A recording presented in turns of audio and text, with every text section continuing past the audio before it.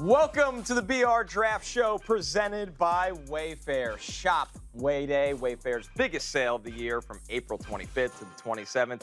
This is the place to be on day 3 of the NFL Draft. I'm Connor Rogers. The man next to me, he often is Trevor Sikkema, because we host the NFL Stock Exchange podcast. We are so happy to be here with Bleacher Report today. Yes. Grading every pick on day 3. It's going to be a sprint. But we're built for this, man. Dude, I'm excited. I'm so excited about today. This is the real day for the sickos, for the addicts, for the draft people that really just want nonstop draft content. So I don't know exactly how long this stream's going to be, whether it's 6, maybe 7 hours. How about that? Right off the bat, making sure that you guys are on your toes there. But we're going to have a lot of fun grading every single pick, going through all the Hall analysis for all of these teams, man. I'm so excited for today. We'll see what the Wriggler has up his sleeve today. As Jermod McCoy is sitting right there. I see it on the best available players. Destined to be a Buccaneer. My goodness, that's going to be cinema when he is picked. Elijah Surratt as well, a little bit of a surprise. And speaking of surprises, Trevor, maybe we get into yesterday, because there were some surprises, and I think notably, not that tight ends went. We knew this was a day 2 tight end class after Kenyon Sadiq went in round 1. But the order of them, Trevor, was shocking. Yeah, I mean, Nate Borkircher going at, 54, and then Marlon Klein going a couple picks after. I mean, I knew the tight ends were going to go off the board, with more regularity, maybe towards the end of the top 100, but you see the list there. I mean, Max Clare, Sam Roush, Oscar Delp, all 3 of those guys. If you told me that those 3 guys were going to get drafted after guys like Nate Borkircher and Marlon Klein, I'd have thought you were absolutely crazy. But, Connor, it does go to the fact that these teams want to get in heavier personnel sets. Yeah. And I think there's a lot of receivers around the NFL a lot of tight ends around the NFL that have some receiving ability, but teams go, okay, well, we can't get those guys on the field as much as we want because we don't have that heavy personnel tight end. You see Will Kazmarek there getting at number 87 as well. Eli Raridan can do that same thing with the Patriots, who lost Austin Hooper, and they want to stay more multiple in what they do with the tight end. So I was extremely shocked. I thought we were going to see these guys, again, go more towards 90s, right, in the 100s. Me too. Man, they went way earlier than I thought they were going to. One of the themes of the day, the blocking tight ends and the demand for blocking tight ends at the next level with more 12 and 13 personnel. That was a huge theme on day 2. On top of that, Trevor, not that quarterbacks went, but once again, you see Drew Aller come off the board on day 2. Carson Beck kicks off round 3. Yeah. But as we open day 3, Garrett Nussmeier of LSU still on the board waiting for his name to be called. Yeah, and I'm surprised by that as well. I think Carson Beck going where he did at number, I think it was 65, like you said, to the Arizona Cardinals. And then Drew Aller getting into the 3rd round, I'm not super shocked by, but I'm surprised that both of these quarterbacks went in front of Garrett Nussmeier. Carson Beck, he's played a ton of football. Obviously, he was somebody who played in some of the biggest games for Georgia, played in some of the biggest games for Miami as well. He became a really nice, more game manager type of a quarterback this past year, which I want to praise him for.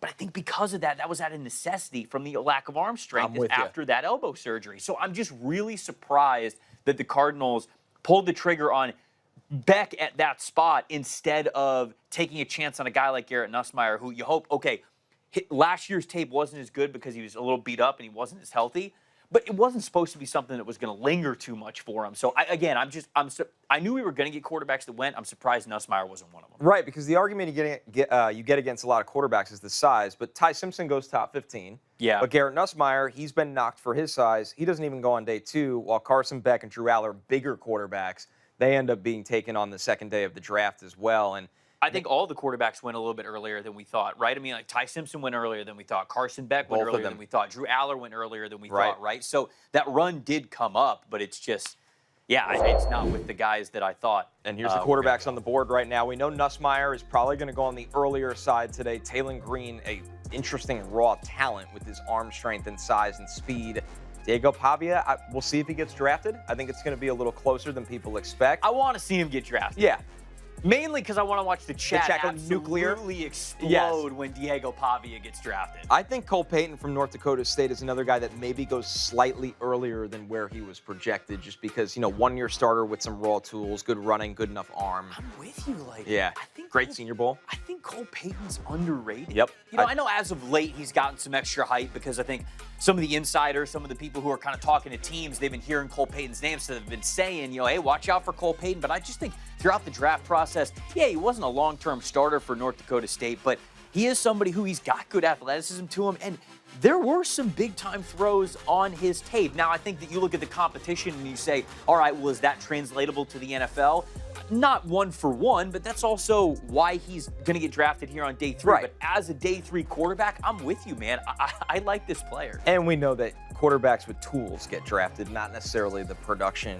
As you see Luke Altmaier at the bottom there, he's a guy that's been very productive. But maybe Goatmeier, as the chat the Goatmeier yeah, maybe doesn't have the chat would correct you. the high-end tools as some of the guys ahead of him. This is my favorite part of the show. Let's get Trevor on the move and over to the magic board over there because we got a lot of best available to get through. All right, we're stretching the legs. We're getting over to the magic board, and we're looking at some of the best players that we have available. We already started the show. Connor brought his name up, Jermon McCoy. The question now is, does Jermon McCoy get drafted at all? Because over the last, I would say, 12 hours since, round 3 ended, there have been some reports that have come out as like, man, yeah, there's a lot of teams that just don't have him on their board at all. They've taken him off their board because of medicals. But there are some teams that still have him there, but where does he go? I think that's a big question. Number 8 overall player on my board, because if you just take the medicals out of it, I thought his tape in 2024 was insane. He's a corner that can play that press man coverage for you. He can guard the other team's best receiver. That's extremely valuable in today's game, but is he going to be available for you? And I think that's the big question here. I love Elijah Surratt.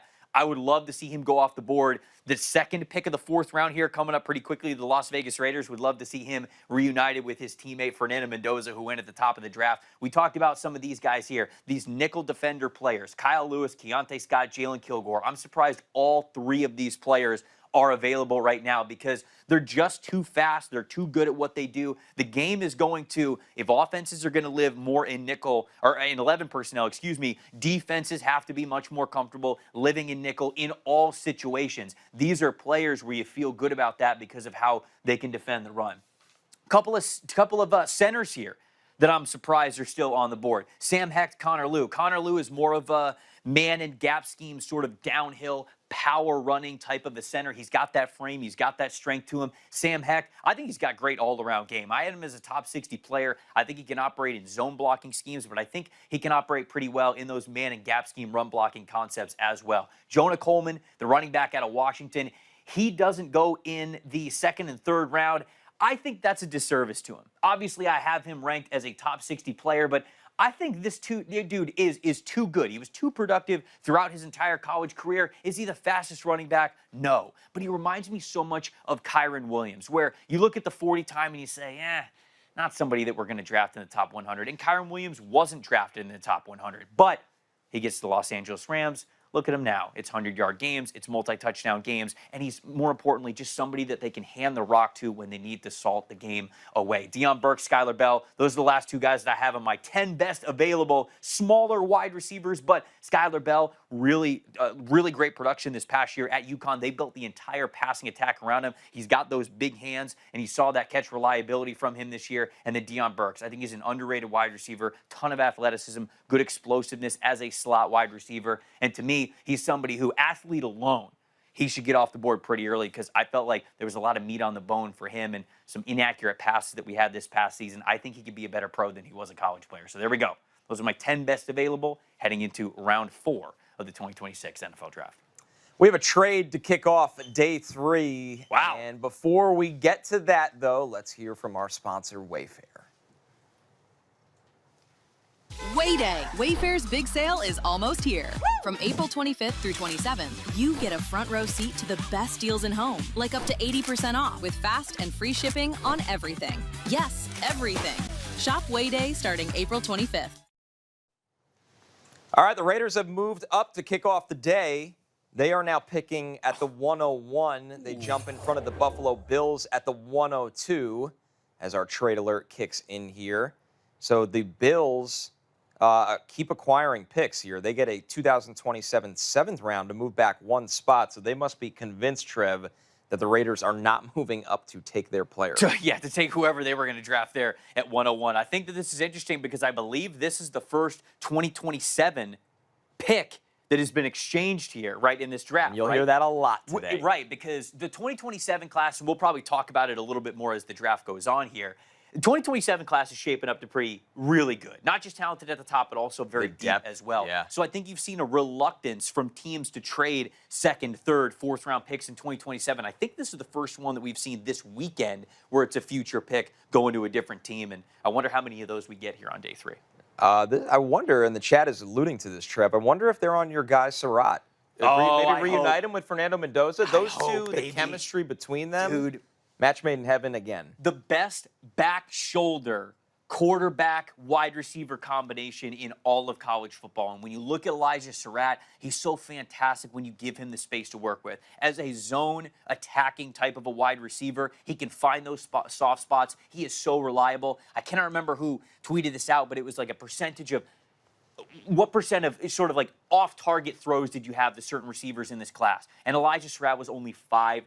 These other guys were living at 20, 30% off-target rate. He was only 5% because he was exactly where he needed to be, and the chemistry between him and Fernando Mendoza was so strong. Now they have this player in Jack Besh, who I like. That's interesting. But they didn't really play him last year. New coaching staff, so maybe, it's totally new. It's fresh a blank start for canvas, everyone. fresh start. But if there's hesitation with him at all, I like Elijah Surratt here for this. I think this is just a perfect scenario, especially if they're worried about another team moving into the Bills pick instead. You give up the 2027th round, and you get a guy that maybe they have a day 2 grade on instead with Surratt that just fell this far. And, of course, you said it. It's about having the quarterback. When Fernando Mendoza dropped back on a gotta-have-it situation, whether it was a 3rd and 6 or a 3rd and 10 or red zone, it felt like he would peek at Elijah Surratt, and then if he went to looked to somebody else, he'd go back to Elijah Surratt later. So that's a tailor-made connection that would be really, really cool to see them reunited as the Raiders now sit here on the clock in round 4. Defensive tackle as well. They haven't hit defensive tackle Surprising. yet, which they're 4 picks in. I'm surprised that that's not the case, but some guys that they have available to choose from. Your guy, I think you like him quite a bit, especially like getting into day 3, Devontae Capehart.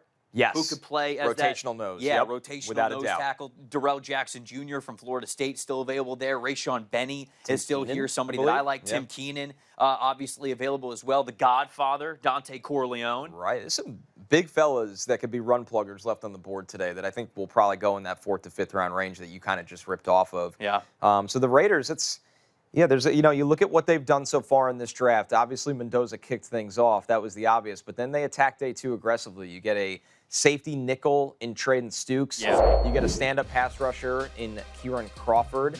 And then they get a guy that played tackle in college in Trey Zune, but he will kick to the interior at the next level here, Trevor. So they've been really spreading the resources around where it wouldn't be shocking to see them go to wide receiver for a comfort pick for Mendoza. But like you said, a lot of those run pluggers as well. That's a big need when you look at what they currently have on the interior. They need another 2-down run stuffer. They do. And I'm not sure how many other picks they have after this. Like what? Oh, they have another 4th round pick here. So I think they could do some damage here in the 4th round. And I like the idea of hit wide receiver here. Hit wide receiver at the top of the 4th round because you got a lot of guys to choose from. Not just Surratt, but like Deion Burke, Skylar Bell. I mentioned those guys. They're still available. You got good wide receivers to choose from here. And then you could probably get that nose tackle, defensive tackle later in the 4th round. So that's what today is all about. It's all about, the pick is in. That draft strategy, that total draft strategy that you have. So the pick is in for the Raiders. Let's see if they go D tackle or receiver here. And they do not. Jermod McCoy finally comes off the board after the long wait. Wow. Day 3 was the line that NFL teams felt okay with. This is a 1st-round talent in Jermod McCoy, a guy, Trevor, that reminded me of Marshawn Lattimore. I thought he was that good. Now, we know there's questions about the health, but you've heard enough about that. Let's talk about the player. Confident and patient in man coverage. He just congests and suffocates short and intermediate routes. I love the physicality. He's got ball skills down the field. He chops down over on slants and in-breaking routes. This guy, I thought, was the most talented corner in the draft, but we know there's the health concerns. This is an A+, because day 3, you gamble. Yeah. If he needs the other surgery eventually, okay, so be it. But when you can get a round 1 talent to kick off day 3, for the Raiders that need premium talent at multiple positions, they don't have a shutdown corner. Man, I love it. look, if he's never going to play it down for you, okay, it's a bad pick. But if you tell me that he's got football in front of him, I'm with you. This is an A-plus pick for me, and we'll go over to the board for this one because I do have the full comp, and I agree with you completely. The guy that I think he reminds me of, we are eye to eye here. How about that? Is Marshawn Lattimore. I think they're built very similarly. They play the game very similarly. When Marshawn Lattimore was at his best, he was a player who the New Orleans Saints could say, do not let that wide receiver catch the football. And he was phenomenal at it. He's got great ball skills as well. He can play with that physicality. Very similar when it comes to not just the style profile, but how they play with their body length as well. The arm length very similar between these two guys. And I think that you can see it with how they play. Marshawn Lattimore, he's always going to attack the football when it is in the air. And I felt like in that 2024 season for Jermod McCoy, he was doing that same stuff. Now, both of these guys, they play press. I know that was more of an off-coverage alignment that we saw there from Marshawn Lattimore, but this is what we're talking about here with Jermod McCoy. It's someone who's at the line of scrimmage. He was in bail technique there, but he's reading the quarterback's eyes, and there's an interception. He's hunting the ball when it's in the air. I think that this player has starting caliber, impact NFL ability. And we see that with Lattimore. We see who he is as a tackler as well because I think he's strong to the tackling. Jermod McCoy, he can do the same thing. He can defend the run. I think he's got to be a little bit more consistent, but he's got that body type to be able to be more consistent. So to me, the only question with him is truly just the knee. He should have been gone a long time ago.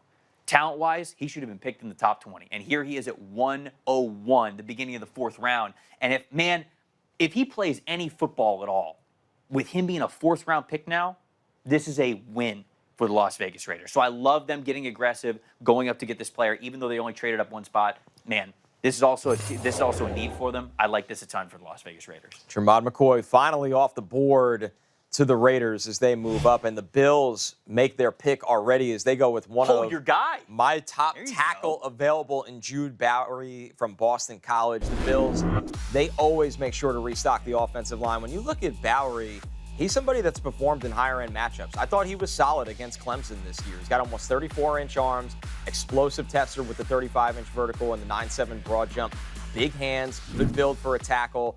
And once again, he's been battle-tested, whether it was against Clemson. You talk about him going to the Senior Bowl. And Trevor, I love how he fires off the ball in the run game and drives with his legs to create power. So for the Bills, this guy to me was a day 2 pick that they get at the top of day 3. I really like it, and I'll give it an A. Yeah, I like Jude Bowery as well. I'll go with a B+ here. I wonder if he's playing guard for him, right? Because they don't have Edwards anymore. They lost Edwards in free agency. Alec Anderson, I believe, is slotted in to start at guard for them. But to me, Bowery, when I watched him, he was somebody who I felt had that tackle and guard flexibility. So I think he's a good scheme fit with what Buffalo wants to do on their offensive line. I think talent-wise as well, this is good range to get some good value for him. So I really do wonder if he's starting at guard for him. But I agree. I like this pick a lot. Yeah, for the Bills, I mean, they've been really good, too, at developing day 2 and day 3 offensive linemen over the years. They're not a team that has to invest round 1 resource into this group over and over again. And Bowery, that's definitely a talent worth betting on because he kind of went under the radar throughout this process, despite kind of passing test after test on that. And he won't be the only Boston College offensive lineman drafted today. But Jude Bowery to the Bills, as we know, they have a lot of picks, and the Jets don't waste any time here. They are on the clock, and the pick is in, and they go to another guy with an insane build, but maybe a little inconsistent. Came into the year as a projected top 75 pick. That's Darrell Jackson Jr. from Florida State, Trevor, who, when you look at this guy's top plays, it's as good as anybody with his raw power. At 6'5.5", 315, almost 35-inch arms and 11-inch hands. The high-effort hand fighter. So I would say he throws his hands like a heavyweight boxer. When his pad level is right, he pushes blockers backwards. But, man, he's got to get the pad level under control. There's some tough plays. He didn't take on double teams as well as I thought he would for his size. I'll give this a B for the Jets because this is exactly where I had him ranked on the big board. But he's still in the developmental phase where you'd like to see him take over more, considering how talented he is. Too many cold stretches of disappearing. Look, I think that this is a good fit for him. This is a good home for him. I wanted him to go to an odd front team. I wanted him to be able to play as a 4-eye defensive end. I wanted him to be able to play nose technique as well. And yes, the Jets do have T'Vondre Sweat, but they need somebody to rotate in. Sweat at his weight, like in his style, he's not going to play every down. Very limited snap count. So you count. need somebody to rotate in. I'll give this a B because I think this is right around the value of where I had Darrell Jackson Jr. I have him a little bit lower on the big board, but again, the scheme fit, I like it for this team, but you talked about his size. 94th percentile in defensive tackle height, 99th percentile in wingspan, 92nd percentile in arm length, and 97th percentile in hand size. So this is just a very large human being. The technique's not always as consistent, but again, we're not talking about guys that you're drafting in the second round that you need to be able to produce right away. We're talking about guys who are going to be rotational players who you can give some time to develop, and I think that's exactly what Darrell Jackson Jr. needed. And I thought the 2024 tape had more impressive flashes than 2025. He was a better pass rusher in 2024 than what we saw in 2025. You mentioned it, Trevor. Aaron Glenn, what is he like on defense? Bigger players. Yes. Year one, he had Robert Saleh's front, which is smaller, twitchier, speed rushers, get off the ball and go. Now he's turning it over. They have Harrison Phillips on that front. You mentioned trading for T'Vondre Sweat, Jawan Briggs. You go out and get David Onyemata. Yep. And now you get a guy in Darrell Jackson Jr. who goes into this room and is around veterans in Harrison Phillips and Onyemata to learn how to utilize his size for more consistency. So you look at the Jets draft additions. They kick this thing off with David Bailey, second overall.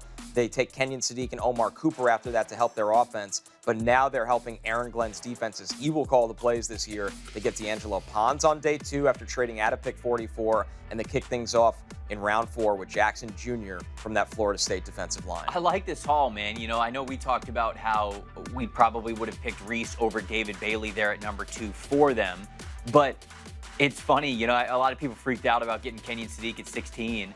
If you would just flip-flop where him and Omar Cooper went, I think it's a very, very, I'll say standard, but I say standard in a good way type of a draft of like attacking the positions at the priority in which we thought they were going to. I think this is a very Aaron Glenn type of a draft. You're getting those types of players, which is really important. I mean, you look at last year and how much this defense really struggled, not forcing a turnover, not getting an interception, right? I think that was the big thing that everybody, you know, continued to harp on. And you look at what happened this offseason.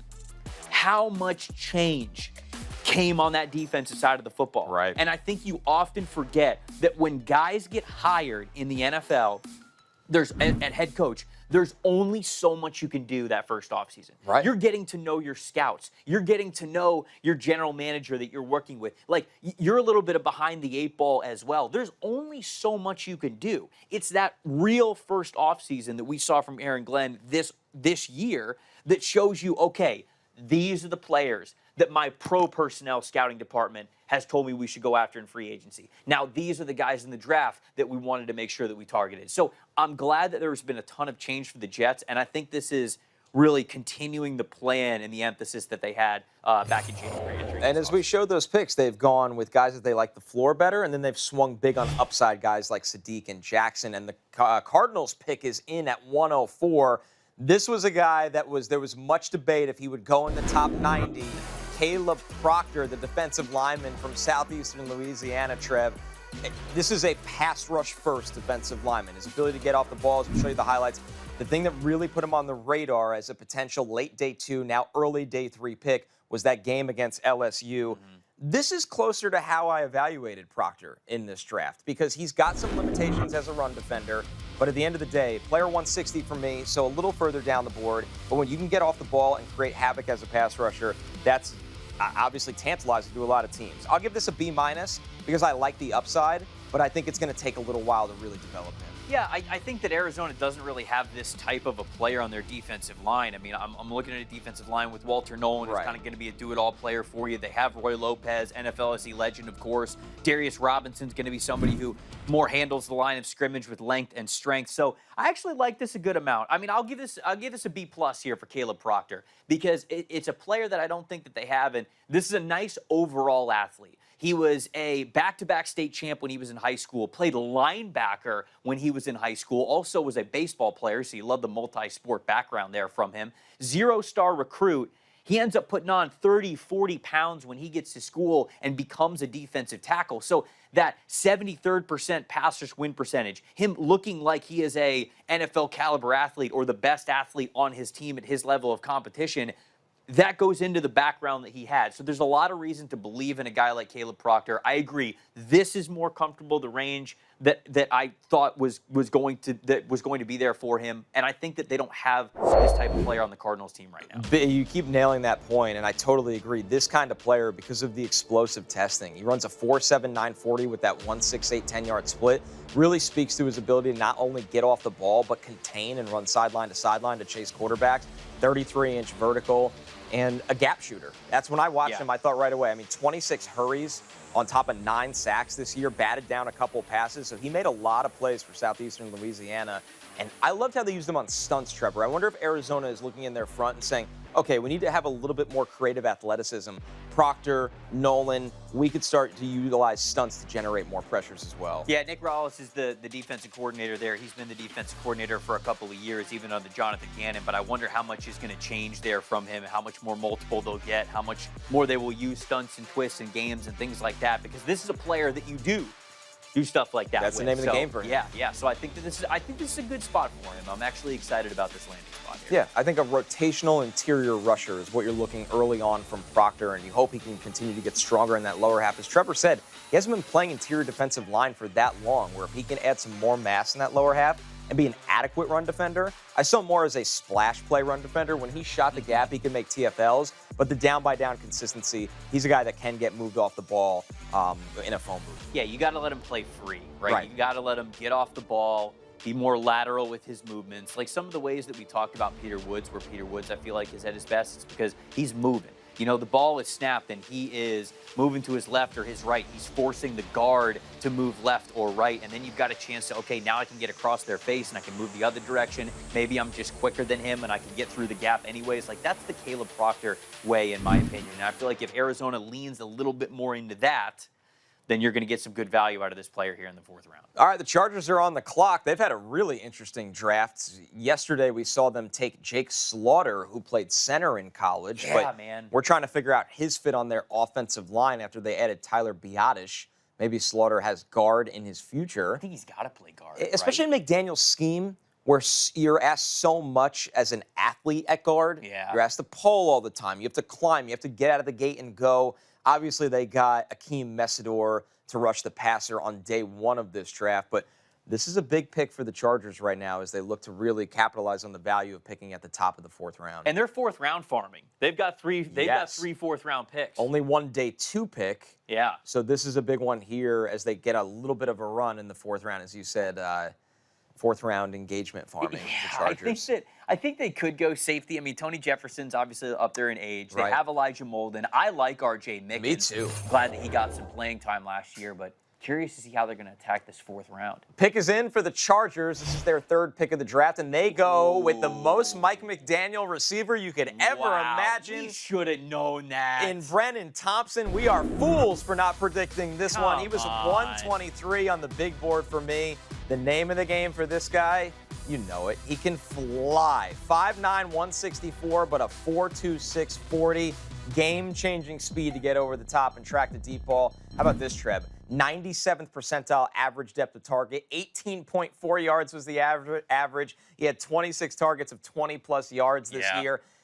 He reminded me of Tutu Atwell, honestly. Somebody just that super, super light. I don't know how much he's going to be playing on the outside, although you see the highlights here. Get him down the field with that speed. It's a scheme fit for me. This is a B. Brennan Thompson's speed, it's just hard to find guys that can move like this. These plays where nobody gets an arm on him. Well, okay, I'm See you later. Goodbye. Yeah, you have no chance here. When you look at his background, he won the state championship in the 200-meter dash with a 21.27, and then he finished 2nd in the state championship in the 100-meter dash with a 10.40.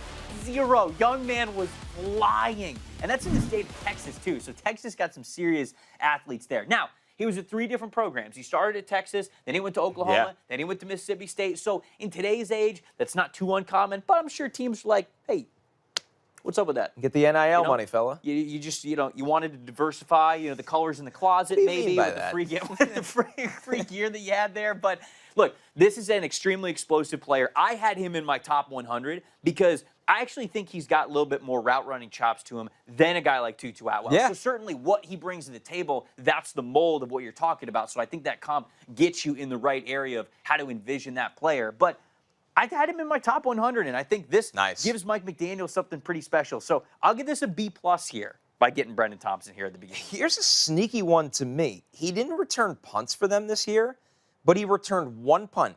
It was in the bowl game. Mm-hmm. It went for 44 yards. If you're the Chargers, get the young fella out at OTAs, see what he could do fielding punts. When you run a 4.26 and you have breakaway wheels like this guy, he should be playing more special teams. Who's returning punts for him now? They got Keaton Mitchell, so he can. Right. I guess Ladd can. But you don't want Ladd doing that. Yeah, this should be a special teams guy for them as well. Right. Maybe that vertical like number 4 wide receiver. Good grade, Trev. Good grade. There you go. I'm cool on that. You're off to a good start today. Yeah. You weren't able to. We didn't rig the draft. You didn't rig the draft yet. We didn't rig the draft yet. We're having a good time. All right, we got the pick in for the Texans on the clock as they stay busy with the offensive line. They took Keelan Rutledge earlier in the draft.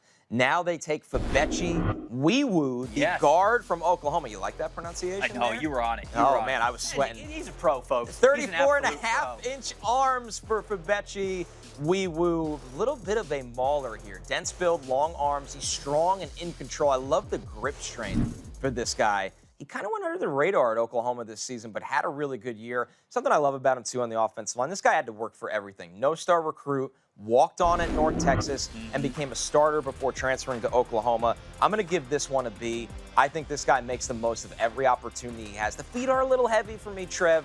But once again, he was good in pass pro this year in a tough conference. No, I think so too. And the one thing that I feel like he could do better is deal with just straight power, be able to anchor a little bit better. But I actually have him categorized as a zone blocking scheme interior offensive lineman because I felt like when he was getting out of his stance, going left to right, I kind of liked what I saw there from that first step explosiveness. So I'm going to give this a B. I really like this here for Houston because their offensive line now, they're just loading up here. It's Ariante Ursary, it's Wyatt Teller, Keelan Rutledge, who they drafted earlier in this draft. They got Ed Ingram. They signed Braden Smith. Now you got Wiwu in here to kind of compete with guys who are backing them up. Evan Brown, Blake Fisher, Jake Andrews, Jarrett Patterson, Trenton Brown.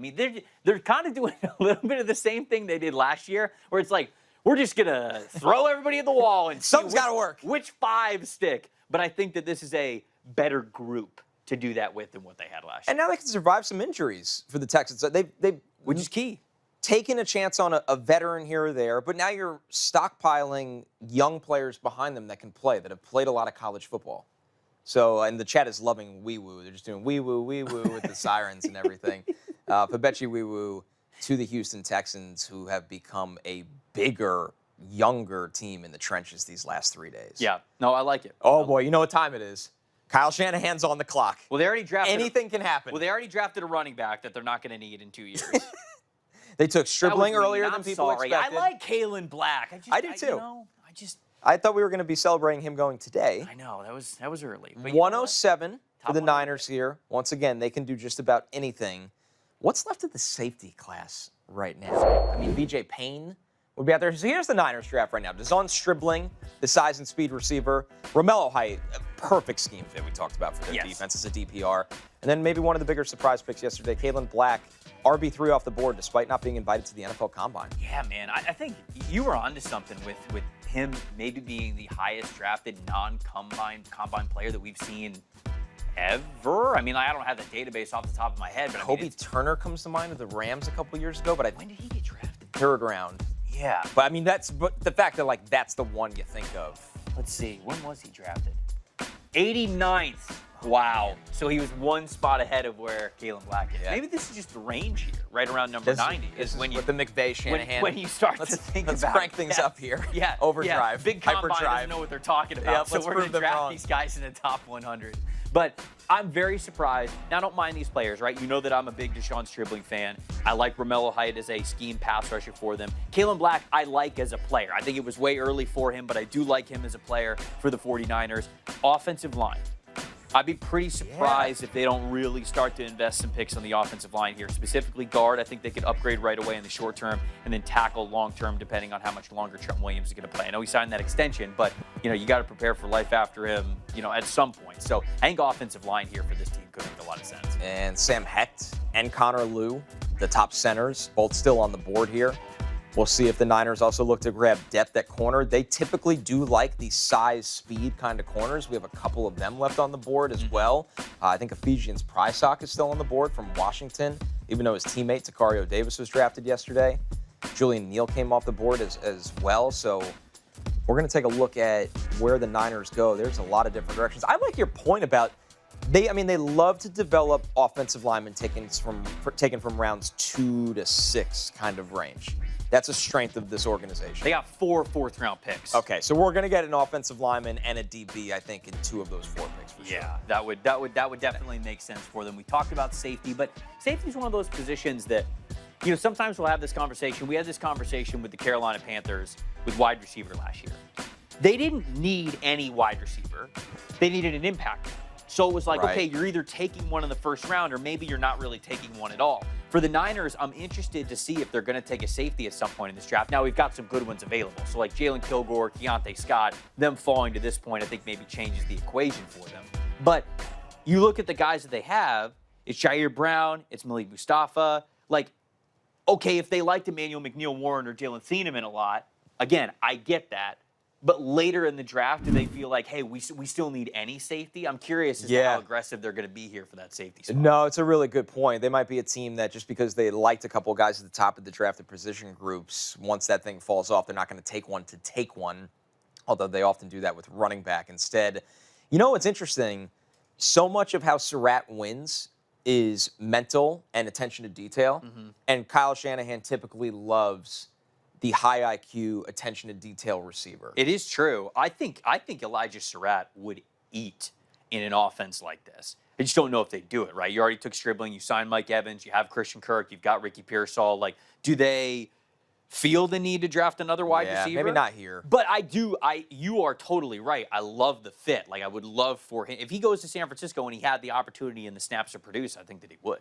The Niners taking their time with this selection still on the clock. So somebody in the chat was asking about Denai Dennis Sutton, who I think his name is going to come up at some point today. Maybe not for the 49ers, but specifically. I mean, this is somebody who had an incredible combine performance who we'll see at some point today. I don't think it's going to be here now if the pick is in.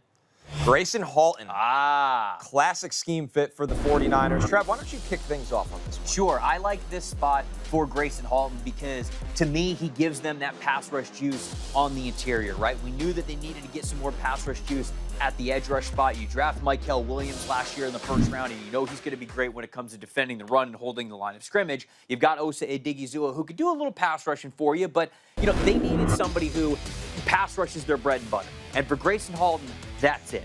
He's a little bit smaller for a defensive tackle. He's around 290 pounds instead of over 300, but the guy can get off the ball. I got to see him in person when they played South Carolina, and South Carolina didn't have the best offensive line this past season, but, man, Grayson Halton was wreaking havoc. He was somebody who, just like we saw there on the screen, he can really shoot those gaps, get into the backfield, totally disrupt the running back's timing. So I like this player for them. I'll give this a B+ because I like the range in which Grayson Halton was drafted here, and I like the fit where they'll be able to give him the opportunity to pin his ears back and get after the quarterback. I think he definitely fits the scheme. I do have some questions just overall about undersized defensive tackle, doesn't really generate power from the explosiveness he has.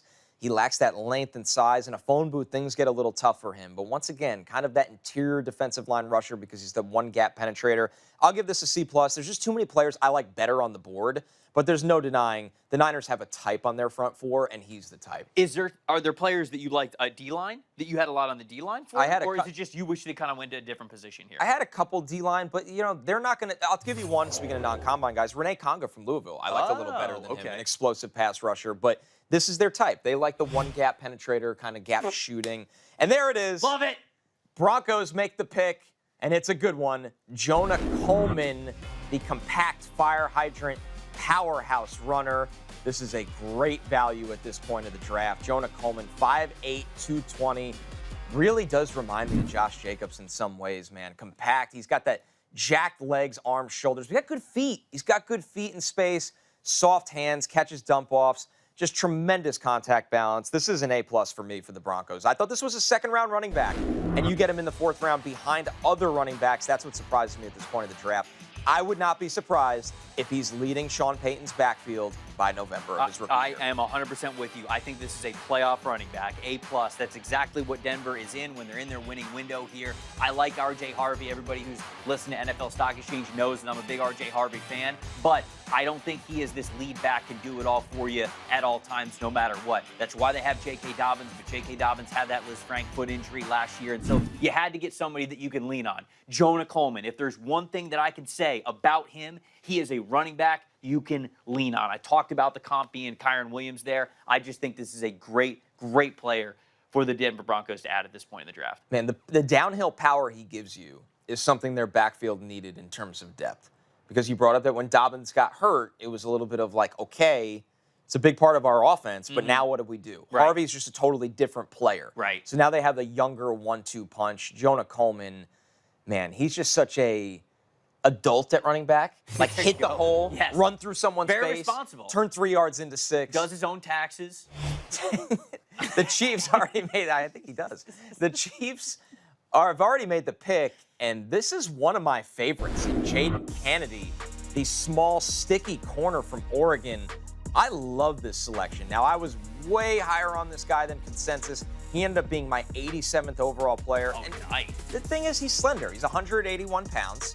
He's 5'10", so he's probably going to play more of the slot for you. 2-year starter at Tulane, 1 year at Ole Miss, and then obviously the 1 year at Oregon. He's so twitchy, lightning feet. He just smothers routes. He's like a gnat around receivers, and he's so good at reading quarterbacks to pounce on the throw. This is an A for me from the Chiefs. I think this guy is a starting slot at the NFL level. So I'm going to give this a B- here, and I like this player. I mean, this is the range in which I thought he would go. I think he's going to a good spot with the Kansas City Chiefs. He's somewhat similar to Cater Kohu, who they signed and have, so I like the depth and the similarity that they have at the nickel spot. But overall, I had Keontae Scott ranked a lot higher. I had Jalen Kilgore ranked a lot higher. So that's real. I like Jaden Kennedy. I just had other slot players ranked ahead of him. All right, Connor Hughes. We have a trade alert. Connor J. Hughes, the Connor rivalry. J. Hughes, the rivalry's on. The Jets traded up or are on the clock at 110. The Jets came in today with 3 fourth-round picks, so I wonder what they paid to come up to this slot if they used one of those extra 4s, and I think they were in the 7th round after that. So it's going to be interesting when we get trade details on this one. They've already taken Darrell Jackson Jr., the massive D-line from Florida State. The Jets have been very busy, Trev, across these 3 days. You think they're taking quarterback? Could be for Nussmeier. Right? And like, it's Nussmeier's not. Immediately, who comes to mind? Yeah, they are on the clock. I might have gotten a spoiler from the chat. This could be a move up. We're not going to go with the pick here yet, but the Jets, if they're moving up, they have to. I'm not going to look at the chat. Yeah, do not look at the chat. The spoiler of the chat. Nope, not going to do it. I think Garrett Nussmeier would make a ton of sense for this team. I agree. Because he would give you a quarterback that you feel like has upside starting potential to believe in. The tricky part about that would be sort of the same conversation that we had with Ty Simpson, right? Does drafting a quarterback like that, does it mess up the potential 2027 timeline for you if you want to really dip into that 2027 class? We're almost in backup quarterback range. We are, but that's the thing is that I don't think Nussmeier. I agree. I think he should be gone by now. Nussmeier's the one where I would say he gives you starter potential. And you would see that as obviously a good thing. But again, for a team that's sort of eyeing that 2027 class, is that as much of a good thing or could it potentially be a negative? Yeah, that's a great point. You have look at it right now. They don't have much on this roster after Geno. Yeah, right. So they're going to. Who is the backup of the Jets? It's going to be. Who do we have? Who do we got here? The old Patriots backup, Bailey Zappi, right? It is Bailey Zappi. Yeah. Oh, and Brady Cook, the legend. Brady Cook's still there. Legend. Yes, Legend. legendary tank commander. Legendary. Drives the tank in he's the battle. He's Brad Pitt from Fury. That's exactly right. As we look at the Jets' skill positions, they obviously have Geno Smith as a starter, Breece Hall, Garrett Wilson, Adonai Mitchell, and Mason Taylor, but they've also added in this draft in the first round Kenyon Sadiq to their tight end room and Omar Cooper. Now they've gone defense over the last 2 days, notably today and with D'Angelo Ponce yesterday. I wonder if they swing back to offense here, Trevor. It's quarterback. I think they're going to take a quarterback. When you move up at this point, you probably want to kind of go get your guy rather than feel like you're missing. Right. I mean, we had an earlier trade up in the 4th round. You're going to get your Mon McCoy, right? The high-value player that everybody knows. He's circled on all the big boards. You go up and you get that notable of a player. I think if the Jets are trading up, I just feel like it's a quarterback. I'd pick Nussmeier. I would very obviously pick Garrett Nussmeier here. I'm with you all the way. I don't even think it's close. I look at my quarterback rankings in this scenario. He's the last one. I mean, like Cade Klubnik, yeah. I think is probably next in the conversation, but I view Klubnik more as that long-term That's how I backup view it. option. I didn't see any starter upside. Right. So if you're drafting for a backup, Klubnik and Altmaier fall into that range. If you're swinging for traits that are totally developmental, it's Cole Payton, Taylor Green. I even like some things Joey Aguilar did this year at Tennessee as a pocket passer. Okay. Frank Reich usually likes the bigger pocket passer. But the guys at the top of the board right now, there's not a lot. Like Nussmeier's smaller. Yeah. You mentioned Klubnik. He's smaller. Right. So That's a good point. And the Jets are. I think I have the trade details. Taylor Green it is. This is. Aaron Wilson has the trade details here. We got him right there on the screen. Oh, and there they are. The Bengals acquired 128 and 140. So those are the Jets' other 2 4th-rounders. The Jets move up to 110, and in a pick swap go to 199. Okay. All right. I don't know the number value off the top of my head, but that's fair enough, So 199 is early in round. He's doing math. No. It's a middle 6th rounder. Get ready, buckle up. So the Jets are going to have a long break after this pick until the 6th round, and then they'll pick again in the 7th round. Yeah. You love when a good 6th and 7th round back-to-back pick plan comes together. Those 2 numbers do, come in succession one after the other. That is true. And maybe there's some discourse over who they want at quarterback as the Jets take the time. The pick is in. And the Jets do go quarterback. Oh, so they did go They Klubnik. don't take Nussmeier. They go Cade Klubnik, who you mentioned right away, Trevor. I'm with you all the way that with Klubnik, who had a down year at Clemson, He did. he's just backup tools. But I don't think that's a bad thing. I don't see for starter them, upside. They need a backup on this roster. But I'm going to be honest with you. I just don't prioritize that here in the 4th round. I'm going to give this a D+ on Klubnik. He fell off a cliff in 2025 compared to the big step he took in 2024. He drifts out of the pocket way too often, very erratic and inaccurate against pressure. I thought he was really promising in the quick game in 2024. I thought that fell apart in 2025. I would not make this pick with Nussmeier on the board. That's why I can't give it anything more than a D+. I do think he's a long-term backup in the NFL. Yeah. Yeah. So I'm going to give it a C+ here, and it's because I do like the idea of them getting a reliable backup quarterback in Cade Klubnik. I do think that he is somebody who, when you have a long-term backup, sometimes they're going to have to start in a pinch for you. Sometimes they might have to start a series for you, right? If the quarterback rolls his ankle or needs to get his hand taped or something like that, right? So Klubnik is at least a quarterback who's played enough college football. He's played some big games. He's not going to walk into the NFL and just absolutely panic. So I like that he has that to him. I think that when I watched him this past year, and even the years before, I felt as though he just didn't respect safeties nearly enough. It felt like he was trying to read the field with appropriate timing, but then anytime there was a post-snap rotation of the safeties, I felt like he really struggled with that. I'm going to give it a C, though. I almost gave it a B- because I do like them getting a backup quarterback, but kind of to what you said, did you have to trade up for him knowing that Nussmeier was there? And it wasn't cheap. You gave up both 4ths to come up and only got a 6th back. Yeah. I would have rather made the 2 4th-round picks. And if somebody took Cade Klubnik in front of me, so be it. Right. I'm not going to be like, oh, my God, we missed on Cade Klubnik. Yeah, I feel like I don't like that process from Darren Muji at all. And I think he's had a really strong couple days here, and this is the first one where I shake my head and go, I don't think he felt the board very well. Unless he looks at backup quarterback options and go, okay, Cade, and then a massive gap, and then you have to have it that Luke way. Altmaier or whatever. So if it's that way, then I can understand it. But yeah. Another Broncos pick is in, and this is Cage Casey, the long-term starting tackle from Boise State, who is a little bit undersized, might move to guard at the next level. 41 starts, though, at left tackle for Boise State the last 3 seasons. Trevor, this was somebody that I ended up really liking because he's such a technician. I had him 109 on the big board. He's quick off the ball, hyper-aware pre-snap.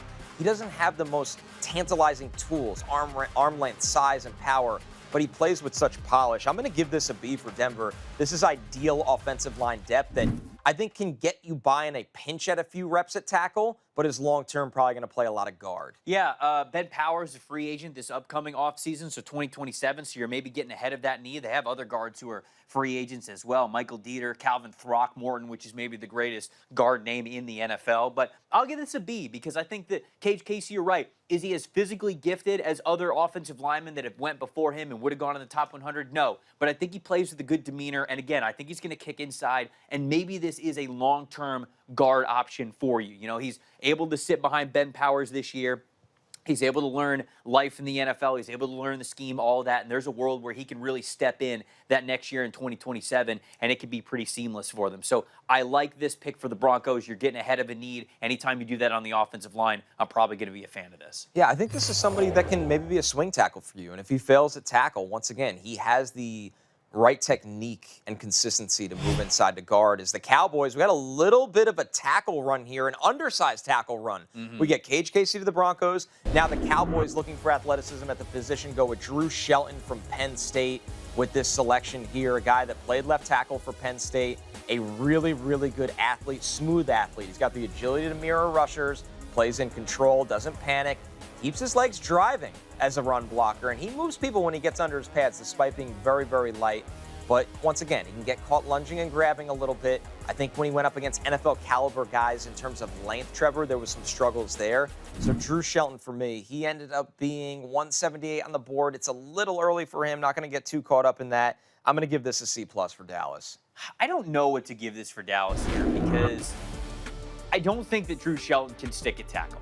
I don't think that he played consistent enough. He was way too off balance. He did not handle power. His feet were sometimes too slow when he was getting into his kick slides and pass protection. He is a good athlete, so he needs to be in a zone blocking scheme. You know, we'll see how much, power versus zone the Dallas Cowboys really want to run this year. But I feel like you look at the rest of Dallas's offensive line, and it's power dudes. It's guys who want to get downhill, and I just don't think that Drew Shelton's a very good fit there. I had him much lower on the board. There's a lot of offensive linemen that I would have drafted ahead of him. So I'm giving this one a D simply because I had so many players ranked ahead of him, and I don't know how much of a scheme fit he is for the Dallas Cowboys either. I'm very hung up on right now. He is unlike the offensive linemen they draft. Right. Especially if you're going to move I'm thinking inside. Jalen Farmer, no question that's about a it great point. over him, right? I mean, like Jeremiah Wright from Auburn is still on the board here as well. I think Drew Shelton's a center. That's where I actually think he's a center. But if you're picking a center, Sam Heck's on the board. That wouldn't make any sense. So I got to give this a D. I can't go higher than a D here. Yeah, good athlete, but very unlike the typical offensive lineman Dallas takes as we look at Trevor's best available here. Yeah, we've got those two centers that are right there, and I'm so surprised that those versatile nickel defenders are still on the board, and we're having some defensive backs who are going off the board a little bit higher than them. I would have loved to see Jalen Farmer in that spot for the Dallas Cowboys. Yeah. But I wonder if the Cowboys really do think that Drew Shelton is going to still stick a tackle, and they're looking at Terrence Steele, who's starting to right tackle for them, and like, hey, maybe this is life after Terrence Steele type of a pick. But again, there's just a lot of other offensive tackles that I think I would have went. They don't, you have Nate Thomas there, but maybe they wanted an athletic guy that they think can be a swing tackle, just to be the first guy off the bench. Potentially. But it is hard to wrap your head. It's just not the kind of guy they draft. No, I mean, like, I'd go Demetrius Crown over him. I'd go Diego Pounds, the offensive tackle from Ole Miss. Our guy from Memphis is still on the board, isn't he? Yeah, Travis Burke is as well. Now, I understand teams not loving Travis Burke. He's a powerful dude. He's got long arms. He's got, violent hands when he is getting his hands up and inside of defensive linemen. He can really control things, but he's got a little bit of slow feet, so I can understand him being much more of a fourth-round pick. But if J.C. Davis, I think, your guy from Illinois, who has got that guard and tackle he's more Dallas's style. I would have much rather had him here than Drew Shelton. So, look, I don't want to just poo-poo it too much. I mean, he is a really good athlete. Let's keep going. Oh, sure, yeah. I could play a tackle better than him. Obviously, that's not true. You guys know that. But, look, you're betting on the athleticism.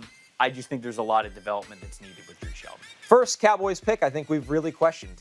I mean, you get Caleb Downs, no-brainer. Malachi Lawrence is high variance, but he's an insane pass rusher in terms of his athleticism. Barham, the versatility in the front seven, and now they go Drew Shelton. So they are, after Downs, they're just taking the freakiest athletes they can get at the positions. Yep. And I think that's definitely what they've emphasized here, and you can see that with all four of their picks. Well, their last three picks, Downs is an elite athlete, but he's the elite football player, so that's kind of a no-brainer for me. All right, so Dallas picks Drew Shelton. Next up on the clock is the Colts, who Trevor, they had a phenomenal day 2 getting C.J. Allen and A.J. Halsey for their defense. I mean, look, I saw a bunch of people tweeting about this last night. Like, I will not fall for another Chris Ballard draft that might not manifest, but it's hard not to. It's hard to not look at the Indianapolis Colts, think about the fact that they did not have a first-round pick, and you come away with C.J. Allen and A.J. Halsey, 2 phenomenal football players, especially at the ranges that you drafted them, and needs that they needed to hit anyway. So it's an excellent job there from the Indianapolis Colts. I wonder if Ballard goes back to the offense here after helping the defense with 2 picks. 2 guys that could start, in my opinion.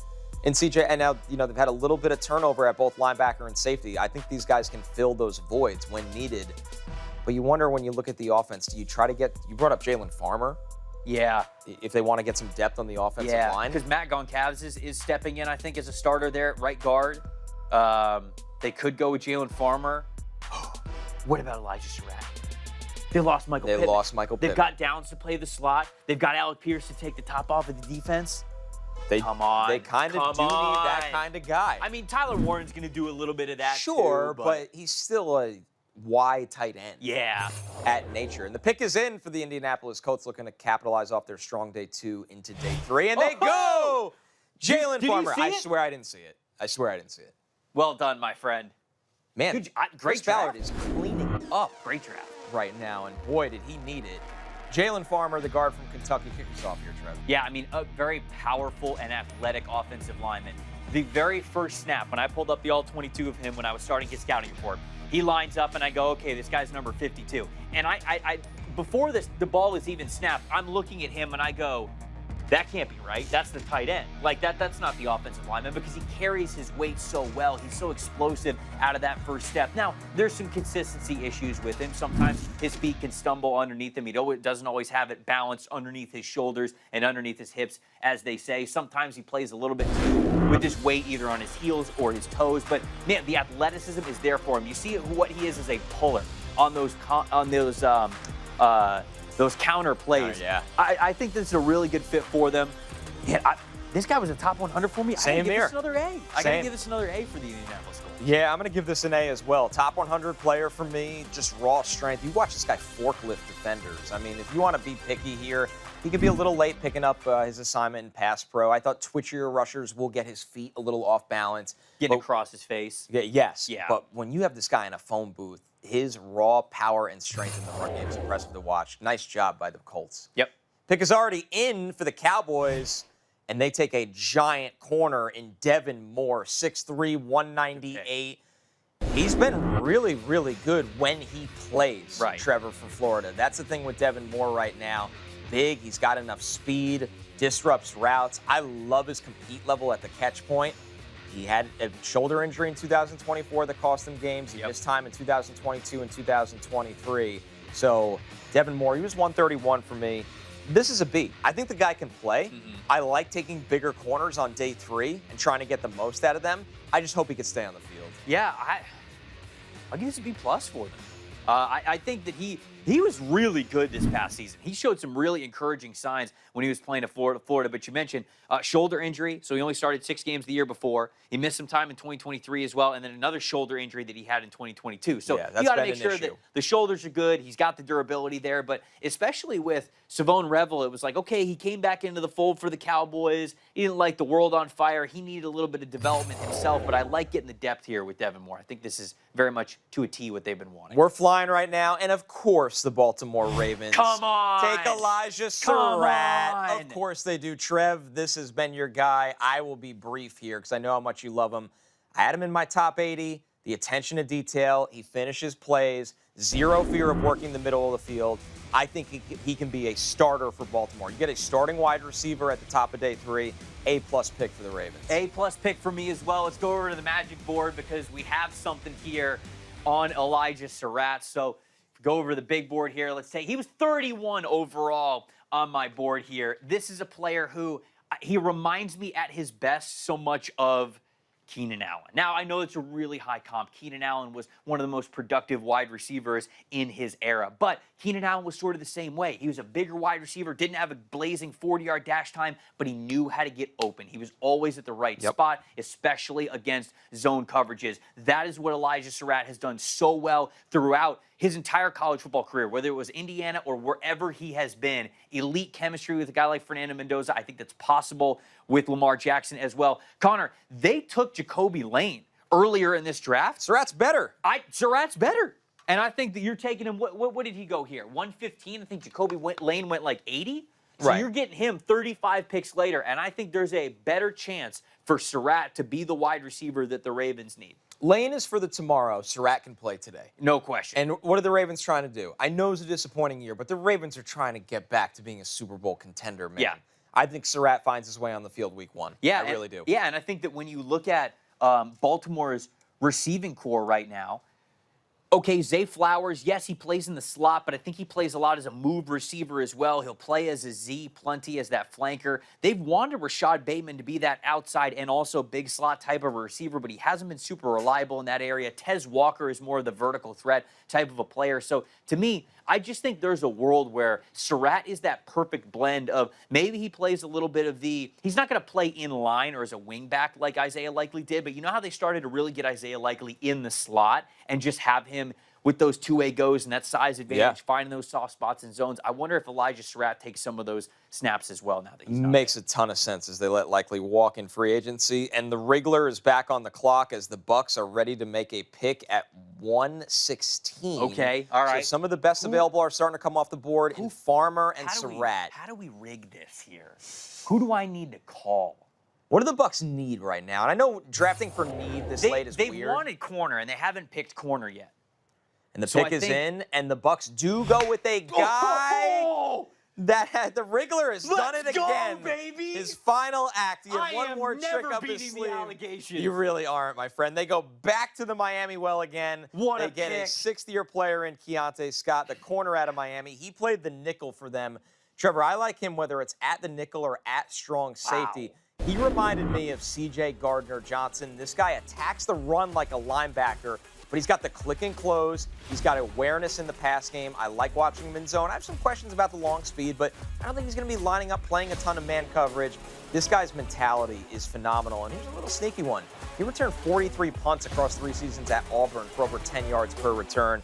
Keontae Scott is way too good to be on the board here. Another A+ to your Buckos. A+, not even close. So 2 years ago, they drafted Tyke Smith, right? And they had him sort of as this safety slot defender hybrid. And he played in the slot, and he was phenomenal at it when he was there. Then the next year, they've got an opening at safety, and the Bucs coaching staff said, hey, we always viewed Tyke Smith more as a safety. So they played him more as a safety, but they've missed that run-stopping presence in the slot from when he was there 2 years ago.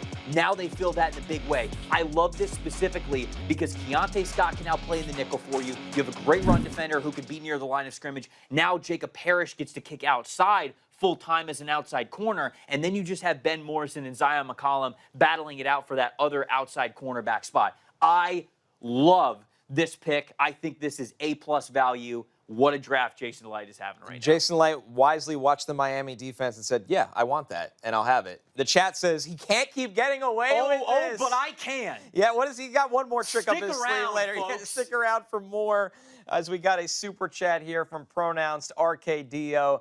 Wriggle me this, wriggle me that. Who do the Bucs take after Eli Surratt? Yeah. The answer is Love it, Keontae baby. Scott. Love it. What a value pick for the Man. Bucs here. Jason Light's having a weekend. Man, see, I talked about this sort of philosophy of pushing Jacob Parrish out to outside corner, but I thought it was going to be with them drafting a true safety. Like, okay, are they drafting a safety and then pushing Tyke Smith back? The fact that they got Keontae Scott.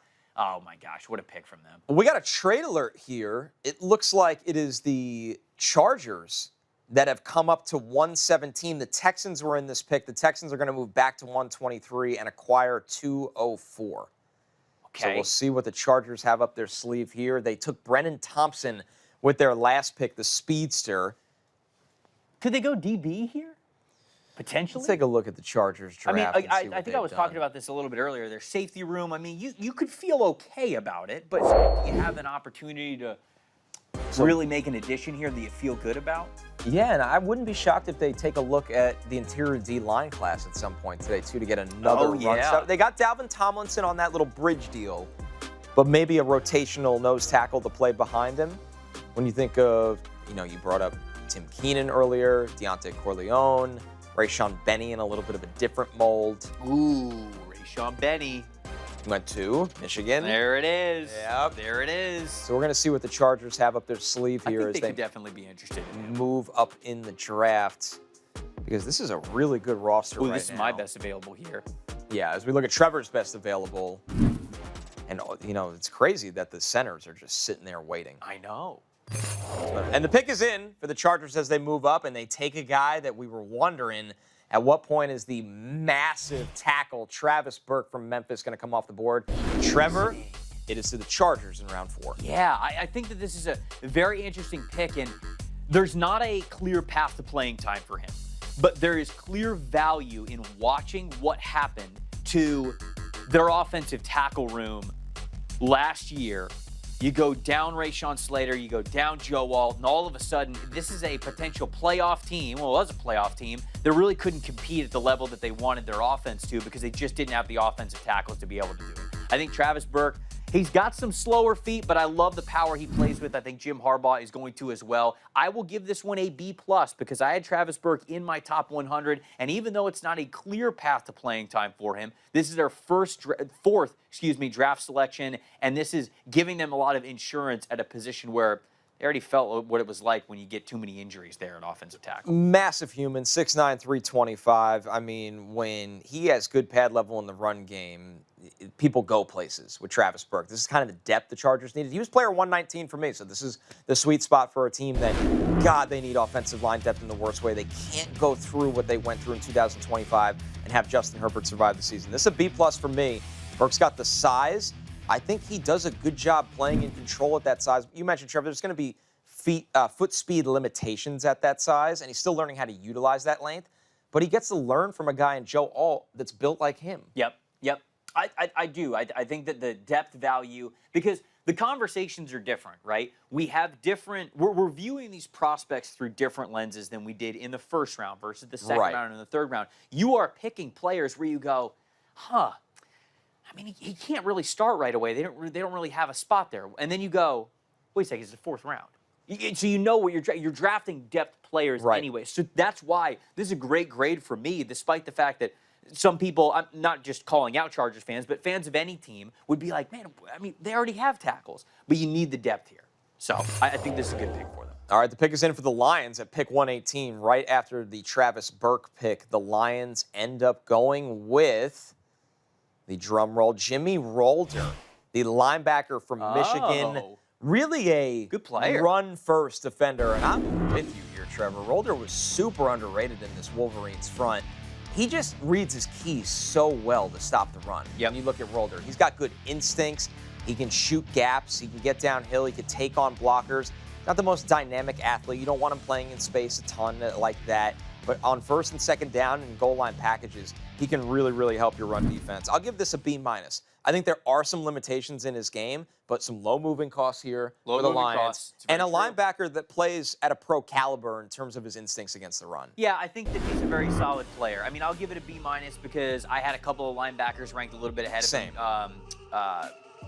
Keyshawn Elliott is one of them. Bryce Betcher is one of them. But he's around that same range. 6th percentile in arm length. That lack of length, I think, hampers his ability to make all the plays that I think his instincts, his anticipation, and his athleticism would allow him to. Only a 1-year starter for Michigan, more of just a rotational linebacker throughout most of his career with the Wolverines. But he's got the multi-sport background, playing baseball in high school as well. So, again, I like this as a depth fit for them. They're just a couple of linebackers that I had ranked a little bit higher ahead of him. We got a trade alert as James Gladstone has something up his sleeve as he moves into the 119th pick. The trade details. Sorry, Pounders, you'll have to wait a little longer as Carolina moves back to 124, and the pick is in for Duval. That was quick. And it was quick. And they go Wesley Williams, the interior defensive lineman from Duke here. Another Gladstone pick, Trev, that in my opinion, it's a little early. Yeah, I had this guy in the 6th round. A little disappointed with some of the testing. He has racked up 95 total pressures the last 2 seasons, despite the lower sack totals. He lacks length. I don't think he gets off the ball the way he needs to. And the reason he has so many pressures but not sacks is I didn't think he had the speed to finish plays. So I looked at him as a 3-4 defensive end instead of a true edge rusher. An accomplished run defender, though. I'll give this a C+. I think Gladstone, his values on players just feel a little off. It's not to say they're bad players. There's just been some significant reaches, in my opinion. Yeah, it'll be tough for him to play as more of a 3-4 defensive end as well, because I'm looking at his weight here at 256 is what he measured in at the combine. So I think he's more of just that depth edge rusher for Trayvon Walker, for Josh Hines-Allen, which I don't mind there, right? I think that you're right. The pass rush plan from him wasn't as diverse. There are times when, okay, getting off the ball is not as fast as you want it to, but I think maybe that power that he plays with is maybe what they're gravitating towards just as a rotational guy with the edge rush room that they have. I honestly... I'm with you, though. I thought this was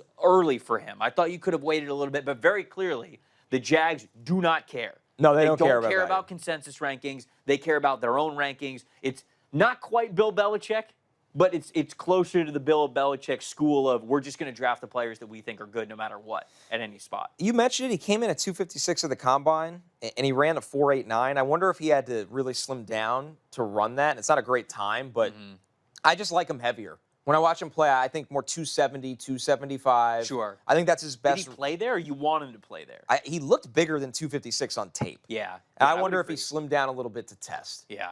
So I saw more of a rotational run defender, but it's just a little early. In Jacksonville, they've been a roller coaster. They've had some picks that we've loved. Yeah. They've had some picks that we've questioned. Yeah. Green Bay is after them at what grade did you give this? I missed it. I think I gave this a C+. Okay, I would give this a C- there. Yeah. So Wesley Williams for Jacksonville and the Packers at 120, I believe. Man, they traded up for Wesley Williams, too. That's the problem. Yeah. It's a little. You really thought he was going to get sniped? I just interesting. Okay. As we look at their additions, like we said, it's been a roller coaster ride. Nate Borkircher was a surprise. Albert Regis, we like his ability to defend the run on the interior. Emmanuel Pregnon was a great value pick. Love that. It feels like they've reached the last 2 picks with Jalen Husky and Wesley Williams. So a little all over the place. If you flip Pregnon and Borkircher, then you go, okay, it looks a lot better optically. But the process is kind of worth pointing out because they're marching to the beat of their own drum. All right, it looks like the pick is in as we roll on. And the Packers go deny Dennis Sutton. You mentioned at the top of the show, Packers Trevor. are going to Packer. Really good athlete. He passes their thresholds. He's pretty quick off the ball. I saw a spin move against interior defenders that I like. He's got the swipe move, but I just thought he plays very, very upright and doesn't have much of a counter, and there's just too many rushes, Trev, where he gets stalled out. Yeah, but this is the range. I had him at 112. So if you're going to take him and try to develop him and get more out of the athleticism, this is the place to do it, where I'll give this a B for Green Bay. Yeah, I had him lower. I had him closer to 150. I don't totally hate it because it's the type of player that they consistently draft. Always. So it's hard to be like more critical of the Packers than you know that they're going to draft these types of players because 93rd percentile in height, 52nd percentile in arm length, 72nd percentile in hand size, a little bit lower in weight, but that's just for edge rushers. I think that they're going to move him inside and out plenty. So I don't mind this as a scheme fit here for them. It's just a little early for this player. I'll give this a C overall, but he is very much the Packers type there. And I'm with you, though. I just didn't see that elite athleticism. And I'm talking elite athleticism. 85th percentile 40-yard dash, 95th percentile vertical jump, 98th percentile broad jump, 93rd percentile three-cone. So Which that's the big not one. Just explosive.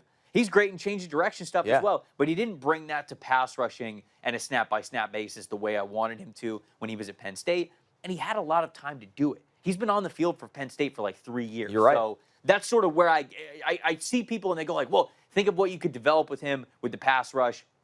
Sure, I think it's possible. But when you have a lot of starts under your belt over the last 3 years, it's harder for me to just guarantee that that would be the case. All right, the Steelers, who are hosting the draft, they are on the clock, and the pick is in, and it is a little bit of a surprise here as they go with Caden Weegan Okay. from Iowa. You're going to see some clips of him playing receiver, but what you should see more of, as you notice, he's a dynamic return man. 4.47 wheels, 5'9", 193.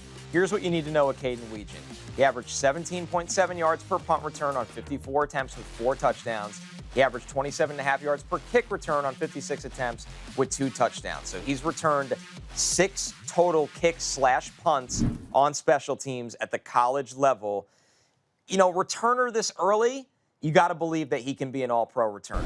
I had Weegan more in the 7th round here. Yeah. But if you think there's not much receiving production at college, I know you got to see him at Shrine, I'm going to give this a C. I think he can be a dynamic returner. But I don't think he's ever going to be any more than that. And he has to be a top 5 return man, both on punts and kicks, to justify this selection. Yeah, he's a dynamic return man as well. I'll go with this with the C as well. 0-star recruit coming out of high school. Actually started at Iowa Western Community College before he transferred over to Iowa. He barely played, much more of a kick returner than a wide receiver. But I watched him in person at the Shrine Bowl. And anytime there was any sort of off-coverage situation when he was coming from the slot, no one had a prayer. I mean, he was cooking people as a route runner to the point where I was tweeting out some of these Iowa clips, doing? And a lot of people were like, what were we doing? We had this the whole time? You can do this? And when you look at his separation scores, he is a 98th percentile separation guy when he is on the field as a wide receiver. He just wasn't on the field a lot. So they're certainly hoping that he could be a punt returner and a kick returner for them, and then maybe get into the receiver rotation as well. All right, we got a trade alert. The Raiders go up to 122. The Falcons go back to 134 and acquire 208. It's the Raiders. They've been very, very busy as the Fernando Mendoza era is underway. We're going to see what they lean into here. I know we've banged the table a couple times now, Trev, for interior defensive line. Yeah, I would love for this to be interior defensive line for them. Another trade that we have where no 2027 pick has been traded. Not only one today, right? That any team is going to want to do that very often. So, yeah, I think defensive tackle. Who was their last pick? Who did they pick previously? Because they were on the Jermon McCoy. Right, they got McCoy to kick off the day. They got Jermon McCoy there. So come on, defensive tackle. Would love defensive tackle for them. Your boy Tim Keenan, I think would be perfect for them. The Godfather, Dante Corleone, if they believe that his foot is good to go, if they believe that he's going to be healthy, I mean, get somebody who can really, really take up, a gap and a half for them on the interior. DeMonte Capehart from Clemson would fit that billing. We'll see Nick Barrett could be an option. You mentioned Benny. Mm-hmm. And there's a lot of gap shooters after Benny that. I think too. they're going to look more two-gapper if they go D-line. Or yeah. Maybe they dip into just the best available on the board. Although they took Trey Zune, so I don't think they're going interior offensive line again. We can rule that out. Right. Oh, man. They got Stuke, so I don't think they're going to take Wheatley unless they view them playing different positions on the back end of the defense. You look, the Raiders have had a very busy offseason as they get ready for not only the Fernando Mendoza era, but the Clint Kubiak era as well. They get Jalen Naylor, their wide receiver room. Tyler Linderbaum was the splash of free agency at center for them. Nakobe Dean, Kirk Cousins there, as well as they said goodbye to Geno Smith, Devin White, Tyler Lockett, Jamal Adams. This team is finally trying to get a little younger here, Trevor. Yeah. Pete Carroll went the veteran route, and they're getting away from that. So, did they go wide receiver? Did I miss that, or have they not gone wide receiver yet? I don't think they've gone wide No, receiver. they haven't. We talked about it a lot for them, but they have not added a wide receiver for Fernando Mendoza. Bell is still there? Skylar Bell, I think, is insanely underappreciated right now. Yeah. Did you have him top 50? Let's take a look. I think I did. It's going to be close. Yeah, I like Skylar Bell a lot. So Skylar Bell for me was 53rd overall as you look at my best available. So I think this would be a steal for Skylar Bell right now. And if you want to go into the wide receiver class, he's the guy to take in my eyes. I know with Billy Shrout there at guard, it's just the injuries. Really good tape, but he's been banged up throughout college. Kyle Lewis, we know the deal with him. He's a really interesting, good player, but he's an undersized linebacker that you wonder, can he be more of a strong safety? Maybe a nickel kind of player. Not playing the slot, but more nickel and dime looks. Yeah, that's and I think there's a ton of value in that, right? Look at what Seattle did last year. I know. We don't just have to sit here and be like, is he the strongest, in between the tackles because he's a little bit lighter of weight. You wouldn't expect for him to be that anyways. But, man, I think that you can do a lot with his speed. Other wide receivers that we have available, Cyrus Allen, Deion Burks, Bryce Lance is still here. I'm wondering when Jeff Caldwell comes off the board, the big, long, blazing, fast wide receiver Size from and Cincinnati. speed for him, yeah. yeah. Where do you think Kevin Coleman Jr. goes from Missouri? I would say around the 6th round. You think? Yeah, great separator. I know there's some big fans of his, so I wonder if he goes, I like him a lot just fourth. because he gets away from coverage consistently. Right. Constantly runs away from the coverage. He's a little smaller, but he's got good short area agility. He's got enough speed. Coleman is one of those guys that I think has also been underappreciated in this class. If you can separate consistently across multiple years of college football, you should be able to do that, especially the level of college football that he played at. And the Senior Bowl, he was good at separating. Yeah. I don't know what else Kevin Coleman needs to do to kind of get that appreciation. Yep. I think he is a good separator. So the Raiders on the clock here, but the pick is rolling in, and it is a very interesting one because we thought this guy would end up going yesterday. Mike Washington Jr., the running back from Arkansas. So Ashton Jeanty leads this backfield, but they go get, I'm not going to say his 1B, but a true number 2 in the big running back from Arkansas with downhill speed. He can run through arm tackles. Trevor, I thought he had more burst than long speed. I know the 40 lies in that way where it looks like he has the breakaway speed. And I'd like to see him run with even more power and decisiveness, a 6th-year running back in Mike Washington. I think the value here is good. I don't think they had to make this pick with the state of their backfield unless they're worried about Jeanty's workload. I'm going to give this just a B-. I think the value makes sense, but I don't know if I love this landing spot. No, I'll give it a B+. I'm a little higher on this than you are. He's in my top 100. I think this is a good player. And when you look at the depth chart here for the Las Vegas Raiders, it's Ashton Jeanty, and then Dylan Lawby is next. And Dylan Lawby is very much a pass-catching, third down type of a running back. So I think that this is a really good job by John Spytek to recognize I have to protect my asset. Right. I have to protect Ashton Jeanty because I can't have him taking 404 touches like Larry Johnson with the Chiefs did many years ago, which was just like absolutely insane, right? We've got to be able to get him off the field, and when he goes off the field, we still have to have some sort of a threat. So I actually do really like this pick for him, and that's a B+ for me. And to be fair, as my grade was maybe a little too harsh, Clint Kubiak, you think of Kenneth Walker and Zach Charbonnet. Yep. Clint Kubiak is going to, I know they need to get their investment right with Ashton Jeanty, but he's going to play 2 running backs. Yep. He is. I love the Raiders draft. Yeah, let's take a look when we can at the Raiders draft because they have I think they're doing a great job, man.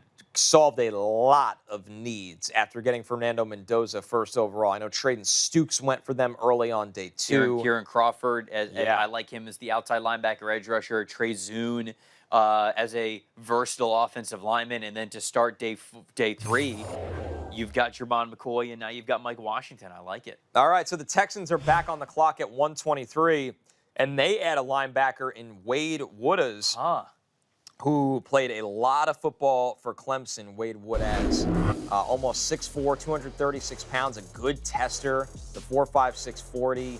He wore the green dot for Clemson's defense. Over 100 special teams snapped over the last 2 seasons as well, with 6 tackles on special teams. He's got good range, good instincts when dropping into zone. I saw him as a 4-3 outside backer, good eyes and discipline. A little bit of upright, and that gets him in trouble when taking on blocks. That's the one thing I really question with him. How is he going to take on NFL blockers? I had him at 191. I'm going to give this a C just because there are linebackers I like better in this spot. I'm with you. I would give this a C- as well. I think this is a solid player. 30 starts under his belt at Clemson over the course of 4 years, full-time starter over the last 2 seasons, and so ton of experience. He knows that he has a good nose for the ball. He could see things and anticipate things pretty well, but I just didn't think that, like, athletically, he was a big-time difference maker when it came to strength or burst and overall athleticism there. So, again, I'm with you. I think Keyshawn Elliott, Bryce Betcher, I would have taken those guys over him, but I knew that Houston was going to add a linebacker at some point. All right, so the Bears move into this pick, into 124. They send 129 and 144 back to the Panthers as they also acquire 166. So they move up 5 spots. What are we thinking here Panthers just trading back. Chicago in a move back? Yeah, Pounder Nation is on hold right now. Come on, make a decision, guys. We need to hype up the Pounders here. So, let's see, Chicago's draft haul. Let's pull this up here. I wouldn't rule out another running back into this stable. Maybe it's a little early for that. And the pick is in for Chicago. Let's see what they do As they move up to 124, the Bears have taken Malik Muhammad, the corner out of Texas. Okay. A player that's had a really interesting promise. I think we were excited about him after summer scouting, Trevor. And he was just okay this year, but I had him at 102. So this is officially fallen into value range for Malik Muhammad, the 6-foot slender corner, good speed, good explosiveness. I like the short area quickness. He uses his reach to play physical at the catch point. I think sometimes he just allowed in single coverage receivers to get over the top of him. He's not slow. He just struggled to anticipate some of those routes. Yeah. He's got to get bigger and stronger. He gets bumped around when he has to go up against bigger perimeter targets. And as a tackler, allowed too many yards after the catch, just failed to come to balance. But it's the 4th round. I had him just outside the top 100. I'm going to give this a B for the Bears. They lost Nashawn Wright in free agency. They needed depth at corner, and they get Malik Muhammad. Yeah, I think he's got to he's got to play a lot of man coverage, or he's got to develop in a big way when it comes to those off coverage things and being able to anticipate. He's got size, he's got athleticism. I think this is fine for them. I'll go with a B- here. I know they wanted to add a corner, Tyreek Stevenson. I don't know if they're going to have a ton of faith in him for the long term moving forward, and so you get somebody to give him some competition there. All right, so the Bears move up for Malik Muhammad as the corner board starts to fall apart, and now the pick is in for the Bills, and I absolutely love it. They take Skylar Bell with the 25th pick in the 4th round. Well done. The Bills, we knew they were going to take a stab at wide receiver even after acquiring DJ Moore.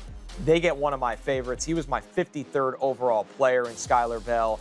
I love this guy, man. I don't know what the NFL didn't see in him for him to fall this far. The 41-inch vertical, they built the whole plane out of him for their offense with UConn.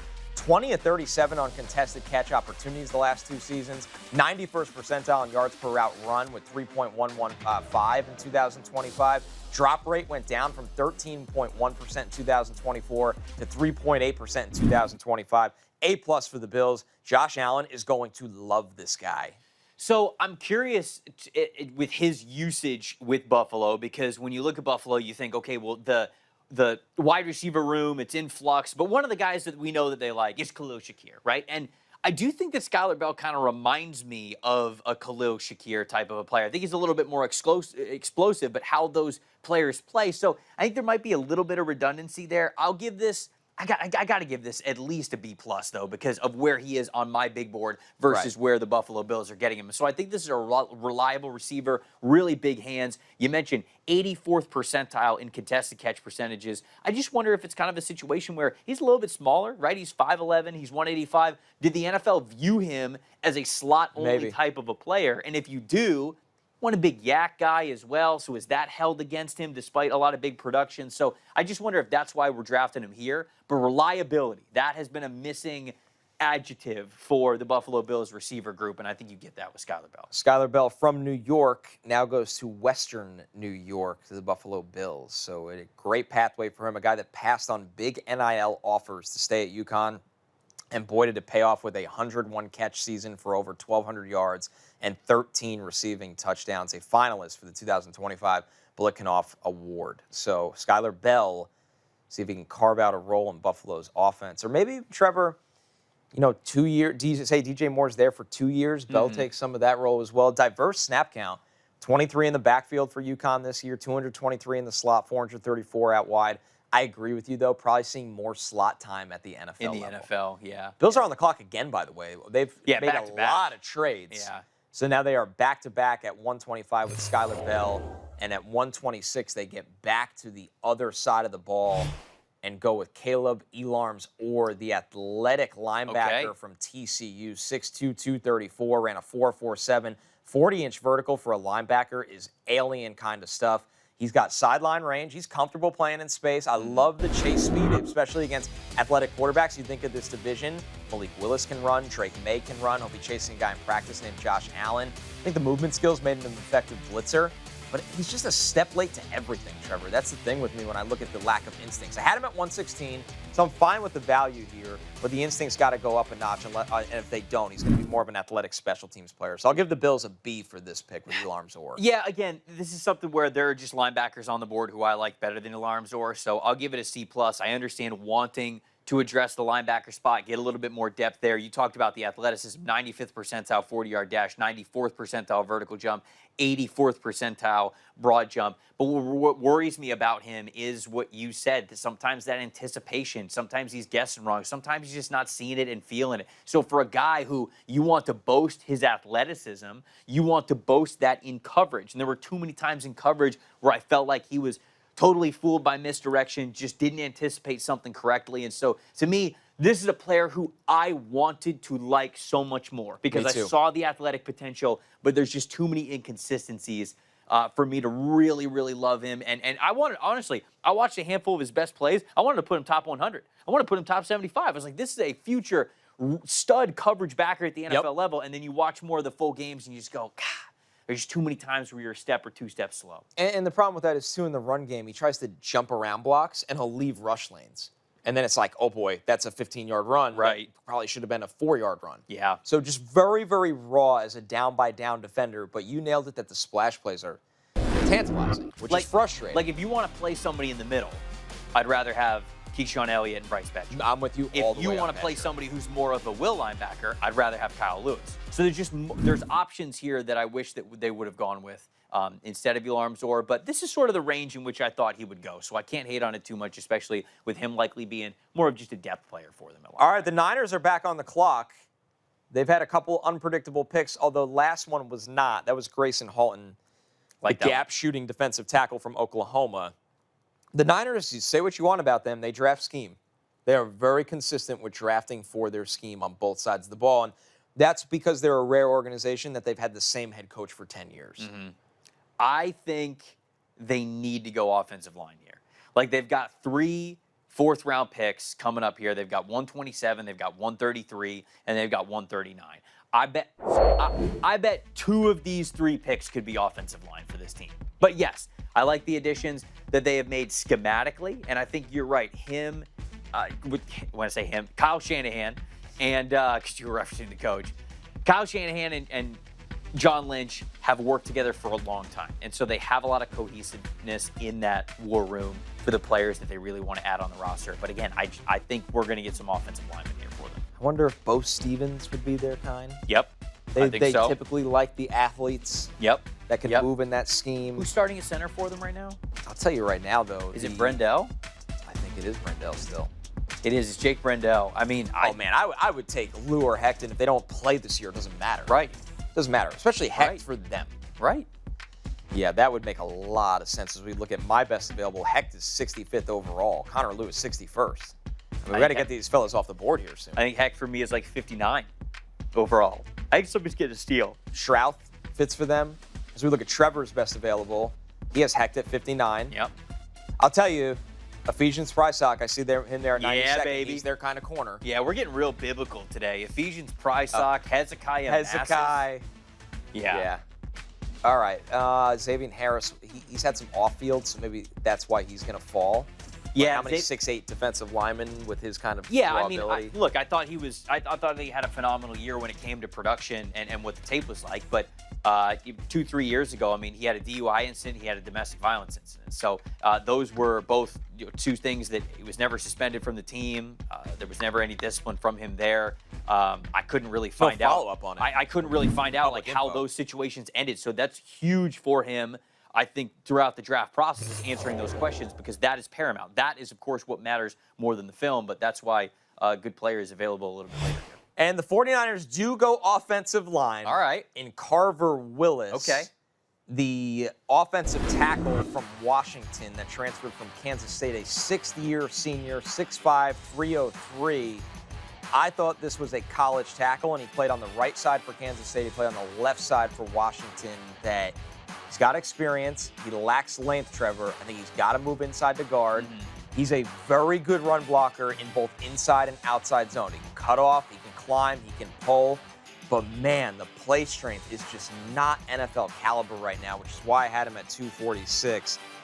I got to give this a C-. I believe in the Niners' ability to develop offensive linemen, but I just thought there was too many better players on the board, even if they see him as a scheme. Yeah, I'm really worried about the overall length and strength that he plays with. I mean, he's quick off the ball, and you see even right there, he's able to displace defensive linemen because he's able to get off the ball really quick. He's able to make first contact, and he comes off the ball with good leverage as well. I think in this scheme, he's a perfect scheme fit, but I think that this was maybe 2 rounds early.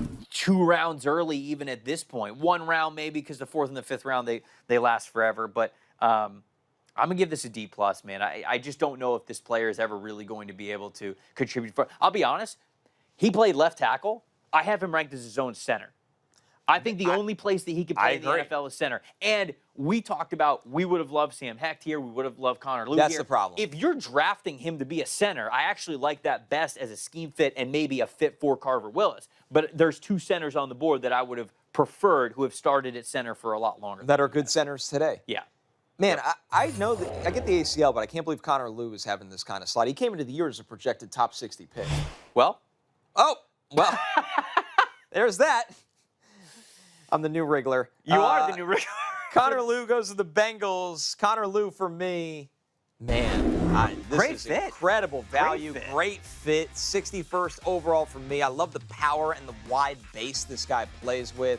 And once again, I think if he doesn't tear his ACL this year, he reminded me of Frank Ragnow a little bit with some of that bullying power. Yep. He's so good at absorbing contact, handling power, dropping his hips to anchor, team captain, readjusts his hands after moving his base against pass rushers to regain leverage.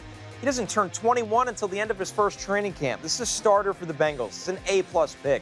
I love the Bengals going after offensive line value. Yep.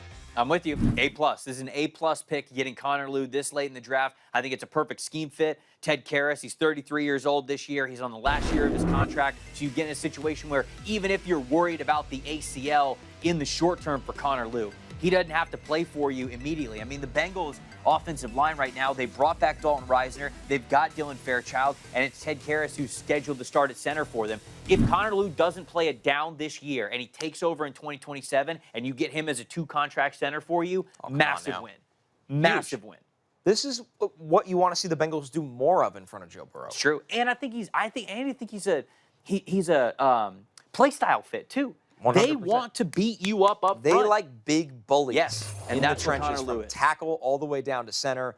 I guess we have to stop our Connor Lew celebration because the pick is in for the Pounders, and they've waited a long time as There's the the blanket comes off the board. Will Lee, the blanket. Player 158 for me. Oh, this is a guy that we talked about all the way going back to summer scouting, Trevor. He's a slender corner, tall corner. Texas A&M, but he transferred from started at Iowa Western Community College in Kansas State. Long arms, almost 33-inch arms, the 42-inch vertical. He's tall, he's long, he's fast. He's got some ball skills, the violent jam. I think he's got the recovery speed needed for the next level. The instincts and eye discipline, though, there's a lot of room for improvement. And he loses balance the longer the play gets, which happens with those taller corners in their transition. Right. So the value here makes sense for me. I like the raw ability with Will Lee, and he's got a top-tier nickname. This is a B for Pounder Nation. Yeah, the blanket is his nickname here. And you knew that they were going to add our corner at some point. Mike Jackson starting out opposite of J.C. Horn, but he's a free agent this upcoming season, so they wanted to get somebody else in there. This is a decent scheme fit for me as well, because when you look at the Carolina Panthers, nobody in the NFL played more zone coverage, more cover 3, more off-coverage stuff than the Panthers did. And sometimes it was, press cover 3, where you're up towards the line of scrimmage. And so I think this is a good home for him. I'm going to give this a B+ for them. This is the range that I wanted Will Lee to go, and it's a team that I think can really maximize how he plays the game, his skill set, and I think he's going to a defensive coordinator that would really understand how to maximize Will Lee.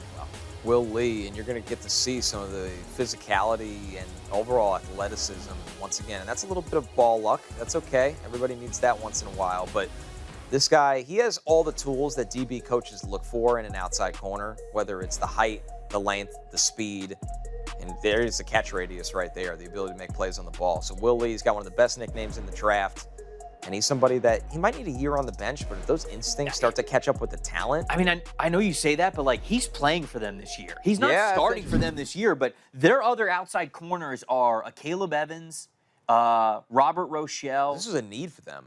Tyreek Funderburk. like they needed CB3 on this team because Shaw Smith-Wade is more of a slot corner for them. You're not going to play him outside as much. They needed CB3 on the outside. So I think that this is a really, really good pick for them. Cellmax55 in the chat said 26,000 people in here for the 4th round is crazy. The addicts are out here. Hell yeah. We appreciate all of you kicking it with me and Trevor on day 3 of the draft as we grade every single pick today live. Yes. Shout out to the addicts. We appreciate you guys. I know this isn't on the NFL Stock Exchange channel, but you guys have been so cool coming over to Bleacher Report as they've been so welcoming to us and putting on an unbelievable production and experience here. Great hospitality here. Dude, the Bleacher Report people have been unbelievable. You need caffeine? You get caffeine. That's true. I mean, you got the caffeine right next to you just in case we get to, You need hair and makeup? You get hair and makeup. That's very true. The Miami Dolphins, they needed the hair had to look good for today. Hell yeah. The Dolphins, they've had a lot of picks, and they have a lot of picks in the mid-rounds here as they go. Trey Moore, an interesting guy from Texas that did a little bit of everything in this front 7 here, Trevor. Yeah, I mean, I think that you see on the plays right here, it's the hand usage. I think he's quick. The way that he uses his hands, very violent. It's tough for him to stay blocked. There are, I think, other edge rushers that I had ranked a little bit ahead of him, but I'll give this a B-. I like this pick. I think he's got to get a little bit stronger. He's not the best athlete. This is just kind of an all-around edge rush depth player for a team that wants to utilize their edge rushers as those stand-up outside linebackers. And so I think this is pretty solid, even though there's some edge rushers that I have ranked a little bit ahead of where he's at. I think he'd be a key contributor on special teams. I actually would like to see him play in space even more. I'm with you, though, that there's just a couple edge rushers that I'd rather take here unless their plan is to have them do more off-the-ball stuff. I'm going to give this one a C. Just a little too far down my board. You think he's off-ball, or you think he's on-ball? I think at the next level, I'd actually like to see him do less on the ball. Oh, okay. He's got a lot of pass rush moves, but I don't know if he's a dynamic athlete. No, I'm with you. To take on tackles consistently. I'm with you. I can see that as well. Trey Moore, and he lacks length, which is always a question when you're playing on the edge. But once again, the athlete in space. Because they got Rodriguez, too. So yeah, Miami's going to make a lot of picks to turn over that roster to their scheme. And the pick is in, and the Chargers go with one of the most polarizing safeties in this draft in Genesis Smith. Trevor, you've been saying the last couple times you've been on the clock, it looks like they need a safety. They get a guy 6'2", 202, pretty good arm length, excellent explosiveness. He's got range. He's played a true free safety role for Arizona, over 600 snaps the last 2 seasons. I love the fluidity. I love the range as a single high safety. He's got to tackle. There's just no way around it. He's got to tackle. Genesis Smith ended up being player 111 for me, so he actually fell even further than I thought. And I do think he can help you on the back end, and the Chargers need that right now. So I'm going to give this a B+, but with a huge caveat that the tackling has to improve or they're not going to be able to put him on the field. Yeah, I mean, this is the range that I thought that we would see, him, Kamari Ramsey, Zakee Wheatley kind of come off the board here. So I'll give it a B-. I had him ranked lower on my board, but yeah, I mean, you're hoping that you're getting the most out of his coverage ability, and I think that's what the Houston Texans thought with Kalen Bullock last year, and it really worked. I mean, now he's in a great defense, so that helps, but you're right. I mean, Genesis Smith just has to be a lot more physical than what we saw on his tape. Yeah, and, once again, he has the size to compete at the catch point. You want to see that carry over when coming downhill or allowing ball carriers to get by him with angles and everything. Yeah. So Genesis Smith, I'm okay with a high-risk, high-reward pick for the Chargers. I don't mind it. Again, we're having the conversations of do you take him top 100? Some people liked him, in the 80s or the 90s. That was always too rich for me. But what are we at here? 131? I mean, that's pretty close. I think I had him right around, 150, 160, something like that. So he just, you see it there. Even that interaction where he came up with the tackle, I mean, he's letting up his power, the speed, and everything. And it's man, you got to be more violent. You have to approach ball carriers with more violence. And that's just something that he's going to have to do a lot more, or he's not going to be able to get on the field to showcase that coverage ability. Yeah, Genesis Smith, a guy that can give you big-time plays on the back end, but needs to have more discipline with everything in front of him. The Saints are on the clock. It's definitely been a couple interesting days for the Saints as they've looked to add more high-end talent to their roster. That started night 1 with Jordan Tyson, but they've been doing work from there. They got Kristen Miller for that defensive line. They added Oscar Delp at tight end as well. This is a team that they've gotten older over the years. They're looking to turn that thing over, and they've done a good job of that so far. I like their draft so Me too. far. I mean, Jordan Tyson's high impact, Christian Miller's high impact, Oscar Delp, rotational tight end, but somebody who I think can be high impact for them. I think he can be a very versatile, sort of Swiss Army knife type of a player. He plays on the line of scrimmage. He can play as a wingback. You can put him at fullback. You can put him at slot receiver. You can do a lot of different things with Oscar Delp, and that's basically what Georgia did the last couple of years. So I wonder if we're maybe getting a cornerback addition here at some point for them. And the pick is in for the New Orleans Saints. We'll see. Here at 132, and they go Jeremiah Wright for their offensive line, a big bully at guard here. Scheme fit. Yep. I think. I mean, like this team wants to be strong. They want to be big, especially on the interior. They signed David Edwards because they wanted that mentality. They've got Eric McCoy at center. Cesar Ruiz, I feel like, he's been up and down for them, I think, throughout the entirety of when he's been in New Orleans. But he's been a consistent starter for them. I wonder if this is a, hey, go compete with Cesar Ruiz and let the best man win type of a thing. Because when I watched Jeremiah Wright on tape and then at the Senior Bowl as well, I felt like he played with a ton of power. He was one of those guys that, at the end of practice, they do the one-on-one, the competition drills. Call him out. Yeah. So he was one of the guys that really wanted to always do those competition drills. I'll give this a B. This is very close to where I had him on the big board. I like the scheme fit. I like that he can compete with Cesar Ruiz. So this is a B for me. I'm going to give it a C+ with the caveat here that he's just a little further down the board. I loved him in the run game. Mm-hmm. He engulfs defenders, drives them places. The pass pro is a big work in progress. He allowed 5 sacks this year, 22 pressures. It's just the foot speed. If they can have him just speed up half a step, he will have way less problems in pass pro. So he's a little bit of a liability there, but a big plus in the run game.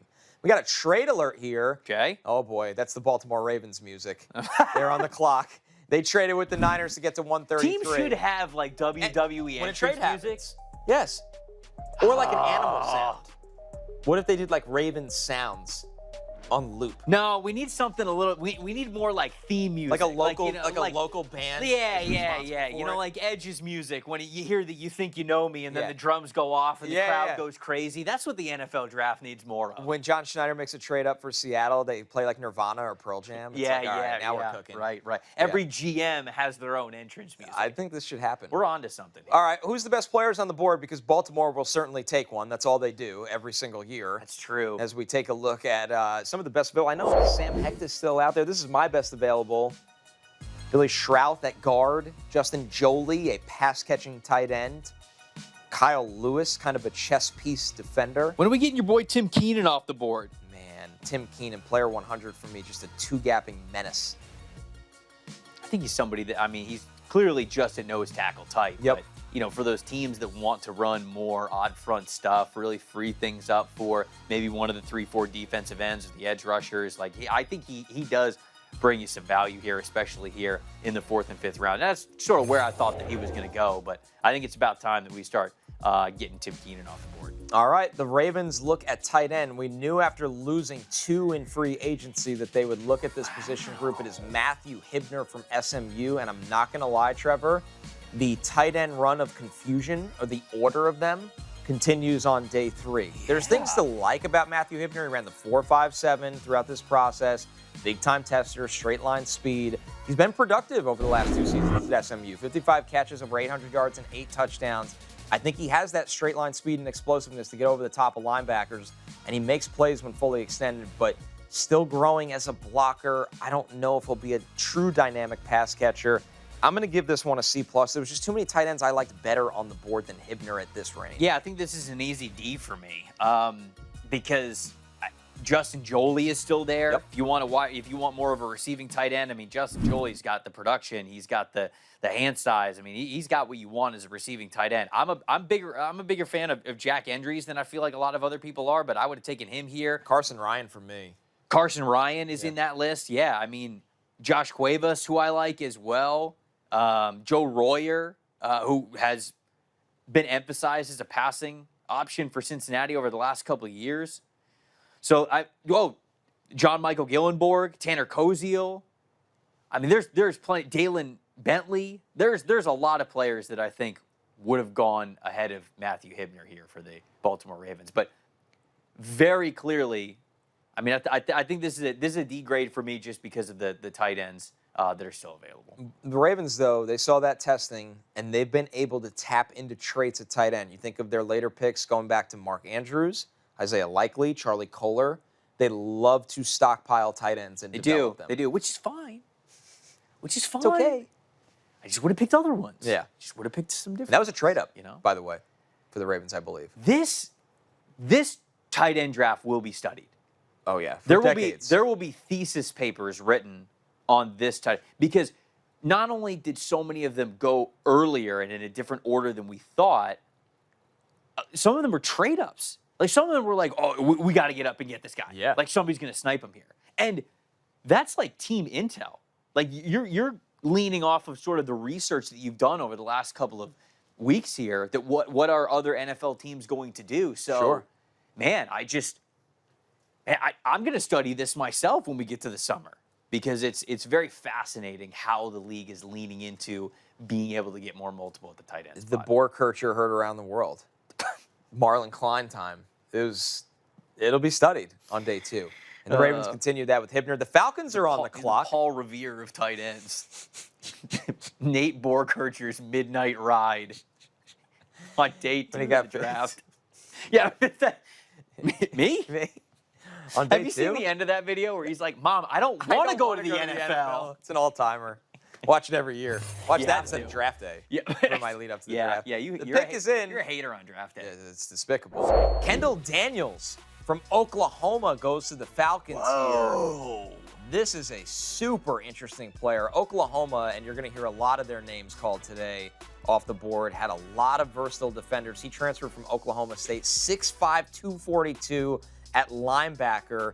Not the greatest speed. He started as a safety at Oklahoma State before he converted to linebacker in 2024. He's just simply too big to be a safety. Size and length, tons of experience at the college level, tons of production.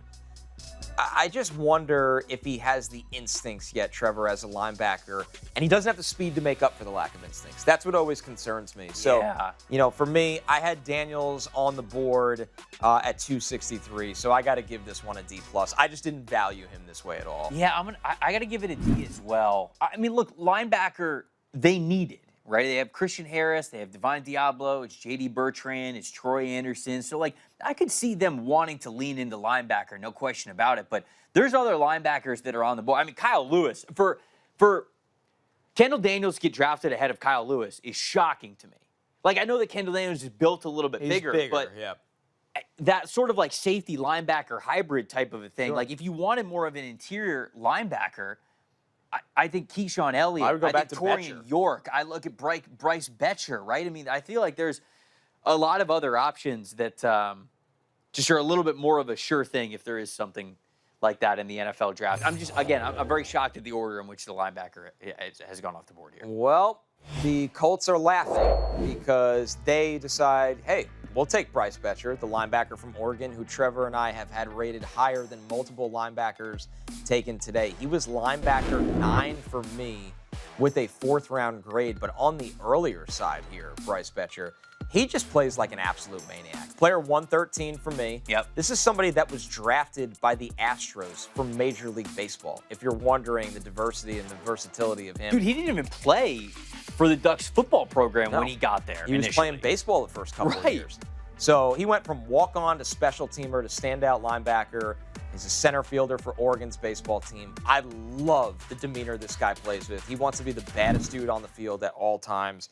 I'm going to give this a B+ as Chris Ballard continues to do great work in the rounds. Yeah, I'm going to give it an A- here because they needed to add multiple linebackers. This was not just let's pick one linebacker. We got C.J. Allen. We're good to go. You look at this linebacker depth chart, and they needed to add multiple linebackers in this draft. It was a great linebacker draft to do so, and Betcher is somebody who this is now plus value for a player like this. The way that he plays, the physicality that he plays with, the overall athleticism with him being a multi-sport athlete, and a lot of times when we say that, we reference what they did in high school. We're talking about what this guy did in college. You mentioned that he was drafted in the MLB. I think that this is just a true all-around athlete who, okay, maybe he's not an immediate starter for you at linebacker, but you don't need that. You wanted this player as a depth linebacker anyways. He's going to be a demon on special teams for you.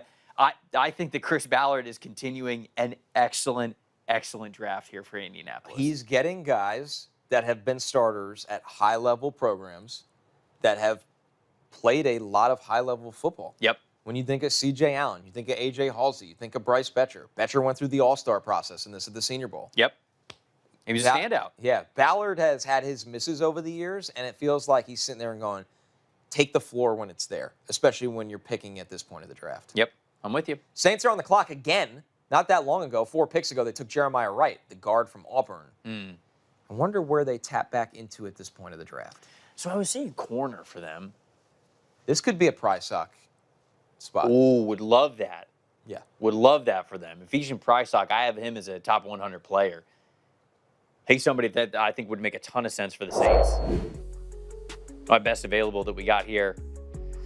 Kyle Lewis. You really like Hezekiah Massis. Oh, yeah, I like Hezekiah Massis. And Ephesian Prysock and Hezekiah Massis, those are two dudes who play the position a little bit differently. Yes. Massis is much more of an off-coverage zone, cover 3 or quarters type of a corner that can really keep his eye on the quarterback, make breaks on the ball, and use his technique to manipulate spacing between him and a wide receiver to really be able to break on the ball. And he had a lot of ball production doing that. Ephesian Prysock is more of the play press, get hands on you early, be able to turn and run with wide receivers. But I thought he did that better than his teammate who went earlier in this draft, Zakario Davis. I like Ephesian Prysock more than I like Davis. They need another big corner.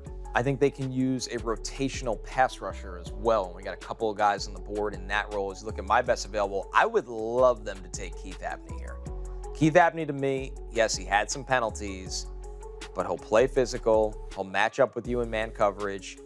I mean, we were joking last night with Lefko, but the roller skating background is, you see it on the film with cornerback in terms of his foot speed and his ability to. Would you say it's like he's gliding? Yeah, there it is. Gliding in coverage, Keith Abney.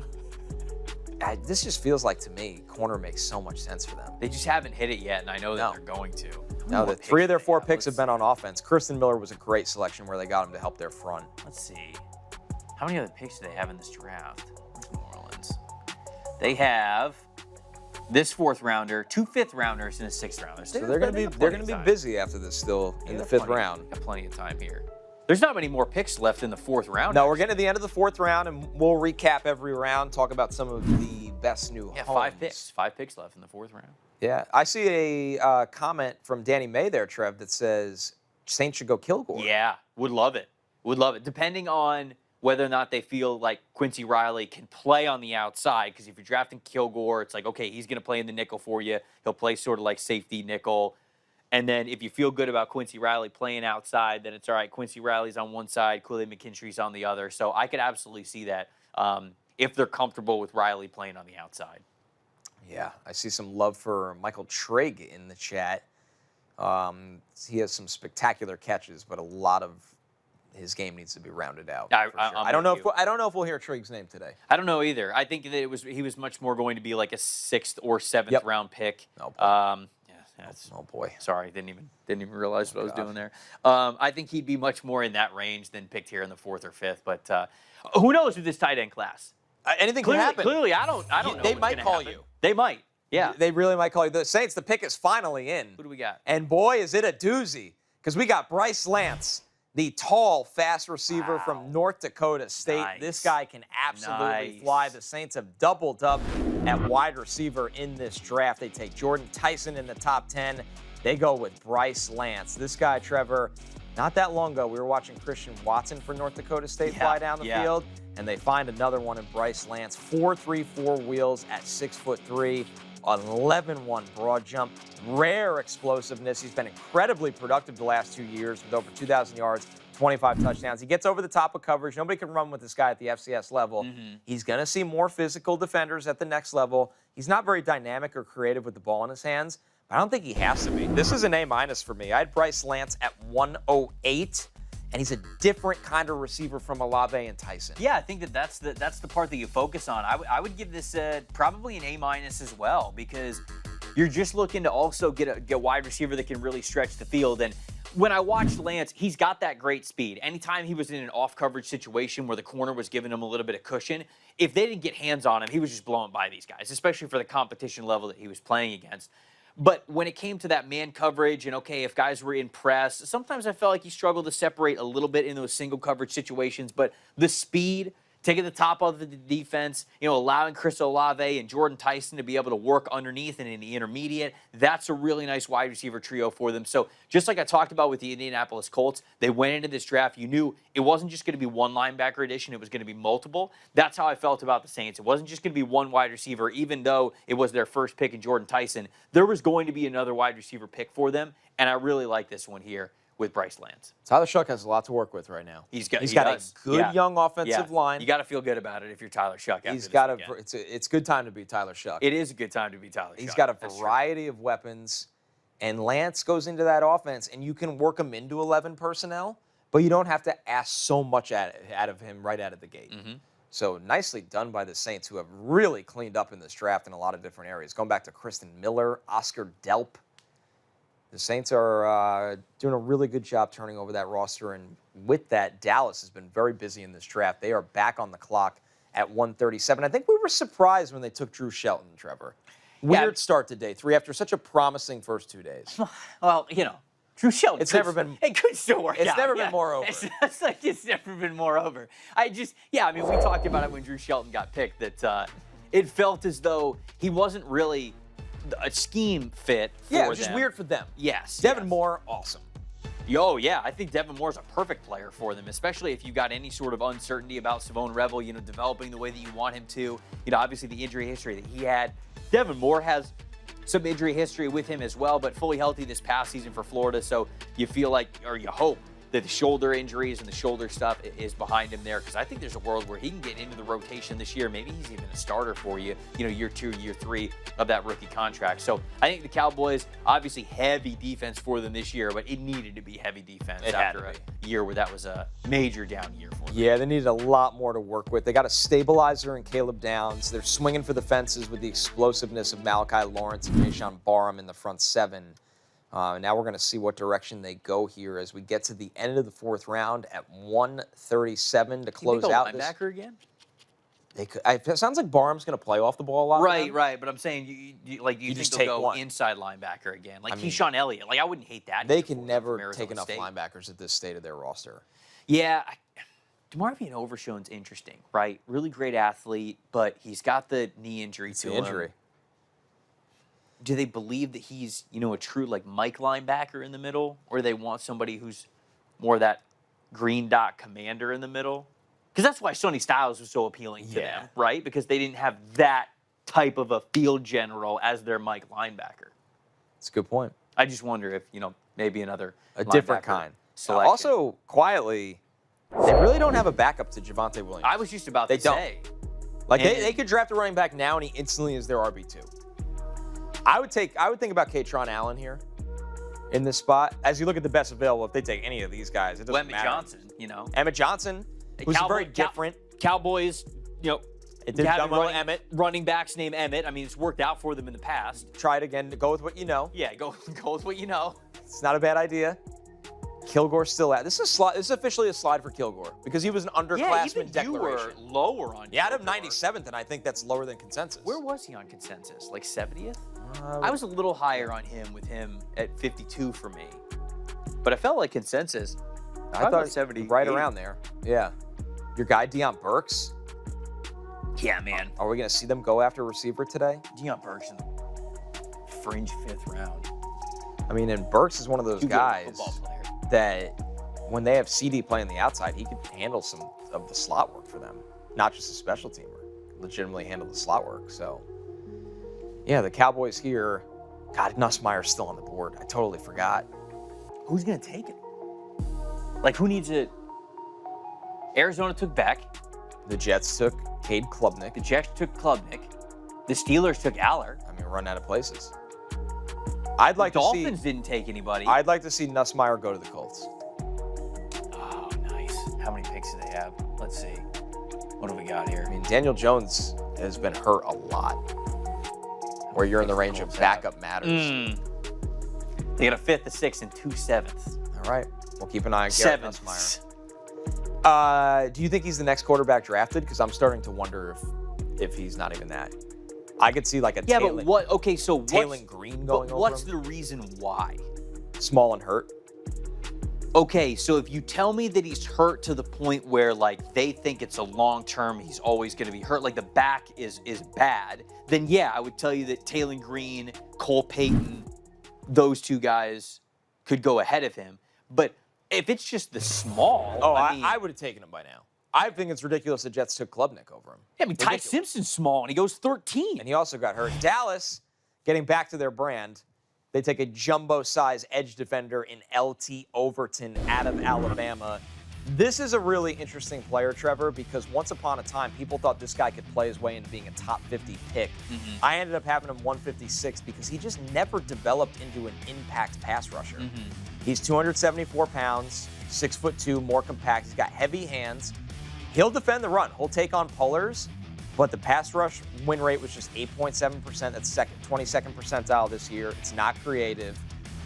He just is really just a big power player, which is fine in round 4. I'm going to give this a C+, but I just don't think he's ever going to develop as a pass rusher. I don't know where he plays for this team because I would tell you that he's a 3-4 defensive end. The Cowboys are playing a 3-4, so that's okay. But he's not taking Quinn's spot. He's not going to play nose. And they just traded Osa Odighizuwa because he wasn't as big as they wanted their 3-4 defensive ends to be. Osa Odighizuwa is bigger than LT Overton. So you're telling me that LT Overton's going to play as a stand-up outside linebacker? There's no way. There's no way because you got Donovan Izaraku. You have Jayshon Barnum who's going to go on ball, off ball. You got Malachi Lawrence and you signed Rashawn Gary. So this is a depth pick. Like, again, I think I'm being too harsh and I'm analyzing this from the perspective of like, oh, like, is he going to be a starter? He's a total rotational defensive lineman. He does have that versatility. This was the range in which I thought he should have been selected. So I will give this a B- here. I won't be too harsh on it, but I just think, again, the landing spot for Dallas is interesting because I don't know if they're going to want him to play as a 3-4 defensive end. I'm seeing at his pro day, and I need to double check this, that he weighed 287. Whoa. And his listed playing weight was 274. So I need to He was 274 at the combine. Yeah, so I need to check that at the pro day. He gained 13 pounds at the pro day? That feels crazy. But that would go back to your point about him being it was a just 3-4 a hot and ready diet? Just a nice little hot and ready every single day? Just tubs of masking on deck. The guy get an Uncrustable sponsorship? Yeah, just going to town? That is crazy. I need to double check that way. We got a big one for the Dolphins. Let's go! The Dolphins, at the 38th pick in the 4th round, take Kyle Lewis. It's about damn time Kyle Lewis comes off the board. Yes, he is an undersized linebacker, but man, this guy can cover running backs out of the backfield. He was phenomenal at the Senior Bowl, and he can play in nickel and dime packages kind of as this chess piece player. This is an A+ for me. I think Kyle Lewis has no business being on the board. Okay, so Trey Moore is going to play on the edge then. Because they just drafted Trey Moore, and now they just drafted Kyle Lewis. So Kyle Lewis, to me, this is a phenomenal value for me. I think he can play in the nickel for you. I think he can play as a will linebacker. Huge, huge, huge value. This is an A+ pick for me because you're picking him about 100 spots after where I have him on my big board. So to me, this is somebody who can really fly to the football. I think he's got great coverage instincts. We were at the point where I was watching him in those one-on-one drills against running backs in Mobile at the Senior Bowl. And the one-on-one coverage drills that linebackers go up against running backs, it is stacked for linebackers to lose, right? It's running backs who have, two-way goes. They can go anywhere. There's no chemistry. There's no help. There's nobody else on the field. So if you are a linebacker in that drill, you are just hoping that you don't get cooked, right? That's all you're hoping. Don't embarrass yourself. Don't embarrass yourself. You never get interceptions. You are lucky if you get a pass breakup. Kyle Lewis had multiple interceptions in that drill in Mobile. That's the type of athlete that we're talking about in coverage. I'm so shocked that in a world where being able to play in space like this and have the defensive personnel versatility that you could have with a player like Kyle Lewis, I'm so shocked that he goes this late in the draft. So I absolutely love this pick for them here at 138. It's a great job by the Dolphins, especially right in front of the Niners, that they usually capitalize off linebackers like this in that scheme. They love the run and chase guys that can cover, can play in space. Kyle Lewis, who has been passed up on for too long today, and another guy that fits that mold, Ephesians Prysock, goes to the Niners at 139. So the other tall corner from Washington and Prysock, I had him as player 118, comes off the board here to San Francisco. And they're a team that they like these big corners. over 6'3", over 33-inch arms, had the 4.45 40 to show he's still got the speed. You're talking 98th percentile height, 95th percentile wingspan. He throws his hands with a purpose at the line of scrimmage. He's got speed to take away crossing routes. If he's anywhere, as you see right here, anywhere near his assignment at the catch point, his long arms are breaking up the play. Now, he loses balance sometimes when he misses his jam. He'll allow some separation on those quick in-breaking routes. But Prysock for me here, I had him at 118 on the board. I think this is really, really good value for the Niners. I'm going to give this one a B+. Yeah, I had him even higher here. I'm going to go A-. The only reason why it's not a flat-out A is because I actually think that Hezekiah Massis might have been a better scheme fit. So I just like him a little bit more than Prysock. But we've talked about how much I'm a fan of this player. I had him top 100 on my big board. He can play in off coverage. He can play as a press man type of a corner. I think that you're right. When he gets hands on you, man, I mean, I feel like he can totally dictate an entire rep. So when it looks clean for him, he is somebody that can really dominate a rep and really match up against some of the other team's best receivers. But you're right. I mean, sometimes he's a little bit slow when it comes to his footwork off the line of scrimmage. Sometimes his hips don't flip as fast as you want them to, especially for those really quick routes, like those quick slants, things like that. But I do think that he is going to a pretty good spot. Again, I would have preferred Hezekiah Massis here, but I think that Ephesians Prysock's a good player there. So I would give this an A-. All right, the fourth round is officially in the books because the Bengals are on the clock at 140 and the pick is in, and it is a really, really interesting one. They take the wide receiver out of Georgia in Colby Young. Wow. Initially at Miami and Lackawanna College. He ends up at Georgia, 6'5", 218 with sub 4.5 wheels. This is size and speed for the Cincinnati wide receiver room. Trevor, I thought he looked like a tight end after the catch when he rumbles through defenders. They threw him screens. He's experienced covering punts for special teams. He did have an arrest in 2024 that might impact his draft stock here. He fractured his leg in 2025 where he missed most of the second half of the season. I had him with all of that extra stuff at player 169, but you just can't get guys that are this big and this fast and that physical throughout every part of the draft. I'm going to give this one a B- for the Bengals. Yeah, I think that he fills a role that nobody else on the team can fill without T. Higgins. And T. Higgins is basically the only player on the Cincinnati Bengals who can play on the line of scrimmage as an ex-receiver. I'll give this a B-. He was a little bit further down my big board, but I can understand wanting to get a physical wide receiver here who, again, can play on the line of scrimmage. He's got that size. He's got that contested catch ability. And when T. Higgins has been out of the lineup, it's basically like, okay, Jamar, you have to play as the X now. And I think they'd much rather like to always have that flexibility with him where they're using him as a Z to move him around the line of scrimmage and get that best matchup. So the size and the strength that he plays with and his ability to play on the line of scrimmage, that's why you draft a player like this. That is the final pick of round 4. The Bengals acquired that pick from the Jets. Before we move on to round 5 and the Texans are on the clock, let's look at some of the best new homes in round 4 to recap how this thing went across the board as we had Colby Young round out the round. Trev, we had some really big names come off the board in the round 4 recap. Jermod McCoy started the day. That feels like a big one if he can play. Huge. I mean, like, I love that spot for him. Obviously, he's going to, I think he will feel right at home in that secondary, and I think that he is somebody who is going to be able to stand out. I think your guy, Jaden Kennedy, him in Kansas City, I think they're going to give him a lot of freedom to play that position really strong. And Caleb Proctor, I'll go with Caleb Proctor here from Southeast Louisiana. I think that he's going to feel right at home with the Arizona Cardinals because of exactly what I said with him. They don't have this type of defensive lineman on their team. His ability to really shoot gaps and be an attacking style, that's kind of what they needed on their defensive line, on their defensive interior. So to me, it's going to feel right at home in Arizona. All right, let's keep it rolling. These were picks 101 through 110 as we look at after that. I mean, man, you talk about the 2 days the Colts have had.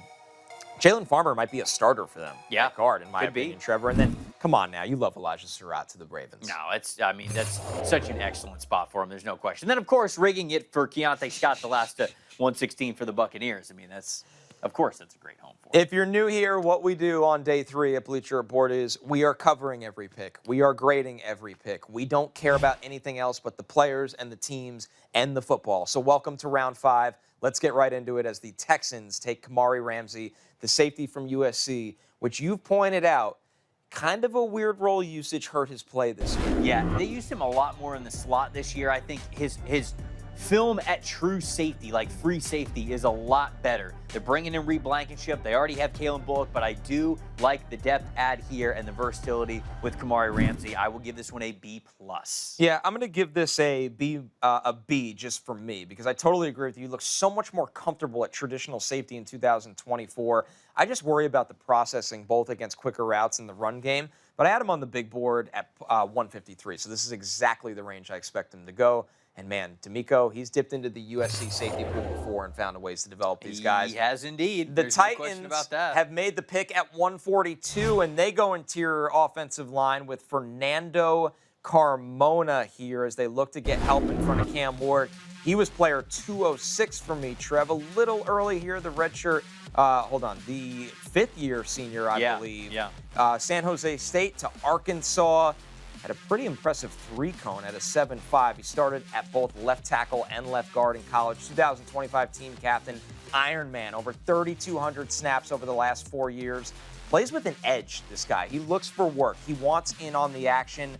I just thought sometimes the control as a drive blocker, he fell off of defenders too quickly, lacking that ability to sustain blocks. So there was a couple guys I liked better where I can only give this one a C. Yeah, I would give this one a C as well. I love the demeanor in which he plays. I mean, he's just got such a nastiness and an attitude to how he approaches blocking. 48 starts for him over the last 4 years versus San Jose State and then at Arkansas. So he plays left tackle, but he's going to play on the interior in the NFL. But we already talked about how we needed to see some additions on the offensive line for the Tennessee Titans. And so I think he brings that nastiness to that downhill run blocking, which I think the Titans are going to want to lean into plenty. And so, I like the demeanor that the guy plays with, but there are other offensive linemen that I would have picked ahead of him, so I got to go with a C here. All right, the Cardinals are back on the clock again at pick 143. So we're going to ultimately see what Arizona has up their sleeve. They've had an interesting draft. They made some noise with Jeremiah Love at the top, and then day 2, they took Carson Beck a little earlier than anyone anticipated, besides those that said he can go in the first round. Do you think they viewed Carson Beck as like the only starting option for them? Because clearly Nussmeyer's has not gone.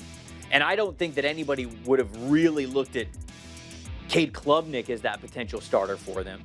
Drew Aller, I don't think would have been the case either, even with those guys going off the board in round 3 and round 4. I mean, I wonder if it was just a scenario where they saw Ty Simpson and Fernando Mendoza off the board, and they went, the only other player who we legitimately think can start for us in 2026 is Carson Beck because of the experience. I think you're right. He's played a ton of football. Yeah. He played smarter football from Miami.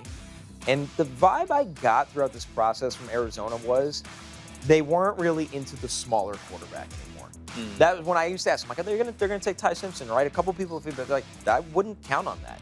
They were looking for the bigger pocket passer. Makes sense. And that's Carson Beck. Sure. He's a big pocket passer to a T. Yep. That's what he is. Much more like an NFL build, for sure. Yep. And I think that outside of Drew Aller, and if they didn't love Drew Aller, then there's just not a lot of other quarterbacks that you would think could start for you. Because they're in a situation where, look, we talked about this last night.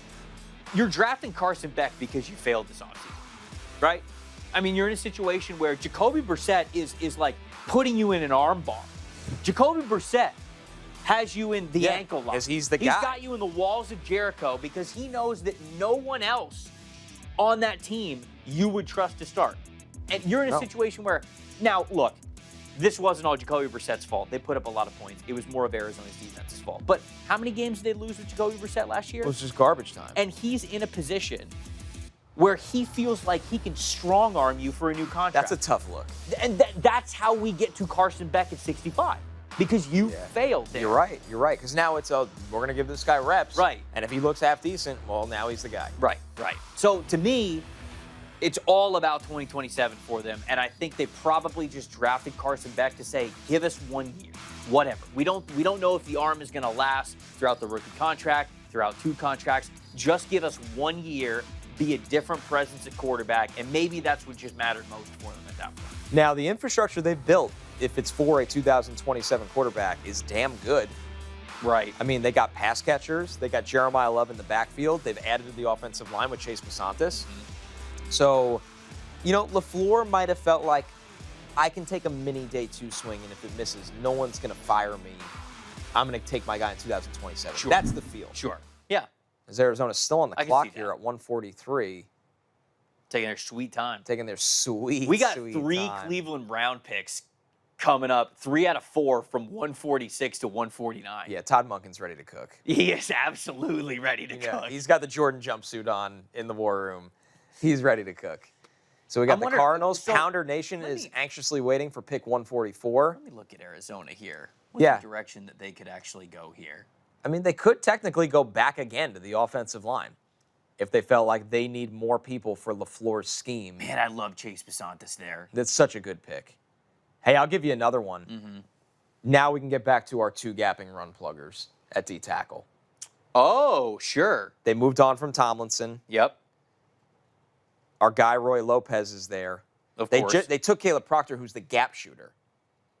But that Right. you need the 2 gapping true 0 or 1 tech kind of player here. By the way, Randall gave us a $10 super chat, said it was the best draft show by miles. Thank you, man. We We appreciate appreciate it. that. We Thank you. appreciate all you guys hanging out on Yes. this long Saturday. We love interacting with you guys. We have almost 28,000 people hanging with us right now. Pretty damn cool. Somebody asked you in the chat, Klubnik checks off almost all of the Parcells quarterback boxes, yeah. which has to do with experience, production, all that kinds of stuff when Parcells was drafting QBs. Any chance this isn't a dumpster fire? It's weird. It's funny when you get asked things about it, like, that guy sucks, right? And it's like, well, I project him as a backup, and that's hard to do at the NFL level. Yes. Projecting a guy as a backup I think he's going to be in the league for 5+ years. Yes. And if Gino gets hurt or somebody got hurt and you need somebody to just be an adult at quarterback, Yes. they can do it. But there's just no upside to me with Klubnik. No upside. I would actually, for the reason which they drafted Cade Klubnik, I would be shocked if it didn't go well for them. The Jets are telling us exactly how they feel right now. Yes. That their quarterback is playing college football next year. They have the Arch Manning jersey Yeah. already Yes. that they're going to walk up to the podium to hopefully. And draft. hopefully he doesn't pull an Eli and hold it like the Chargers jersey with the sad face. And then, another GM's WWE music comes on. See? Yeah, there we go. All right. The Cardinals did make a pick. I wondered if they were going to go wide receiver. Yeah, what do you think of this? With Reggie Virgil from Texas Tech. I mean, he's got long strides, vertical receiver. You see that there from him. I know he had some fans throughout this draft season. There's other wide receivers that I would have gone with over him. I felt like he was more of closer to pick 200 than here at the top of the 5th round. Same. So, I am the same way. I would give this a C+. Yep. I think I knew that they were going to add a wide receiver. There's just other wide receivers that I would prefer. That's how I felt. I had him at, I think, 216. I'm going to give this one a C. Obviously, he played at Miami, Ohio in 2024 and was productive and then helped at Tech this year. Long strides, more build-up speed than fast. Mm-hmm. He's got the hang time and extension. He can catch the ball over the coverage. He was a true 50-50 guy, caught 11 of 23 contested catches. I just wonder if he's going to be able to truly separate at the next level consistently. Yeah. And he's not dynamic with the ball in his hands at all. I had a 5th round grade on him. Right. So this is about the spot. This is about the range. There's just other wide receivers once again on the board. Let me pull up wide receivers. They're in an interesting spot. They're going to have to decide if they're going to pay Michael Wilson, which they probably should. But they got to decide that. You got to get Marv healthy and involved. It's true, dude. I think the Marvin Harrison Jr. question to answer is one of the biggest for them over the next calendar year, because you're going to get in a spot where Arizona is also going to be drafting their quarterback of the future next year, we believe, and you're going to be in a situation where you go, okay, is Marvin Harrison Jr. R1 or is he not? Because Michael Wilson, he's coming on strong for him. I don't know if anybody's going to consider. I don't know if they're going to consider him the one, like the number 1 wide receiver. So if not, do you start getting aggressive in the pro market? Do you start getting aggressive to be like, hey, let's try to trade up and get another stud wide receiver in next year's draft as well? Oh, look at Carolina. There it is. Look at Carolina. Pounders, you deserve great We're things. back, baby. And great things you shall receive. Sam Hecht, the center from Kansas State, 2-year starter. Smart, aware, polished is what I wrote on the scouting report, Trevor. Smooth in the zone running game, lands on his targets, can cut off defenders, was great at the Senior Bowl practices. I love the acceleration, the ability to get on top of linebackers. He's a little undersized. Stronger defensive tackles are going to be able to push him back a little bit. He does lack mass. But in the 5th round, are you kidding me? This is an A+ for the Pounders. I think this guy's a starter at center. Yeah, shout out to Eric Eager, the head of analytics there for the Carolina Panthers. This is a good one, Eric. I'm going to give this one an A+ here because Sam Hecht was a top 60 player for me, and he goes specifically to a team that needed a starting center. You lose Cade Mays, and even though Sam Hecht isn't quite the people mover that Cade Mays is, he gives you reliability. 25 straight games that he started when he was at Kansas State, and I couldn't have been more impressed with Sam Hecht when he was in Mobile at the Senior Bowl. Just how he was able to just plop down in that new environment and just win those one-on-ones consistently. So this is a scheme-versatile type of a center. I like this a lot for Carolina. Huge value for me here. Carolina doing some really good things to get younger on the offensive line in this draft, and the Chargers pick is in at 145, and it is Nick Barrett, the defensive lineman from South Carolina. This was a guy I turned on the tape a little late here, Trev, and I ended up really liking him. I had a 5th-round grade on him, player 150, but on the tape you see a big-bodied, hard-nosed run stuffer, and he did it against SEC offensive lines. Team captain. He's only a 1-year starter despite being at this program for 5 years, but highly respected. He's not a dynamic pass rusher. He's 4.4% win rate. I don't care. This guy gets you to the 3rd downs with his work against the run. I'm going to give this a B. This is a nice, steady Eddie pick. All right, okay. I think there's defensive tackles and just versatile defensive linemen that I would have preferred over him. I'm surprised he gets drafted ahead of Devontae Capehart, who I think the way that you explain Nick Barnett, very similar to Devontae Capehart. I thought that he was going to go a little bit higher than this. Rayshon Benny's still on the board. I would have preferred him at that point, at this point in time, but I think this is fine. I'll give it a C+. There's other defensive linemen that I would rather have here, but it makes sense that they would make this selection to get some more beef on the defensive line. We knew the Chargers were going to do that. That's what I thought they needed. They need somebody that could be a rotational run defender, and that's what Nick Barrett is. He's going to do the dirty work for the guys around him. I think this is good work by the Chargers. I'm so surprised that Rayshon Benny is still here. I get Tim Keenan had the ankle this year, but 2024, Tim Keenan was He was a rock. He was an absolute I mean, Brandon unit. Cleveland, you get him into the conversation as well. We talked about the off-field stuff with Zayvon Harris and probably why he could take a tumble. Are you a Zane Durant guy? Where did you think he was going to go? Right around here in the 6th round. I think so too. I also projected 5th, 6th round for him. You know, Grayson Halton and Caleb Proctor went a round ago, and Durant. I like them a lot better. Yeah, okay. But that's the type of you need to be that gap shooting athleticism scheme. Yes. With Durant. So when those teams take those guys, that's going to make the wait for Durant even longer. That's true. How many schemes in the NFL will put a guy on the field like that that's get off the ball and try to shoot a gap? I think teams are leaning more into just those true gap shooters because they just want to have those attacking fronts a lot. But Zane Durant's one of those guys who just he didn't play up to the athleticism that he had consistently. All right, so we got a couple Browns picks here, although they traded out of the 148. They are staying cowards. At the one. They said too many picks. Come on, what are you doing? How about Parker Brailsford, the center that transferred from Washington to Alabama? About as light of a center you will see, but with that you get the athleticism, 4'9", 540, almost a 33-inch vertical, a team captain. Quickness, leverage, one of the best outside zone blockers that I got to watch at center, Trevor. But this is unprecedented size on the offensive line. And the bigger interior defensive linemen, they're going to be able to walk him back. So I had him at 189. I'm fine with this spot. Obviously, they're comfortable with the size. I'm going to give this one a C+. I'm going to give it a C+ as well. What the Browns are doing is just so funny. You look at what they did in free agency with the offensive line.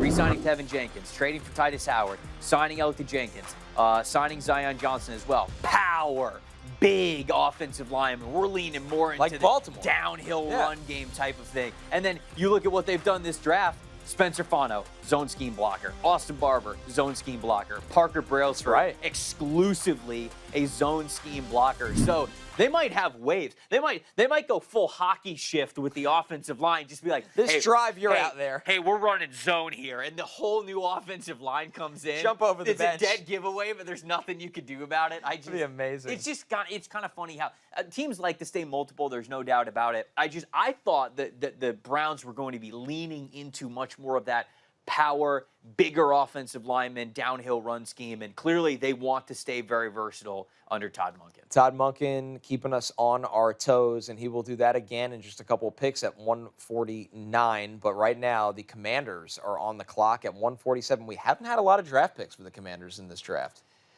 We haven't, and we knew that it was going to be a draft where they were going to have to maximize their picks. They took Sonny Styles and then Antonio Williams. Antonio Williams in the third round. Two players that I really think can play well for them. Today. Yes, immediately. Sonny Styles can be a starting linebacker for you, and Antonio Williams gives them the presence as a wide receiver that they did not have on this roster. They've got some speed, but not like that from the slot, true lower average depth of target, give me a bucket type of wide receiver. So I do like these additions that we have here for the Washington Commanders. I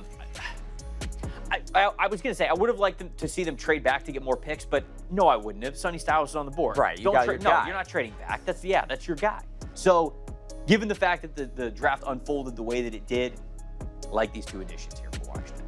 By the way, I believe we have an official player trade in this draft that I'd like to get to. Okay. The Saints are trading for an edge player. Okay. It is not Kayvon Thibodeau. It is for Tyree Wilson from the Raiders, who has been a first-round bust for the Raiders. He now goes to the Saints. Okay. Interesting.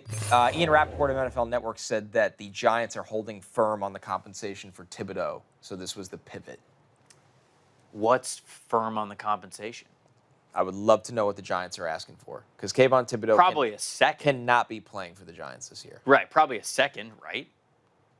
I don't think anyone's going to do that. He's a good player. But you think nobody would have done a third?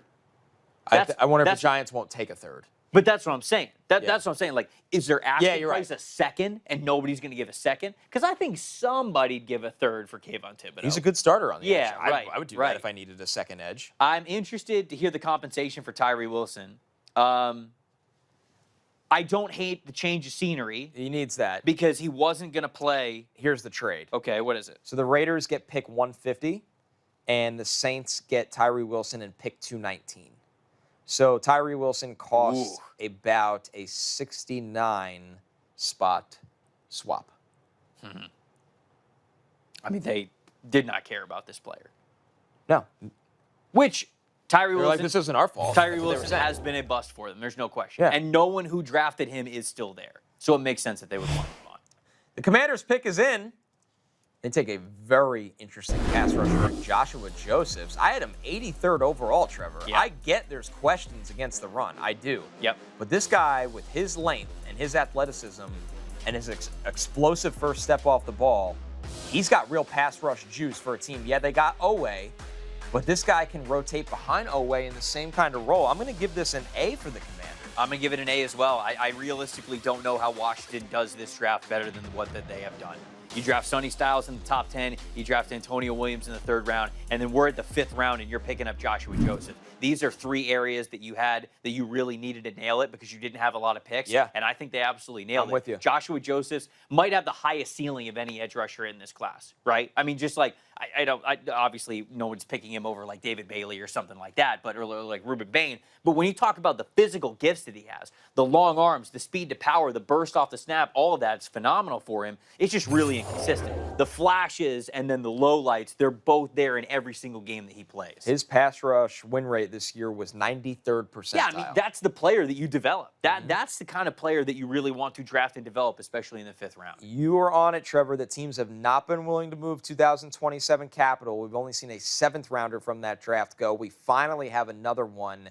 Seattle moves into this pick at 148. Why? They give up their fourth rounder in 2027. Who are you coming up This against? has to be a significant pick if they're comfortable giving a fourth rounder in 2027 is a big asset. I would make it the equivalent of a third rounder in this draft. And they're going into the fifth round of this draft. Who's available that they want? They could use another receiver. Did somebody fall? Because they picked Jadarian Price, and then who else did they pick? They had two selections, I think. Here's the best available from me. Oh, Bud Clark and Julian Neal. Keith Abney at corner, Billy Shrout at guard, Emmett Johnson at running back. Man, now we're getting in the range of Chandler Rivers is on this screen, the cornerback from Duke. Katron Allen. Is there an O-lineman there? I would really like Shrouth for them here if they wanted more at guard. Yeah, I wouldn't mind that. Shrouth, the only thing stopping Shrouth from being a top 100 pick in this draft was being hurt. Yeah. I'm fascinated to see what they do here because that's an expensive price to pay. They're not gonna draft tight end because they got Elijah Arroyo.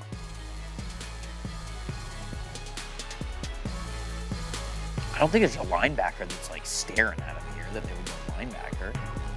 No, that board kind of got ripped apart over the last 2 rounds. Well, we think, you know. That we know. Well, we're drafting linebackers all over the place. I mean, Seattle has to be thinking that this is just a player that they didn't think would make it here.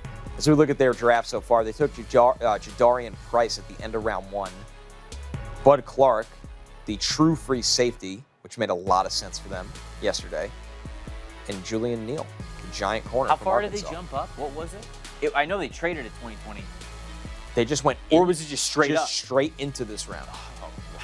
So they gave up a next year's 4 to pick here. So they just wanted more picks in this round or in this draft. Yeah. Interesting. Well, I mean, they only started the draft with 4 picks. So was this going to be? Well, what's their last pick? Actually, that's kind of funny because they're out. they're done after this, or after the next one. No, they do have 2 picks. Okay, because I think they made a trade earlier because they have this pick and then they do have 2 6th-round picks as well. I'm curious too if their thought process is, do they think they're going to get a comp pick next year to replace the pick they just traded? Maybe. I'm looking that up right now. Yeah, so that's Seattle. Wow, Bo Stevens is who they traded up for. That Scheme doesn't fit. shock me. We were looking at guard. Scheme Fit guard. Seattle, by the way, is expected to get back 3 5s and a 4 in the compensatory pick formula. So that's why they make the move and they go up and they get Bo Stevens here, Trev. Yeah, I don't love Bo Stevens in offensive line concepts that really want you to get downhill, but ones that want you to get left and right. I think Bo Stevens is great for it. I think he's a zone blocking scheme, offensive lineman to a T. I think he lacks kind of that overall leg drive and displacement strength against NFL level defensive tackles, but this is a great scheme for him. This is, even with Clint Kubiak not there, they're still going to run a lot of outside zone concepts. It's still going to be their bread and butter. I still think that he is a scheme fit for them. So I like this. It's an interesting value analysis with the trade from next year, but it's a good scheme fit. I'll give it a B-, especially since they think they're getting that back in a comp pick. Yeah, I'm going to give it a B+. I had a 4th-round grade on him, and they clearly thought the same as they went back into the top of round 5 to make sure they got him. They feel good about the comp picks they're going to get back next year, where they were okay trading a future 4th. You just nailed it. Scheme fit that gets after it in their run game, and they need a guy to compete at guard. You know, especially with Anthony Bradford there, it just feels like they want more competition in that role. Yeah. All right, we're rolling now. The Browns, the pick is in. They take Justin Jefferson, the linebacker from Alabama, who... The Vikings traded Justin Jefferson? The linebacker version goes in the draft. I liked him better than his teammate Deontay Lawson. I had this player at 124. I think this value is pretty good. He's smaller. He's 6'2", 223, almost a 39-inch vertical with sub 4.6 speed. He's got range. He plays with urgency. He's lighter, but there's no fear in this guy's game. I love the acceleration, especially as a blitzer. He's played on the kick coverage units. He's played on the punt coverage units. Perfect demeanor for a special teamer. Yes, he lacks size. He's an outlier there. Climbing and pulling linemen are going to get hands on him and give him problems, but for the Browns, they've done really well at linebacker over the years, especially later on. I'm going to give this pick an A-. There are other linebackers that I have ranked higher than Justin Jefferson, but specifically you mentioned the athleticism and how fast he plays. This is a team that is going to be missing Jeremiah Owusu-Koramoah, and we don't know if Jeremiah Owusu-Koramoah is going to play football again. Right. So that sort of role of having somebody to play in space with that speed, I'll give this a B+ here. Like I said, other linebackers that I have ahead of him, but I do actually really like this landing spot for him. I think it makes a ton of sense if you're not projecting that Owusu-Koramoah is going to be on your roster because of that neck injury that he suffered. The Browns right now are either taking the smallest players at their position group with the most athleticism, or like you said in free agency, bringing on the biggest players. No in between. They got bigger in free agency, and they want to get faster in the draft. Yep. I guess that's just the draft strategy. For Adam Schefter, the Raiders have acquired a 2026 5th-round pick. As we 150. said, So this is this pick here. 250 from the Saints in Right. exchange for a 2026 7th-round pick. That's 219. And Tyree Wilson arrives in the mail with the pick. Yeah. Yeah. We kind of talked about Tyree Wilson already. Yep. I'm sure we'll talk about him when. Well, speaking of those Raiders, they utilized this pick on their second safety of the draft from Arizona. They got Traden Stukes, who played the nickel from Arizona. They Okay. get Dalton Johnson, another safety from Arizona. It goes to show how talented this Arizona secondary was. The fifth-year senior, 5'11", 192, 4.41 wheels. This guy's got really good speed. Spent all 5 years at Arizona, filled the stat sheet in 2025, 4 picks, broke up 7 passes. He's a box slot hybrid to me, Trevor, undersized, but found his way around the football constantly. I like this move. I have no problem taking Traden Stukes as teammate. I'm going to give this one a B-. Yeah, safety was a big need for them, so I'm going to go with the B here for them as well. I think that they were going to add multiple safeties in this draft, and I think that they add a traditional safety here. Traden Stukes is more of that kind of nickel safety hybrid, but I think he's a good player, and like you mentioned, instinctually he's always around the ball. All right, get ready to fly, folks. Buckle up. The pick is in So as you say that, and then they're going to go to commercial, and we're going to do it. Yeah, of course. That's how it goes. The Panthers, you're 100% right, will hit a total wall. Pounders, you got Zaki Wheatley, the safety from Penn State. I'm shocked he's here. I think this guy has done a really good job handling a single high roll. He can play a split field role. I had a 3rd-round grade on Zaki Wheatley. I think he's a reliable player. He doesn't allow any yards after the catch. To me, this is just a really, really professional player in terms of his instincts, versatility. He diagnoses very well in front of him. He's got some ball skills. I'm going to give this one an A for the Panthers. They continue to strike value in their scouting department. Yeah, I'll give it a B+.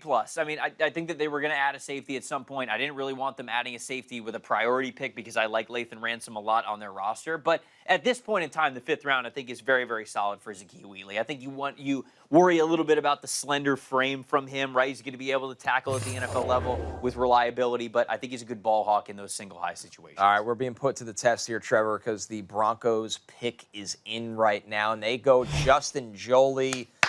One of our top guys available here, 6'3", 250. Let's go. Pass-catching tight end. He's a power slot to me. Great in contested catch scenarios. 11-13 in 2024, 8-14 in 2025. I love the ball skills. Able to find his way open a lot. His drop rate improved in 2025. This is an A- for me. This is another good value pick. Jolie was one of my favorite tight ends going into day 3 of the draft. Yeah, I like this prospect a lot. He's got the big hands. He's a reliable receiver. How many times do we talk about Eli Stowers for this team, right? They didn't have the opportunity to draft him, but here in the 5th round, you get Justin Joly.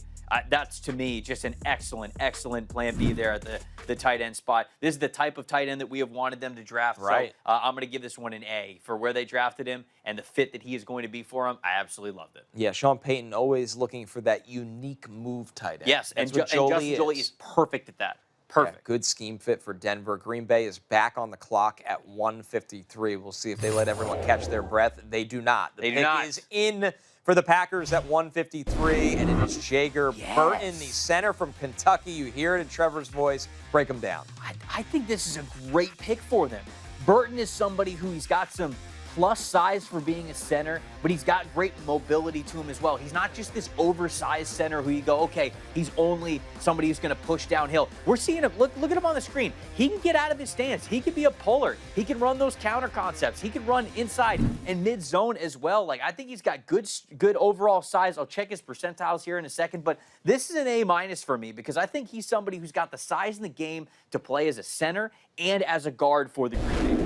47 starts across 4 seasons at center and guard. Decent athlete, Iron Man. He's got some size.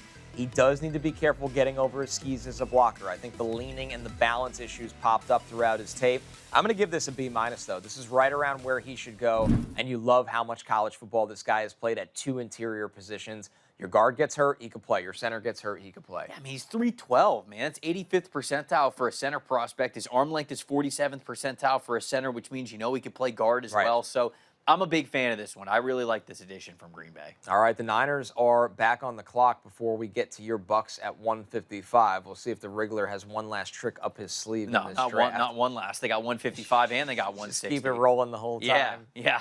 Mekhi Lemon got drafted the again. The Wriggler mobile was blank. The Niners at 154. I would love to see their draft if we ever get a little bit of a break here, because they've had one of the more polarizing drafts on consensus value compared to how they took guys, whether it's Kalen Black, Dazon Stribling. Kyle Shanahan is going to go with what he believes fits their team, as well as Romello Height, the DPR. Yeah, Carver Willis is the offensive Right, it's another lineman one. They added Grayson Halton to this team, Ephesians Prysock, and then it was Deshaun Stribling was their first pick that they made there at number 33. It's sort of just a San Francisco 49ers type of a draft where you go, hey, yeah, like that fit, like that player. John Lynch and Kyle Shanahan, they know what they're doing. And then you see a couple other picks and you go, all right, sure. But you trust what they've been able to do because they have one of the winningest franchises over the last, I would say, half decade. So, drafting and developing these guys is going to be really important. Kalen Black, I think, is going to be a big emphasis for them in pass protection. Now, whether you draft a pass-protecting running back at number 90, I think that the value for that is up for debate a little bit. But Stribling, I like him as a vertical threat, especially with a big-game hunter type of quarterback like Brock Purdy. Carver Willis, I see him as more of an interior offensive lineman, but a really great scheme and style fit as more of that zone-blocking scheme type of an offensive lineman. And then Prysock, I do like in this defense and what he could bring as a potential press coverage guy. Hey, I got to say it here, right? When you look at the Niners in this situation, I get it. Mac Jones still has a year left on his contract. They drafted Curtis Rourke recently. I'd love to see Garrett Nussmeier go to this system. You're saying it. I don't think they're going to do it. I don't know if they're going to do it. I don't think they're going to do it. Mac Jones has been getting a lot of trade calls this offseason. Yeah, and they had set a very high price for him. Absolutely not. Purdy gets hurt. Yeah. San Francisco is basically been like, yeah, please hold. They put him on elevator music, and that's it. They Enjoy don't touch, this. They don't touch the Yeah, phone you like again. the sound of that? That is how it has been essentially reported of the zero interest that they have in moving Mac Jones from their team. But I think that's a good call out. That would be getting I don't think ahead. they're going to do it, but No, I don't think they're going to do it either, but it would be really interesting. I don't think it would be crazy if they doubled up on offensive line. They really should dip into this tight end class at some point. You got George Kittle off the big injury. Right. They always love to play two tight ends. They got Jake Tonjes. Right. He's going to be starting for them week one. He had to hold it down when Kittle was hurt anyway. Oh, Jack Endries. Wouldn't mind Jack Endries would fit. Royer would fit. Riley Nolkowski is, that would be the new Juszczyk. Correct. Right. Thinking it right away. Juszczyk is still there, right? Yeah, he's still there. Oh, okay. He's 34 now. Shout out to my guy Kyle Juszczyk. No disrespect. Yeah, how long can you play fullback? Forever. Can you? With the amount of protein Juszczyk ingest? With modern day protein science, I mean, yeah, you could basically just wake up and ingest that protein. straight into your blood, in your veins. Everyone's like, thank God the pick is in. These idiots. The Niners have made their pick, and they go Jaden Duggar from Louisiana. Okay. This is the first player that did not make my big board taken in this year's draft. So Jaden Duggar from Louisiana. The Niners are on peak surprise pick mode right now. I hate this pick simply because they drafted Nick Martin last year, sort of around this same range. And Bethune was good. And Nick Martin couldn't get on the field for them when they had multiple linebacker injuries. Now, maybe they're just like, hey, Nick Martin, that experiment is over. Right. They might be operating just from the linebacker and running back, it's the same philosophy. We'll get you guys in camp, and then we'll know immediately whether or not you could play for us. And maybe it was a very quick okay, yeah, this guy can't play for us. And I don't mean to be overly harsh on Duggar, who obviously has the opportunity to work with a really good linebacker group there. But I don't hate it because of who Duggar is as a player. I hate it because I just don't like the draft strategy that it feels like the Niners have every year. It feels like they're just kind of wasting certain picks for them. Yeah, I'm with you. Yeah. No, it's a D for me. Wasn't on the board, Yeah, and I just don't like the asset allocation at all. Actually, this is an F for me because of the value of the pick, and there's too many. There's too many linebackers that I would have taken over Duggar. Way too many. That were better athletes and better project picks. Yes. But they typically have done this. They've struck big at times. They've missed big at times. Yeah, no, it's we'll true. see how this one goes. It's true. Your Bucks have done it again, and I'm not even being sarcastic. DeMonte Capehart was one of my favorite interior defensive linemen left on the board. Listen, you want to keep his snap count low, but but he's rugged. He plays with power at nose. He's a good rotational run defender when Vita Vea needs a little bit of a blow. Capehart, for me, is an A- pick for your Bucks to keep cleaning up. Yeah, he is, yeah, he's done it again. Yeah, he is, baby. We got another pick here for the Indianapolis You take George Colts. Gums. George Gums, who I think you like a lot just as an overall athlete. Like somebody who, okay, he wasn't a constant starter for Florida, but you look at the athlete that he is. I mean, he makes contact with you and you feel it, man. I mean, like he will knock you back with those speed to power moves. He's got great explosiveness, as you're seeing right here on the screen, with how he can flow to the ball as that outside linebacker type of player. So, this is the range I like, George. Me too. Gums. Fifth round, great. You're taking a chance on an athlete. Maybe he develops for you as an edge rusher. So this is a great spot for George Gums, who I think just really needs to continue to take steps forward in the anticipation part. He's a fascinating project pass rusher because a few years ago he was a pass catcher. So you're just betting on the tools to draft and stash him. I'd give the Gums pick. Once again, I agree with you. It's right where I had him, a B+.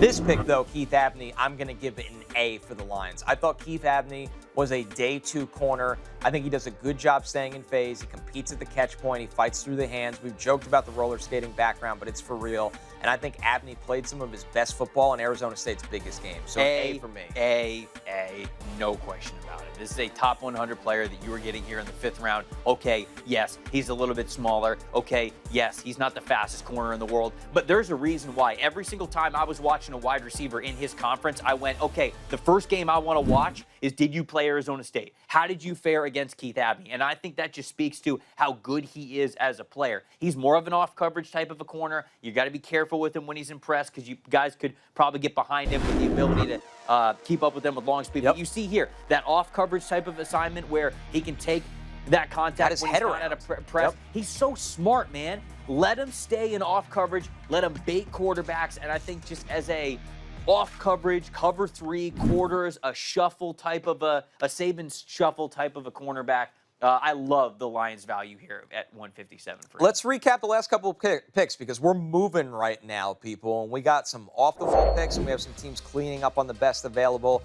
Zaki Wheatley went to the Panthers. Justin Joly to the Broncos. Jager Burton, a guard center, to the Packers. Jaden Duggar, a surprise linebacker pick from Louisiana, to the Niners. DeMonte Capehart, that rotational nose tackle, to the Bucks.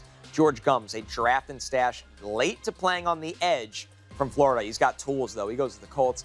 Keith Abney, one of the best value picks of the day for the Lions at corner at pick 157. Yeah, the one that we really didn't touch on too much there was the DeMonte Capehart pick, and I just think that you're even higher on him than I am when it comes to the overall big board. But somebody who was around Clemson's program for, 6 years? I mean, he was there quite a long time, was never a full-time starter for them, but he showed at the Combine he's got some extra juice in there to go along with a really nice frame. So I think that he can play nose at times for you. He can play that 3-4 defensive end role as a 4 and a 4-eye technique. This is the type of depth defensive lineman that the Buccaneers really wanted to get. Todd Bowles talked at the Combine when he was at the podium. He said, we need to get bigger, we need to get tougher. And I think that's a DeMonte Capehart type of a pick there for them at 155. All right, the pace is picked up. The Dolphins have made a lot of picks in this draft. They are back on the clock from a trade at 158, a previous trade they made as well. So, man, the Niners have done some weird stuff in this draft. I mean, it's just a very Niners draft. Yeah,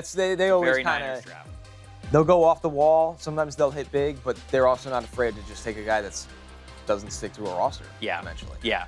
And unfortunately, too quickly. That's that's something that if I were to criticize sort of the process is, I feel again like you're drafting Jaden Duggar, who he's got decent athleticism to him, right? He can be fast to the football, he can fly to the football, but you picked that player in Nick Martin last year. Yeah. So are you already just saying, nope, he's totally out of our plans? We don't need him anymore, because I feel like these guys, there's some redundancy there, but maybe they think he's a special teams ace. Maybe they really wanted depth at linebacker. So there's reasons, but when you make these kind of picks every year, I start to question it. All right, the pick is in for the Dolphins. They go Michael Taft, the safety from Texas. This is a really, really nice pick for the Dolphins here in Taft. He's somebody who played a lot of football for that Texas program. He chose to walk on at Texas instead of taking a scholarship from Rice. That was back in 2021. 3-year starter. He's undersized. He's more of an average athlete than a good one. He will get beat to the sideline in the run game, but he's smart. He's a split field safety, and he's so responsible in zone coverage, Trevor, for me. I'm looking at him where I had Taft on the big board. He ended up 174, so this is right where I expected him. I'm going to give this one a B. Yeah, I'll give it a B as well. Like you said, he's where he needs to be. He's somebody who's from Austin, Texas, so the hometown kid stayed in Austin, walked on with the long arms. Very cool story there. And I actually like him as a depth player for the Miami Dolphins, who we knew they were going to have multiple secondary additions in this draft. All right, reminder to everybody, we are picking up the pace to keep up with the draft. Shout out to the over 28,000 of you watching day 3 of the draft with Trevor and I here at Bleacher Report. We love you guys. And clearly you love the draft just as much as us because we are still in the 5th round and everybody is on the edge of their seat. We are starting to fly here with some of these picks. Vikings are on the clock. We know they are currently operating without a true GM. The coaching staff has had control of this draft. Yeah. I think Brian Flores has done some really good things pounding the table for his defense. Do you think they're like flipping a coin? Like, you get to go, you get to go? No, like who gets to pick this one? And, you're just flipping the coin? Knowing an NFL room, they're playing some kind of intense game Some to decide sort of game? it. Yeah. Just an insanely... Higher, lower cards. Oh, yeah. You're playing just like war, like the card game. Each staff on each side. Eruption. Dude, see... We're getting Caleb back. This is what we really need in the war rooms. This is what we have the cameras in the war rooms Content idea for you, Minnesota. Yeah, you're playing that. It's just like, boom. All right, like a jack of clubs comes out, and everybody's like, whoa, that's crap. And then a king comes out, and what? The room's going nuts. We're getting big citrus instead of a wide receiver. Yeah, it's just... Unbelievable. The coaching staff's starting to get split. There's flipping the bird. Fights are breaking out. Right. Absolute turmoil. All right, the Vikings have finally let us all breathe at 159. Curious to see what they do here. And before we get back to the Wrigglers Bucks, who, if there's a best available player, they take him. The Vikings pick is in, and it is. Drum roll. Come on. Who do we got? Max Bredesen, the fullback Let's go, Michigan. baby. Fullback nation, stand up Let's go. Bredesen We're getting a goes fullback in the top 5th 160? round. Oh, my goodness. Listen, 2-time team captain. He's played fullback. He's lined up at H-back. He's lined up at tight end. Very little receiving production. High-effort blocker. He's tough. He plays hard. Not a lot of NFL teams roster this kind of player anymore, Trevor, which is why I had Bredesen at 315 on the big board. So, listen, I love this position. I hate to see it dying out in the NFL. For that, I'll give it a curve of a C-. But I am surprised how early this is. Vikings played the 12th most snaps with multiple backs in the backfield last season. So it is a scheme fit here. What did you give it? What'd you give it? I gave it a C-. No, I gotta be higher than you on a fullback. Yeah. I gotta support the fullbacks here. I'll go with the C. I'll go with the regular C here. You're right. I would have Nowakowski. I like Jared Kanak as well from Oklahoma. Right. Different player. I think Bredesen's a stronger, a guy who could block. Still in that mold. Yes. Yeah. All right, the pick is in, and the Wriggler has done it again. No, baby. The Wriggler has done it again. Jason Light's pitching a no-hitter right now. This is ridiculous. He's Billy pitching Stroud. a no-hitter. The Notre Dame guard, Billy Stroud, who was in my top 75, I believe. In the 5th round. He is a starter. If he's healthy, he is a starter. This is an A-plus pick for the Bucs. Billy Stroud will be starting at some point in his NFL career on their offensive line. I love the upside of this guy when he's on the field. Yeah, this is perfect for me. I think that this is a perfect scheme fit. You're getting great value for him. This is once again an A for me for Jason Light and that staff there for the Tampa Bay Buccaneers. We knew that there was going to be an offensive line addition at some point. There was even talk of Vega Ioane in the 1st round. Yeah, a little bit. That ended up being the best option for them. But you get Billy Stroud here in the 5th round. I mean, come on. Dude, he's pitching a no-hitter. He's pitching a no-hitter right now. Best available, this is a mine. Shutout, Best available, no-hitter. Oh, man. Billy Shout Stroud out to to the Jason Bucs. Light. If Jason Light's not in your top 3 general managers list, the list is wrong. All right, we got a trade alert. The Chiefs are sending pick 169 and 210 to the Steelers for 161 and 249. So they wanted to move up 8 spots in this draft. I wonder what they have up their sleeve here as we look at what the Chiefs have done. This is kind of an interesting move at this point in the draft. Let's see, what do we got here from the Chiefs? Pull up the Chiefs roster. What's their draft haul here? They took Mansour Delane, of course. Yep. Trade up. Of course. Peter Woods and R. Mason Thomas and Jane. So they've gone all defense. These are fan favorites. Well, this has to be offense here. Yeah. They've taken 2 corners and they've taken 2 front 4 players. They got a field stretching type of a wide receiver? Like Jeff Caldwell. Jeff Caldwell comes to mind right away. As the pick is in for the Chiefs, we'll see if they do go offense. It makes a lot of sense. And they do. And they go with one of my best available players in Emmett Johnson, a massive breakout player for Nebraska this year. Emmett Johnson was RB3 for me, player 82 on the big board, because I love the route tree. He's good in the receiving game. He should be able to get on the field as a pass catcher for Patrick Mahomes. I know he didn't test well, but he's a make-you-miss runner. 89th percentile missed tackles forced per reception. He forced 20 missed tackles on 46 catches.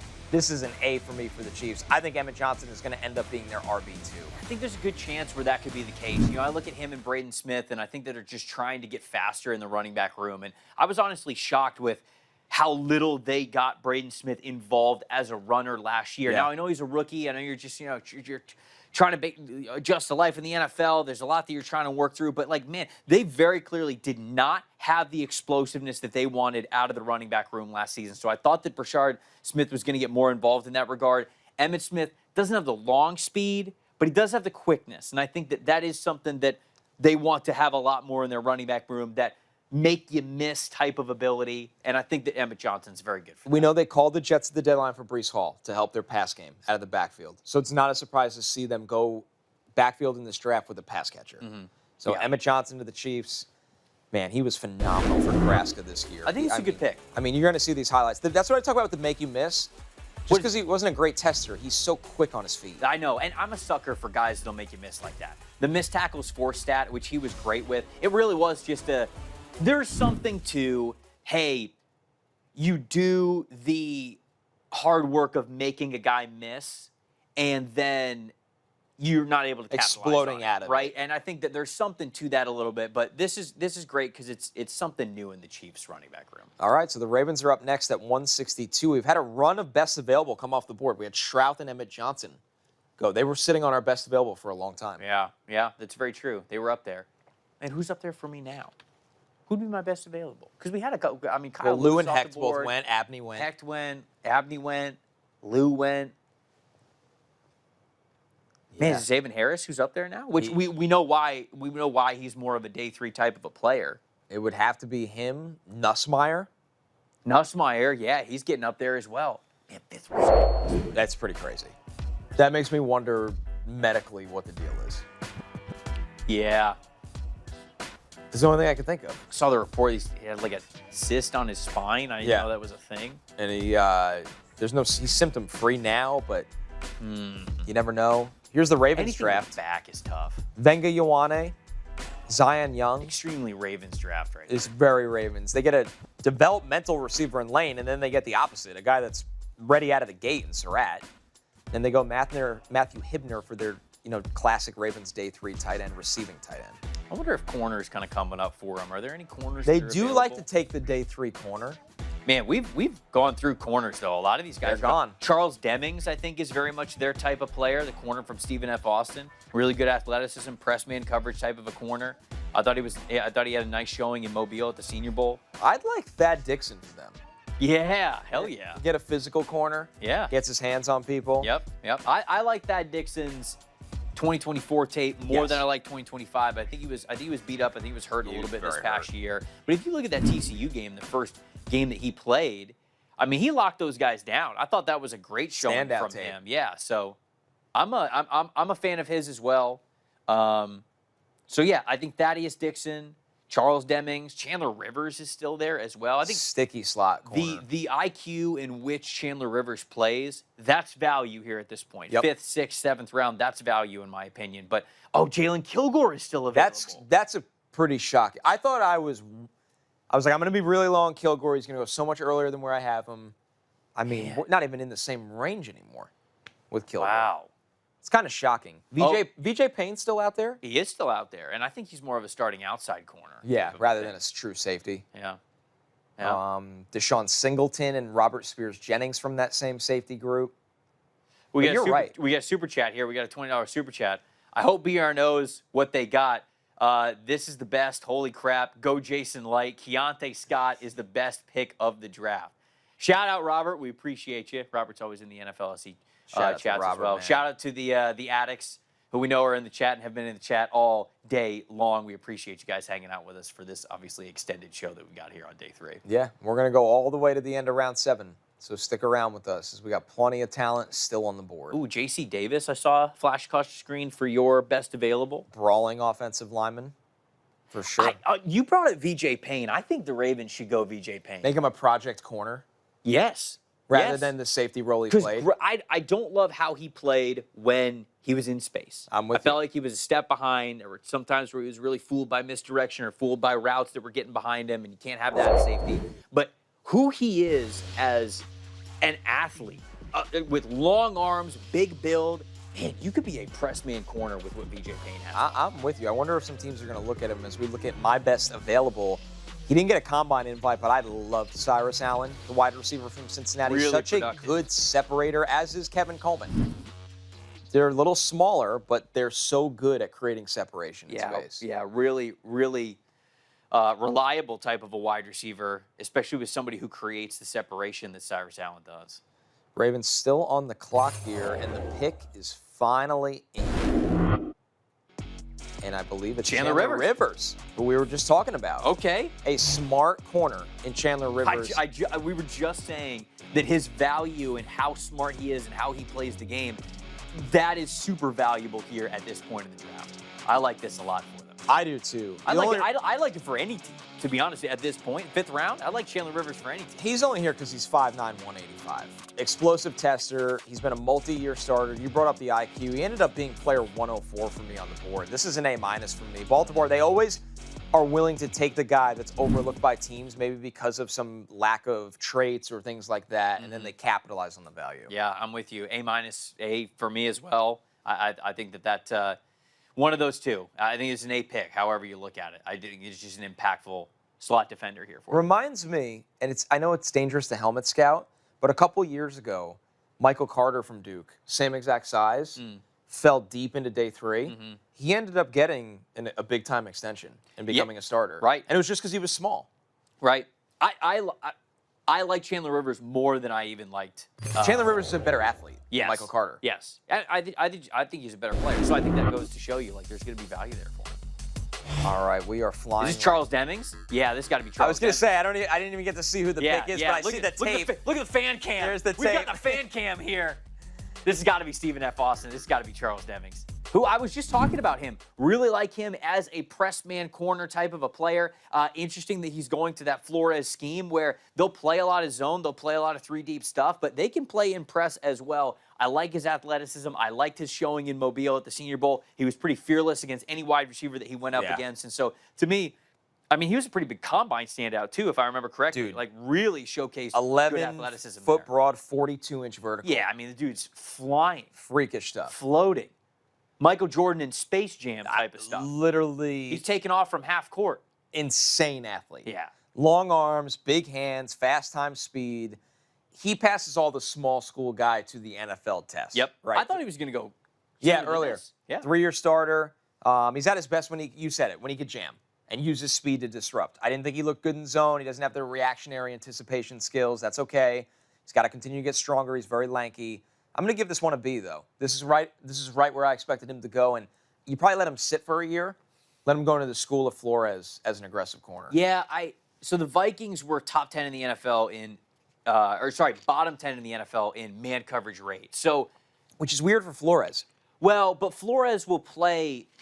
But what Flores wants to do is he wants to allocate a million resources potentially to affect the quarterback. His and pressure blitz. schemes. So then you're just in off coverage and you're in more like true deep cover 3, true deep quarter, something like that. So it's an interesting fit there for him. But yeah, I think the B range makes sense for him. I'll give this one a B because I do like him getting to work with Flores there. All right, I forgot about my nice little controller here. Got to flash that B on the screen. Yeah, you got to remember. I want to get to a super chat while we're waiting here because I saw a really nice one come across. This is from Jacob Wayne. Are you controlling this bad boy? No, I'm watching on YouTube like everyone else. Love your guys' passion for the draft. Been listening to your podcast for years. Best in the business. Currently studying for law school finals. Listening to the stream. Love Jonah Coleman and Justin Jolie for my Broncos. Keep it rolling, gents. Thank you, Jacob Wayne. You're the best. Excellent picks for your Broncos. Yeah. Thank you, Jacob. good luck on Let's your ride. studies for law school. I've had some friends and family who've gone the law school route, and anytime that they're studying for like the bar or something, I'll be like, hey man, let's hang out this weekend. And they're like, nah, I can't. I don't leave the house. I got to study for 7 hours. And I'm just like, all right, lock in. All right, I respect it. Meanwhile, you and I talk about round 5 for a living. Wouldn't have it any other way. Life like this sure is sweet. Yeah, it is. Especially on days like today when we get to talk about It's a beauty. prospect 164 who's Yeah. about to go to James Gladstone. What's James Gladstone going to do here? When you saw the Stephen F. Austin tape, you almost jumped out of your chair. I knew it. I knew it. The fan cam. That was it. James Gladstone is minus 110 right now to take a player I didn't rank in my top 335. I know, man. He might be minus money for that. What's Gladstone cooking? What's the most unhinged pick he can make? What's Gladstone cooking? Is it a filet or is it a TV dinner? He's been up and down. But let's see. The pick is in, and no. The Not suspense is killing me. Tanner Koziel, Oh, the pass-catching tight end nice. from Houston. Kind of a basketball player feel with Tanner Koziel, how he plays tight end. It is, and I think that, so people might be like, hold on. Drags fans might say, we drafted Nate Borkircher, and now we're drafting this guy as well. Totally different. Totally different players. Nate Borkircher is much more of an on-the-line of scrimmage type of a tight end that's going to allow you to get in multi-tight end personnel sets when Brenton Strange is healthy. Tanner Koziel is going to be a slot or X type of a receiving tight end because he is, how tall? 6'7". He is 6'7", and he is somebody who above the rim stuff, right? The red zone opportunities. That's why you draft a player like this for that sort of specialization. Yeah, he's a jump ball specialist. Total developmental phase as a blocker. I wouldn't even put him on the line of scrimmage as a Y. No. Like Big you slot said, or power X slot. A little earlier than I expected, but I know people like the ball skills. I'm going to give this one a C. Yeah, for me. I know he's a Senior Bowl guy, though, which always helps. Yeah. And you're going to see the ball skills here. Really, the body control is it. I'm giving this one a B. Yeah, you like this one more than Borkircher. Yeah, I did have Borkircher higher than him. Well, even though they took him in the second round. I like it better than Borkircher, and I'm not saying that I like Tanner Koziel more than I liked Borkircher the player, but you're taking one of them in the 50s and you're taking the other one here at 164. But I do like this as sort of a compliment to the room. I like that the Jags are really emphasizing on the tight end position. I just didn't think that they would do that with one pick in the 50s. Tanner Koziel, 6'6" and 8/8 inches. They got Hunter Long as well, but let's face it. The 3 tight ends that are going to play the most for Jacksonville next year, Brenton Strange, Nate Borkircher, Tanner Koziel. Probably. I think those are the 3 tight ends that are playing the most for them. So anytime that you get that type of value here at 164, I feel pretty good about it. Yeah. You talked about it yesterday. When Strange got hurt, it did change their offense. He is such an underrated player in this league. The Titans are back on the clock. They could really kind of started things off with a bang when they surprised everybody with Carnell Tate as the 4th overall pick in the draft. It's true. And the pick is in for Tennessee at pick 165. Robert Saleh's Titans go with Nicholas Singleton, the Penn State running back drafted ahead of his teammate Katron Allen. Much different player with Singleton. I like him in space and pass protection.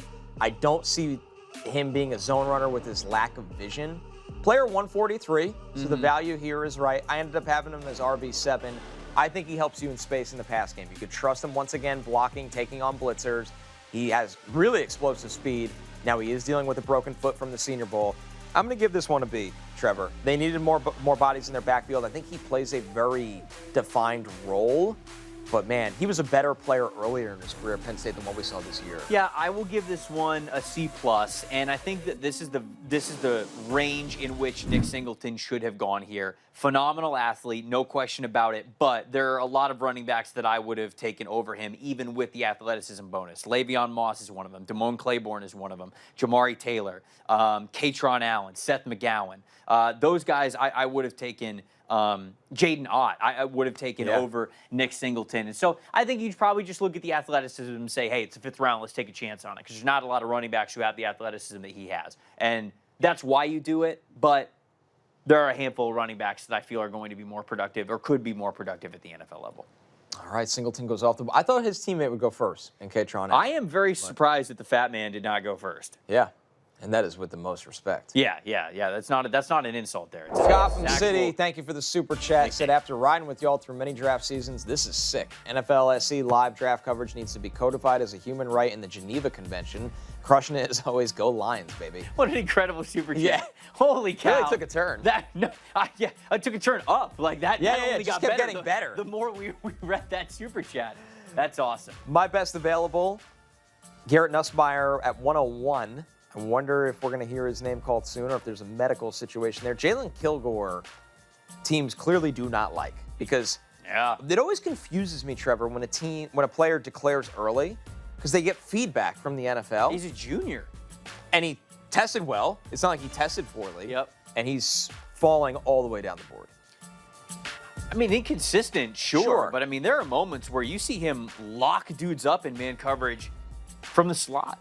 And I think right. that's just so valuable. We talked about this when we talked about Caleb Downs, right? How just the NFL just doesn't value a lot of these guys right now. Yeah. And the more that these teams are drafting these tight ends, I feel like the more they're going to be willing to draft these types of players that can cover them in man coverage. So I know the consistency's not quite there for them, but yeah, I'm very surprised to see Jalen Kilgore on the board there. You had a guy who, we haven't talked about Brian Parker yet, but he showed up in your best 10 available there. The offensive lineman from Duke. I think he could play at center. He could play at guard. He played at left tackle for Duke, but I think he's more of an interior offensive lineman. He's going to go pretty quickly here, I think. All right, the pick is in for the Bears, and they go with your guy, Keyshawn Elliott at linebacker, Trevor. I know you like this player a lot. Yeah, I mean, I think he's just such a smart, steady linebacker in the middle. He does a lot of great stuff when it comes to diagnosing the run game. He's always where he needs to be. He plays pretty physical, but he's a little bit smaller, right? And I think that impacts a couple of things, right? How he can take on blocks, how he's going to get off blocks, the stride length that he has to really be able to close on ball carriers. All of that is going to be maybe below the 50th percentile when you talk about NFL caliber linebackers,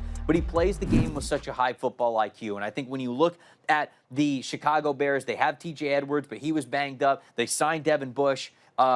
They lost Tremaine Edmonds, but they needed somebody who I think could be that next linebacker in there. And I think Keyshawn Elliott gives you a higher floor from your backup linebacker, so I'm a fan of getting him here. I had him at 167. He goes 166. This is right in the range I kind of, you love when a plan comes together. You really do. The splash play production was great this year. You had the 14 TFLs. Yep. When he sees it, he can blow plays up. I think he gets caught with way too much hand fighting at the second level against climbing and pulling blockers. But when he sees things, as you see the range right there, he really, really blows up plays. And I think he's smooth flowing in the A gap and the B gap as a true downhill linebacker. I'm going to give that one a B. Right where I thought he'd go. I think he provides depth at middle linebacker for you. And they need more run defense first kinds of players. That's what he provides. The chat is shouting this out, and I'll give this a B- here. I like Keyshawn Elliott. Obviously, I talked a little bit about the things that I like about him, but we are 6 selections into the Bears draft, and they do not have a defensive lineman. Yeah, and Tim Keenan was sitting right there. Yeah, it's a good call. It's a good call. It would definitely hurt this grade for me if they don't. Who's left at edge rush? Man, you think of like Max Llewellyn? Oh yeah, that comes to mind. Mason Rieger. Mason Rieger's, yeah, he's going to be, I think he's close to next off the board. Nadeem Tucker, Aiden Hubbard, Caden Curry, Quintavious Hutchins, who I actually liked Quintavious Hutchins when I was watching him at the Senior Bowl. Mikhail Kamara, Tyreek Sapp. Michael Heldman from Central Michigan will probably get drafted today. Very small school guy with crazy production, tested pretty well. You might hear his name come off the board. Bills have back-to-back picks here, by the way. They have, it looks like did the Lions move in? Okay, so the Bills are going to make the pick at 167. The Lions have moved into 168. So Trader Bean keeps rolling there in Buffalo. So the Bills went Skylar Bell recently, which was a great value. Yeah. I'm fascinated to see how Jim Leonard kind of changes their style of defender. TJ Parker. I think it's gonna be a lot more in your face. Well, then VJ Payne would be that. I'm with project corner you're talking about. Now they took Davison Igbinosun, but you could take another one, right? When we talked about Davison Igbinosun coming off the board for Buffalo, we went, okay, maybe some corners that we like a little bit more than him, but you're changing scheme. And for the last however long Sean McDermott was there, you were drafting guys that were off-zone coverage corners because Sean McDermott was a quarters coverage type of a defense guy. It was all they were different very zones. Two high safeties, Yeah. just more zone coverage stuff. And Leonard, I think, is going to play more aggressive. I think the corners are going to play a little bit more aggressive. I think the safety rotation is going to be a little bit more aggressive. I think how versatile they're going to be in their fronts is going to be more aggressive. So you've got to draft players that have the athleticism, the explosiveness, the length to be able to play on the line of scrimmage and press. And I think that B.J. Payne could be a good pick for them. I agree with that. It's a good shout out by you. Thank you. He falls into that. Deshaun Singleton from Nebraska is really interesting to me. 6'3", 205, 33-inch arms. If you're looking for a bigger safety, somebody that, to me, just can really bang in the box.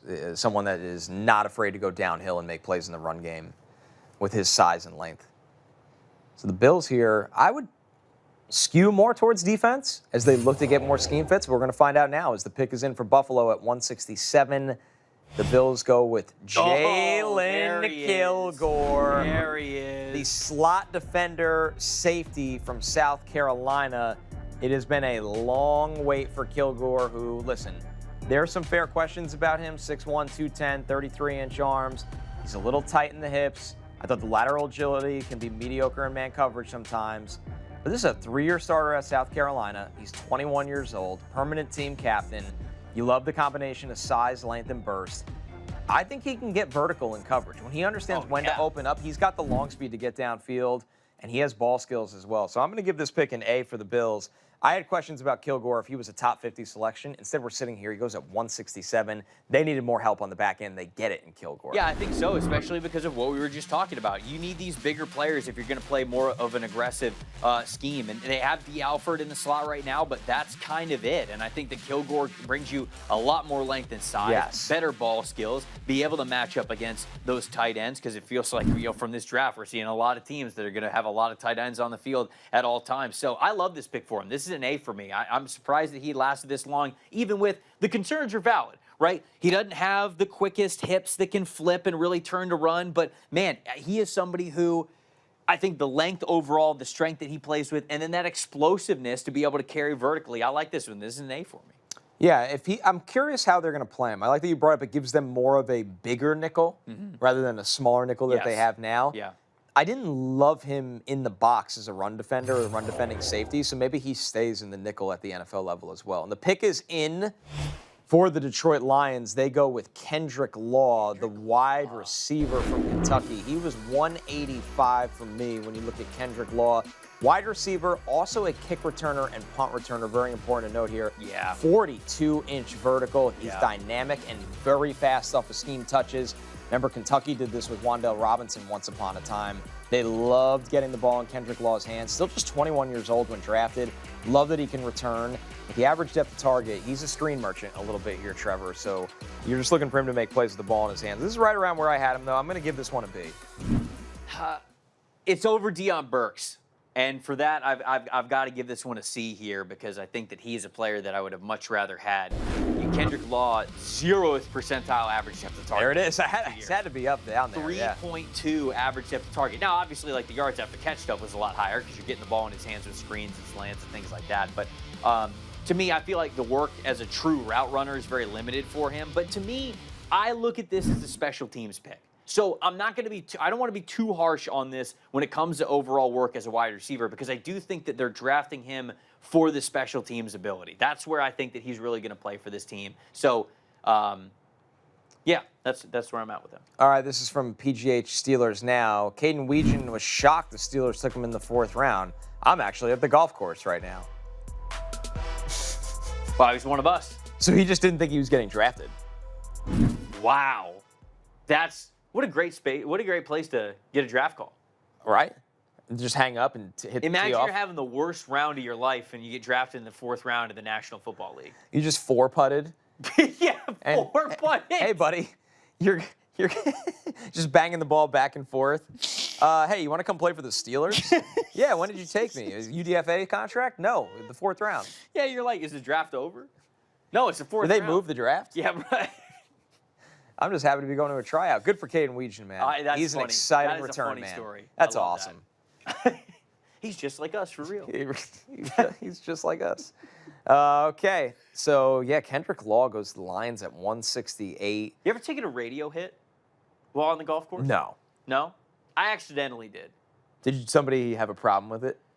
No, they didn't know. Okay, good. Which is good. I played it off very well, but like somebody called me and I was on the golf course and I totally forgot that I had the radio. Got it. hit. So I got to do this. So then it's like, yeah, okay, I gotta do this. Yeah. So I tried to play it off as well as I possibly could here. The pick is in. Riley Nowakowski. Nice. Of course, Trevor. Fullbacks, baby. Of course, Trevor. Wait, who took him? The Steelers, I believe. That's what I saw on our screen. I want to double check that in a second. But Riley Nowakowski, tight end, fullback, H-back, gritty blocker. You're going to see his lead blocking skills here, or the ability to take the fullback dive. I loved what this guy did in Indiana's offense. Fernando Mendoza looked his way in some really, really big spots. So Nowakowski is kind of a heart and soul player on their offense. Asked to do a little bit of everything. And yes, the Steelers at 169 take him. I had him on the board. I liked his blocking skills a lot in this draft at 161. This is a B+ for me. And this is such a classic. Steelers can do everything from fullback to H-back to tight end. It's a B+. Yeah, I love the versatility that he brings to the table. I mean, you've got a tight end room that's versatile already, sort of in Darnell Washington, who's sort of like an offensive lineman / tight end. Pat Freiermuth is more of the receiving tight end. And now you have a true Swiss Army knife type of a player that can play in the backfield for you. He can play as a lead blocker at fullback. He could play off the line of scrimmage in split zone running assignments, going behind the line of scrimmage. Right. And then, yeah, I mean, you know, you could run a little Y leak with him and have him catch some passes out of the backfield as well. So I like this, man. I'll give this a B as well. We'll give the fullbacks and tight ends some love there. All right, the Browns are on the clock at 170, and I think the picks are continuing to roll in here. The pick is in for the Browns, and they are looking to add to their tight end room that has Harold Fannin. They go with Joe Royer, who's been highly productive at Cincinnati. They kind of double up as pass-catching tight end here. Joe Royer, man, this is someone to me, pretty natural hands, no drops in 2025. Good contact balance with the ball in his hands. I'm fascinated to see the usage between him and Fannin. I'm going to give this one a B-. I think they overlap a little bit, but with the amount of 12 personnel we're seeing in the league and Monken coming from Baltimore, where they use a lot of that, yeah. I had Royer a little after this range, but not very far off. I'm going to give it a C. I would have much rather them address the blocking tight end on the line of scrimmage there. Low moving costs, which the chat is correctly shouting out. I think he's a natural wide receiver.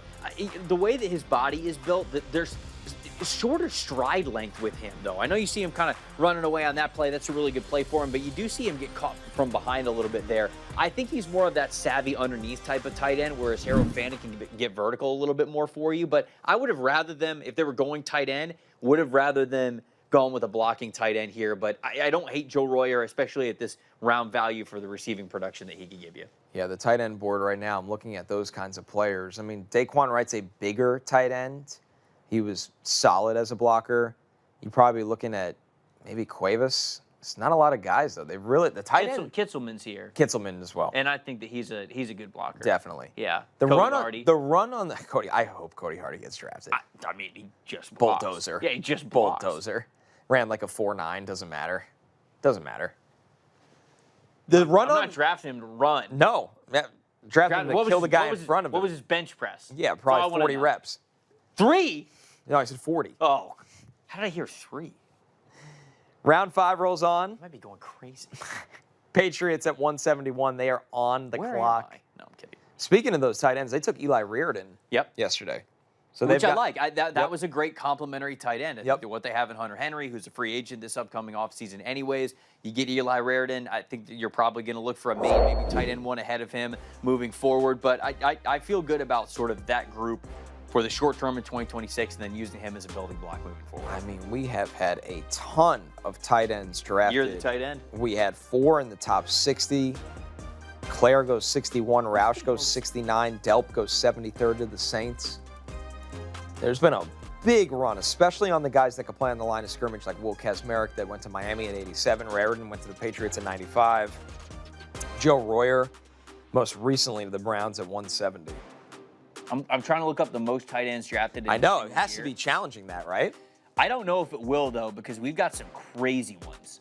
They don't often go as early as they did in this draft, but like 2022 had 18 get drafted. All right, the pick is in for New England. 2015 had 19. That's wild. I wonder if we get there today. The recap here. Okay, so the Patriots take Karan Prunty, Okay. corner from Wake Forest, another guy that did not make my big board, my top 335. Yeah. So Patriots going off the wall with this pick. Now you look at the pro day, really good athleticism for a 6'1.5" corner. He ran a 4.45. More importantly, the 6.823 cone. So I think they like the athletic profile of this player from Wake. Man, I did not scout this player, so this is somebody that I don't have a This full is a report on. surprise. I'm looking at just sort of like reading stuff on his bio, though. I see when he was at Kansas in 2020, so he's an older player, right? He's been there for a while. Yeah. He was a true freshman All-American, so he had 10 passes defended that season. So really productive as a freshman. Left the program, sat out in 2021, landed at North Carolina A&T. Right. Okay, so he was at North Carolina A&T, started 12 games there, 11 games in 2023, 12 games in 2024, and then he transfers over to Wake Forest there. So very clearly, the league thinks pretty highly of him to draft him here at 171. Yeah, and somebody that I would imagine this is in more of an analytics department pick based on the athleticism and the fact that, PFF had him as the number 12 coverage corner in the country this year. Sure. So leaning more into that side of it from New England here. We know Elliott Wolf, he doesn't mind dipping into that background, and I would imagine he is running the New England draft today. Yeah. So I'm a little surprised to see a player like this go in the 5th round where there's a lot of more notable talent, especially somebody that's been in college football since 2020. But the Patriots, we've seen them go off the wall before. But by the way, I'm still looking at draft classes where a lot of tight ends went. 20 tight ends got drafted in 2010. Okay, 20. so this year might not challenge. No. 2009, it was 20 again. Yeah, because that was the standard back then. The standard is the standard. All right. There were 24 drafted in 2002.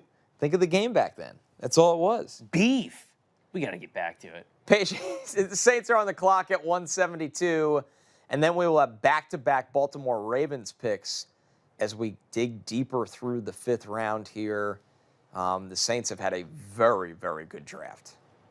They've hit on a lot of different needs. I just love the Christian Miller edition for them. It's huge. Obviously, Jordan Tyson at the very top, but I think Christian Miller is like the underreported, under-talked about pick that's just going to be such a difference maker for them.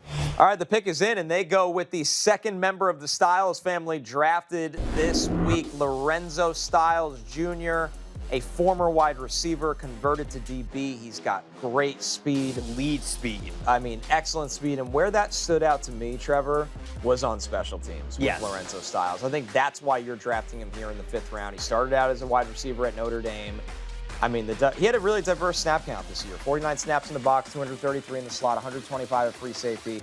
But I loved watching his tape covering both punts and kicks. So you get a special teams ace in this spot. They played at a big-time program. I'm going to give this one a C+. Obviously, you'd like a player with a little bit more upside, but he's going to stick on this roster, and I think he'll help their kick and punt coverage team. Yeah, this is about the time when we start to talk about guys who are special teams locks, these guys who are special team studs, and I think that that's the case here with Styles. It's all speed with him. It's all athleticism. He's going to be a gunner for you. He's going to be somebody who's going to be able to get down the field and make a big difference on punt coverage, but yeah, I think that that's why you make this pick here in the 5th round. I'll give it Magic 8 ball. I'll give it a B-. You know what? Why not? Okay. Why not? I'll go with a B- here. Good bloodlines. That is true. Styles family. That is true. That is true. No. And maybe you're planting the seed, for like, hey, if things don't happen to go well in Washington, it was like Quinnen Williams and his brother. It was like, yeah, we can team up. If things don't go well for you, why don't you come or the over other here? way around. Right. That's what I'm saying. So a new brother tandem enters the NFL. Congratulations to the Styles family. That is a really cool moment. The Ravens on the clock. Back to back. What is DeCosta cooking? Do you think they'll be cowards about it and trade out of one of these? No, I think DeCosta's been born for this moment. All right, good. They accumulate more compensatory picks that are on day 3 where they live in the mud of day 3. Good. The Ravens. So pick 173. Yeah, where are we at here with the Ravens? They've gotten some really good value in this draft. I believe Matthew Hibner was their last pick. That was the tight end from Was that SMU. one their last one? Let's see. Yeah, right? No, Chandler Rivers. And they took Chandler Rivers today. Yeah. The corner from Duke. Such a Ravens draft that we have here. Vega Ioane, Zion Young, Jacoby Lane, and Elijah Surratt, who I actually like Surratt more than Jacoby Yeah, me Lane. too. You get Hibner, so maybe they just felt left out, the tight end party. I want in on We this. got to draft one of these guys. Somebody give me a name. The guy was like, I went to SMU. Why don't we draft Matthew Hibner here? So What do getting in on the tight end run? What do you think about some running back depth? Derrick Yeah. Henry, Yeah, because they don't have. Justice Hill. Yeah, they don't have Keaton Mitchell anymore. No. And running backs, there's good running backs to be had. New Keaton Mitchell, Damon Claiborne. Damon Claiborne would just be, New Keaton Mitchell. Yeah. You give him the same number. You are now my new Keaton Mitchell. Yeah, yeah. essentially, Just that's keep what- the jersey. Don't even same- take the name off the same back. Locker. Yeah. Same locker. Yep. Yeah. I think that would be actually pretty ideal for them. I wonder when Jaden Knott, Le'Veon Moss, I wonder when those guys are going to get off the board, because I think those are really talented players, but clearly, the league does not really care about this running back class. No, they're totally punted. on the They've entire totally thing. punted on it. I mean, I thought Fat Man, Katron Allen, was one of the more, you know exactly what you're getting guys. You got him at 105. I mean, I think I had him at 111. And he's just sitting here, waiting. He's not playing. He's not playing golf. No, he's not. He's If you- if you I was weren't- supposed to get drafted. If you weren't going to get drafted until the 5th round, at least let the guy go out and play 9. Oh, man. All right. While we're waiting for the Ravens to make their back-to-back picks, we got some more action in the chat. Oh, what do we got? Who is this one from? Is this Mike? I'd like to take this full at some point. I lost my super chats on my laptop. But, Oh, Mike? listening from the UK. International, baby. Oh, man. While walking the dog, the only podcast I listened to through the year for college/draft coverage. Awesome work, guys. Shout out to you. Appreciate it. We appreciate it, the love. All right, the pick is in, the first one for the Ravens, and they go tight end again. Joshua Cuevas from Alabama. They love doing this. And the Remember? league's drafting these guys. Just give me a name. Didn't DaCosta take Kohler and Likely in the same draft? I think so. So he's doing that again with Yeah. Hibner Now and Cuevas. it's funny because I actually like Josh Cuevas quite a bit. Yeah. And the wide receiver combinations that they have picked, where it's Jacoby Lane and Elijah Surratt, I would have taken Elijah Surratt over Jacoby Lane. And for the tight ends, they take Matthew Hibner. Now they take Josh Cuevas. I would have taken Josh Cuevas over Matthew Hibner. I think that Josh Cuevas I would have too. is He was underrated. higher in my rankings. Correct, Cuevas? Yeah, I had Hibner as tight end 20, Cuevas as 17. I think he's underrated.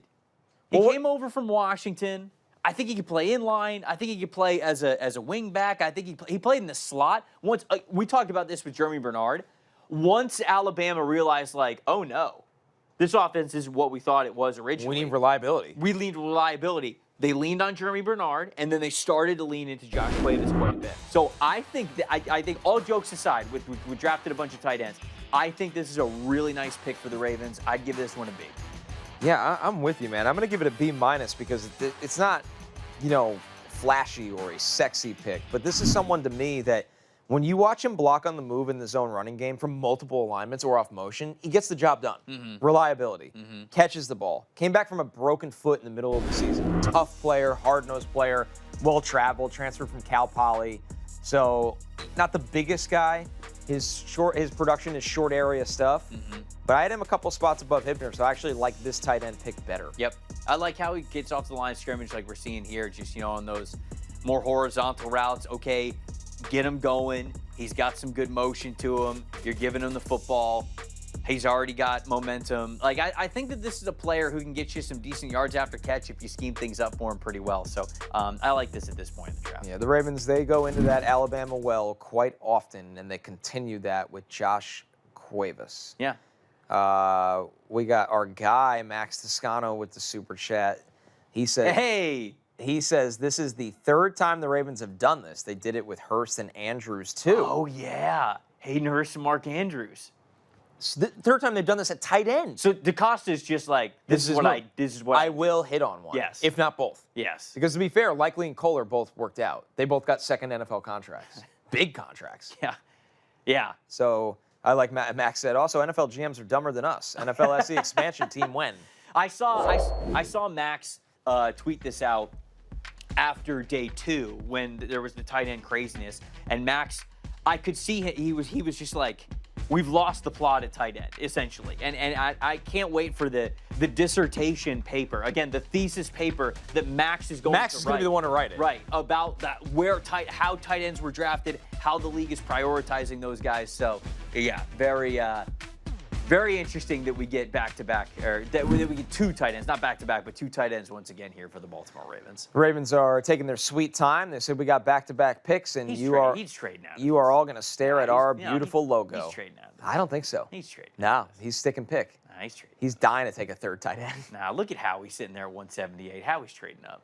Man, You see him. You see, he's just standing there menacingly at 170. Wondering how he's going to pull off his version of the Wriggler. Yes. I Right. really do think they should look running back here. The Baltimore Ravens? Yeah. Do you like Claiborne? As a change of pace guy. Yeah. If you want the between the tackles, Catron. Catron. If you want the change of pace, speed, burst, Claiborne.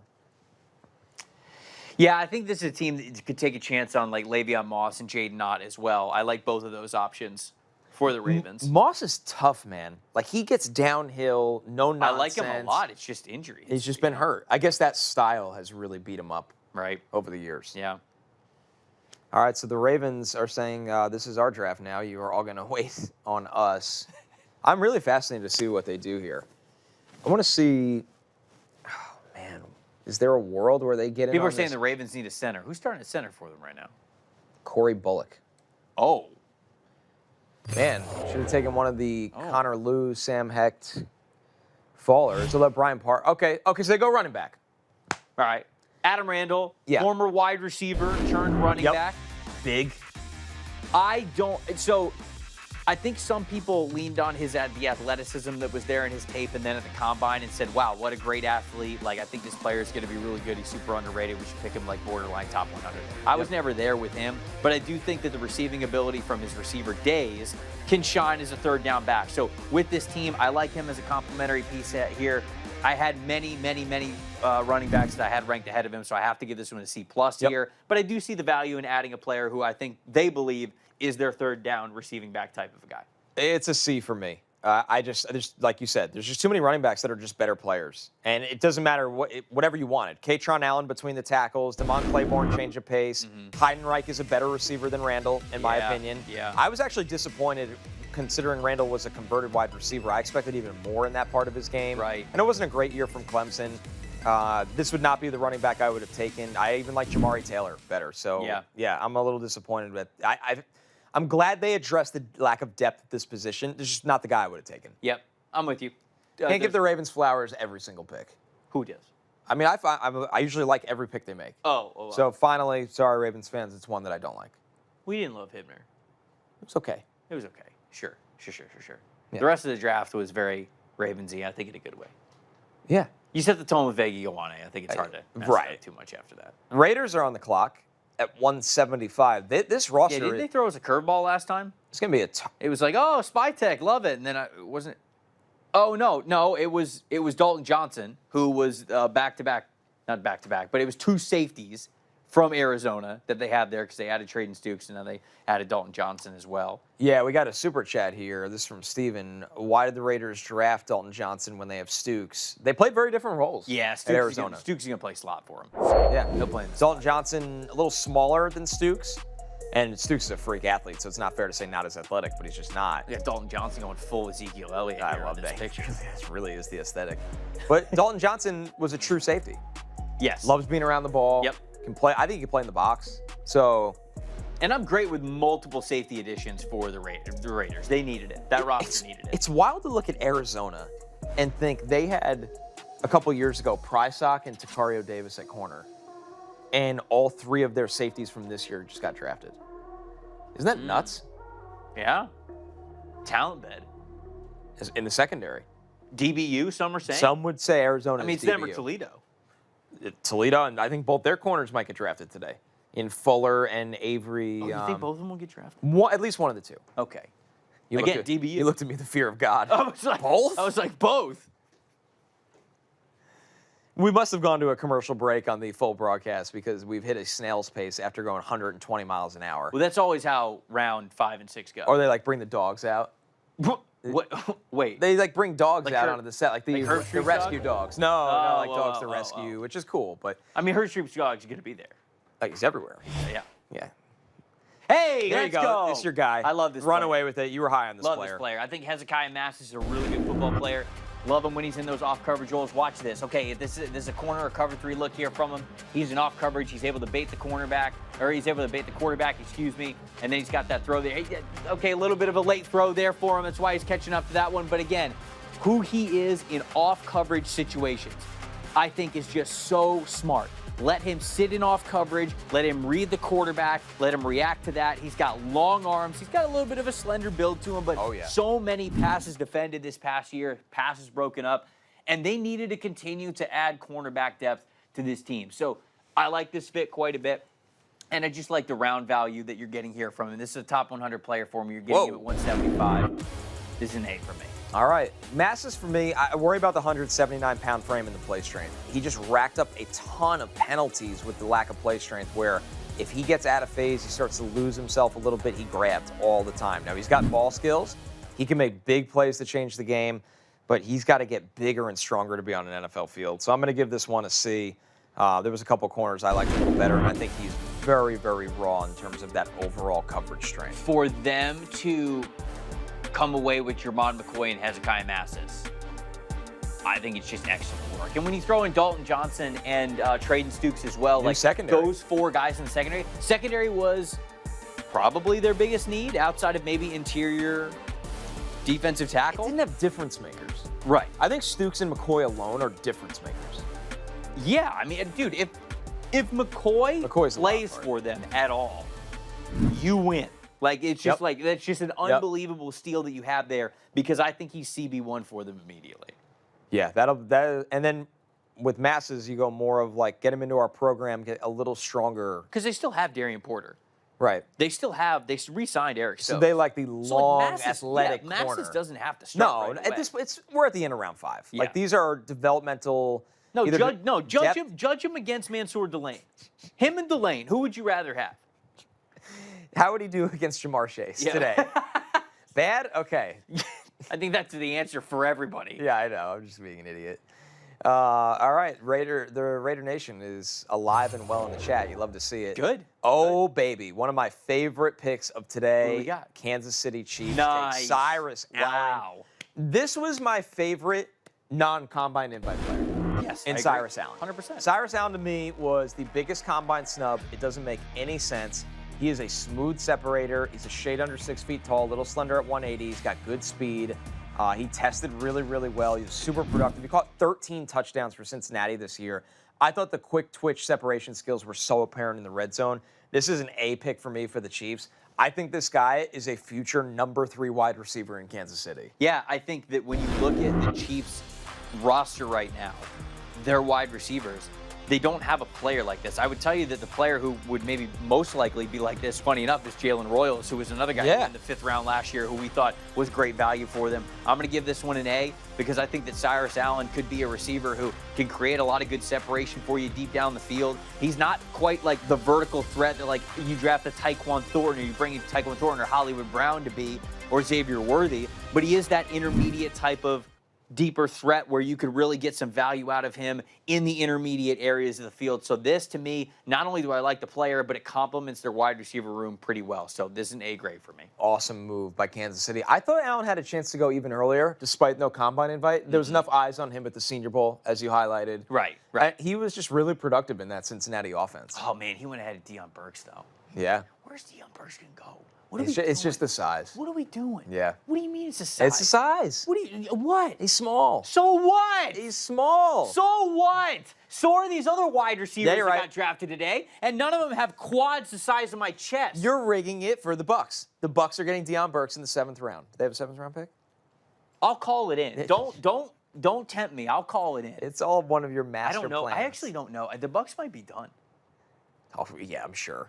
unless you just decide to change that at any moment. Let's see. The Dolphins are on the clock Oh, no, they got again. 2 7th-round picks. Deion Burks is on Deion deck. Burks, lock it in. He's coming in, yeah. Look at this Dolphins draft. This roster is going to look very different after the guys come over from Green Bay, of course, in Halfley and John Eric Sullivan at GM. They want to be a bigger, more physical football team. Caden Proctor fits that identity. Will Kazmarek at tight end fits that identity. They get 2 linebackers, although Trey Moore will probably rush more, where Kyle Lewis will obviously play off the ball. And they took Jacob Rodriguez earlier. Trevor, they're just looking at their defense and go, we want all new guys. Yes. I'm redesigning the entire thing. 100%. Yeah. And it's funny looking at those names. The order in which they were taken are a little off, I think, but yeah. You've got a lot of really good players. Kyle Lewis, Chris Bell, who you added as well. I love Will Kazmarek to be that blocking tight end for you. So I think they've added a lot of really good players. Again, the order is kind of funny seeing where they were picked. Right, you just flip them around. I do think that they've got a really nice influx of talent, which we went into this draft saying that the Dolphins, on paper, worst roster in the NFL. Least talented roster in the NFL. And so you knew you had to have a really nice draft class and a big draft class, too. You had to have a lot of numbers there, and that's obviously what the Dolphins are been able Dolphins, to do. a high volume of picks in this draft. They are really trying to make over this roster as they go through a massive scheme change, potentially on both sides of the ball in some different ways. Somebody in the chat said, we will never see an edge rusher get drafted ever again. It does feel that. It's very odd, but they just went. They all went. I looked that up a little bit earlier where it's like, yeah. Who's your highest rated one left? For me, it's Logan Fano, Spencer's brother. Let's see. Who would be? I think Mason Rieger. He's right after Fano. Yeah. Mason Rieger, and then it would be Caden Curry for me. And then Caden Curry, and then Quintavious Hutchinson. There you go. No, Tyreek Sapp's up there for me as well. Yeah, Nadeem Tucker in the mix. But they're different, right? Like Yeah. you would draft Tyreek Sapp to hold Just line defend scrimmage. Just defend the He's run not all gonna day. be The a pick is in, and the Dolphins go wide receiver again. This is their 3rd receiver of the draft. This is Good one, my though. guy, Kevin Coleman Jr., a really smooth slot separator, and somebody that is a well-traveled player. 4 college programs. When you look at Mississippi State, high moving. Louisville, Jackson State, expensive U-Haul, man. Insane. Missouri. We've never seen moving costs like this. Trevor, I just like how quickly he wins off the line of scrimmage with the agility and twitch for the Dolphins here. I'm going to give this one a B+. Yeah, really great separation player. Can get in and out of his breaks very quickly. Can get off the line of scrimmage very quickly. He's just slender. I mean, what is he, like $175? Coleman was What did he 180. weigh? 180. So $175, 180, something like that. I wonder if he played even a little bit smaller than 180. Maybe tried to bulk up a little bit when he was at the combine. But he does give you really good separation Wildcat. skills, which is key here. And I think that for Miami, they have some players on their roster already who kind of do that, but he's done it at a very, very high level this past year. So I like the pick. There's other wide receivers I would have rather had C+, although I do think it's kind of funny because they drafted Caleb Douglas, they drafted Chris Bell, now they drafted Kevin Coleman Jr. Of those 3, Caleb Douglas was drafted first. I tell you, he's the least likely to have not even close top-tier production for this team. I'm with you all the way. Yeah. I think the difference is jarring. It's interesting. They move on from Waddle, no more Tyreek Hill. They are just trying to turn over this entire thing. Yeah, I think at so, wide too. receiver. I And, think so. and Green Bay would volume shoot. Those guys come over from Green Bay. They'd go into a draft. That's and fair. So they're just kind of see, hey, can one of these 3 hit? Can 2 of these 3 hit, at least as a role player? So Kevin Coleman Jr. to the Dolphins at 177. Billy. Howie's back at 178. So they got... We haven't looked at best available in a while. We could go to the best available when we get a chance to Philly show hasn't what's on the picked since board. Markel Bell. Wow, that was Kyle a long Lemon, time ago. Eli Stowers, Markel Bell. But that's their whole class right now. Yeah, it's a smaller class for Philly so far. Although Howie always cleans up on their compensatory pick range, their day 3 pick range. They went with the 3 positions that I knew they were going to hit. Yeah, it was very... And they traded for Jonathan Grenard. Right, so that kind of counts as, They signed, in a way, a part of the draft class of needs. Safety is the only spot that they really haven't hit. Yeah. Safety left? Is it? It would be the Deshaun Singleton range, Robert Spears Jennings. We're still waiting to hear VJ Payne's name called. Bishop Fitzgerald. And Bishop Fitzgerald. Yeah. Cole Wisniewski, who I know you like I from like Texas Cole Tech. Wisniewski, yeah. I mean, I figured that he probably wasn't going to go. Yep. He didn't get a combine invite. As of late. Oh, man, Jalen Catalon's on this list. Salute the service. Yeah, salute to Jalen Catalon, who Yeah. has retired from football. He did, yes. Yeah. Yeah, he medically retired from football. So if somebody calls to draft him, he's going to be. You know what? pointing at Jalen himself. Stroman from Notre Dame, underrated. I like him. He Two was safety somebody. sets, instinctual. I like him. I got to watch him. I don't know if he's getting drafted. He didn't but make my rankings, but I think he has a shot to get drafted. I don't know. I don't think he's going to get drafted. The but I think- 4.7 40 might have sunk him. Yeah. He's not a super athletic guy, but I just Yep. felt like he saw the field really well. 'Cause And he he's was at built well. He was at Virginia Tech before he was at Notre Dame. I liked him at both spots. If he's an undrafted free agent, I think that he's somebody that has a chance to make a roster. All right. We're still waiting on Howie to make a pick here. As somebody in the chat said, Howie, WTF. And no, I see in the chat, has Xavier Harris from Ole Miss been taken yet? Xavier Harris Not is yet. not, you would imagine, off the field, has Not yet. played into that. I mean, what's the craziest Howie pick we could have here? The craziest? Well, we're about to find out. Xavier Harris would be the craziest. He's not afraid to do that. The second craziest. Ooh! Tell me if you heard this before. Cole Payton. A raw power running quarterback Oh, in Philadelphia. Cole Payton, QB Jalen 6 Hurts. for me. Peering in the rear view mirror. Objects are closer than they appear. Cole Payton, player 145 from me. I'm going to give this a B+. I like this dude a lot. Okay. He's built like a linebacker. He will run downhill with authority, but he's a good touch thrower. He's still developing as a thrower, but he throws with good touch at all three levels. I mean, they signed Andy Dalton. They've got Tanner McKee, but I think Cole Payton can have some value here for this team. Maybe they trade McKee. What'd you say? Maybe they trade McKee. Maybe, yeah. Now I'll give this pick a B. I don't know what's up with Garrett Nussmeier now at this point, right? Like, I thought he would for sure go above Cole Payton. I thought he'd for sure get picked higher than this. I mean, are we going to be in a situation where Nussmeier doesn't get drafted? That would suck.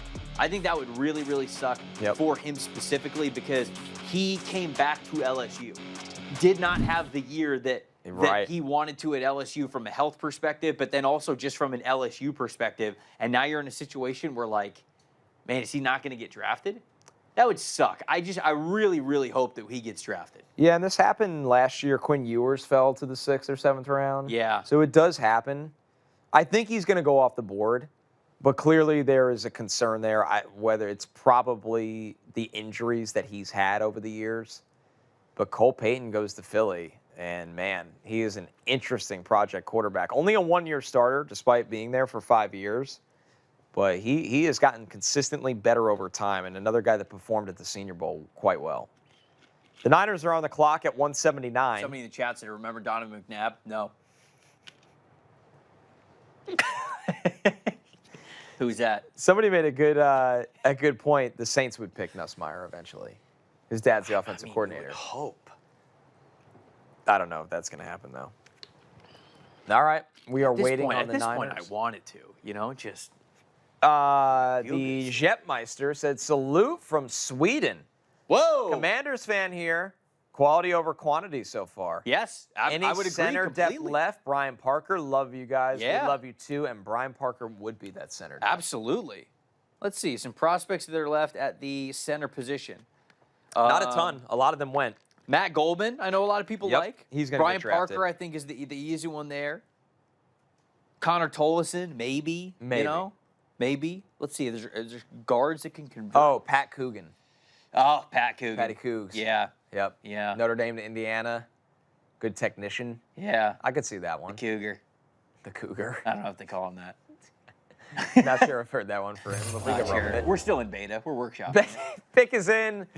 The Niners take a developmental offensive lineman in Enrique Cruz. Really, really good athlete. Yep. Trevor. Yep. Somebody that, ran really well at the combine, explosive jumps. I thought he had, not a surprise, a really tough day against the Texas Tech guys, David Bailey and LaMelo Height, that showed how raw he is. He plays a little upright. He doesn't mirror the twitchier guys, but you go into the school of Shanahan and hope that Enrique Cruz develops. So he ended up being 284 on my board for me.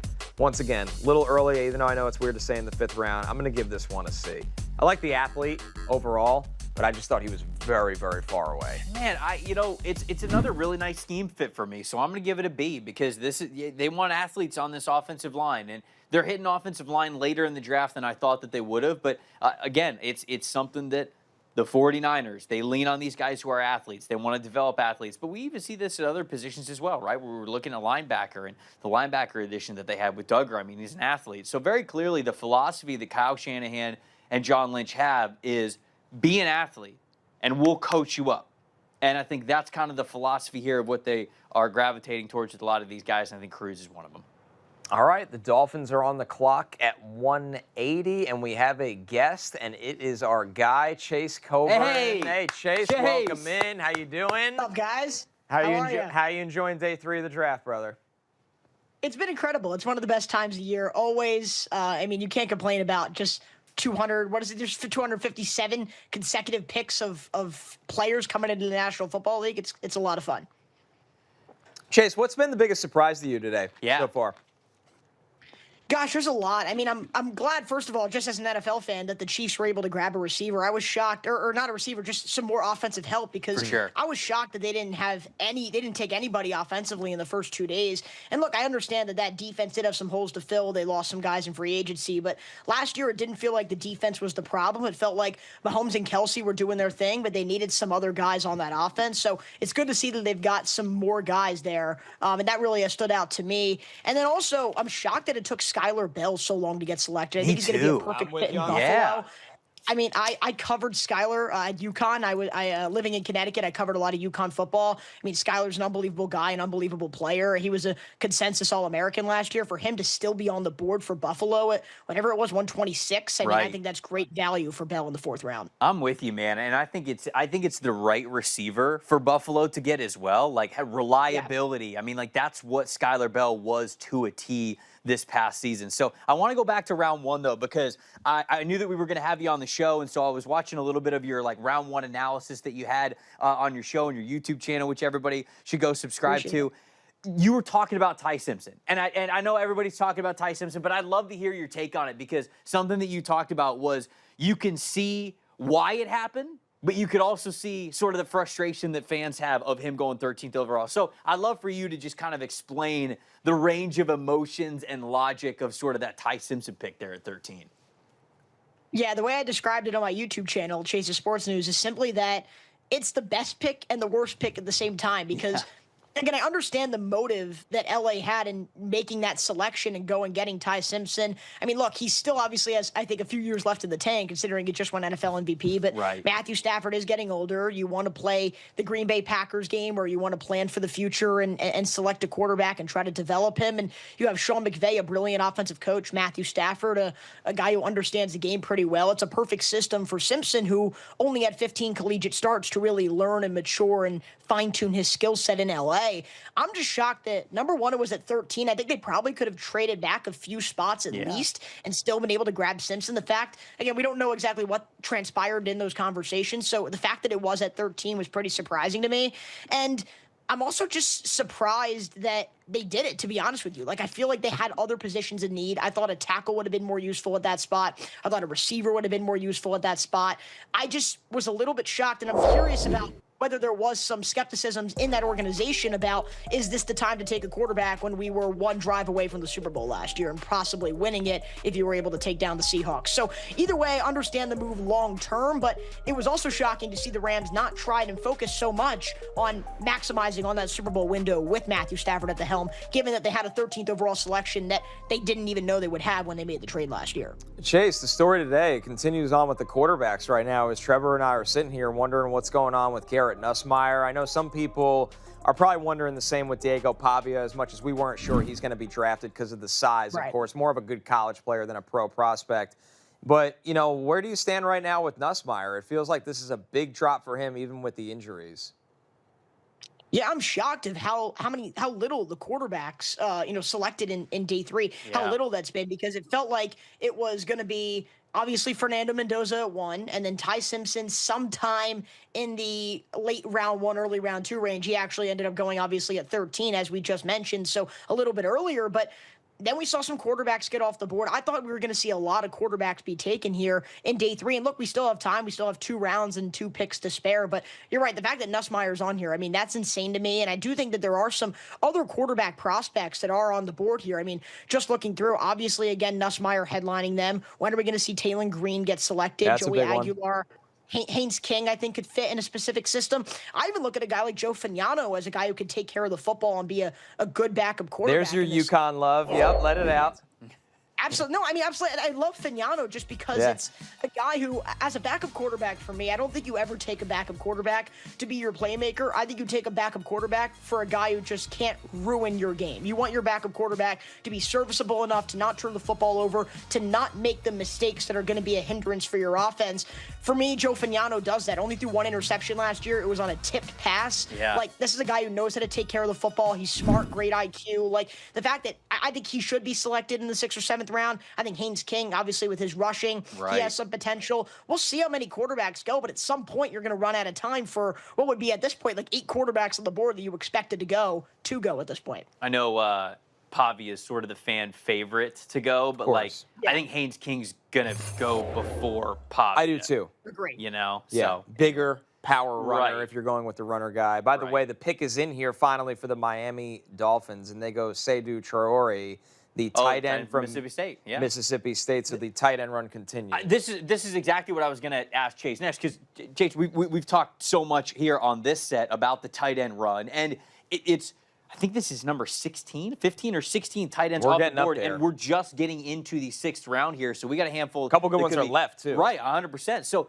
what are your thoughts overall, just on the tight ends going where they were, like Borkircher and Klein going in the top 60, ahead of guys like Oscar Delp and Max Clare? I'd love to hear your thoughts on what you think of just how the league is viewing this tight end position overall in this draft.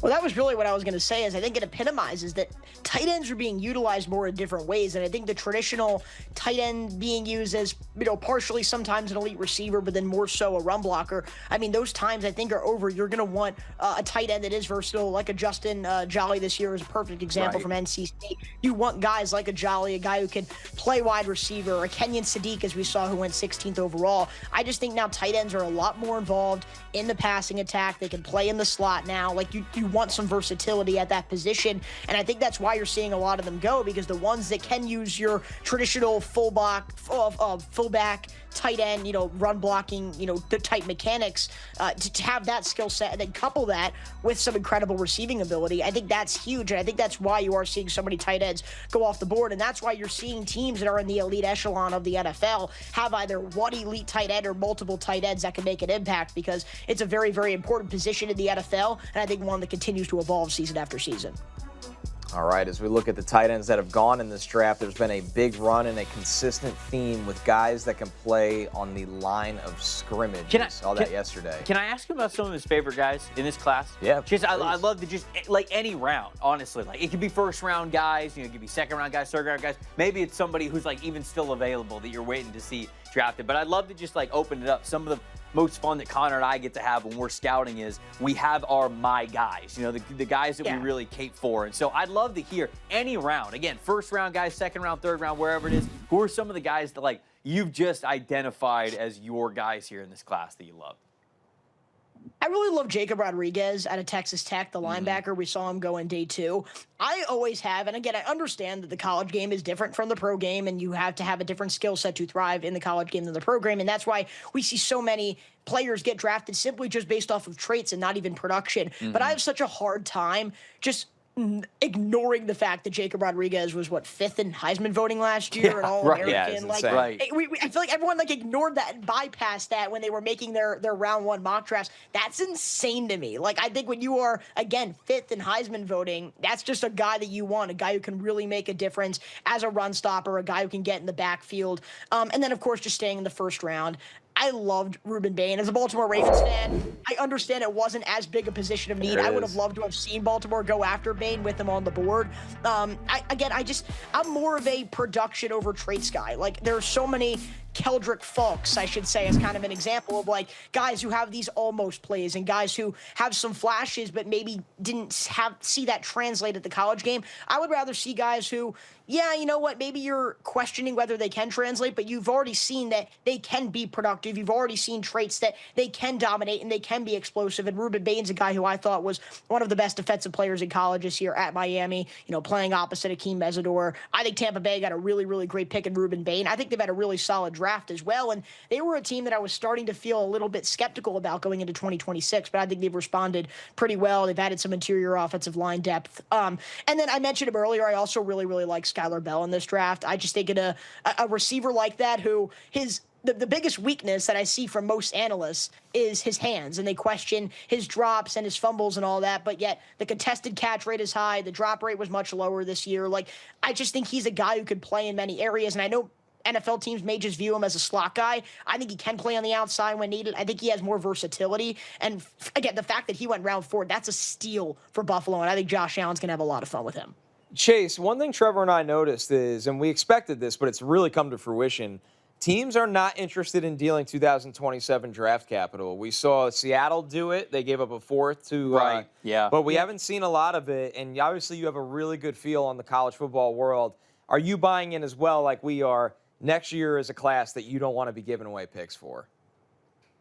100%. I mean, I think this year I think especially for teams that are thinking about taking a quarterback next year, I think the quarterback class is going to be a lot more stacked. Obviously, Dante Moore comes back. We'll see what happens with Arch Manning. There are a few others as well, but those obviously some of the headliners. I just think this is a year where, again, if you're looking for a future franchise quarterback, if you are in Arizona Cardinals, if Carson Beck doesn't work out, or if you are in New York Jets, if Cade Klubnik doesn't work out, this is a class where you feel like, try things out, see what you could get. But next year is really going to be the year where you could find some great pieces. And I love to look back at the mock drafts from, almost a year ago now for this individual class. And there were a lot of guys near the top that just, again, did not come to fruition. A guy like, Garrett Nussmeier was pretty high on that list. And a guy like Drew Aller was high on that list. And those guys just were not the round 1 talents that we expected them to be. And so we obviously don't know, and that's the fun part about this, but I do think the teams are buying into especially the quarterback hype next year, and I don't think teams are going to want to miss out on that. It's funny that you say that, because one of those guys that was in first rounds of those way too early mock drafts is Zane Durant, who just got selected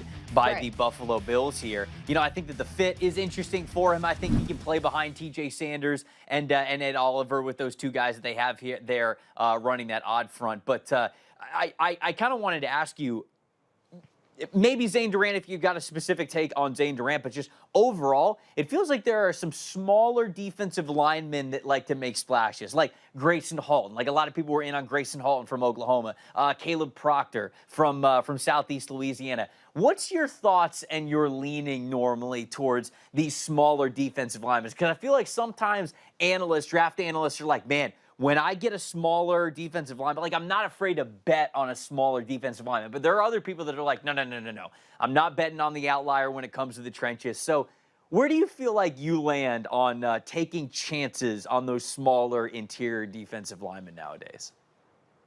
I almost view it as politics. Don't look at a party, look at the individual person that you would be kind of voting for. And I kind of look at that for these smaller defensive linemen as, don't look at the height or the intangibles, but look at, is the height really a hindrance to his ability or not? Like, if the guy is really, really explosive and really, really athletic, he can impact the game in different ways. If you want a guy that had a lot of brute force and was just super aggressive in college, but he's smaller, that's probably not going to translate against NFL offensive linemen. So I guess I'm kind of indifferent. It really, I think, depends on the prospect. It depends on the player. And it depends on the way that they really go and impact the game. If they're a guy that's speedy, if they're a guy that can run around the edge and be faster than you and be more explosive than you, that's different from a guy who's going to be stronger and more physical than you. And so I think it really does depend on the prospect. And I understand, honestly, both sides of the equation, but I don't think the height and maybe some of the physical attributes should be the only determining factor for some of these guys. Yeah, because I liked Kalijah Kancey a lot when he was coming out. Obviously, he gets drafted in the first round with the Buccaneers, and then you had Grayson Halton this year, you had Caleb Proctor this year. But it's just always fun to kind of hear how people talk about that, especially with the outlier prospects. Speaking of outlier prospects, Taylor Green just got drafted to the Cleveland Browns here. So that quarterback room gets even You can't fit all the chairs in that room at this here. point. Holy cow. Incredible athlete at the quarterback position going to the Cleveland Browns. But now we have Taylor Green, we have Deshaun Watson, we have Dylan Gabriel, and we have Shedeur Sanders as the quarterbacks in that room.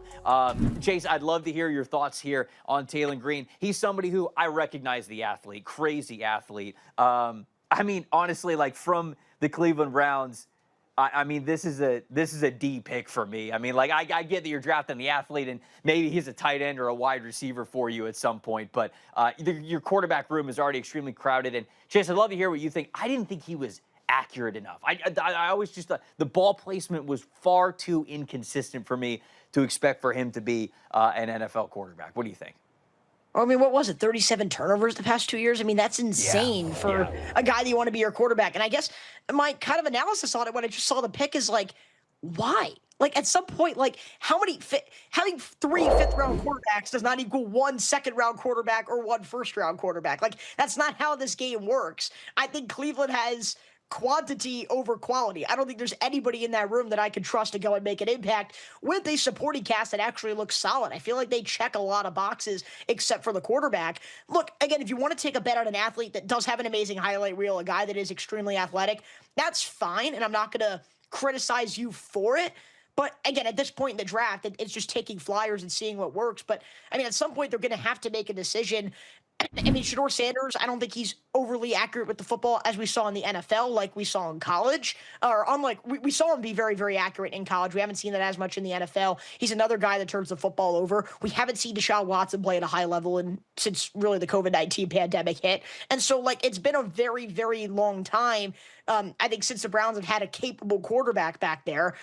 It's hard to think that Green's going to be that guy. Again, it just feels like you're taking a flyer, but 4 very below average quarterbacks is not going to equal 1 average to above average to great quarterback. And so they are going to have to find a long-term solution, and I don't think Green is that.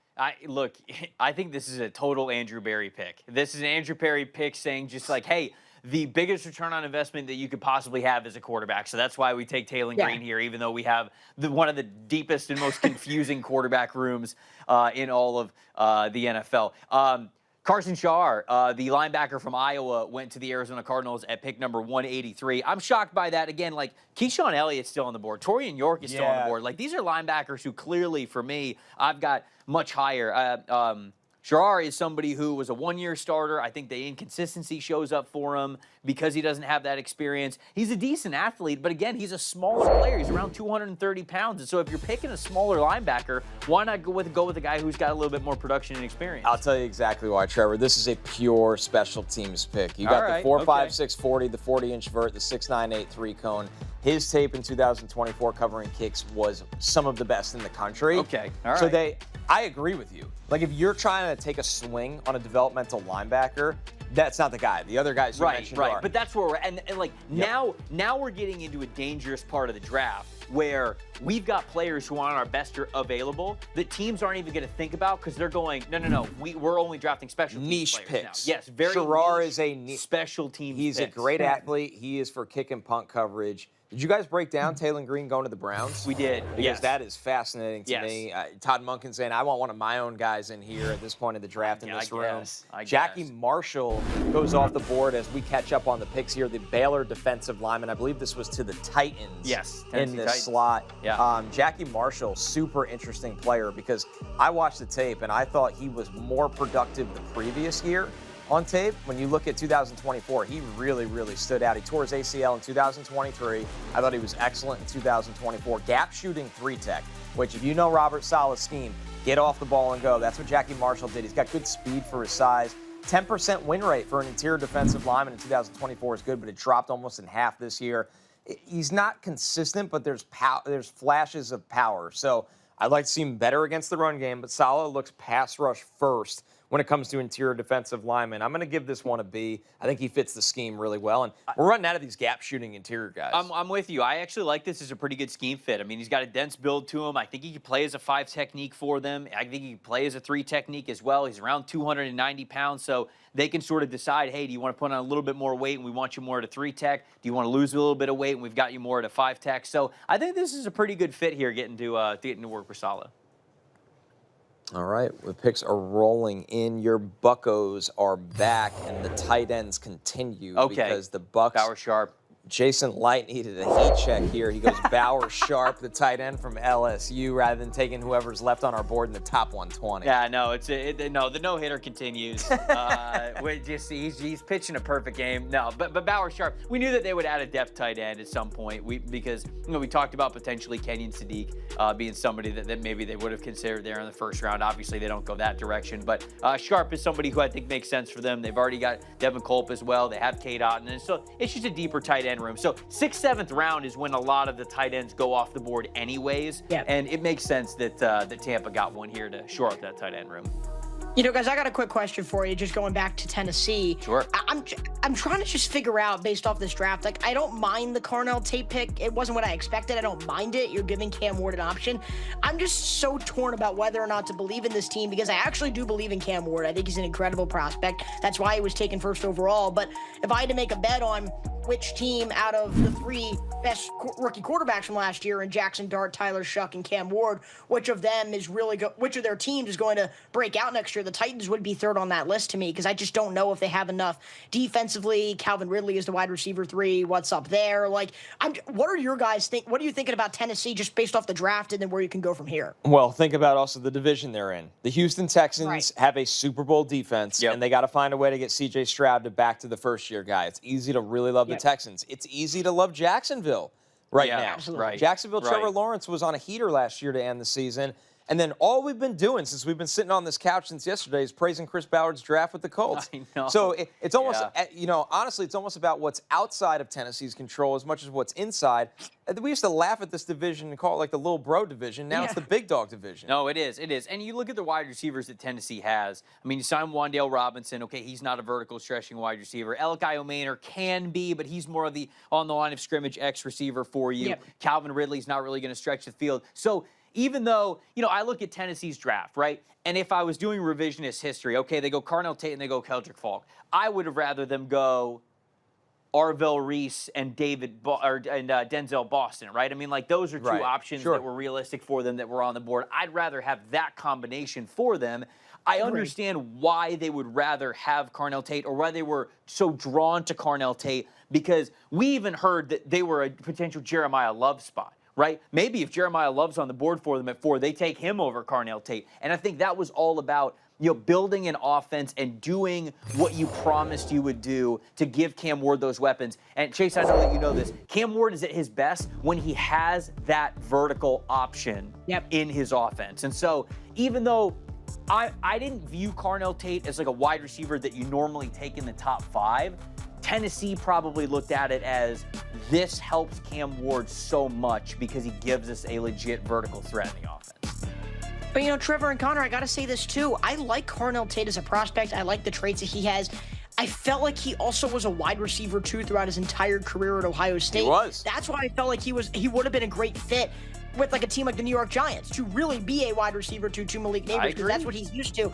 I question whether or not he can go and be that wide receiver 1 right away. And I know that may be an insane doubt, but that's why it did feel like a little bit of a reach there for the Tennessee Titans. Speaking of those New York Giants, they have made a pick as we look at their new skill position group. Well, they just had Malachi Fields, and they signed Isaiah Likely in free agency. Cam Scadaboo working his way back from injury, but I don't want to lose sight that they just made a pick, because even though we're in the 6th round, fellas, it still feels like an important one to me. Bobby Jamison Travis, the big defensive lineman, almost 330 pounds from Auburn. The Giants' run defense was bad last year, and that was with Dexter Lawrence. Bobby Jamison Travis, to me, he's got good size and length to develop into a stack and shed run defender. You're not going to get much in terms of pass rush ability. The pass rush production against SEC opponents was non-existent, but I'm going to give this a C+ because I think it attacks a need, and he can become a good run defender for them down the road, although that might take a little while. Yeah, I'll give it a C. I mean, he's the interior defensive lineman, one of them that they needed to add here. But we're seeing Kaytron. Where did Kaytron Allen go? He just went to the Commanders right after the Giants. So Kaytron Allen pick nice. is in. Yep. Love that. Fat man. Love that move for them there. I think he's a really nice compliment to Rachaad White that they already have on the roster. To me, he is that power. He is that early down back. He can go on first and second down, and you feel good about it. And to get Kaytron Allen here in the 6th round at pick 187, I mean, this is almost 100 picks earlier from where I had him on my rankings. I was right around 110 with Kaytron Allen. So to me, yeah, I'm with you. This is an A for me getting Kaytron Allen at this point. Yeah, I'll give it an A+. I think he can be a starter, but you can also have him in a committee, which he was at Penn State with Singleton. But his ability between the tackles, he's not afraid of contact. I think he's got lighter feet than he gets credit for. I love the intangibles on this guy, too. Just shows up with a smile on his face, hardworking, obviously has that powerful body. Kaytron Allen is going to be on the part of the Commanders' run game for a long time. A+ all the way. Yeah. Guys, from a running back standpoint, I really, really like Eli Heidenreich, the running back out of Navy. I just feel like someone who could be very, very versatile, 1,400 yards of scrimmage last year. What do you guys think of him? Because I do feel like he could be an impactful player, but I think it has to be in a system that would really cater to his versatility. He ended up as RB10 for me because of the pass catching. Do you think he's more of a wide receiver, or do you think he's more of a running back? I think he's more of a 3rd down back. Okay, because I was going to say, I don't love him as a running back. Yeah. But I would think that he is more of either like a pass-catching running back, or if you just wanted to lean into the pass game stuff, have him in the slot. But we see some numbers there from Kaytron Allen. 210 carries, over 1,300 rushing yards, 15 total touchdowns. Power. I mean, this is just how this dude plays. I mean, he is a tone setter in the early downs on 1st and 2nd down. Again, I really like the addition of him here with the Washington Commanders. It is quality over quantity for Washington, and I was nervous for them heading into this draft with just not a lot of picks to be had, but they're nailing it. Yeah, and it's funny, if you just showed the collection of players, you'd be like, what did the Commanders have to give up from future drafts to go get them? And they didn't. They've just been able to compile talent with the little capital they had, which goes to show you, I mean, they used a lot of capital. We talk about the Laramie Tunsil trade and how they've been trying to rebound from that. Because not that it's a bad trade, he's a good player, but they just haven't had the same amount of draft capital they're used to working with. Yep, I'm with you. I'm with you. And the Jets are on the clock at 168, and they look for guard help in Inez Cooper from Miami. All right. We know they signed Parham to a short deal to kind of help at guard after they lost both Elijah Vera Tucker, who missed last year, and John Simpson, who's been a 2-year starter from them. They go with Inez Cooper, the 334-pound big guard, long arms. More of a power player. I wonder if we're seeing a little bit of hint about the Jets scheme. Not saying he's going to start right away, but this is a massive human with drive blocking power to match. He can destroy defenders off the ball when he sinks his hips and explodes from his base. I wrote down gap scheme only guard with the lack of range. I think under Frank Reich, maybe you're going to see a lot of gap scheme from those New York Jets this year. And I thought gap shooters, their quick first step often got around him. So I ended up having Cooper 182 on the board. The Jets take him at, I believe, 188 here in the 6th round. So this is a rock-solid B. You need another body on the offensive line in there, and he comes from a team that was in the national title and ran the ball a lot. Yeah, I'll go same range. I'll go a B grade here. I mean, again, like you said, you got to be running power. You got to be running downhill. You got to be running behind him. You don't want to. I know you've seen him on a counter play there, but you know you can see he's a little bit slow out of his stance. He's just not the most natural athlete.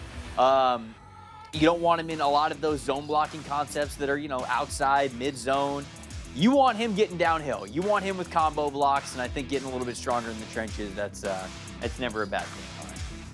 I actually do feel like I know the Jets draft has been very widely criticized. I actually think they've done a really, really solid job, and I feel like the goal for them is Geno Smith is not the long-term answer. I don't think they're trying to find a long-term answer right now, but I really do think the Jets are just trying to set the foundation, the infrastructure for when a quarterback does come in for them to be successful. And maybe that's Aaron Glenn, maybe it's not. We'll see this season. But I think they have done a solid job at that. I did like their 3 first-round draft picks. What have you guys really thought of New York's draft as a whole? Because I do believe that, it's the Jets. It's hard to feel very promising across the board, but I think they've done a solid job, all things considered. Dude, I like the Jets draft. It's pretty solid. I really do. I think that it is really solid, especially adding an offensive lineman that I wanted them to add some depth along the offensive line. If you just flipped were Kenyon Sadiq and Omar Cooper Jr. You'd be like, yeah. I think it's a pretty ideal draft. I think there's a lot of people that would look at this and say, hey, you got David Bailey, then you got Omar Cooper Jr. Kenyon Sadiq is a really great bet to make as a freak athlete tight end. D'Angelo Pond's getting coached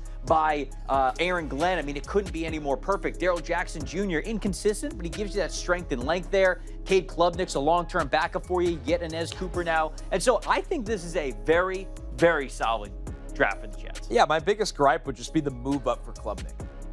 I just think, you give up extra capital to go get Klubnik, who, in my opinion, has the ceiling as a backup. Yeah, but what did they give up for him? They traded the 2 4s to go up in the 4th to get him. And so only they got lost a 6 a 4, back. so it wasn't a... Yeah, they swapped. So 2 4s and they got a 6. Yeah, I don't love it. Right. I'm just nitpicking. I got to be a hard grader on my local team. F. You're right. Yeah. No, but Sorry, if you do Moosh. feel like a ceiling of a backup quarterback for the 4th round, I do feel like that seems like a stretch. You could get your backups in round 5, 6, and 7 today. Yeah, but they bounce back here with Cooper. I think he fits exactly what they want to be, a bigger, tougher team on the interior. Let's recap.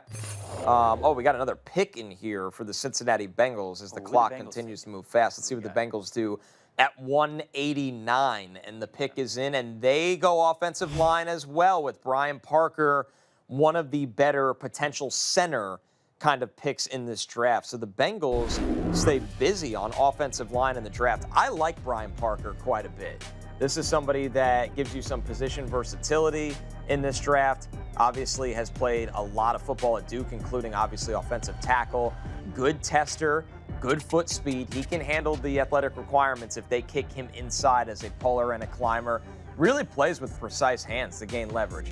Now, his contact balance, it's going to be tested by better pass rushers. When he went up against T.J. Parker, you could see that on the tape. But at this point of the draft, I had Brian Parker at 126. This is a B+ for me all the way. Good job by the Bengals getting more value later in the draft. I'll give this a B here. It's interesting that they took Connor Lew earlier in the draft, and we praised the Connor Lew pick because, hey, Ted Karras plays one more year for you, and then Connor Lew takes over at center. Brian Parker, I think, is a nice versatile option for them, though, because of his experience at offensive tackle. He can play guard for you, and then maybe he plays tackle in a pinch. Maybe he's just the true versatile backup offensive lineman. So I don't think that drafting guys who have that potential are ever really a bad idea, especially at 189. So I think this is a very solid pick for them, even with them already drafting Connor I think so, Lew. too. It's a low risk, higher reward for sure, and it's obvious that this team needs offensive line depth. I think the line has gotten better from the early years of the Joe Burrow era, but I don't think that was really a high bar to meet. I think Burrow needs to be protected, especially for someone that at this point in his career is definitely injury prone. You need to make sure to maximize on this era while he is in his prime, because he's a really, really talented player. You need to protect him, and I think the teams that do protect their quarterbacks are the ones that go and win Super Bowls and find success in the playoffs. Yeah, as you're seeing the highlights of Parker obviously playing tackle, it's going to be fascinating to see his transition And inside. I liked him at the Shrine Bowl, too. They used him a lot at guard and at center when he was at the Shrine Bowl, and you could tell it was new for him. And there were times where he was like, oh, okay, like, this guy's getting across the face like a lot sooner than like an edge rusher would. I'm having less time to plan. So, his footwork looked a little bit slow when he was snapping the football. But I think that's just more of a timing thing. You got to get a lot more snaps under your belt to move from tackle into center. Things just move so quickly when you're a center. Chase, before we let you go, I want to give you a chance to shout out all the work you're doing where everybody could find you that really enjoyed listening to you. And we appreciate you jumping in with us today. No, of course. Thank you guys so much. We're actually going to go through a really, really big rebrand coming up soon, so you guys are going to want to stay tuned for that. But go to Instagram, Chases_sports_news. We got all the content over there. 155,000 followers we've reached now. It's growing. Amazing. So we really, really appreciate you guys having me on. And, yeah, we'd love to have more followers come along over here as well. But, yeah, guys, really, really appreciate you having me on. It's been a lot of fun to watch your coverage of the draft over the past few weeks, past few months, to be honest with you. And it was an honor to share the screen with you. Chase, you're the man. You're the man, brother. Keep killing it out there. Appreciate you guys. Appreciate it. Thank you. Let's recap where we are as we briefly fell behind, but we're back up to speed here to recap what's gone on in round 6 while everybody's been checking out all of our coverage here. We had Zane Durant go to the Bills. Yes. I missed that one, I believe. Yeah. Zane Durant going to the Bills, which is very interesting. I think that he is a depth player behind Ed Oliver, behind TJ Sanders, a.k.a. Bull Rush McIntyre. So I don't think that he's taking either of those starting jobs, but I think he's a nice depth player for that 3-4 defensive end spot. Yeah, pass rush first is what I would say with his athleticism rather than the ability to control the line of scrimmage. Gerard, the special teams demon. And the special teams demon, the kick coverage monster, Gerard. Jackie Marshall, another gap shooter for Sal's interior. Bauer sharp as this tight end board continues to get called at an alarming rate. The Giants looking for more run defense with Bobby Jameson Travis. I know you guys broke down the Taylor Green pick to the Browns. Katron Allen, fat man.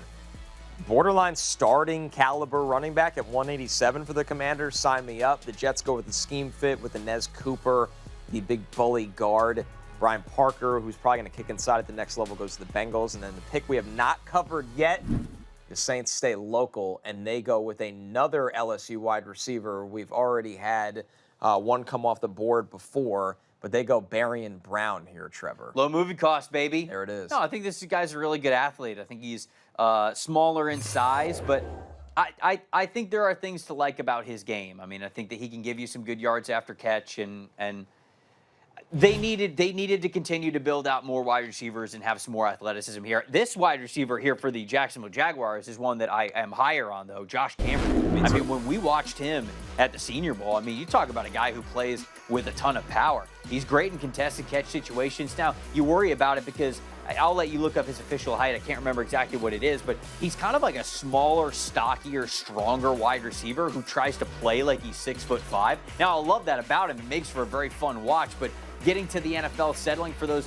contested catch situations and jump balls when you don't have that length and size, 6'1", it becomes a little bit of an issue. Yeah, so just 6'1", but he plays long arms, really though. strong on the outside. Well, that's what gives him a 33 and a half. Yeah, that's what gives him a chance there. So I actually like this pick here for the Jags. I never know what James Gladstone's going to throw at me. You never know. I don't like this pick for the Jags. I love this pick for the Jags. Josh Cameron. Yeah, a little swerve there. Jeez, Player 139 for me. I think he's got ball skills. Another guy that can play on special teams.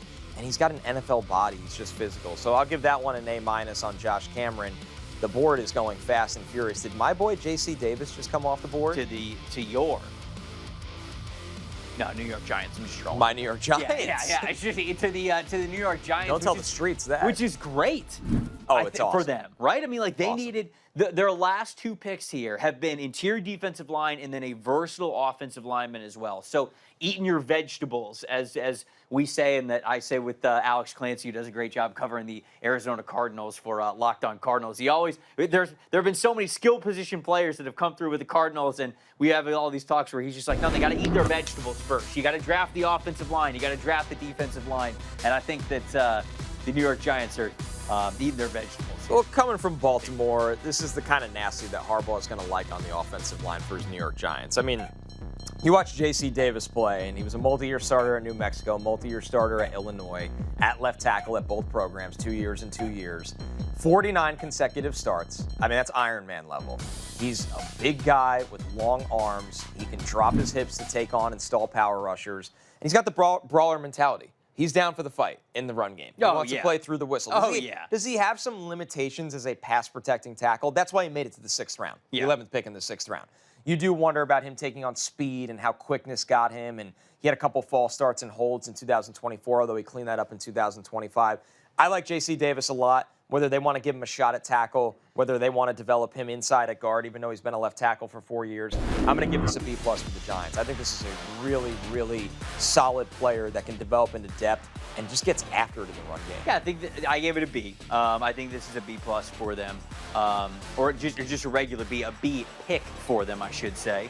I'm saying a lot of words here on the show. Just a regular old B? Yeah, this is just a straight up, good old B. I think this is a really solid pick for them here, especially for somebody he's got some tackle flexibility, but I really think that he is mainly a guard. But I still like that pick there for the Giants.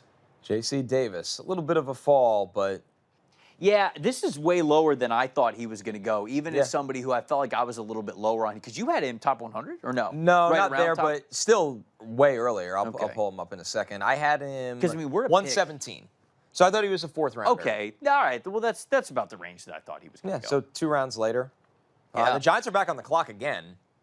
Are they going to be cowards and trade out? No. Oh, wow, this is a stick and pick. All right. Yeah, Joe Shane said, fear me. Okay. John Harbaugh is making the picks, by the way. See, I don't think he's making the day 3 picks.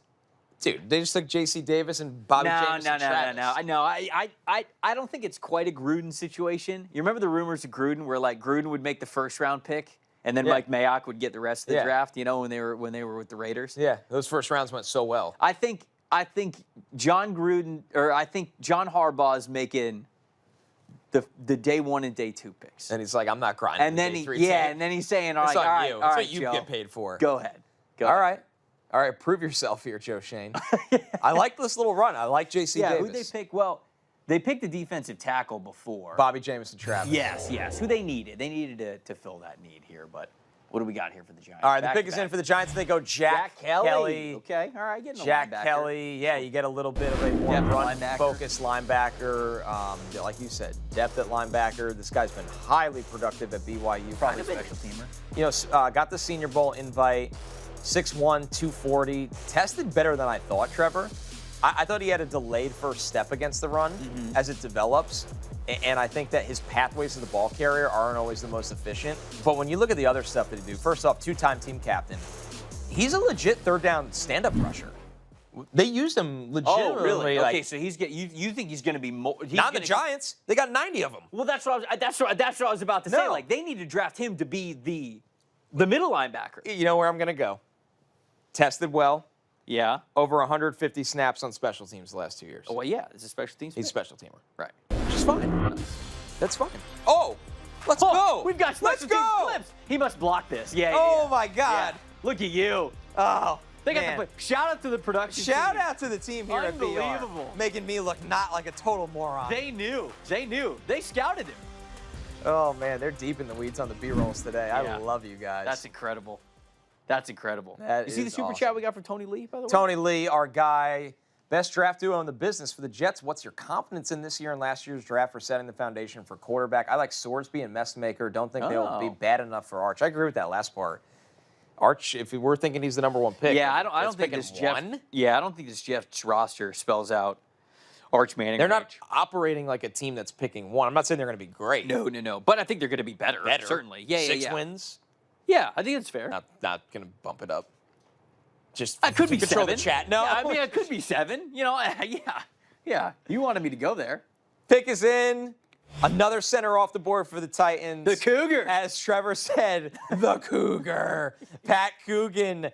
You want to talk about battle tested. This guy went from Notre Dame to a national title center for Indiana. Yes, the center for the number 1 overall pick in the draft, Fernando Mendoza. Listen, Trev, he's not a dynamic athlete, but this guy is a polished technician that's played a lot of football, and this is right where he should go in the draft. If you need somebody off the bench, I had him at player 208. I had a 6th-round grade on him.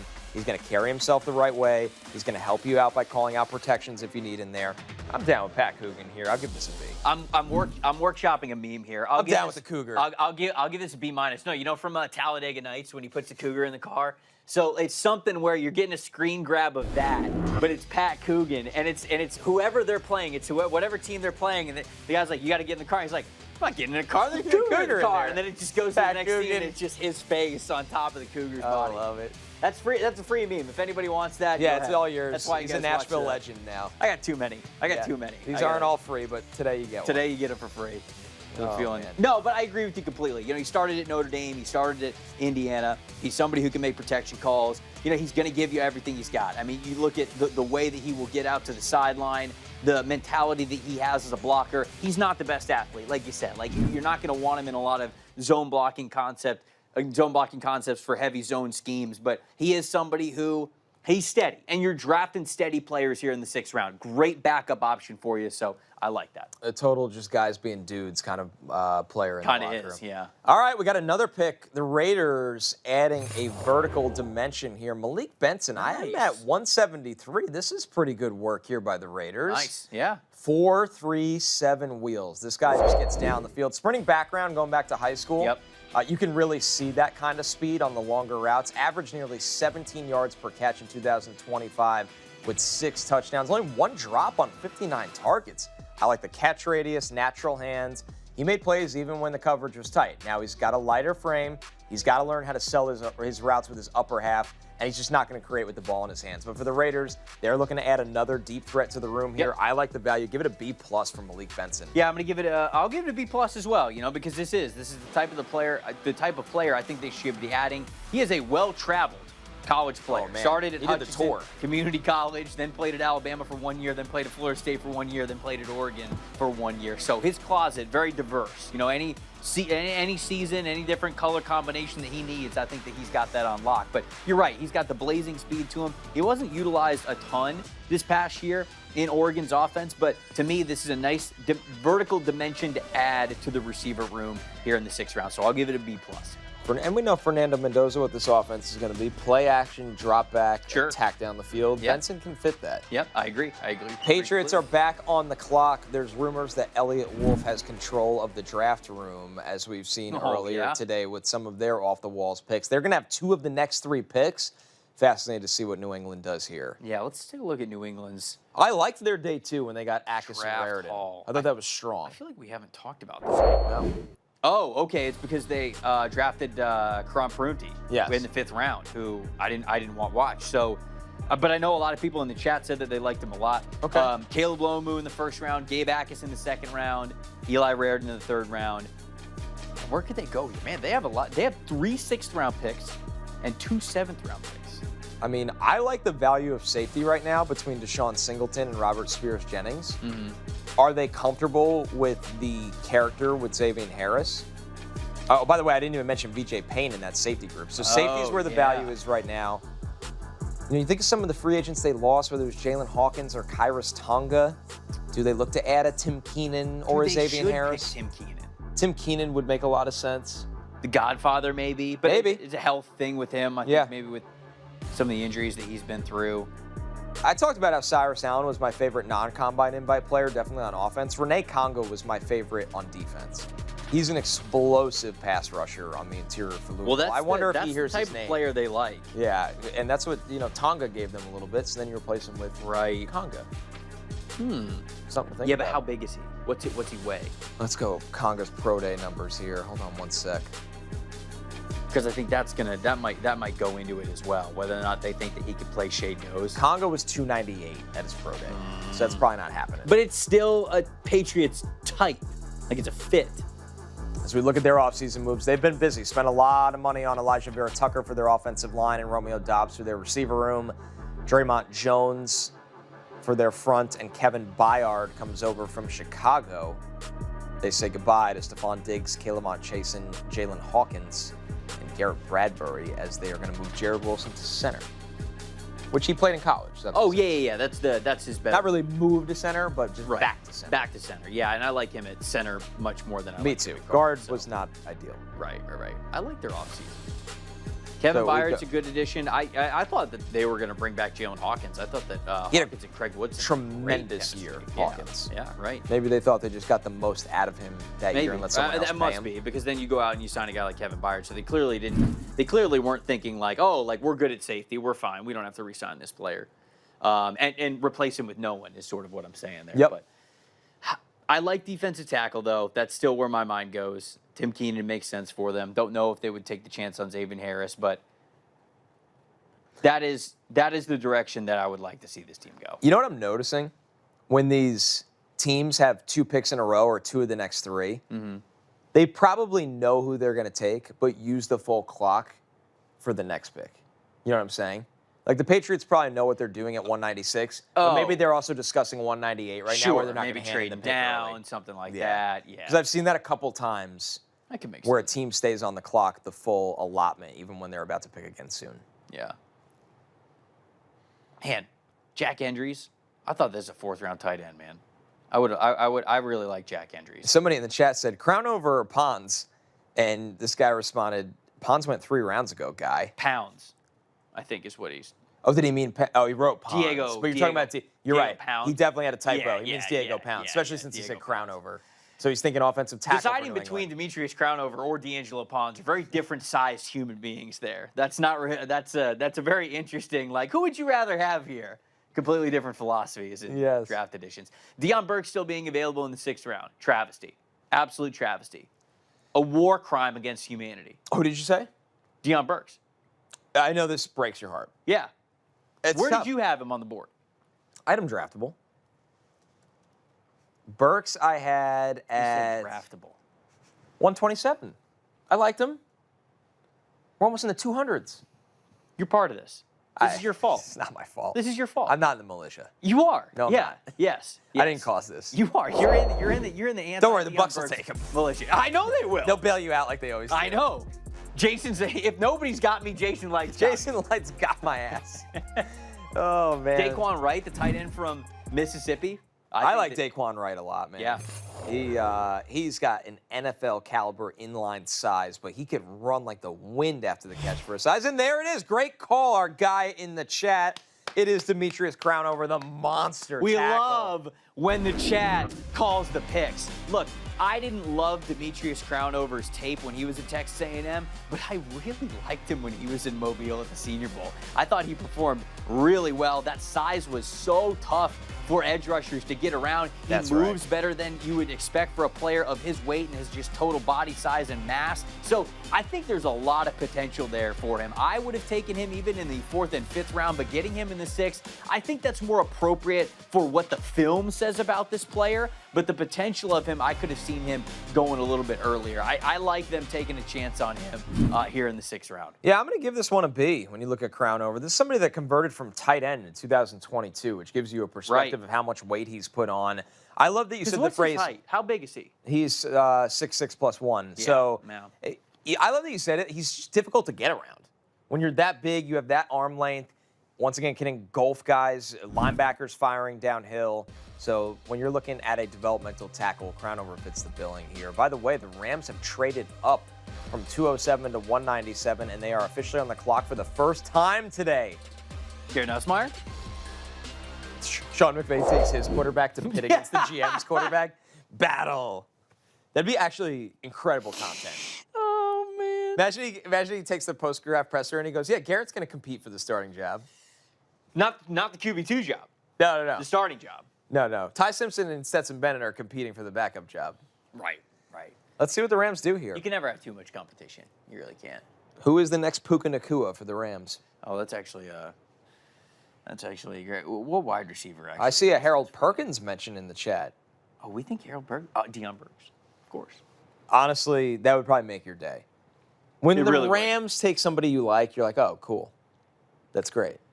Please, make me look smart. I don't know who this is going to be, but I always like, if they go wide receiver, the wide receivers that they draft late, I feel like I always like these players. Who did they take from Texas last year? This can drive me nuts. I don't know from Texas, but They did go wide receiver. I like this And you player. like this guy. I like C.J. Daniels. So, Yes! Dude, C.J. Daniels, I don't think got nearly enough credit for just the crazy catches that he had It's this past nuts. year. I guarantee this is the play, right? Where he's one-handing it? No, that's a two-handed one. Okay. Still sweet, though. But he had a crazy one-handed catch over the middle of this past year that was just nuts. So he's not super fast, and I Right. think because of that, it's like, okay, he's not big enough to where you're going to play him as an X all the time. He's not super fast to where you love just the vertical ability from him. But the spectacular, he might have the best spectacular catches in all of college football this past year. So I'm a fan of this, man. I'm going to give this one a B+. I think I had C.J. Daniels somewhere around like the 120s on my big board. And so you're getting him near pick 200 here. I like this. Kanata Mumfield was the guy that they drafted, I think, last year. he was Pitt. Yeah, Maybe right. 2 right, years ago, right. they drafted somebody from Texas. Are you I'll talking about remember. Jordan Whittington? Jordan Whittington. Yeah, I mean, who was also great. Love Yeah. Jordan Whittington. So C.J. Daniels to the Rams. I'm going to give this one a B-. I just don't know if we'll be able to run away from people at the next level. He won't. But you're He doesn't right. need to. Did you see the contested catches? That's exactly. Open your eyes. Watch the highlights. 12 of 18 in 2025 on contested catches. Great focus, That's great 66%. concentration. I bet you know what they loved about him? What? His effort as a run blocker was Right. phenomenal. Yes. Phenomenal. Yes. And they love that. Yes. They adore that. So very They should. Rams pick. Speaking of change of pace, Ah, nice. Damon Claiborne Dude, to the totally Vikings. bailed out. You guys are going to want to buckle in for these highlights. 'Cause Totally this guy, bailed out. yeah. They don't Great take a burst. running back until the 6th round, and it happens to me, Damone Claiborne. Awesome. They shouldn't be getting away with this. He's one of the fastest running backs that we have in this class, and I love him for this specific scheme, Connor. Yep. Outside zone, mid-zone plays. You saw in some of the highlights there. Let him get horizontal. Let him be a one-cut back. Let him just have his aiming points for the tight end or the offensive guard when they are getting far outside of where the original tackle box was. Let him put his foot in the ground and go up the field. This is the offense in which he is going to be able to do that a ton. They needed to leave this draft with a running back. And all jokes aside of saying bailed out, like, they are lucky this player is here because they could have picked him, let's see, where were the 40 other picks ago, right? 98. You could have picked him. They took Jacoby Thomas at 98. Yeah. I think you could have easily taken him there. And I think it's funny that they took Max Bredesen at 159 instead That's of this crazy. player. How do you not take That's Claiborne there crazy. and then just go, okay, we've got the running back. Now we'll get the fullback a little bit later. But however it came to be, you got a really good player and a great scheme fit here. You really did. First off, he's returned a kick for a touchdown in both 2023 and 2024. So he's going to be able to do that for you right away. Talk about the change of pace, the burst. I'm a big fan. I give this one a B+. Damone Claiborne, really nice work by the Vikings because you blink, and if you guess wrong, he's going to run by you. Yep. The video game level juke move as well. All right, we got another receiver here off the board, this time to the Seahawks in Emmanuel Henderson. Interesting. I will pull up my notes on this one in just a second. He was player 251 for me, so this is kind of that range where you're expecting him. Henderson, it's going to take a second. Hold on, we'll get to it. I believe he also could be in play as a special teams option. I mean, this is a punt and kick return guy, but they already have. Doesn't he have Ricky White? But he did both. So he returned a kick for a touchdown in 2025, but he also had 4 tackles on punt team in 2025. Oh, so this is just a heart and soul special teams pick here at 199. Yeah, 4.44 wheels. He's a gunner.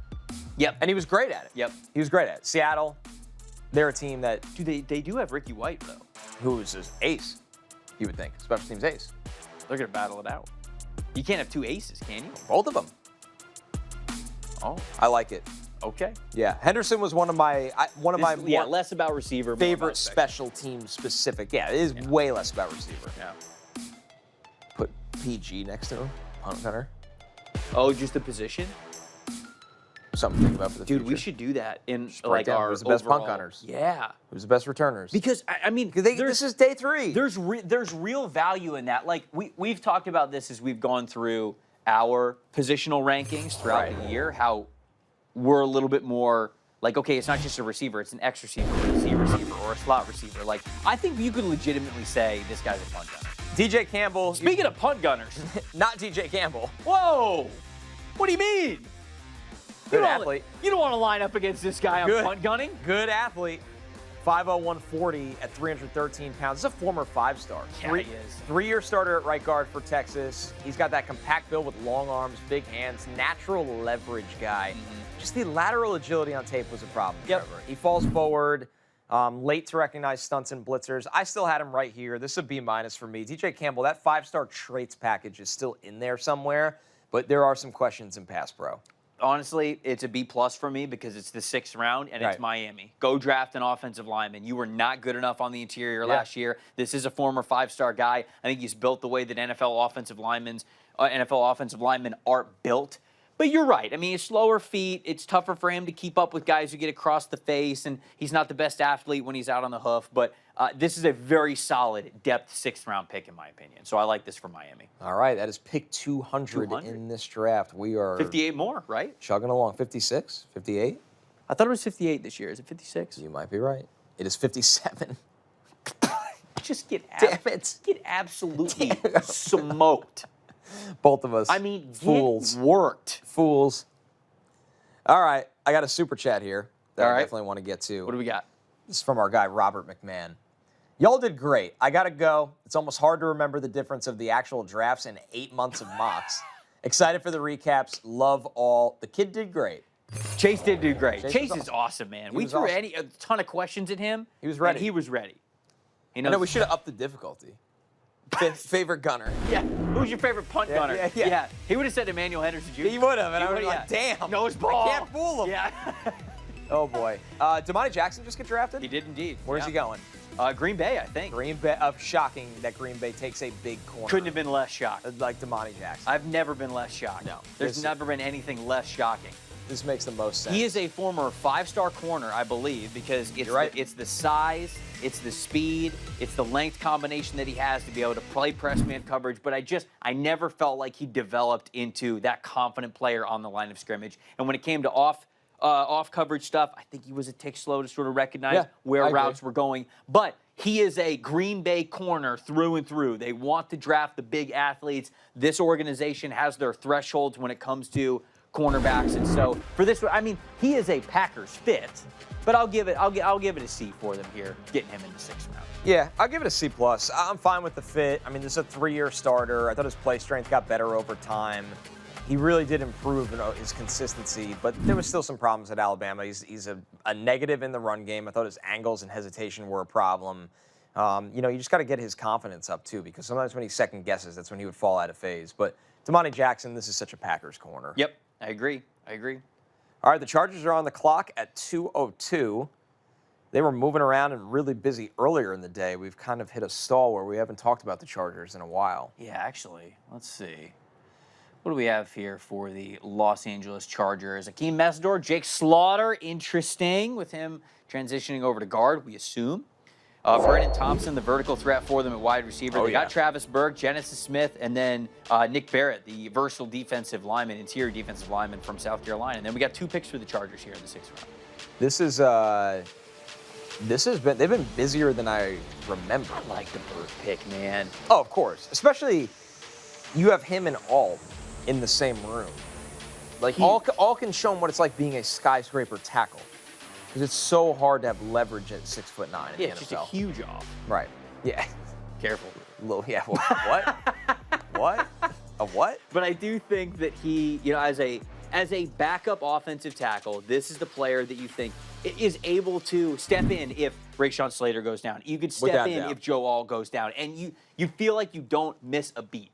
And that's really important given that they were coming off of a year where they were so demoralized with just not having any offensive tackle options that mattered for them. Yeah.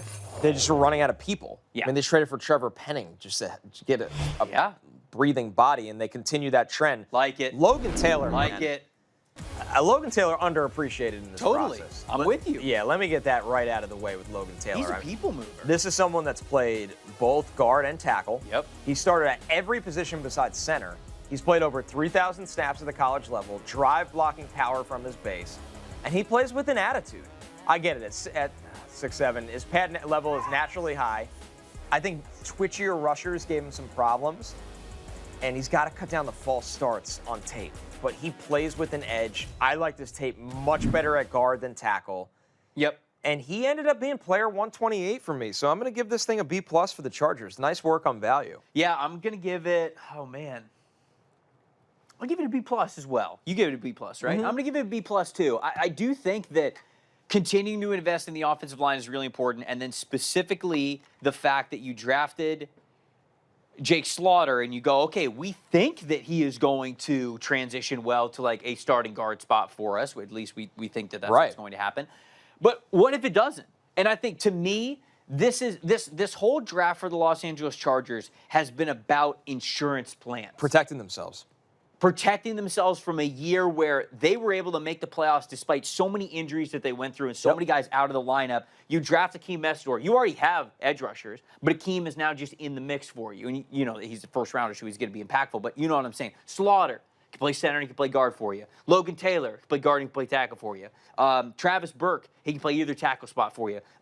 Brennan Thompson, he might not be he's a starting wide receiver, but like he's in the mix. And then if somebody goes down, you still keep athleticism there. So to me, this is a really nice box checking type of an insurance draft for the Los Angeles Chargers.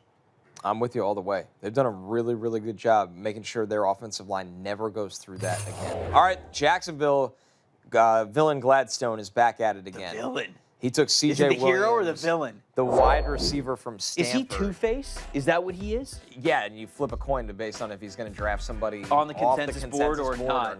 Yeah, that's true. I think we might be onto something there. All right, so we look at the draft recap in round 6 right now. They went C.J. Williams. Oh, C.J. Williams. The wide receiver from Stanford. He was not on my board, Trevor. I did not get to his tape. This is classic. Because I didn't watch him either. And he's not a combine invite. I don't think. No. No, all the combine guys are. This is. Play for us. I mean, I have his pro day. If you want his pro day. Yeah, we'd love it. He was a little under 6'1", 203, 4'5", 340. The 7.43 cone, that's a problem. 4.47 shuttle, 35 vertical, 10.08 broad. So. Wait, did you say 45 vertical? 35. Oh, okay. Yeah. So pretty average numbers besides the 3 cone, which is rough. I wonder what they're thinking with this pick. Wasn't really on the radar throughout the draft process from the VOP, even for the non-combine invite guys that are all on that radar. This is interesting. Started his career at USC, played 1 year, went to Wisconsin, had 148 receiving yards and then 248 receiving yards in 2023 and 2024. Then he transferred to Stanford this past year, and he had 750 receiving yards. I mean, it's okay. I mean, who are there? You'd expect this player typically to be in the UDFA process. Deion Burks, J. Michael Sturdivant, Jeff Caldwell, Eric McAllister. Yep. Chase Roberts, who I'm a big fan of. Tyron Montgomery. If you're going to take a chance on a non-combine guy, Tyron Montgomery. Right.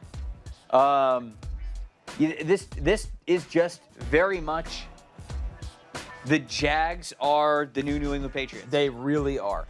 We're living in Gladstone's world. Yes. And he'll take players that a 7th-round player in round 3 or a UDFA player in round 6. Listen, I am all for standing on the table for your guys, right? We do that as draft analysts on our side of things. But part of your job is scouting the rest of the league. Part of the rest of your job is not drafting Cole Strange in the first round because you don't have to. That's right. And that's the part that I'm worried about with Gladstone right now with the Jaguars. Outthinking the room. Not that there's not good players on their roster, and not that they're not drafting some good players. The draft is also a game. You have to you're game 100% right. So, And right after them, a player that I did think would get drafted, Lewis Bond from Boston College, because he's a short area separator. Yep. So Lewis Bond goes to the Texans, an ideal backup, for their slot spot. Yeah, good speed. I thought short area agility, enough twitch to get away from players. Yep. A Senior Bowl player. Yep. You expect a Senior Bowl receiver who had some really good moments during the Senior Bowl to get drafted. I'm going to give this one a B-. There's a couple of receivers, including Burks, that I just like better than him. But this doesn't feel like the Williams pick before where it's so off the board. I thought Lewis Bond was definitely a draftable No, player. I do like this. B-, B, something like that, like right around that range, because I think this is insurance for Tank Dell's spot, which, Jalen Knoll steps into that. If Tank Dell can't go, we'll see. But you're getting another player who you go, okay, if Tank Dell is not going to be able to play for us, okay, Knoll gets in there, but then we have this guy as a backup as well. So, again, we're talking about a 6th-round pick, but, I like this pick here for the Houston Texans. So we have a super chat that says, "Sup guys, Jags seem to be getting guys with hands in the 90 percentile. What's his hand size? His hand size was 9 3/4. So it's not 90 percentile. Yeah, it's not small. Not small though. But interesting. Does James Gladstone care about big hands? Yeah, I don't know. Yeah, baby. Skylar Gill-Howard to the Lions. I love Skylar Gill-Howard. Yeah, this is an interesting pick. I'm a big fan of Skylar Gill-Howard. I'm not going to lie. When I started watching Texas Tech and people were like, hey, you got to watch 2. That's Lee Hunter. I'm like, you mean 0? Who's 0? Yeah. Because who's 0? And the way he gets off the ball so quickly. I think he's got great hands as well. Like, I just feel as the way that he approaches pass rushing, it's translatable to having good production. Now, he's a little bit smaller, and he's got an injury history to him as well. He's not great against the run. So he's more of just that, like, hey, get in there, pin your pass back, rusher, get after the quarterback type of a player. But I do like Skylar Gill-Howard. I think this is a really nice pick by the Lions. It's such an interesting story, too. No-star linebacker recruit. Yeah, right.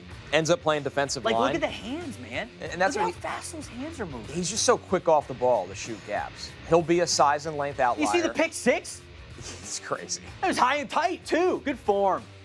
The reason he fell too, he missed the second half of the season with an ankle injury. You think of Yep. all the Texas Tech guys in the front seven that blew up and went to the college football playoff, they're all off the board. David Bailey, Jacob Rodriguez, Romello If Height, he's fully Lee healthy, Hunter. I think he's a top 150 pick. Yeah. I just his lack of overall size, I don't know if he's getting too much higher than that, especially with guys like Grayson Halton and Caleb Proctor, getting picked a little bit later. But I do like this player. Yeah, I'll give it a B-. He could simply rush the passer. Yeah, I'll give it a B.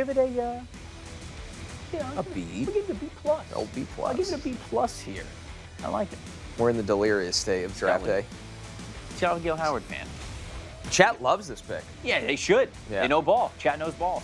I've often said that. Unless they disagree with me, in which The they've new age never of watched zero. ball before in their life. Another piece from that. So Texas Tech now. Oh, we got an A from the chat here for this one. Yeah, they're all about it. Maybe I needed to bump my grade up. Yeah, you're too harsh. I'm getting bullied. Chargers back on the clock again. They just took Logan Taylor, their third offensive lineman of the draft, right? Yeah. Yes. So we don't think they're going to go that direction. I don't think this is a special thing. They need a kicker. We haven't had a kicker or punter No draft. kicker. Where's Trey Smack? Well, I guess we're in the 6th round, so. It's coming. Would the Chargers? Yeah, probably not. I was say they a team to take a quarterback. Maybe a third stringer. Yeah, We're in third string range. What's the most like, dude? What if Pavia gets drafted above Nussmeier? Then I walk out. All I right. end the stream. Okay, all right. I don't know how to do that, but I end the stream. I was like, all right, find the button, all right, so your reaction cable. strands me on the show. Great. And nukes the entire production. Terrible move. He just Bad teammate. He just stands up and just starts taking off Ripping the, wires. Yeah. I don't want to be here anymore. No, that can't happen. I won't allow it. Draft additions for the Chargers. Like we said, they've taken 3 offensive linemen. They got Genesis Smith at safety, Nick Barrett for run defense on the defensive line, Brennan Thompson, the speedy wide receiver. Akeem Messidor was their first-round pick on the edge to play with Khalil Mack and Tuli Pelotu. This could we're at that kind of grab bag phase of the draft. You can totally. really take anything. You can take anybody at this point. And I think the Chargers have done a really nice job hitting a lot of what they've wanted to hit. We talked that a few Yes, minutes they've ago. addressed It's like needs across the big board. insurance draft. And they go with a 4th offensive lineman in Alex Harkey from Oregon. I like They are just like, Connor. we're never dealing with this again. Connor. I like the pick. I do. Harkey, I think, is an interior offensive lineman. I don't think he has the length to play at offensive tackle. But look at the mentality that he plays with. He's a tough guy. He wants to beat you up, man. This team has Trevor Penning, right? They did last year. This is the Trevor, I think. Did they re-sign Trevor Penning? I'll check for you while you keep talking. Okay. I mean, because, like, that's kind of my comp. Yeah, he's here. back. Yeah, and this is somebody who they might be the Bash Brothers. You know, from D2. Or they might kill each other. You know, D2 the Mighty Ducks? Yes. No, but that's what the Bash Brothers are. From D2 the Mighty Ducks, they hated each other first, and then they put on the bandanas and they listen to the rock music in the fist dorm bump room. and everything. Right. Yep. That's going to be Alex Harkey and Trevor Penning. Yes. Run behind this dude. He's going to be a guard for you, but a heavy insurance draft. When in doubt, on day 3, the Chargers have said, we're drafting offensive linemen. And I love it for them. I really do. I love this strategy. I've loved it with the first 3. I don't want to call it overkill, but I think at some point Now you're like, you just run out of rosters. All right, it's not cute anymore. now these are a little effed up. Yeah. Now the O-line runs a little effed up. I don't know if he has the athleticism. I guess we'll see when he kicks into guard for McDaniel. I'm going to give this a C+ for Harkey. If this was their No, third that's a good point with McDaniel's I don't think he scheme. moves as well as the McDaniel off. I'll give it a B- because yeah. I need you to be the hater on the show. C+ for me. Yeah, I'll give it a B-. Chargers, slightly you higher. could take another position, I promise. Yeah, because I do think he is a more power downhill run game type He's of kind of offensive a lineman. brawler, kind of in a sloppy way mentality. Right. We got Super Chat said, kind of shocked that no one's picked up Brockmeyer or Tyron Montgomery. Both guys looked awesome in the Senior Bowl against top guys. I think Brockmeyer does go here in the 6th I or think so 7th too. round. Tyron Montgomery, I don't know. He might not get drafted. Because I thought Tyron Montgomery's tape at the Senior Bowl showed enough to get a combine invite. The league clearly did not agree. So I go, And the pro okay. day was. Oh, was it up and down for I'll him? pull up the pro day. What do you pull up the film? Go through the routes on air. No, just the athletic test. Yeah. Let's pull up the routes on air. So Montgomery ran a 4.59. Really just a 7.3 cone. See, but he's barely. I know played he's football. better athlete than that on tape. Draft him in the 7th round. Come on, somebody. Yeah, it might happen. Let's get through a couple more super chats here. Yeah, somebody Shout said out to everybody. You think Nussmeier might be pulling an Eli, telling teams to not draft him since he wants to go play for his dad with the Saints? That'd be interesting. I wouldn't advise that, but Yeah, I wouldn't either. 4RD said, should the Cowboys take Perkins Jr. at the top of the 7th? Yes. Although they just traded for D. Winters, so how many linebackers are they going to? Because Barham's going to play off the ball for them as well. Yeah. I don't know, man. Yeah. I like Perkins, but you could basically, I mean, we're talking about the 6th and 7th round here. I mean, you could basically say, like, oh, yeah, Perkins would go to this team because he's a special teamer at this point. He's like a dime backer special team. Right. And it's tough, right? I mean, he's 215 pounds, and his best work is as an edge rusher. You can't play on the edge if you're 215 pounds in the NFL. It's never going to work. And his off-ball linebacker stuff, major work in progress. So I'm not sure that Perkins gets drafted. All right, the pick is in for the Eagles, and they go with the guy that surprised me on tape in Micah Morris, the Georgia guard. Well, yeah, Morris has been another guy under the radar in this process. 6'5", 334. Yeah, this is a beefy dude with big hands, tested well, raw strength. He can win reps with one arm sometimes.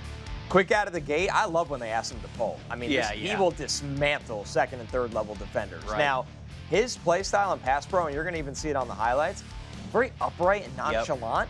Yep. It's unorthodox, and it can get him in trouble at times. And his hands, the precision still needs to be coached up. So I had Micah Morris as the 239th player in this draft, so we're right in that range. I'll give this a B-. I think his tape was solid, but they definitely got to get his pad level down. Yeah, you see right here. Yeah, I'll give it a B- as well. And it's along that same line when it comes to pad level. You know, when they're in short yardage situations and he's just launching off the snap and his pads stay low, I mean, you like what you're seeing. But he, for a player who's 334, surprised me with how much he got knocked back from power rushers. And the reason why is because he's always losing the leverage battle. He's consistently losing the leverage battle, and these guys are able to get him on his heels, and that's why they're able to knock him back further than you would think for his weight. But you mentioned who he is as a puller. I mean, devastating when he is a puller. When he lines guys up between the shoulders and he is in space there, I mean, he totally erases them. So I think for a power scheme that likes to do a lot of pulling, you know, GT counters, regular counters, things like that, I mean, this is somebody who fits that type of power run scheme, which I think the Eagles like to do plenty of. Yeah, I mean, the Eagles diving into the Georgia prospect pool, tell me if you've heard that before. We have. And it's worked out for them before. It has indeed. Falcons are on the clock at 2:08. I feel like the pace is oddly slowed in the 6th round. It's true, but we were kind of flying there. I mean, it's 5 o'clock Eastern. So we only have 40 more picks. Yeah. Or 50 more picks. Yeah, we've got 50 more picks, but, like, I think there's a world where, I mean, we might be done with this at, like, 6:30, you know? Which would be quicker, I think, than a lot of other drafts. So it's just something to note of the pace at which this draft is going. is starting to go. Yeah. All right, we got the Falcons here on the clock. What's another family member that they can draft here? Who's got a brother in the draft? Yeah, who's got a brother in the draft? Lorenzo Styles already got picked, sadly, so can't be that. Yeah. As we look at the best available, my guy Tim Keenan, come on now. Somebody take Tim Keenan. You want your run defense to improve. Your guy Deion Burks. Get him out of here. I like Carson Ryan better than a lot of the tight ends that have come off the board. To me, when I watched Carson Ryan, I categorized him as a offensive, like, utility player. Yep. So, like, fullback, wingback. You don't want him on the line of scrimmage a ton, but, like, if you had to put him in a position, it would probably be tight end. But I like him more as sort of. That's how Nowakowski was a little bit. Yes, but and I think Nowakowski is better. He's a better blocker, for sure. But Jaron Kanak as well from another one from Oklahoma, I think is sort of in that conversation as well. And the pick is in, and they go with Washington defensive tackle Ontario Thompson in this spot. Ontario Thompson was 294th on my big board here. I'll give you the scouting report in just a second. A well-traveled fella. Iowa Western Community College, Western Michigan. He was at Iowa. 6'2", 306, more of a compact player. Wait, did you say 6'2"? Yeah. Washington's got him listed at 6'4". There ain't a Yeah, no, he came in at 6'2" at the combine. Damn. He had a 4.7 340 at 306 pounds, which is nuts. Wait, that's crazy. Insanity. Yeah, I wow. believe that might have been a pro day time. He has blocked a punt on special teams. He's got strong hands. Very little production, though, across. Now we're talking about, 4 different programs. And I just don't think, Trevor, the play speed matched that time speed yet. It was just more of a true testing speed rather than a time speed. But a good guy to take a chance on, right? Yeah, you want to bet on an athlete later. I'm still going to give it a C because there was just better players on the board as I stare at Tim Keenan, who's a totally different player. Oh, sure. But just based on the rankings for me, I'm going to give this one a C. Well, I think that he's going to play more of that defensive end role for him, so he's going to play 4-eye. They've got Zach Harrison. They got Brandon Dorless, so maybe he's kind of that backup to what Dorless is going to play, like that makes Dorless' sense. technique. Yeah. You know? So I'm fine with this. I'll give this a C. I don't know a lot about this Fine with player this, I'll give it a C. specifically. I mean, what? Is it season average? No, it's not. You come home from school with a C, and your parents would be like, "You freaking kidding me? Did you try?" No, of course not. I'm fine with this player. I'll give it a C. It's That's an fine. all-time line. That's an all-time Sikkema swerve. What are you talking about? I'm fine with this player. I'll give it a B- or a B. No, if it was a B, Chat, no, if it's a chime B, in, it's chat. solid. Chime in. Season average. No, it's not. 75. Wait, well, hold on. C is Hold good on. enough. What was your grading scale when you were in high school? Because I just realized that my wife's was different than mine. So, like, if ever I 0 went to from 100, to 100. yeah. But for her, like, a 93 was what? An A- for Yeah. you? It was like a B+ for her. Oh, So like if she came home with like B's, I'm like, yo, what are you talking about? And not like No. a 92's I went to an public A-. school. I'm much more in line with you. Right, I'm the same grading scale as you were. So with that being said, you're out of your mind. A C is a C's average. It's good. I'm seeing C is passing. Yeah. C is somebody said C is whelmed. Right. Yeah. No, that's the chat gets it. If I gave a B, it'd be solid. I would upgrade to solid. Oh man, C is just fine. Right. Correct. Thank you. All I'm right. educated. Damn, you win. I lose. Oh, Matt Goldman, good player. I'm hosting now. This is my show. The Commanders continue to do really good work in between our banter as Matt Goldman comes off the board. I like The Matt Goldman. Michigan State center transfer from Wake Forest. Yep. He is someone to me that the tape was pretty dang good. It's nice. Drives Yeah. his legs, legit power. The hands stay tight. He's got grip strength, straight line burst to the second level. Listen, he's not the most agile kind of center. He doesn't have length where he's not going to sustain all of his blocks. But, I mean, I had Goldman at 203. I once again, like a Commander's pick, I'm going with a B. Yeah, I think this one's solid. So I'm going to go with a B here. I think this is tremendous. I'm giving it a B. Yeah, I think this is an unbelievable pick. It's a D+. They don't have anybody behind Allegretti right now to be a backup center. And I think this is immediately their best option for a backup center. I think when you get Matt Goldman in a phone booth, you're going to like the results because I think he's got the demeanor of a center that you like, especially when he's hand fighting with different interior defensive linemen. Now, he's a little bit slower to mirror cross-face moves, and he's got smaller arms, so sometimes you'll see him lunge a little too much and he gets off balance. But I do think this is a player who's a very, very solid backup center, and Washington did not have one, so it's a good time to pick up one here in the 6th round. Good call out. We got, as the Steelers are on the clock, Haram Miranda. What would you grade Pittsburgh's draft so far? Let's see. And what changes would you do with 3 picks left? If we can take a look at the Steelers draft, I'd love to see it. So it's Maxi Onature at the top, getting sniped from Mekhi Lemon. They had Mekhi Lemon on the phone. But it worked out. It worked out. Here it is. Love the Jeremy Bernard pick. Love it. Not as high on Drew Aller and Dalen Everett, and then they bounce back with Jennings Dunker. I like Jennings Dunker. This has been an up-and-down draft for me. Kate Weegett, the golfer? Yeah, the golfer? I'm on hole 8. I'm not going to the NFL. Mom, I don't want to go to the NFL. I don't want to go. Get out of here. Riley Nowakowski is the most perfect Steeler ever born on this planet.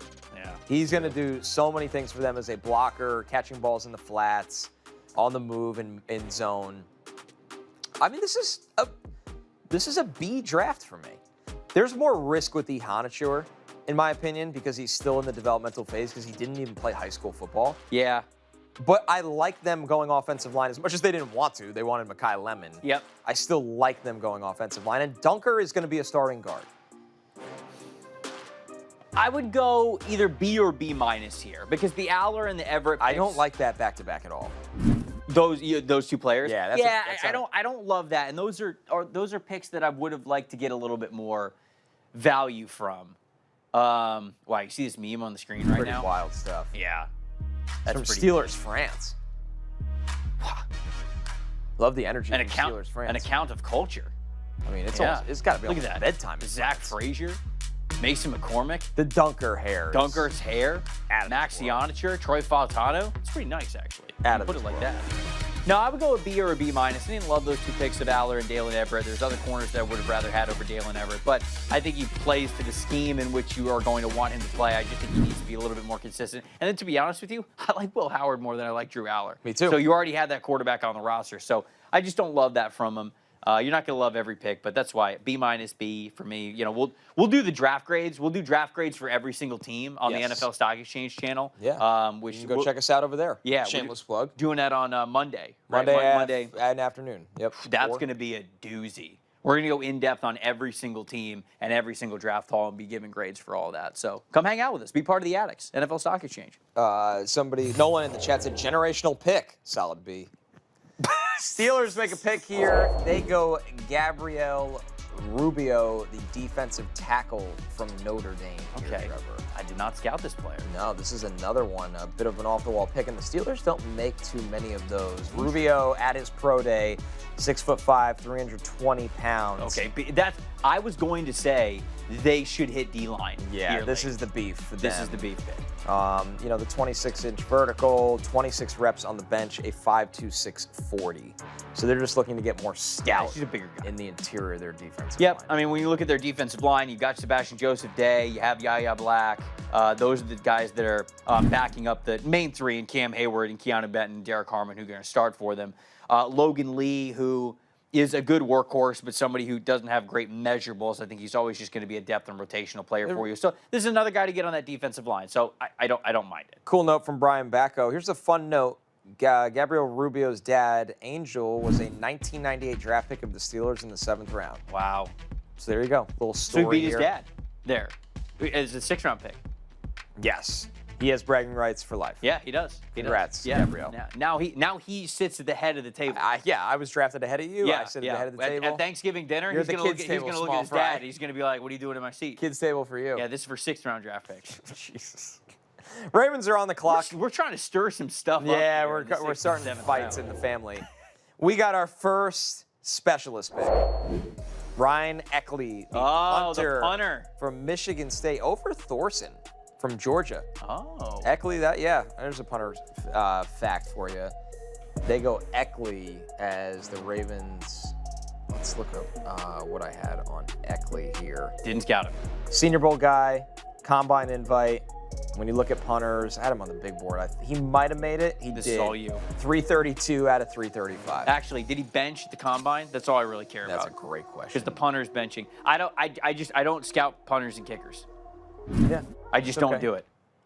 You know, at least 2 or 3 of them are going to go. Oh, for sure, 100%. Right. But Well, you've seen Trey Smack play. You watch a lot of Florida football. of course, I didn't need good it. kicker? Yeah, he is a good kicker. Yes. Yeah, I mean, See? Okay, he's a good kicker in theory. You know who else was a good kicker? Roberto Aguayo. Oh, And then boy. all of a sudden, somehow, He could never kick a ball. he could never kick a football. It's like he'd never played the game before. Second rounder. Yeah, people don't forget. You didn't rig that one. No, I didn't. No, I didn't. Roberto Hey, Aguayo. Hey, Jason Light had to go through those learning lessons to get to the 2026 NFL draft. And you know what? We're okay with that. What's the worst pick in that second round pick in that draft? Christian Hackenberg or Roberto Aguayo?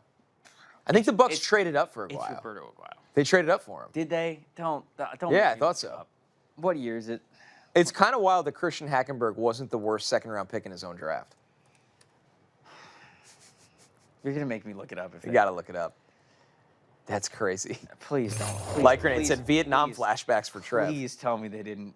They didn't. Trade. My only punter take is I would have taken Thorson over Eckley. Ooh, I like this pick from the Patriots a lot at 212. This was one of my hidden gems. Oh, okay. Go off, King. Yeah, this was one of my hidden gems in this draft. Nnamdi Obiizor, the other TCU linebacker, played next to Elarm Zor. Good athlete, 37-inch vertical, 4.5 speed, big hands, 230 pounds. He's a converted safety that has the athleticism of a defensive back, but still has that linebacker mass, great eyes, disciplined in coverage, very controlled and balanced as a tackler. This is somebody you want as a sub-package backer that could play in space and coverage. He's still learning play development as a linebacker because he plays with less depth than when he played at safety. So that's been a growing pain for him. But for the Patriots, I'm very interested to see not only him on special teams, but him as a coverage backer. I like Nnamdi Obiizor a lot. Yeah, smaller linebacker, but a fast one. So, I mean, like what you're saying, like potential for coverage, impact plays there, but probably a special teams player, as a lot of these 6-rounders are. But when you get these linebackers that are built smaller, that are around like 230 pounds, like, yes, the game's getting a little bit lighter, so you can have a little bit of leniency, but you want to see them be good athletes. So he is a good athlete, decent one to take a chance on here. Bears are on the clock at 2:12. So we've had punter, defensive line, maybe, linebacker. maybe. Hello? How many times do I have to ask for Tim Keenan or Deontay Corleone? Right. Yeah. Because they haven't taken a defensive lineman yet. No, which is probably shocking to Bears fans right now, as much as this has been a good draft for the Bears. This draft without drafting a defensive lineman. Yeah, that'd be pretty stunning. By the way, the Bucs did indeed trade up to get Roberto Guayo. I thought so. I didn't want to bring it up, but I had to. I think I genuinely suppressed that. When you said they traded up, I was like, no, they didn't. I have zero recollection of that. Who's trying to snipe them? We'll never know. We'll never know. The Bears so far, Dylan Thieneman at safety. Yep. Malik Muhammad at corner and Keyshawn Elliott at linebacker. Those are the defensive additions. They've also taken Logan Jones at center, Sam Roush at tight end, and Xavion Thomas at receiver. I think this has to be an interior defensive lineman. It has to be. Because there's still good players here. I know. That's what's crazy. Is Tim Keenan the guy that you would want Tim the Keenan's most the for guy. them? Tim Keenan gets an A+ from me if they take Tim Keenan. But Rashawn Benny's still here. Benny's a good player. I know. I don't think Cameron Ball's gone off the board yet. Brandon Cleveland. I wonder if Jordan Vandenberg gets drafted. The super athlete. Because of his athleticism, probably. Chicago. Yeah. Probably. Jets had him in for a visit. I don't know. I don't know if he's getting drafted. Yeah. So here's their draft additions one more time for the Bears as we wait for the pick. Oh. Saw it? Spoiler? I did. Am I going to be happy? I called it. Benny? No. We're not allowed to spoil it yet. Yeah, we're not allowed to spoil it yet. It's coming. It's Roberto Aguayo. Again? They give him a second. They give him another shot? Yeah. What is he, 30 now? 31? How old would he be now? Did he ever even kick in like a spring league or the XFL? Or the CFL? I think he did. Yeah. And just didn't work there either? I mean, if you can't kick it in the NFL, I mean, it's a ball. Whoa! You just brought up That's Jordan what Vandenberg. I said. Wow, so they go. I nailed this one. You did nail this one. True athlete. Nicely done. What was his pro day? I mean, just a freak. Dude, listen athlete. to this. Vandenberg, 6'3 1/4, 310, 4'9", 40, 30. This is at 310 pounds. 36-inch vertical, 9'11 broad. The premium stat, 419 shuttle. It's out of this world. Alien stuff. Alien stuff. And you don't, unfortunately, the reason, so some people are listening to that and they're like, all right, top 20 pick. Why?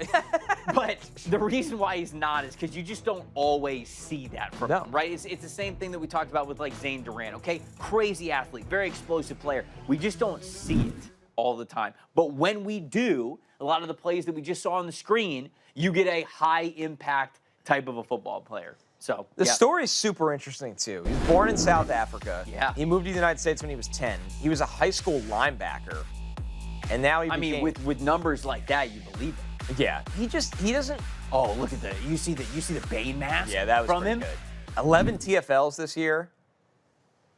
I'm gonna give this one a B. Oh yeah. I'll throw a grade out there. Screw it. No, I called it. I'm giving it an A. Yeah, you gotta be all about this life. Yeah, I'm all. Jordan Vandenberg, one of the most unique athletes actually on day 3 of the draft. Yeah. But not a beefy run stuffer. No. I thought Chicago would prioritize that. I was wrong. Colts are on the clock. They're going to take somebody really good from the SEC because that's all Chris Ballard does. Yeah, who's left from the SEC? Tim Keenan.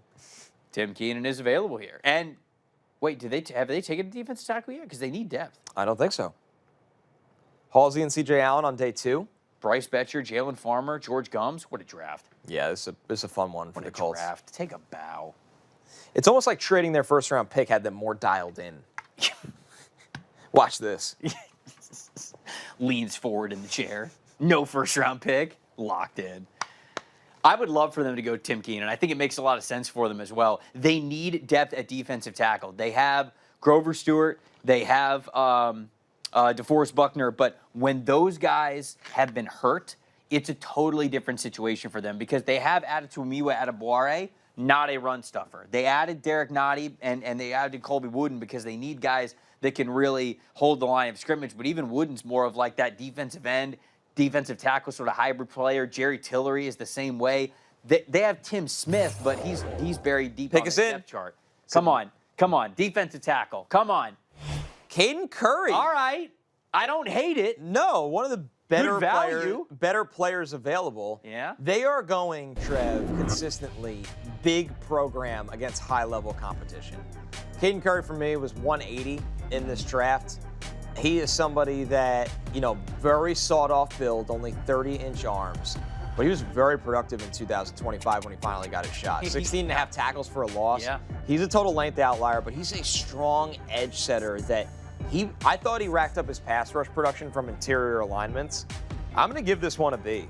I think, once again, this is a guy that will be on the 53-man roster in a rotational role against the run. If you can get that at this point of the draft, that's good business. I would rather them have gone a defensive tackle, but I am going to the chat. Yeah, I don't hate it. D. I'm giving this a B+. I think this is a good football player who I felt like should have been picked, even with his length limitation. That's why. It's the right. But even with that, he should have been around 150 in my opinion. He's just too good of a football player. And that plays the perfect example as he's stuck on a block, but he plays through the whistle to make an effort play. What's his weight? You think they put weight on him? He's 257. No, they're not gonna take him inside like full time. No, he had a lot of the stand-up opportunities over guards and centers. Yeah. Somebody said Caden Curry looks like he plays guitar for Creed. Sure. It's a wild comment. Sure. Oh, like Grenade. Like Grenade's always bringing the heat. Can't say that he's the lead singer for Creed because we'd never do that. Scott Steiner. We could never. That iconic voice. You can't replicate that. No, there's only one. By the way, the chat is still somehow talking about Diego Pavia. Oh, they have all day. I've never seen it. This is like Tebow all over again. Brother. Pavia mania. Brother. It was our entire 7-round mock draft. You're right. Sleep at the wheel? It was. I tried to pretend that was 6.5 hours of Pavia here. We're at like pick 33. If I close my eyes, I do not see it. The pick is in for the Falcons at 2:15, and they go with Harold Perkins Jr., a fan favorite. Once upon a time, Harold Perkins was expected to be a superstar linebacker / edge prospect, 6 feet tall, 223 pounds. He missed most of 2024 with a knee injury, of course, but he was pretty good this year. High-end athlete. He can hit tackles with that ghost move as a pass rusher, but you're not drafting him to rush the passer at the next level. He's going to be a sub-package backer. Man. Maybe a designated blitzer. As a 6th-round pick, you might actually be drafting him as a DPR. Try to go back to freshman year LSU. Well, and the good news is he has a ton of experience on special teams. Yeah. He can open up and run in coverage. He's experienced playing both off-ball linebacker and the outside rush backer spot, and even the overhang. Yes. So I still like Perkins, man. I know his college career didn't go like everybody hoped with all the hype, but I'm going to give this a B+. This is totally fair of a landing spot for him. I'll give it a B as well because you can't really talk about him as a top 150 type of a pick because you just don't know what you're going to get. But to pick him at 215, you can say to yourself, he's just a DPR for me. You can actually go back to the freshman year LSU tape and say, yep, that. Nothing else matters. Right. Play special teams for us and do that. We don't care. We're not going to make you an off-ball linebacker. We're not going to try to make you super comfortable in space because it feels like he's not. Just get after the quarterback. And he had that ability to dip his shoulder around the corner. He has the ghost move in his bag. Like, if you have one go-to move as a high-end athlete, you could be a DPR. By the way, yes, it has happened. Another kicker has been drafted. It is Trey Smack. Oh, the appropriate from one. Green Bay. Yeah, the right kicker. Often viewed as the highest-ranked specialist in this draft, Trey Smack. Yep. You love him. Future Hall of Famer. Yeah, I mean, this is an A+ selection from me here, just because it's a Florida Gator that's going off the board here that we have in the 6th round. You want some stats? You can feed them to me. I watched them. I lived it. I lived this kicking life. 10 for 13 from 50+. Everybody's chasing the big leg kicker. You have to. That's what this is for Green Bay, especially at Lambeau. Yep. So 100%. I'll give you one more stat. Go ahead. 81% or greater the last 3 years. Consistency. As a Florida fan who watched all these games, when we got into field goal range, I was not worried. You didn't even think you went and got it was something like, out of the fridge. Cool, 3, yeah. I got more nachos. Yeah. Love that. Yeah, I'm getting more ranch for the wings, whatever. Like whatever's going on, I don't need to pay attention. He's making it. I don't mind taking a high-end kicker in round 6. It's fine. I mean, look at the league right now. Everybody's chasing these difference-making kickers. Sure. It's fine. It's a C. Kicking and punting is It's average. I don't want to say that I'd never draft a punter or kicker because I don't want to take that away from them. But it is such a crapshoot. Like UDFAs make teams every year. Yes. UDFAs save teams every single year. It's just kind of crazy. But you draft a player like this because he's got the big leg. Right. Because he gives you that allurement of, being able to totally change the math in your favor. Right. Hit from super far out. Yes. Jaden Williams, the right tackle from Ole Miss, comes off the board. 6'4.5", 307. Goes ahead of Diego Pounce? Yeah, that's shocking. Great call. The left tackle on their team I thought was a better prospect than Jaden Williams, who had a good pro day, no doubt. The 5-second 40, the 7.65 3-cone, almost a 30-inch vertical. Is he a guard? He's got 33.5-inch arms, so he meets the threshold, but he is 307. So the Cardinals clearly prioritize the athlete here. Yes. That's why. For sure. He's the more athletic lineman on this unit. But it is shocking how good Pounds was against Miami that he wasn't taken already. I know, I'm with you. That's like top-level competition for the national championship there. And I also like the way that Pons moves. I don't think that he's too slow to be considered here at this range. Right. Interesting. But you think of them taking Basantis earlier. They take Jaden Williams now. Yeah. They want the quick movers out of the gate. So. And that could be. Developmental athlete at right tackle. Yeah. They got some quickness with they were the Caleb Proctor team, right? Caleb Proctor, Jaden Williams. Yeah, they're kind of going first step guys. Yeah. Okay. So the Cowboys are on the clock at 2:18. They have made a lot of picks in this draft, it feels like, especially early. We know it started with Caleb Downs, so we'll take a look at the Cowboys draft in just a second. They got both Malachi Lawrence and Jay Sean Barnum.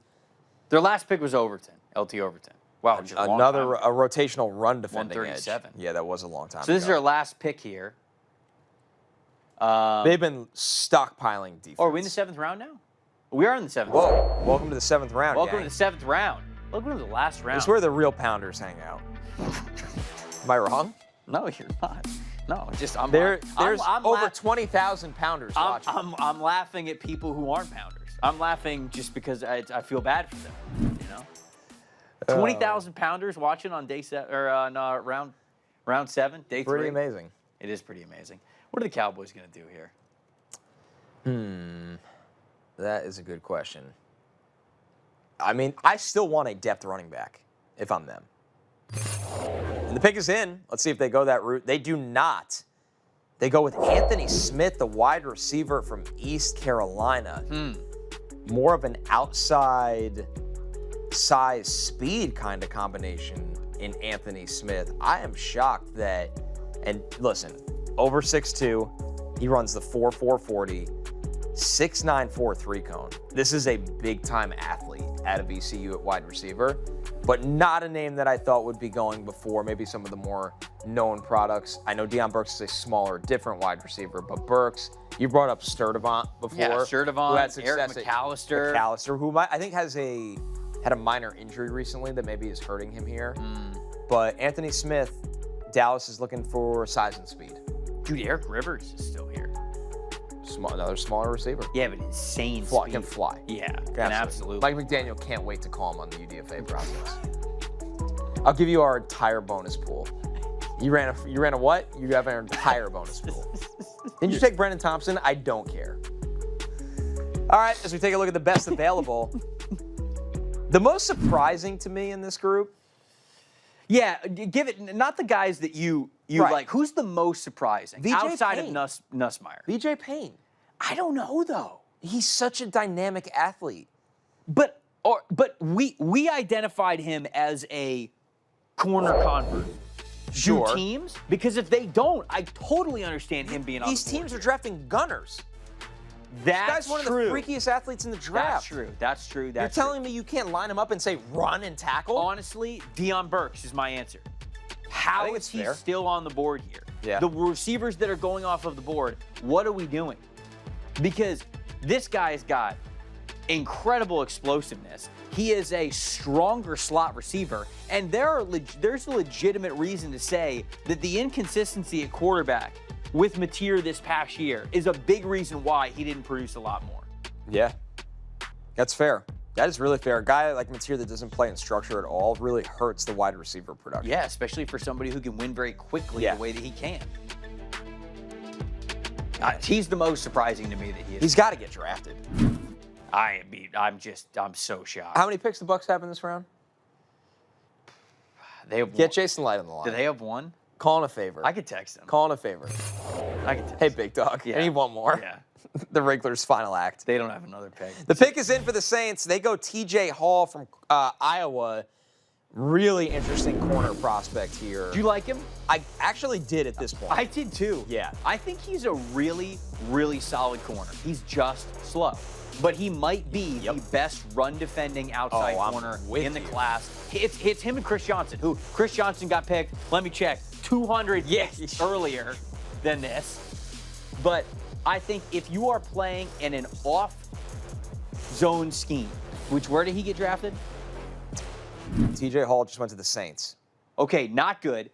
But Staley's their DC now. oh, okay, you're Yeah. right. You're right. You were right. thinking I'm of- thinking old. Yeah, I was thinking like Dennis No, Allen. welcome super to the new era, aggressive. brother. Yeah. This We love zone. This could work. Yeah, Yes, they're it makes much more sense. zone. So I like this scheme fit, and I like the fact that he could defend the run really well for this team on the outside. I'm with you. He's physical at the catch point. Man, I love how quickly he triggers against the run. Good pursuit angles, physicality. He's tall. He's got shorter arms for a taller guy. The 4.59 40 really hurt him in this process, but he was player 210 for me. I'm going to give this a B. I love the scheme fit. I love the toughness. TJ Hall, I think he might overcome some of his limitations in speed and length. Yeah. Bills are back on the clock. As we let's show some more TJ Hall. I loved watching this dude play. He understands how to compete at the catch point. And that's a bad throw, and you'd like to see him finish that play. But the bottom line is he's in phase with his head turned around. This is him playing in off coverage. Yes. And now watch the That's ability his to home. trigger That's downhill his against home. the run. Go after him. Yep. Come on. So you see the click and close. He'll get physical. Yep. And he always wants in on the action. I'm a fan. Yeah, He's a me real too. football player. It's a real football player. Iowa guys like this often are. Yes. It's key to be a football player when you're drafted to the National Football League. You must play football. And like the BR social team, like you guys can clip that. that Like one's you free. could clip that. That's something that you could clip if you guys want. I'll No I'll give you overtime that rate. one. No.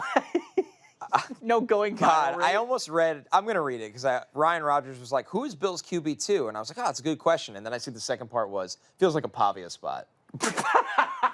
Like I'm just walking into wormholes. Okay, got your ass. Yeah, just got my ass. absolutely. Like through the lore, got and I your was like, ass. food, Yeah. wrangled up. Who is Bill's QB2? What a dummy. Well, Trubisky finally left, right? Yeah. Oh God, is this gonna happen? The pick is in for the Bills, and they are drafting Toriano Pride Jr. So Okay. another corner. Nice. Another day 3 corner Nice. that a little smaller of a corner, but he is 5'10", 185, dynamite speed.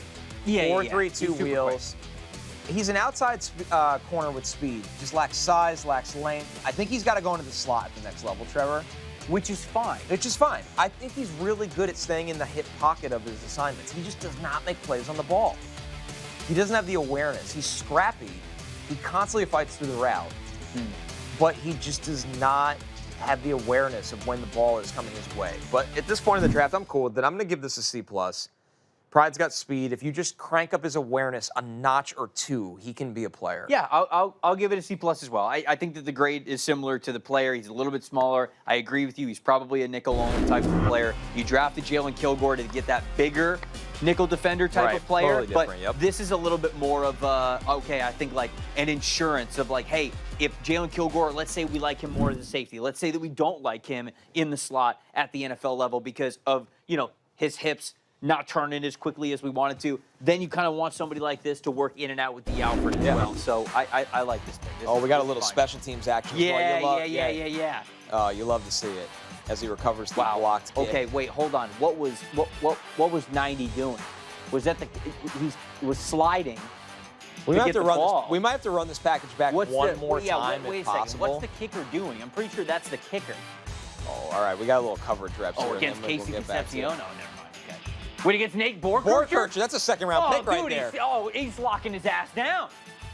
Never mind. How do I change this grade? Can I press the A+ button? How do I do this? Toriano Pride Jr.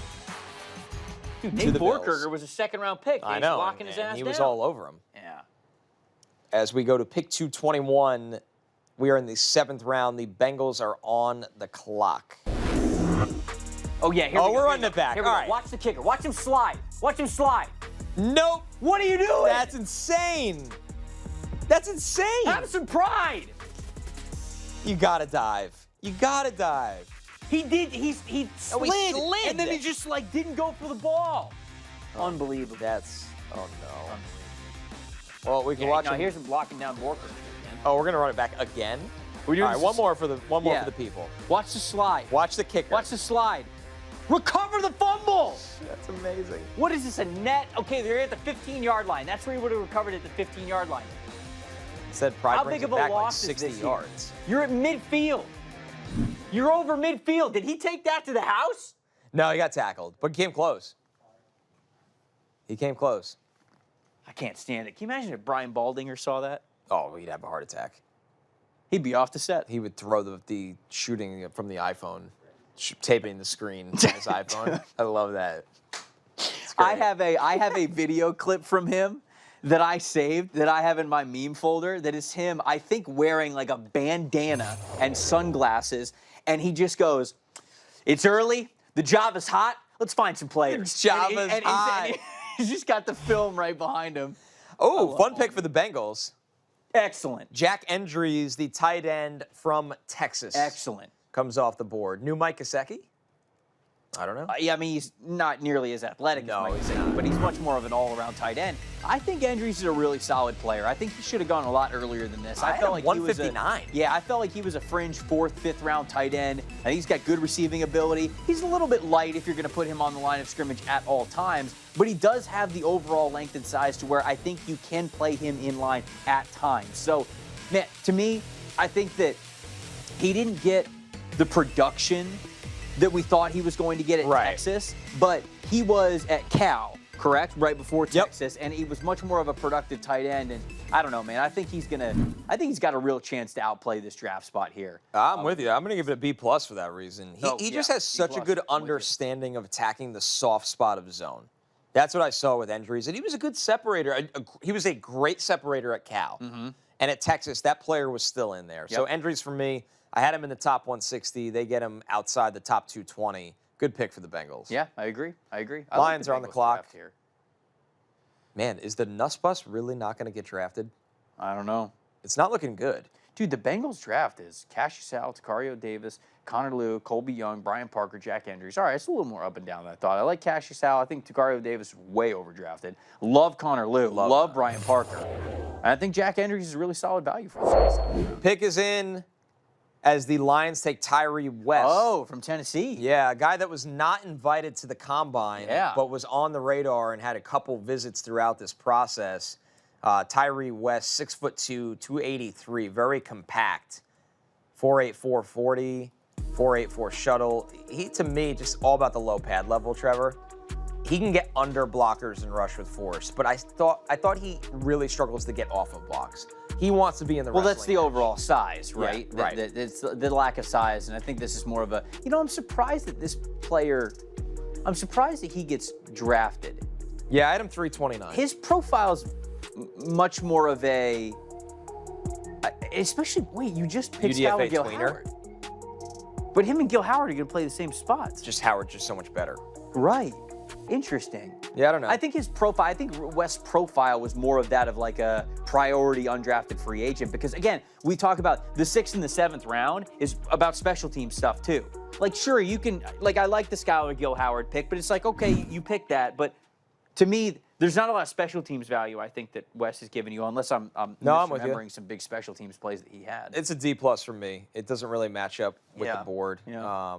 But, you know, the Lions obviously. Oh, and they drafted Mekhi Wingo, too. So they already got Mekhi Wingo on the team. Right. Now you kind of got a logjam at this smaller defensive tackle. And he's just the least athletic of all of them. That's the problem. So. All right. Tyree West to the Lions in the 7th round at 222. The Commanders have been doing work. Yeah. And they are back on the clock at 223. I think their last pick was Katron Allen. Oh, was it? I know they took him at some point, and I really, really like that pick. They've just struck on value without a lot of picks the whole time. That we like. No, Matt Goldman. And Matt Goldman. Yeah. This is their last pick of the draft. And if they pick Deion Burks, what are you going to do? I'm going to rip the monitors off the wall. I'll buy equity in the Washington Commanders. Yeah. I think that could be done. Yeah. I'll call up Adam Peters. No. Who's the guy who owns it? No. Oh, the new owner. He owns the Devils and the Sixers. Yeah. I'll be like, hey, buddy, diversify the assets. Come on. Let's see what your portfolio looks like. Wow. Hey! Dude, if I told you 2 months ago, Ethan Kaliak-Manis from Rutgers was drafted before Garrett Nussmeier, you would say? I see it. No, obviously, I don't see it at all. There was a stretch where 5 weeks into the year, we were this hyped. year, Ethan Kaliak-Manis couldn't miss. I mean, his completion percentage was like in the 90s. Like, it was insane. Yep. And then, came back down to earth, and you go, okay, well, you're very much a rhythm and timing type of a thrower, and when that gets off, then I think the wheels kind of start to fall off. But I don't mind the arm. Again, I think he was a decent player this past year for Rutgers, but when things get off script and when it's not those timing route throws, I think he really starts to struggle. So this is a backup quarterback. Yep. You pick backup quarterbacks here in the 7th round, but Garrett Nussmeier is not getting drafted. And that's what this tells me. I think we're at the point now to where I genuinely wonder if the chat is right that after the draft we get the reports that Nussmeier's agent started calling teams in like the 5th round and was like, do not draft him. Like, don't draft this player. That does happen a lot. Like, we are not going to be happy if you draft him. Just let us get to the UDFA Let us process. get to UDFA. Get a big bonus. We are going to pick where we want to go. You're 100% right. I wonder if we get those stories after the draft. Yeah, I mean, when it comes to a grade for this, I got to be honest, and he made my rankings. He did. Yeah, what other quarterbacks do we have here? He was QB 16. I like on the board better Joey Aguilar, Sawyer Robertson, Luke Altmaier. I had Pavia over him. I had Jalen Daniels over him, Haynes King, and Barrymore. Yeah, I mean, I give it a D. I give it a D. It's a D for me. Yeah. I kind of just big broed you on the grade. Sorry, you could flash yours up again if you want. No, it's fine. It's fine. That was no, cool. It's your show. It's not my show. You're hosting. No, you were here all 3 days. I'm only on my 2nd day. Just wait till the next stock exchange when I'm hosting again. See what happens. I'm going to get shoved in a locker so Hey, fast. Speaking of stock exchange, somebody just put up in the chat 70K subscribers on the channel. We just passed the threshold. That's a dap worthy. Let's go, baby. That's amazing. Thank you to everybody. Shout out to all the addicts out there. We really, really appreciate that. The pick is in for the Pittsburgh Steelers as they are hosting the draft. And they go Robert Spears-Jennings. I like this a lot. I thought Spears-Jennings has kind of become an underappreciated player in this safety class. 6'2", 205. He is somebody to me that he's got pretty serious athleticism. Yes. Big, fast, forced 5 fumbles over the last 2 seasons. Man, he hits with a purpose, this guy. 100%. Oh, yes. When you're coming over the middle of the field, and he's got the body and the speed built for special teams. I was shocked that he was 205. Yeah. I swore this guy was going to be closer to 220 the way he hits. Yeah. I had a 4th round grade on him. I'm giving this an A-.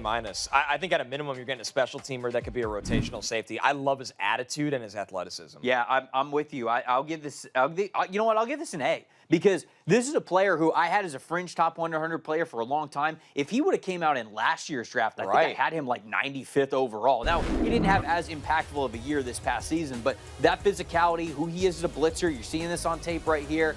I think this is a good player. And you mentioned, can play special teams for you. He's got the strength. He's got the body type. He's got the athleticism to play special teams. But I think he's got some plus upside as a potential rotational and fill-in player for you actually at safety. So, A from me as well. I like this. 4'3", 240 at his size is out of this world. Dude, yeah, come on. Yep. So Robert Spears Jennings to the Steelers. I do agree with Huntington in the chat. Let's get Cole Wisniewski off the board. Come on.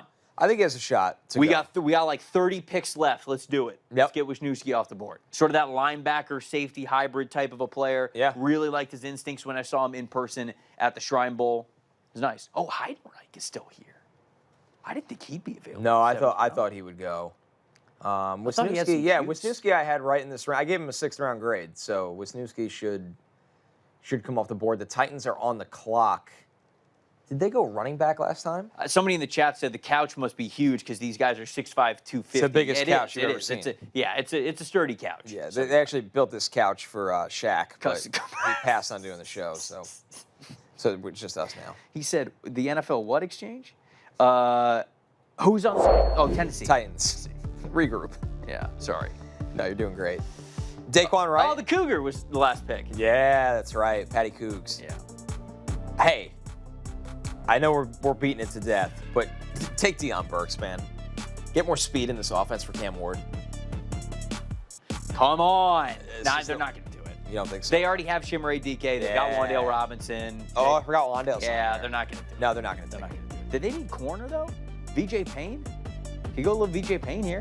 Well, he's probably Salah's going to. You know what's interesting? How much press you think he's going to play with Tennessee? Salah's drafted the other way. He's drafted corners and converted them to safety. So I wonder if he looked at Payne and goes, "Hey, why don't I try to go safety to corner?" The opposite. All right, as we wait for the Tennessee Titans to make pick 225, we only have what? 32 picks left? 32 picks left. Wow. Yeah. That's Ooh, math. people are saying Nadeem Tucker. They want Nadeem Tucker here. As a special teamer and Salah rusher, I wouldn't be shocked. Yeah, because he drafted Keldrick Falk. Yeah, with Tucker. I just don't think I don't think any of those smaller edge rushers are going to be his type. For Salah? Yeah. On third downs, he'll use him. You think? That's how he got Bryce Huff as a UDFA. Yeah, but I guess like they have no one in that category. I mean, Olufemi Oladejo, I guess, but No, they don't. You're right. I mean, he's basically it. It's Jermaine Johnson, it's Keldrick Falk, it's Jacob Martin, it's Jalen Jacob Harrell. Martin will be that guy. Martin's the DPR. You think? Yeah, Martin will be the DPR. How big is he? I thought he was a little bit bigger. Oh, no, he's 242. You're He's right. bendy. Yeah, you're right. very bendy, you're smaller rusher. Right. Good call. Good call. You know Robert Saleh. A ghost of Jets past. Yeah, I'm not gonna question. I never forget that. On your Saleh lore. It's a dark place sometimes. Sometimes. No, I mean, okay, hold on. You guys said the Jets had great defenses in the early years of Saleh. 2 years, 1.5. Yeah, it was great times. It was the best time. What was he there for 3 years? 4. Oh, okay, never mind. I was gonna say year one, and year 4 were not the best. But hey, he's back. He's got his the pick is in for the Titans. He's got his horses here. Let's see what Robert Saleh goes with. Hey, this is your guy you've been highlighting. There we go. Jaron Kanak. Yeah, I like this pick. I think he's a very versatile tight end / fullback. I think he's just an offensive utility type of a player. You can use him as a lead blocker, but you could use him in the slot. I think he's a really nice athlete, and we're seeing this on tape right here. He's able to get behind linebacker level. I think he does a ton of really good work in between where linebackers and safeties are. He's got a good feel in that regard. But he is somebody who you can put him in the backfield. You can motion him out from the backfield. Look at him. They've got him as the number 1 to the strong side of the field here, going across the field. But these crosser routes are perfect for him. I think this is a really nice security blanket type of option as a second running back, fullback, or wingback tight end for Cam Ward to be able to throw the ball to. I like this here. In some ways, it reminds because this is obviously a Brian Dable kind of pick, right? I think so, yeah. So are they looking for? He's smaller than Bellinger, but are they looking to load up that tight end room with different bodies, right? Like different kinds of players, is what I would say. Or are you saying Bellinger because he was with the Giants with Dable? Yeah. I'm saying when they had all those different kinds of tight ends because they also took Theo Johnson. Right. So like he just likes different kinds of players in his tight end room, and Kanak is a smaller kind of. You know that Bellinger is also on the Titans. That's right. Yeah, right. So I just thought it was. No, I wasn't even thinking of that. You said that as if like you were like, oh yeah, back when he had Bellinger, and I was like, wait a second. And now he's just He has remaking Bellinger. his same tight end room. Yeah, essentially. This is a super interesting pick. I think versatility at the tight end position, obviously we've seen throughout this entire draft, is paramount for a lot of these teams. And we're seeing so many clips here. Gunnar Helm's there too. He is there, yeah. And we're seeing so many clips here from Kanik where, Playing receiver. dude, he's in line, he's a wing back, he's in the slot, he's as an X receiver. Like, this dude can do a lot of different things for you. I had him, I think, in my top 50. Or not 150, Oh, but okay. 150. Oh, I Sorry. love when he tried to jump through Yeah. someone, just kick him in the face. That's what you do. I love the confidence. I love the Tekken move there. You love when UFC and football mix. Come together. But All right. I do like this pick. Yep. Titans go Jaron Very Kanak solid. at 225. The Bengals started off this cluster with Jack Endries. We really like that pick at the tight end at Bengals- 221. Have they picked a linebacker yet? They are back on at 226. Did they? Nope. No. So we could look at what's left of the linebacker board Who's left at in linebacker? the spot. Not much. That group has been picked apart. Torian York is here. Come on. And Deontay Lawson. I'd take Torian York over Deontay Lawson. Aiden Fisher, still here. Yeah, I figured that he'd be a first Yeah, draft just guy. because of the lack of athleticism. Do you think? Red Murdoch? Oh, dude. I like Red Murdoch better than all those guys Nice. from Buffalo. That could be a good pick. As we look at the Bengals draft editions, Red Murdoch. they have gone very heavy on offense after their Insane first two name. picks. Insane name, Red Murdoch. What do you think about Eric Gentry? Think he's drafted? No. Correct. Thank you. I'm just, yeah. I had a UDFA grade on. There were so many people that were like, this guy's an alien. It's like, because of what he looks like, but he doesn't play pro linebacker. No, I don't know. He would get blocked out of the way. I don't know where you immediately. play him. That's why he won't get drafted. He's not fast enough to guard NFL tight ends. He's not physical enough. He's not physical enough to stay in the box. He is not going to utilize the long arms as an edge rusher because he's too slender of a build, and he can't play safety.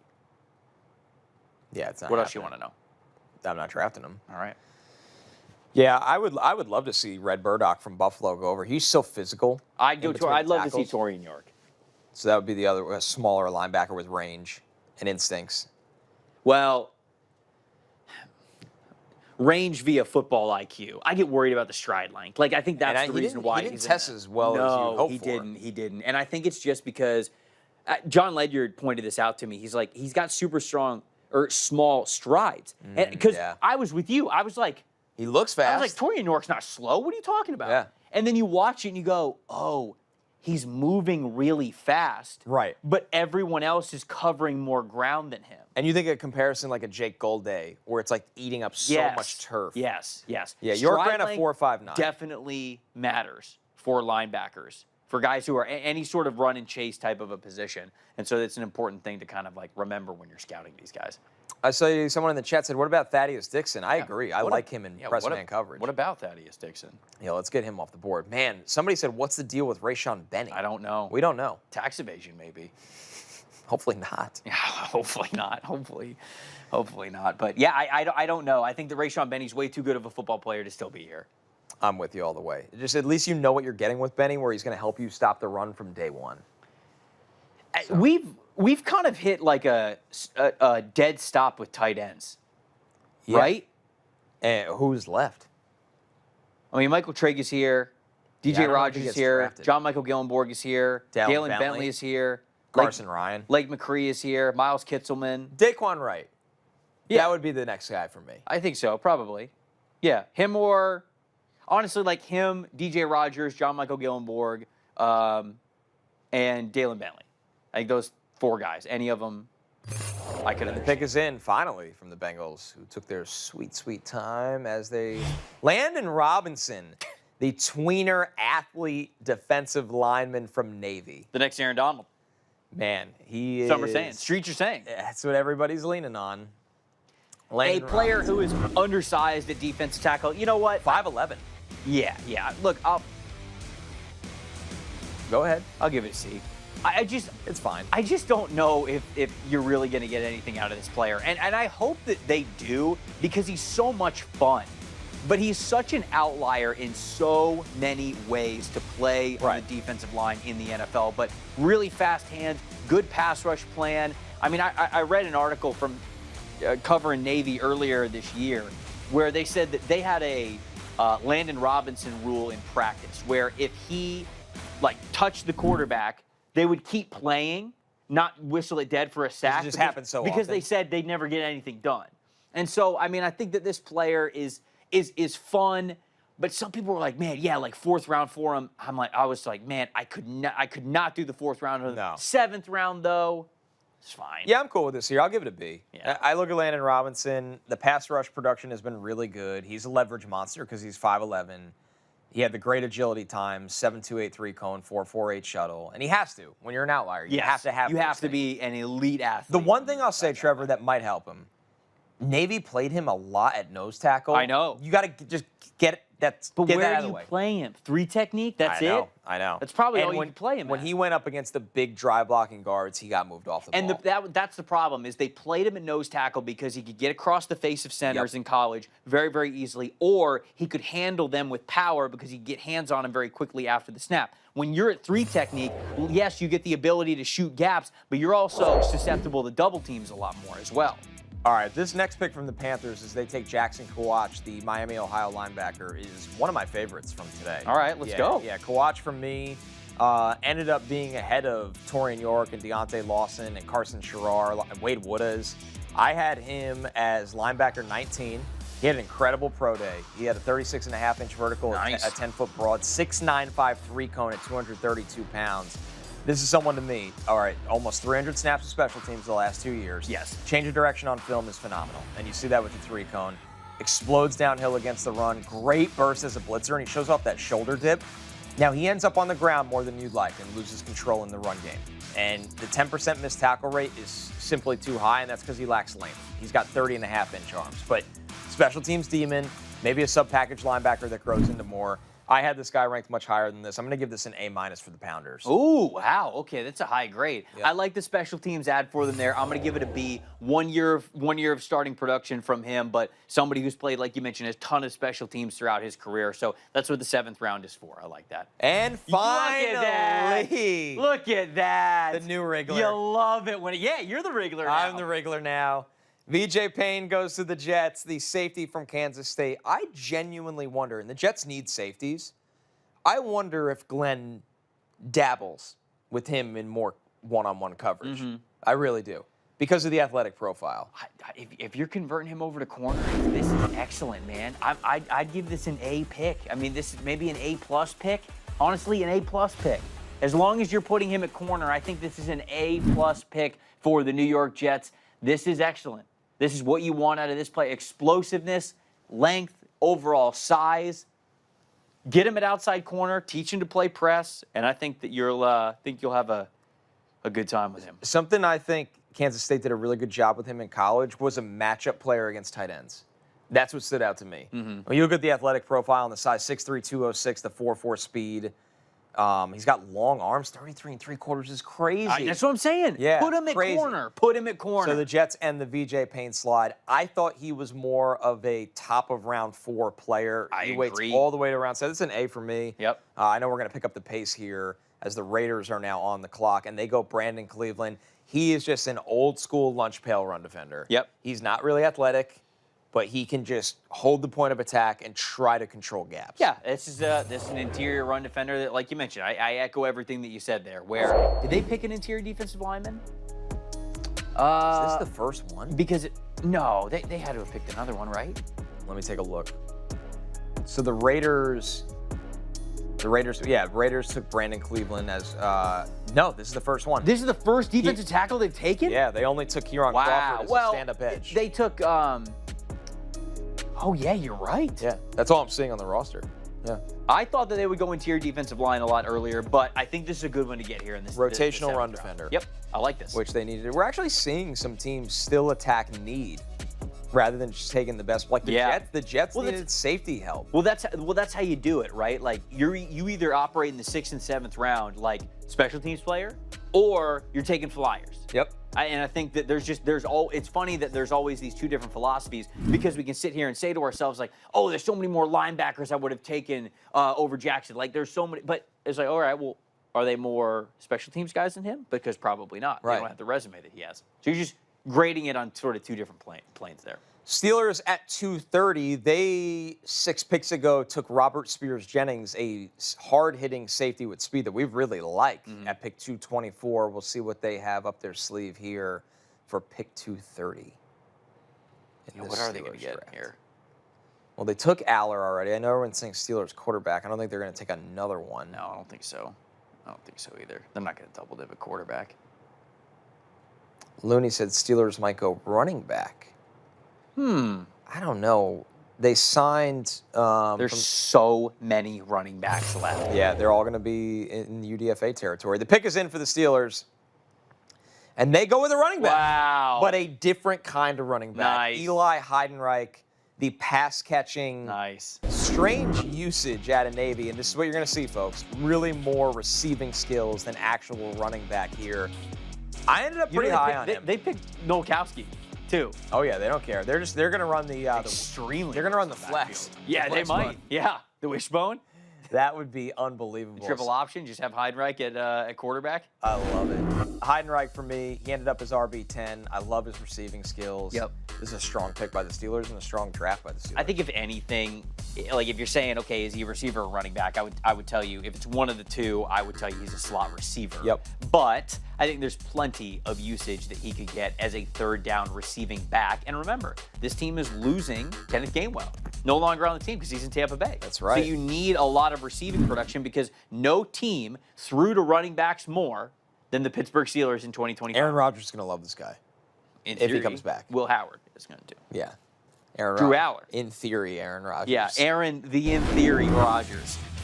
Aaron, hypothetically, Rodgers. Yeah, Aaron, I'll let you know, Rodgers. Aaron, I got another vacation, and then I'll return to the team, Rodgers. Heidenreich, so I love the route tree. Yeah, he can do it all. He does it all. And you see the tracking. He's not running away from a ton of people, but he's tracking and finishing plays. Got enough wiggle to make you miss. I love the Gainwell call by you. Yeah. If they lose Gainwell and they need another It's a lot player of targets. A lot of targets, a lot of catches that they're losing. All right, so an interesting batch of players in the last 10 picks. Jack Endries slid a little bit. VJ Payne slid a lot. Heidenreich goes a little later than I expected, but not too much. So, then we're going to move on to pick 231. That is the Falcons. Atlanta Falcons. Back on the clock here. What did Deion Burks do, man? I pissed somebody off. I just don't understand it. I Just mean, don't understand how we're here. Another landing spot that makes sense for him. Somebody in the chat said Aaron Brett Favre Rodgers. Aaron sand in his toes, Rodgers. That one's not bad. Yeah. I see. Why does no one want Xavier Harris? He's had a tough go of it off the field. Yes. Yeah. So if you Google that and read it, you'll probably go, yeah, that's why I might not get drafted. Yep. Yep. Lan Larison was better, I'm seeing in there. Oh, Sauter said Deion Burks uses a nightlight. That would cause you to go undrafted. Adult nightlight is tough. What? So the guy. Adult nightlight is tough. So the guy doesn't like to see during the night? No, adult nightlight is bad. As we look at the best available, Red Murdoch makes his debut, folks. Yeah, there he is. The thumping linebacker from Buffalo. How about Dante, the Godfather, Corleone at 154? Yeah, I guess he's not getting drafted. Yeah, he had the blood clot issue, right? That's a shame. And the foot issue, I think. Yeah, he's been banged up. Renee Conga, your guy. Yeah, Renee Conga, combine snub. I hope he gets picked. I loved his tape. It was pretty awesome. I just think you're totally right that Nussmeier is not going to get picked at this point. No. By like, hey, don't take us here. Yep. I'm with you. Didn't that start to happen with Shador at the end of last year? They were kind of, there were some places they didn't want to go. It was, you were kind of like flirting with that range there with him where like if he would have gone any further past the point where he was drafted, I think, he probably would have made some calls and said, okay, don't draft him. As we look at the Falcons draft, Avion Terrell, Zachariah Branch. Oh, so they're not taking Deion Burks. I don't really like this draft. Kendall Daniels, Ontario Thompson, Harold Perkins Jr. I'm with you. The only player I even like is Zachariah. Good, yeah. I like Avion Terrell a lot. We talked about this on the Day 2 stream yesterday. I wanted to love Avion Terrell. I watched so many games of Avion Terrell where I was like, come on, just show me the speed. Please, show me the consistent speed. But I think there were too many times where I didn't see that. So I think he's a very smart football player. He's great against the run. Obviously, it's a feel-good story with him and his brother getting to play together in Atlanta. So I hate rating on that parade. But I think this is a pretty low-impact draft here for the Atlanta Falcons. And that's not good for an NFC South. That, I mean, the Saints are absolutely loading up. I think the Saints had a really good draft. Tampa had a really good draft. And obviously they Pounders. were right there. The Pounders, right. I mean, like, they won the division last year. So to me, this isn't really a... Won the division. Whoa, come on, you know. Someone had to. Somebody had to. By default. And they did. And they did. And they took the Rams, like, to the wire. You remember? I They played the know. Los Angeles Rams better than any team not named the Seattle Seahawks in know. 2025. Shouldn't have lost to Aaron Glenn's Jets. Tough. Can't lose to Aaron Glenn's Jets. That's the old Jets, though. The new Jets. Yeah, new Jets. A lot more respect. Who's flying with us? Right. The D'Angelo Pons Jets. The VJ Payne Jets. Who's in first class, you know? Who's getting on the jet? We got Falcons, Rams, Jags, Patriots, Vikings in the next 5 picks. Oh, somebody in the chat said the Pounders. They don't know. Oh, you don't know. They don't know. You're too late. Damn. The Falcons at 231. The pick is in, and they are going to go with Ethan Onyanwa from Ohio State. Oh, okay. This was somebody How tall was he? from summer scouting that in the transfer portal, and that's why you're seeing his Nevada highlights, because there was big expectations for this guy. No, I thought it was Nevada. Yeah, it was. I'm just being a troll. Oh, okay. But he didn't live up to that big transfer portal billing at Ohio State. It was hard to get him on the field.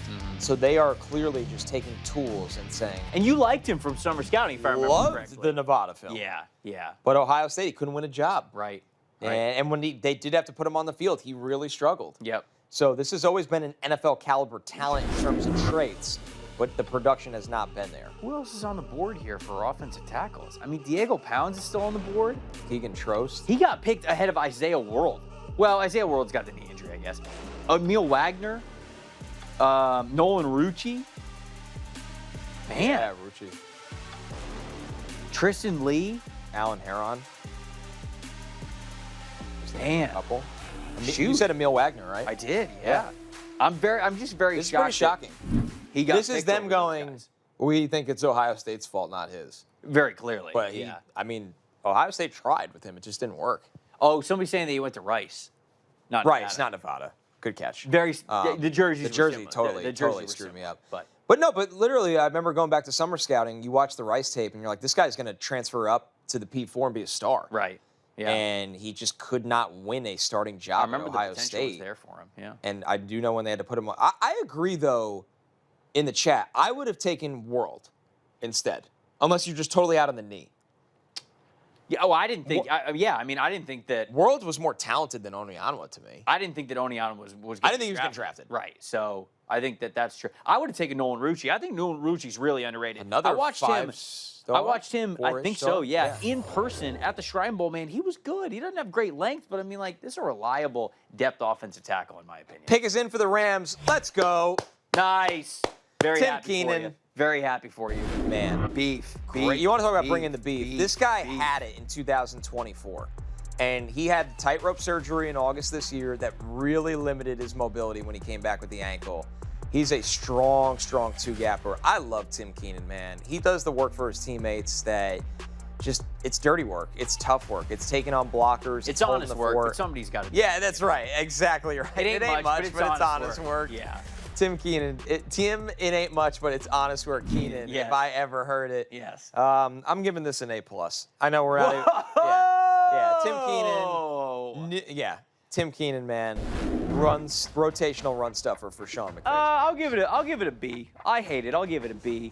It's fine. I'll give it a D. I think that no, this is Passing grade. This is a good football player. I think that when he's fully healthy, he can be an impactful rotational guy for him. He's a true nose tackle type, plays a good strength. I think I had him right around the 150 range. And so obviously to get him here at, what pick was this? 232. I mean, come on. Great pick. Great pick for him. Crazy. Beefcake Keenan. Beefcake Keenan. You love to see it. You do. Yes, Justin Jefferson did get picked a long time ago. The wide receiver? Not the wide receiver. I'm here all day, folks. You're not. You're here for 20 more picks. Yeah, I'm here for maybe 15 more minutes. We'll see. Let's see if they let me. Depending let on me how stay. long winners and losers take. All right, we got Jacksonville on the clock now. We'll see what Gladstone has up his sleeve here. And he goes Zach Durfee, another player. Gladstone has the total title of taking players that I did not watch. Didn't watch him. 6'4" and 3/4, 247. He really is Belichick. He's just taking guys with like untapped upside. That's literally just what he's doing. I mean, when you look at Durfee, pretty good tester, but 4 sacks this year, 2.5 the previous year. Which, I mean, it's a 7th round, right? It's fine, yeah. So they're just betting on the athlete. So, I don't know. Gladstone's. I love how pissed off he looks in his headshot for watching. He looks like a killer. He's all business. Ooh, Patriots with Maybe an I was interesting too pick. harsh on this pick. Baron Morton, the quarterback from Texas Tech, who played with a significant injury in the second half of this year. Wow. He's got some arm talent. I just didn't think he had feel in the pocket. Yeah, I'm with you. That was the one thing for me. So Baron Morton, another quarterback. Well, he goes ahead of Sawyer Robertson. Yep. Luke Altmaier. Yep. Who made this pick? Who just made this pick? The Patriots. Oh, man. Yeah. Okay. I mean, I thought for the Patriots, again, like Sawyer Robertson, if you wanted somebody with a little bit more upside, Luke Altmaier, if you wanted somebody who is a definite backup that you could lean on behind Drake May, I'm pretty surprised that Baron Morton. Thin quarterback depth chart. It was just May and Cutlets, Tommy DeVito. So I get them drafting a quarterback. But this one specifically. Yeah. Yeah, I mean, Morton can really push the ball. All right. But, man, his pocket presence was tough. Yeah, it was. It was a struggle. So. And it's tough to get better at that, right? Because you're not going to play. You're not, and he's played a lot of football. Yeah. So I think that was just kind of a deal breaker there. Right. But they take him as a backup. All right, we have the Vikings pick rolling in at 235. Gavin Gerhardt. Gavin Gerhardt, the center from Cincinnati, comes off the board. The center board has been decimated. So if you still want one, I mean, we had Matt Colvin they go, did not Pat take Coogan, a center. They have not taken a center. which is shocking because what, they let 10 centers go in front of them? They clearly did not. So they go with Gerhardt and said, yeah, that's... Because who's their center now? Oh, it's Blake Brendel. And they have Michael Juergens. Okay, we're fine here. This is a backup center prospect, so... It's not, I'm fine with this. This is a, 6'4", 309 pounds. You have the 7.65 3-cone. And once again, the center board was just decimated. Yeah. This pick. Yeah, how many centers do we have left that Not many. we would have deemed draftable? I don't think any on my board. I think they all went. Even the converted centers from tackle and guard, they all went. James Brockmeyer. Oh, there was one more. Connor Tolleson is still available, but I mean, yeah, this is the pick is in for Seattle. There's one of the Toledo corners, Andre Fuller. Little Max in the chat saying that Caleb Tiernan's going to get reps at center. Caleb Tiernan is how tall? He's 6'8". Not a chance. No way. Not often do you see that. No way. Andre Fuller, 6'1", 200 pounds, transferred from Arkansas Pine Bluff to Toledo. Good size, good length. Only a one-year starter at Toledo. Oh, yeah, DBU. He got hurt at TBU, Toledo. He got hurt in 2024. Really made the most of it in 2025. I just love how he disrupts routes. He does not get his head around enough in coverage. I don't think he has the speed where he's going to need safety help, but Seattle might give him that. So you think of what they have there. It's a good landing spot It's a great landing spot for Andre Fuller. Yeah. When you have the mentality that he has at corner, I do think that's Those a Toledo guys are different, man. It must be the way they I know practice. that we like tongue in cheek said like DBU, but like Toledo's coming up for the guys that they're putting into the league. His teammate might get drafted too. So Toledo, they might have 3 DBs taken in this draft, and as Trevor said, that's been happening over the years. Oliver said, is Alfred Collins still available? He is still available. Alfred Collins still on the board. And always. Yeah. Shout out to the NFL Stock Exchange, all the addicts out there who get that one, and everybody else who's watching who That was some hit. doesn't know what we're talking about. That's what I'm saying. Yeah, Fuller is about that life. No off coverage. He's got the length to disrupt, though. He just doesn't have the long speed. So I think he's in a good place in Seattle. Great place for him. You know? I mean, look at what they got out of Josh Jobe. That's what I'm saying. Defensive scheme that lets you get hands on guys. Yeah. Colts are back on the clock at 2:37. We are getting to the end here. Shout out to everybody hanging out. You guys are the real ones. I see in the chat, Tittman played center at that size. He was in 6'8", Tittman. Tittman's what, 6'6". 6'6"? Yeah, and even and they moved Tittman I think guard. they moved him They moved because him of guard. that, right? He had snapping problems. Yeah. And Tiernan has short arms. So Very. you're tall, have short arms. I just don't look, if he plays at center, more power to him. I can't see a 6'8" center. Has there ever been one? Let me look it up. Who was the one on the Browns? Did he go to LSU? This is driving me nuts. Oh, Ethan Posick? Posick's tall. He's not 6'8". He's massive, though. He might be... I think he's tall. Yeah, what? He might be 6'6". Yeah, right. Of course. 6'6" and 7'8". Of course. No, the tallest center that I have in Mock Draftable's database is 6'7", and that's 99th percentile. That was Chad Wheeler, who got drafted in 2017. Trey Zune, because he's a former offensive tackle, is also on here. He's next. And he's going to play listed as a guard center. for the Raiders. Right. Ethan Posick was 6'6". Yeah. So Yeah. once again, it's hard. Yes. It's not done. Yeah, that's kind of difficult to do. Colts back on the clock. I saw some love for Kean Sloan in the chat. All right. Yeah, shout out Kean Sloan. Huge shout out. Oh, grade for Fuller. Let me look where I had Fuller on the board. I like that you guys are still like really dying, like They're dialed in diehard- on the grades. Yeah, hell yeah. They're locked in. Fuller was a B- for me. I love the fit. In the I do landing like the spot. fit as well. I would go B or B- for that. Yeah, I it's like fine. As- Yeah, it's fine. It's more than fine. I mean, it's the greatest draft selection I've ever seen. I'd give it a B. Give it a B. Man, speaking of your take on like the running backs just aren't going. Jamari Taylor sitting there waiting. Good player. Jaden Ott, good player. Seth McGowan. Seth McGowan, good player. They're just not Le'Veon going. Moss, They're just going good to be player. UDFAs. Yeah. Faison. Well, I guess it's going to be a 26-year-old rookie, but Wait, who's Faison? right? Razul. Oh, Faison. Faison. Yeah. The tape is still good. I mean, he runs hard. Yeah. Yeah. I'm seeing some love for the Godfather in the chat. Corleone. I don't think Corleone's going to get Just drafted. doesn't feel like he's going to Yeah, get it's just drafted. medicals. Right. Chris Ballard's been having a really good couple days here. I see Daquan Wright undrafted when 25 tight ends get taken as a war crime. I'm with you. I think Daquan Wright is so much better than a lot of the tight ends taken. That's the draft, though. Seeing some love for Miles Scott. He is one of the better safeties available. Did not get a combine invite. Love for Lewis Moore, another Lewis good Moore. safety. I like Lewis Moore's instincts. I feel like he's always around the ball. He's not super athletic. No. You don't want him in single high situations, but he's really great in anticipating exactly where the ball is going to go and what you want to do there. So I think that this range, like 6th and 7th round range, was always where I sort of felt like Lewis Moore was going to get picked. So we'll see. We'll see if he actually gets drafted here. Pick is finally in for the Colts, and it is Seth McGowan. Right on cue. Hey, there we go. Right on cue. I like Seth McGowan a lot. He was a top 5 running back for me. Really, really interesting story. I want to make sure that I get the path right for him. Let's see. So he went to Oklahoma as a 4-star, and he played right away as a true freshman for Oklahoma. In 2022, McGowan and 2 of his teammates were arrested for armed robbery and conspiracy to commit robbery with assault and battery with a dangerous weapon.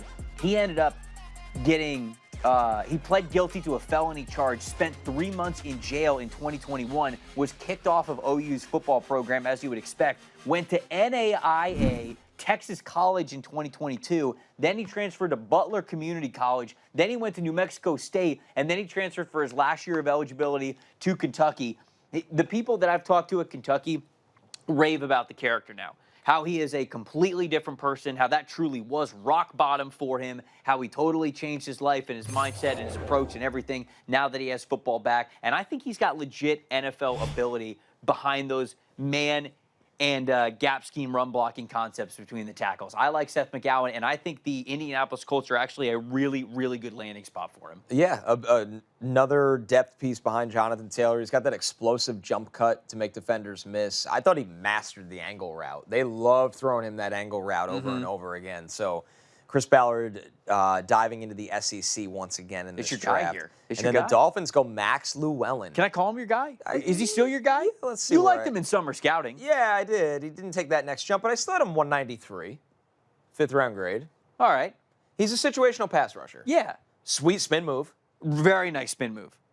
It doesn't deal with power super wish he well, did a lot but more. DPR type of a player. Right. But it's a 7th round. So, yeah, I like this. Had the Senior Bowl invite. I'm surprised that he went in front of Mason Rieger. Yeah. The win rates have been high for Llewellyn, which has helped him. Oh, man. Sorry to cut off our great Max Llewellyn talk, but Tommy Doman Jr., the punter from Florida. There you go, so Gators. both punter Special specialists were taken. Special teams you. The long snapper's got to be like, what happened to me? We stink at everything else. But punting, kicking, we do it a lot. A lot of practice. Doman Jr. Yep. I want to get back to Max Llewellyn, the real ball player here. I mean, listen, he's got the stutter steps. He's got the two-handed swipe. On the clock again. Sorry. Well, he's going to take someone I don't know, so you just... So, yeah, start talking about Max Llewellyn. 95th percentile pass rush win rate in 2024. 81st percentile in 2025. Hands are active. They just didn't play him against the run, Trevor. They were just like, you're just not playing against the run. 79 run snaps against the run in 2024. He got up to 227 in 2025, but it wasn't pretty. Like, you watch the Indiana and the Rutgers game, and it's just not his strength. And they've done it again. Parker Hughes. I don't know who this player is. Middle Tennessee State linebacker Parker Hughes. Did I miss something with him? I'll pull up the pro day. Combine invite or? No. We watched all the combine guys. Yeah, I mean, I thought I got to all the Parker Hughes, I'll tell you right now why he was taken by them. And this is when the analytics athletic profile is getting here. He's a 6-foot-tall linebacker, 228 pounds. He ran a 4.39 40. Okay. 4.39 40. So a special teams guy for them. That's it. It's going to be, right? This is kick and punt coverage. Yeah. This happened with Ruben Hippolyte. Yep. With the Bears. He went in the 5th round, didn't he? Yeah, he went way earlier. Or wait, no. He went earlier than that. No, really? 4th? Either way, he ran an insane 40. And then he got taken earlier than you'd ever expect. 4th round. He did go in the 4th round. Yeah, so Parker Hughes from Middle Tennessee State, a clear special team. Yep. So, I don't know where he is on the consensus board, but special teams pick here in the 7th round. I would imagine Is Gladstone's reign of terror over? Enough's enough. He has set the entire city on fire. Haven't we suffered enough? Yeah, I won't forget this. Yeah, I won't forget it until next year. If I ever run into him at an NFL event, I'm be like, Do you remember his draft last year? Take the most off-the-wall players ever. I hope it works for him. Of course. I'm not criticizing. No. It's just unique. I think it's kind of crazy the way that they have drafted. Let's see. Wisco said, Parker Hughes, I am unfamiliar with your game. Yeah, correct. So last year they traded up for Travis Hunter, right? Caleb Bransaw at center, or at safety, but at 88 overall. Yep. Wyatt Milam, which is a good pick, which is basically the Emmanuel Pregnon pick. Yes. Because it was the same thing. Good. Pick 89, yes, 3rd normal. round. So the same pick. Good. Normal. Do that. Yes. Bayshol Tootin was 104. Okay, I like fine. That. I like that. I think he was, where was he on consensus board? Can you look up where he was on the consensus board last year? I think that was early.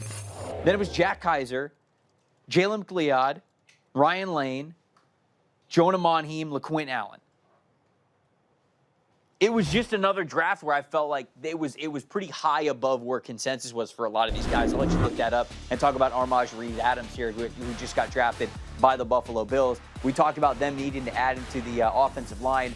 I cannot remember who the offensive lineman is that they already added, but I think this is a really good flyer to take here in the 7th round because Armaj Reed Adams, to me, he is built like an NFL guard. He can move like an NFL guard. He was just inconsistent. The holding penalties were a major issue for him. I think there were false start issues for him as well. Sometimes the feet don't move in sync with sort of like where the rest of his body is going. He'll play off balance. But this is a that's what an NFL guard looks like, type of a player. Long so arms, you draft this in the 7th round, and you want to develop this type of player. I like this for the Buffalo Bills. What I liked about watching him was power rushers never got through him. No, because he's huge. He's huge. He stalled speed to power. He utilized his anchor. It was more of the lateral agility. How do I mirror and stay balanced? He wasn't comfortable with that yet. You get him off balance. You try to challenge his lateral agility, twitchier guys. He'll overextend himself. So I thought this was a great range for him in this part of the draft. Bowery is who they drafted earlier, so thank you to the chat nice. for Bills that. Offensive line depth. Devin Easter. I like Devin Eastern. This is a good player. Senior Bowl? Yes. Liked what I saw from him at the Senior Bowl. And you know what I like the most about Devin Eastern? he is a Seattle Seahawks fit type of a player. I think he can play 3 technique for you. I think he can play 5 technique for you. I think he's got some good power to him, and he showed that off when he was at Mobile. So this was a quiet standout to me during the Senior Bowl. This is a player who I just don't think got enough love during the All-Star circuit, and I feel like he is built the way Seattle wants their defensive lineman to be built, where you can put him in a lot of different alignments, and he's going to be very comfortable. Yeah, ask him to rush a little bit as well. He's got that big, wide upper body. Yep. So Devin Eastern, powerful player, goes to as the Seahawks, yes, as you just said. Yep. So we have Armaj Reed Adams goes to the Bills as they double up on offensive line. Devin Eastern goes to Seattle. And now the Texans are on the clock at 2:43 here. We got the Texans, Eagles, and Patriots as the next 3 picks. Yep. I think there's a handful of teams that have multiple picks here. Allie Curtis said, someone said the Jags are reading the consensus board upside down. Oh, maybe they think it's like golf, you know? Yeah. You want to be lower? Right. Yeah, you just want to be lower. I don't know if that made sense. No, doesn't at all, but I was going to keep rolling. We're still I wasn't going to call you out. We're still in beta. Pick is in for the Texans at 2:43, and they are going with your boy, Aiden Fisher. Nice. Yeah, you know, he's a guy. Whoa, listen, Aiden come Fisher. On, you like him? No, I did at this point in the draft. I mean, intangibles. He's overcome a lot. This is a guy that, you know, I have him 175, so I thought he was definitely a 5th, 6th round kind of player. He was the leader of that middle of that Indiana defense. The 4.76 at the pro day is the question. Does he have enough range? Does he have enough foot speed? He's been highly productive, 3 years of production, leadership, experience, toughness. He missed a lot of tackles because he lacks length, and he doesn't come to balance under control consistently, and he's not quick enough to get away from those climbing blockers. You watch Ohio State in the Big Ten championship game, blockers just got on top of him a lot, but he tries to make up for lacking that speed with the high IQ instincts. High football character as well. Yes, somebody who worked his way at JMU, got on that roster when Signetti took the job at Indiana. He's a captain of that defense, and I just think that he's the type of player who he feels like somebody who, okay, hey, I'm drafted in the 7th round. Here's how you make this team special teams, and you feel pretty good about him stepping up to that challenge and embracing that role. Yep. So I think that Aiden Fisher is a high football character type of a pick that you want in the depth parts of your roster. All right, the Eagles are back on the clock at 2:44. It is interesting the Texans took Aiden Fisher because they usually like speed at linebacker. I just don't think he's going to get in the mix at linebacker. He's just a special He's just teamer. a special teams player. Yeah, that's what I think. All right, let's take a look at some of the super chats that have been rolling in as well. Got one here from Matthew Dishon. Said, I just wanted to shout out our hosts. Good luck on the baby boy, Hey. Connor. I'm 6 weeks into baby boy number 2, so hit me up if you need any tips. Haha, hashtag NFLSE, hashtag addicts. Thank you so much, Matthew. I really appreciate that, Love man. you, I Addicts. appreciate Appreciate you guys. everybody hanging out with us today. It's been a ton of fun covering every single pick of this draft. I just saw in the chat, I know, Parker Hughes, let's go. All right. Amazing. Hey. There it is. That's what being a draft There sicko are is all about. dozens of us. See, there are dozens of us. All right. Has Colton Hood been drafted? Yeah. No. No, he hasn't. You're a day late. Yeah, where did he go? Where did he get picked? He went to the Giants in the top 40. Yes. Yeah. He did. Mr. Irrelevant will be picked 257. That's right. Yep. Everybody's excited for the Mr. Irrelevant pick, but we got a little bit of a ways to go here as we wait for the Eagles at 244 to make a selection. Yeah, 13 more picks here.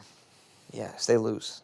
We're almost there, partner. Stay loose, he said. We're almost there. Don't tighten up now. I know. I see. Why hasn't Scooby Williams been drafted yet? I liked Scooby Williams' tape. It's just the injury and the size. Yeah, he's just a would say. smaller linebacker. But, hey, we've seen smaller linebackers get drafted here, you know? I'm surprised Red Murdoch hasn't been drafted. I know, because that dude is just all physicality. Yeah, I mean, how many forced fumbles did he have this year? He's a beast. A ton. He was a machine.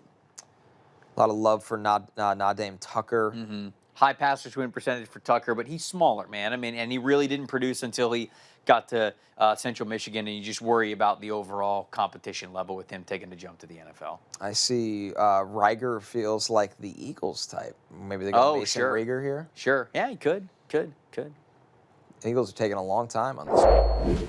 Yeah, don't really. So we look at their draft editions. Unfortunately, the pace of the draft right now is because So I bet you the draft is over. Yes, I think all the picks have been the faxed in. The draft is over. All the picks have been faxed in.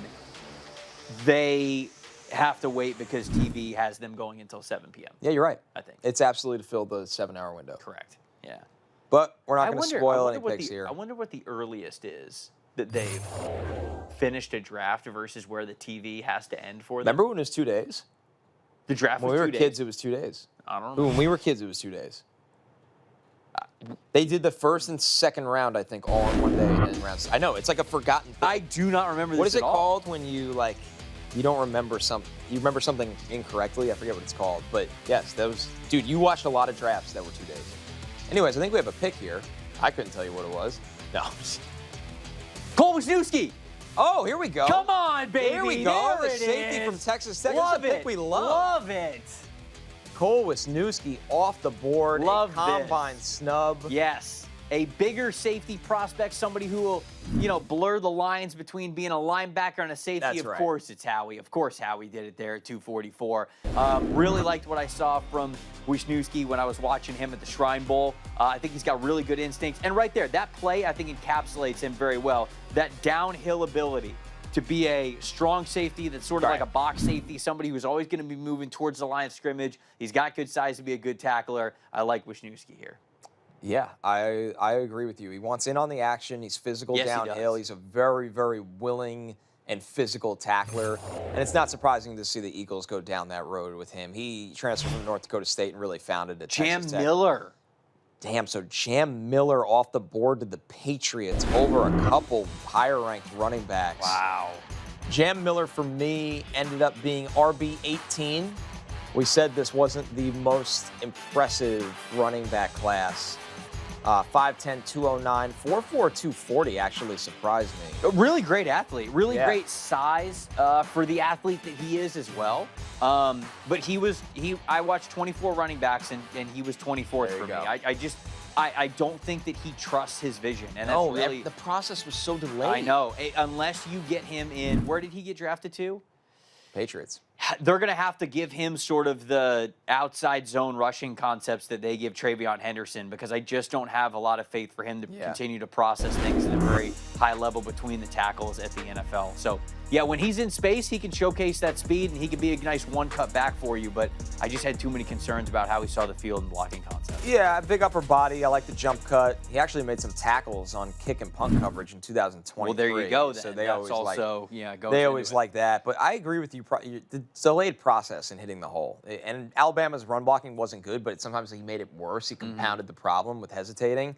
And he just didn't really create a lot of missed tackles. And when he did, it was a slower process that people could rally to the ball after he forced the missed tackle. So Jam Miller off the board to New England at 245. And the Broncos they are on the clock here at 246. And I believe the pick is in. Somebody said Pavia is confirmed to be drafted soon. Okay. Per sources. Pick is in for the Broncos. They go Miles Scott, the experienced downhill safety from Illinois. Miles Scott. I like the safety addition here for them. I feel like they needed depth. And I like. Let me look I at did Denver's. like this player enough. The 4.6. You didn't? Oh, like I did. This player? The 4.6 240 hurt him, but he's played a lot of football at a high level. And yeah, they need backups at true safety. So I like this. I like this pick for them. Yeah, and that Illinois defense, it's been pretty good over the years. The 37.5-inch vertical, you could see the short area explosiveness. He's very, very physical. I was surprised he didn't get that combine invite, and I think he's kind of been overlooked throughout this entire process for the amount of football he's played. You don't want him isolated in coverage or anything like that, but as a true strong safety, Miles Scott can play. Yep, I like the depth. I like adding to the depth for Denver here. And let me take a look at Denver's total haul. I know they haven't had a lot of picks, but oh my gosh, Justin Jolie. Denver still has 2 more 7th-round picks. They picked 256 and 257. Yeah, so they'll close this out. Damn, 256 is going to be pissed at 257.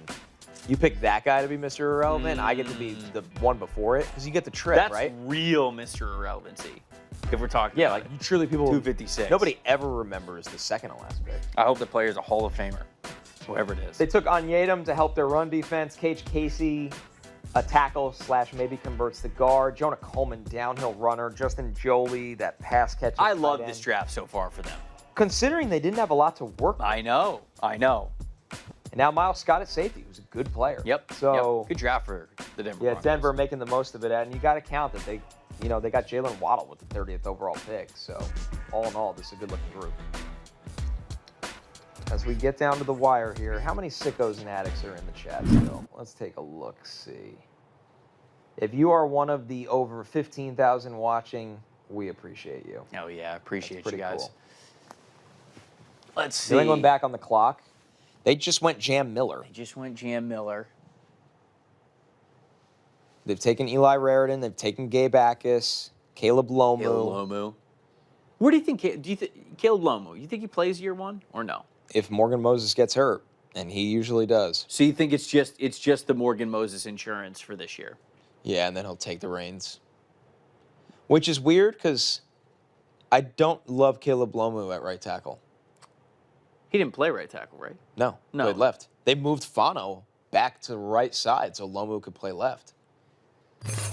Yeah, I think he could learn right, though. He could do it, but he's just not. Oh, Quintavious Hutchins. There we go. Nice first step explosiveness with this edge rusher. He really popped for me at the Senior Bowl. I mean, he's a true outside linebacker type, but yeah, I like him here in the 7th round. This is a worthwhile flyer to take. I think there are too many times that he just doesn't know what he's doing as a passer. Right. Where he will get off the ball and then it's like, yeah, what do I do with my hands after that? A little bit of a Ron Burgundy situation where he just like, he engages the defensive lineman and he's like, oh, shoot. If he's able to marry up that first step, and honestly, the speed up the arc, I think he's an explosive That's what caught dude. my eye. Right. If he's able to marry that up with really good hand usage, now we're talking about a player who I think could be pretty disruptive from you. So Yeah, this is a 2025 team captain. He was with the BC program for 5 years. He started out as a redshirt and then a special teamer. And so for him to become a team captain and kind of fall into this pass rushing role, he can angle, he can bend into the pocket. He's experienced on special teams. He's made a ton of tackles on coverage units. Zero moving costs. Zero moving cost at all. He's a DPR special teamer. Yes. That's what he is. And honestly, we're almost done with the draft. That is totally fine. Oh, yeah. Somebody corrected me. I said Anchorman. I said Ron Burgundy with the hands. It's Ricky Bobby. A different Will Ferrell catalog. Yeah. I mean, You've never seen a movie. It's unbelievable. No, I've seen all the Will Ferrell movies. I've never seen a Jake Gyllenhaal movie. Not Gyllenhaal. You know what? When I was flying here, I actually looked in American Airlines movie catalog to see if there was a Gyllenborg? Yes. Now you're messing me up, man. I can see your brain Jake collapsing. Gyllenhaal. I looked to see if there was a Gyllenhaal movie in there, and there wasn't. I think you just didn't know what movies he's in, to be honest with you. I wouldn't know. I'd have no idea. The Browns, I love this pick. Ryan, Carson nice. Ryan off the board. One of those combine snubs. Insanely productive for BYU this year. Previously at UCLA and Utah, 6'5", 253. 46 catches for over 600 yards and 3 touchdowns this year. This is a former 4-star. He was the number 3 tight end in his class. 93rd percentile separation percentage for tight ends this year, Trev. 85th percentile in yards per out run. Listen, it took a 3rd college stop, but he had a massive breakout this year. And I love the effort in line. I don't think that's going to be the name of the game for him, but the effort's there. I think this guy will find a role in 13 personnel for the Browns. But it's good enough to where, I mean, you could play jumbo tight end packages with 13 personnel, but you can also, I like him. I have him as a utility player. Sure. I have him as somebody that you could play in the backfield, that not just in that wing back role when you're running split zone, but also as a fullback, also as a lead blocker. I think that Carson Ryan can do a lot of things for you. I like Jaron Kanak more in this role. Okay. But he went a little bit earlier. So, this is exactly where I sort of had these guys going. And I like the idea of taking that versatile backfield weapon here with pick number 248 for the Cleveland Browns. That puts the Chiefs on the clock at 249. As you can see, a lot of these picks have been traded or moved into. Good to see Carson Ryan come off the board to Cleveland. A player that I think Todd Monken is going to know what to do with as well. That's what you like about the skill set. Yes. I mean, you and I have talked about this so much on NFL Stock Exchange that we have wanted Todd Monken to get that head coaching gig. Yeah. We have wanted to see what it's like because he was a fantastic offensive coordinator when he was under Dirk Cutter when he was at the Buccaneers. He was a great offensive coordinator. I mean, made Stetson Bennett a back-to-back national champion when he was at Georgia. Right. Did a lot of really great work, I think, with the Baltimore Ravens. I know some Ravens fans will push back on that, but I think his full body of work, Dude, he did a really good job. Lamar had. Yes, yeah, right. So I think it's a long time coming for him to be a head coach, and I just really like the fact that he's getting to call his own shots. I'm with you. I'm rooting for Todd Monken, and he's got a lot to work with now. Hell of They a get draft. Spencer Fano, Casey Concepcion, and Denzel Boston. The at O-line wide draft receiver. is hilarious just because it's completely different than the power O-lineman that they signed in free agency. But I love the names. The I dual like scheme the haul. system. Like Yes. you said, the hockey line. It's the hockey love line. Change them up. That's what. Man, I forgot that they took Royer as well. Yep. So they're going to have Royer, Ryan with Fannin. They're all pass-catching first. Tight ends. Yeah. Interesting. They got Taylon Green, Who might be a tight end. who in 3 years could be a tight end. Might be a tight end. He is insanely athletic at quarterback and huge. So now the Chiefs are on the clock at 2:49. We are in the final countdown, the final couple of picks here to close out the 2026 NFL Draft. This has been a blast. Yeah. This is awesome. The Chiefs here have addressed a couple different areas, notably, apparently we're grading this pick because it's a big pick. I'm hearing. Oh some my rumors. gosh, are they going to draft Nussmeier? Let's see. The pick is in, and the Chiefs have selected Garrett Nussmeier. He gets taken at 249. Wow. Oh my goodness! I'm shocked he got drafted at this at all. point. Because I'm sure Great spot, though. it's a great spot, and maybe that was the comfort. I mean, he can't compete for a starting job, but And they did trade for Justin Fields. But he's so different. He's not very mobile. Everything No. that I like about Nussmeier No. is his pocket passing ability, as we show him breaking out. But it's not pretty. He's not going to be doing a lot of this. I mean, what's your grade on this? it's an A. I still like Garrett Nussmeier. Yeah. This is a freebie. This is Yeah. literally a freebie Yeah. pick. Yeah. I like the arm talent. He was hurt this year. He struggled. He could be a bit of a gunslinger, but he works through his reads. Obviously, coach's son. He understands how to get the ball out. The sack rate every year was very, very low. He doesn't take sacks. I'm in on this for the Chiefs because, listen, Justin Fields, there's times where he simply can't function as a passer in your offense. Right. If they go through that with him at any point, if Mahomes is hurt, you need to look somewhere else, and you can now look to Nussmeier. Look, I'm going to give this an A as well, and I'll tell you why. Because obviously you have Patrick Mahomes. There's no path to playing time at all whatsoever when Patrick Mahomes is healthy. We all know that. But we have seen this before around the league where you get a backup quarterback, and let's just say whether it's preseason, maybe starting like in spots, like opportunities where Patrick Mahomes maybe is like a little banged up. Hey, he's got a high ankle sprain. He's going to miss a couple of weeks. Garrett Nussmeier comes in. He looks good. You can flip Garrett Nussmeier for a mid-round pick. Right. Right? It's an investment. All they need to do is let Garrett Nussmeier shine for a small window of time. And there's a world where you could completely flip this 7th-round pick for a 3rd or 4th-round pick not too far in the distant future. Without a doubt. This is a worthwhile investment. I wonder, maybe this was a spot they were very comfortable going with, because at this point in the draft, if you're a high-profile player that didn't get drafted, you already have a UDFA agreement on the table. Yes. The right, UDFA calls right. start in the 5th and 6th rounds. Yeah. So he knew where he was going if he didn't get drafted. But I would think when the Chiefs call, okay, Andy Reid, I would imagine there is a pretty easy sell there. We're going to develop you. And he's like, okay, let's roll. Yep. Good for Garrett Nussmeier. He's agree. finally off the board. The Ravens also, Of course, Jesse Minter. Jesse Minter Gets Rayshon Benny. gets Rayshon Benny to help the Ravens run. Yeah, excellent. One of the best players available. Excellent pick. I mean, I would give this pick an A. Yeah. He was a fringe top 100 player for me. I think he is a workhorse type of a dude.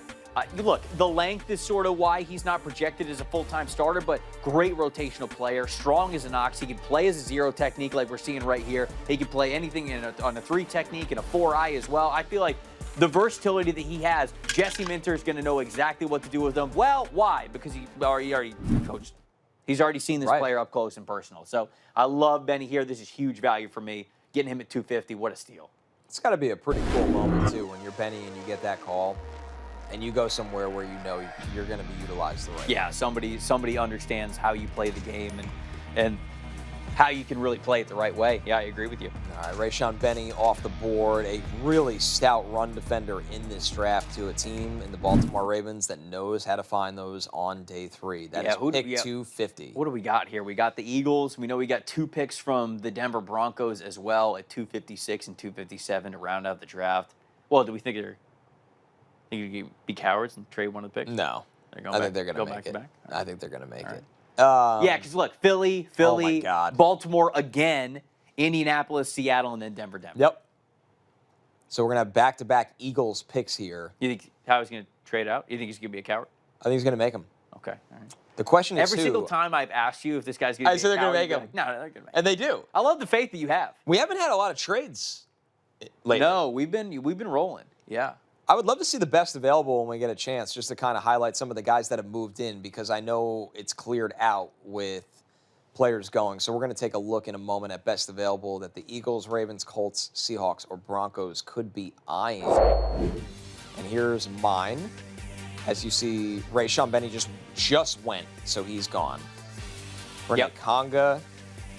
I wouldn't be shocked if the Eagles take one of the Ole Miss guys at all. Yeah, they could. They could. Red Murdoch. Any of the Ole Miss guys, actually. Yeah. Pound yeah, all 3 of them. Yeah, you're right. Red Conga, Red I Murdoch. like Deshaun Singleton. He's got length at safety. He's not afraid to play physical. Let's see ultimately what the Eagles do this late in the draft. Is not the in final Tucker. I wonder if countdown. he gets drafted as well. I know. Red Murdoch, in my opinion, should be drafted. Yeah. I thought the tape was that good.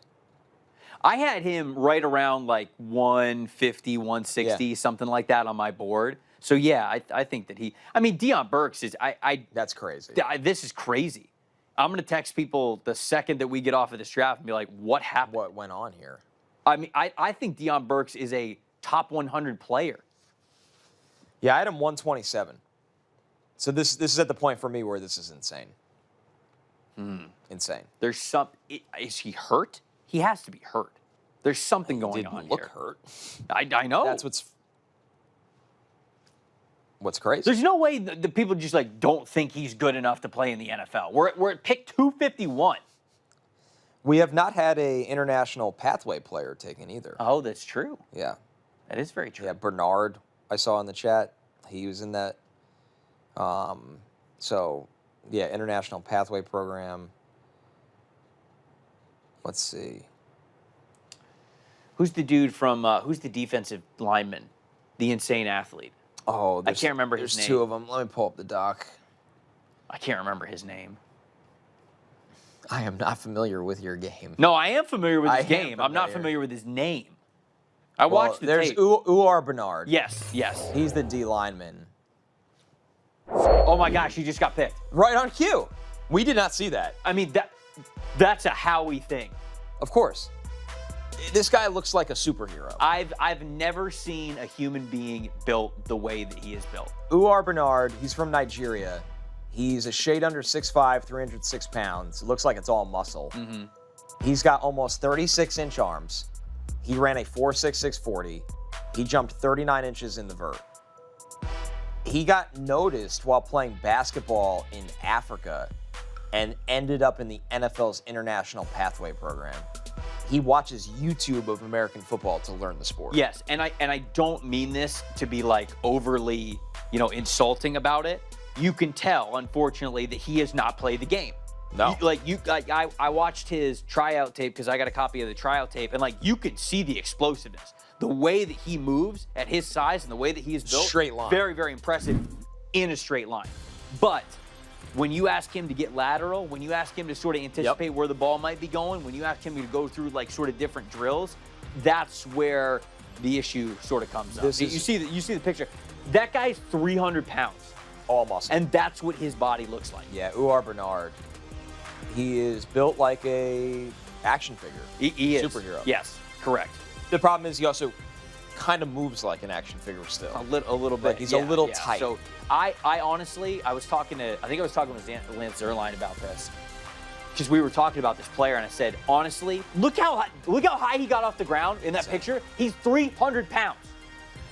He doesn't look 300 pounds, That's though. He's nuts. the cleanest weight ever. I know, but he's so dense, and you can kind of tell in the way that he moves that his muscles are so dense You know what I would do? You know how like you redshirt players for a whole year and they'll like gain weight in college?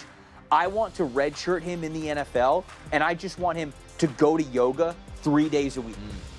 Get the flexibility. Just like for a straight year. Just go to yoga for at least an hour, 3 days a week. Totally get more flexible. They'll practice squat him for the entire year. Yeah. And just try to show him the sport. Yeah. I mean, that's literally where we're starting here. We're starting from scratch. Yeah. But somebody said, I got a copy of his tryout tape. It's like underground concert film for most people. Bootleg movie.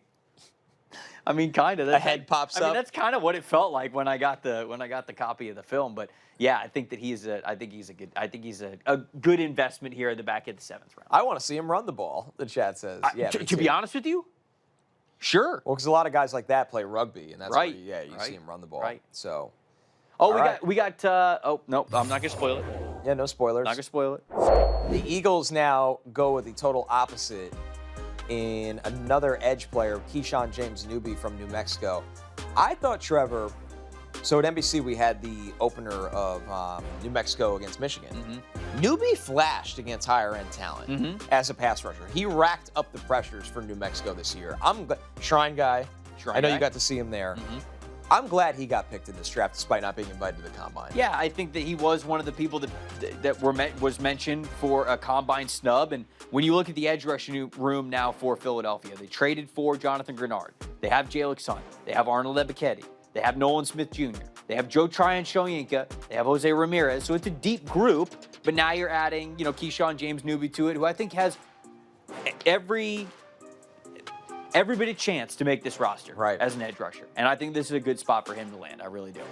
Yeah, so Keyshawn James Newby goes to the Eagles after they take Uar Bernard, so they double up. Mm-hmm. James Newby, 6'2", 238, ran a 4.5, 340 at his pro day. So he's got legit speed off the edge. Once again, I thought his Michigan tape was pretty strong in that Week 1 opener. As we look at the Eagles draft additions, they've gone Mekhi Lemon, Eli Stowers, Markel Bell, Cole Payton, Micah Morris. So they went big program. And then after the Cole Wisniewski pick, they've taken guys that are just dart throws. Yeah. Which is what you do. That's what you do. Uar Bernard, we're 5 picks. Keyshawn James Newby. Right. What do we have, 5 picks left in the draft, you said? 5 picks. All right, let's get right to it. We got 5 picks left in this draft. And the Ravens pick is in. The Ravens pick is in. The Ravens are on the clock. I don't know if it's been announced yet. Yeah, the chat loves themselves some Pavia. Yeah. I don't think it's happening, chat. Oh, boy, I was wrong. I've been wrong. No. Oh, you scared me. Luke Altmaier should file a lawsuit if that happens. Luke Altmaier? Yeah. Yeah. Luke Altmaier, I would have liked to see him get drafted. Yeah. Let's get to a super chat there. Oh, yeah, I saw sure. it pop up real quick. I'll get back to it. This was from Dr. Phoenix. Please explain why you think the Commanders have had a good draft. We haven't drafted speed to help Jaden Daniels. We haven't paired a big X with Terry. Goldman and Sonny are the only good picks we've had. I mean, Trevor and I are in the player evaluation mode. Mm-hmm. I understand as a fan if you're in the we didn't address this need mode. Mm-hmm. So I understand feeling that way. But they didn't have a lot of picks to do that. This is the Ravens draft. This is the Ravens draft here with them being on the board. But yeah, look, for Washington, I think the Antonio Williams ad gives you more speed at wide receiver. You also got to understand, like, Commanders didn't have a lot of picks. No. So their first pick, they take Sonny Styles. Okay, he's excellent. He's going to be able to start at Mike for you immediately. Now Leo Chanel can be that just like Tasmanian devil like he was for the Kansas City Chiefs. Matt Goldman's a great backup player for them. Antonio Williams gives them some speed, but as a slot wide receiver, they get faster there. And Joshua Joseph has a high ceiling as a pass rusher. So I like that. I also love this pick. Evan Bernstein? Yes, love this pick. I think he is a full-time center at the NFL level.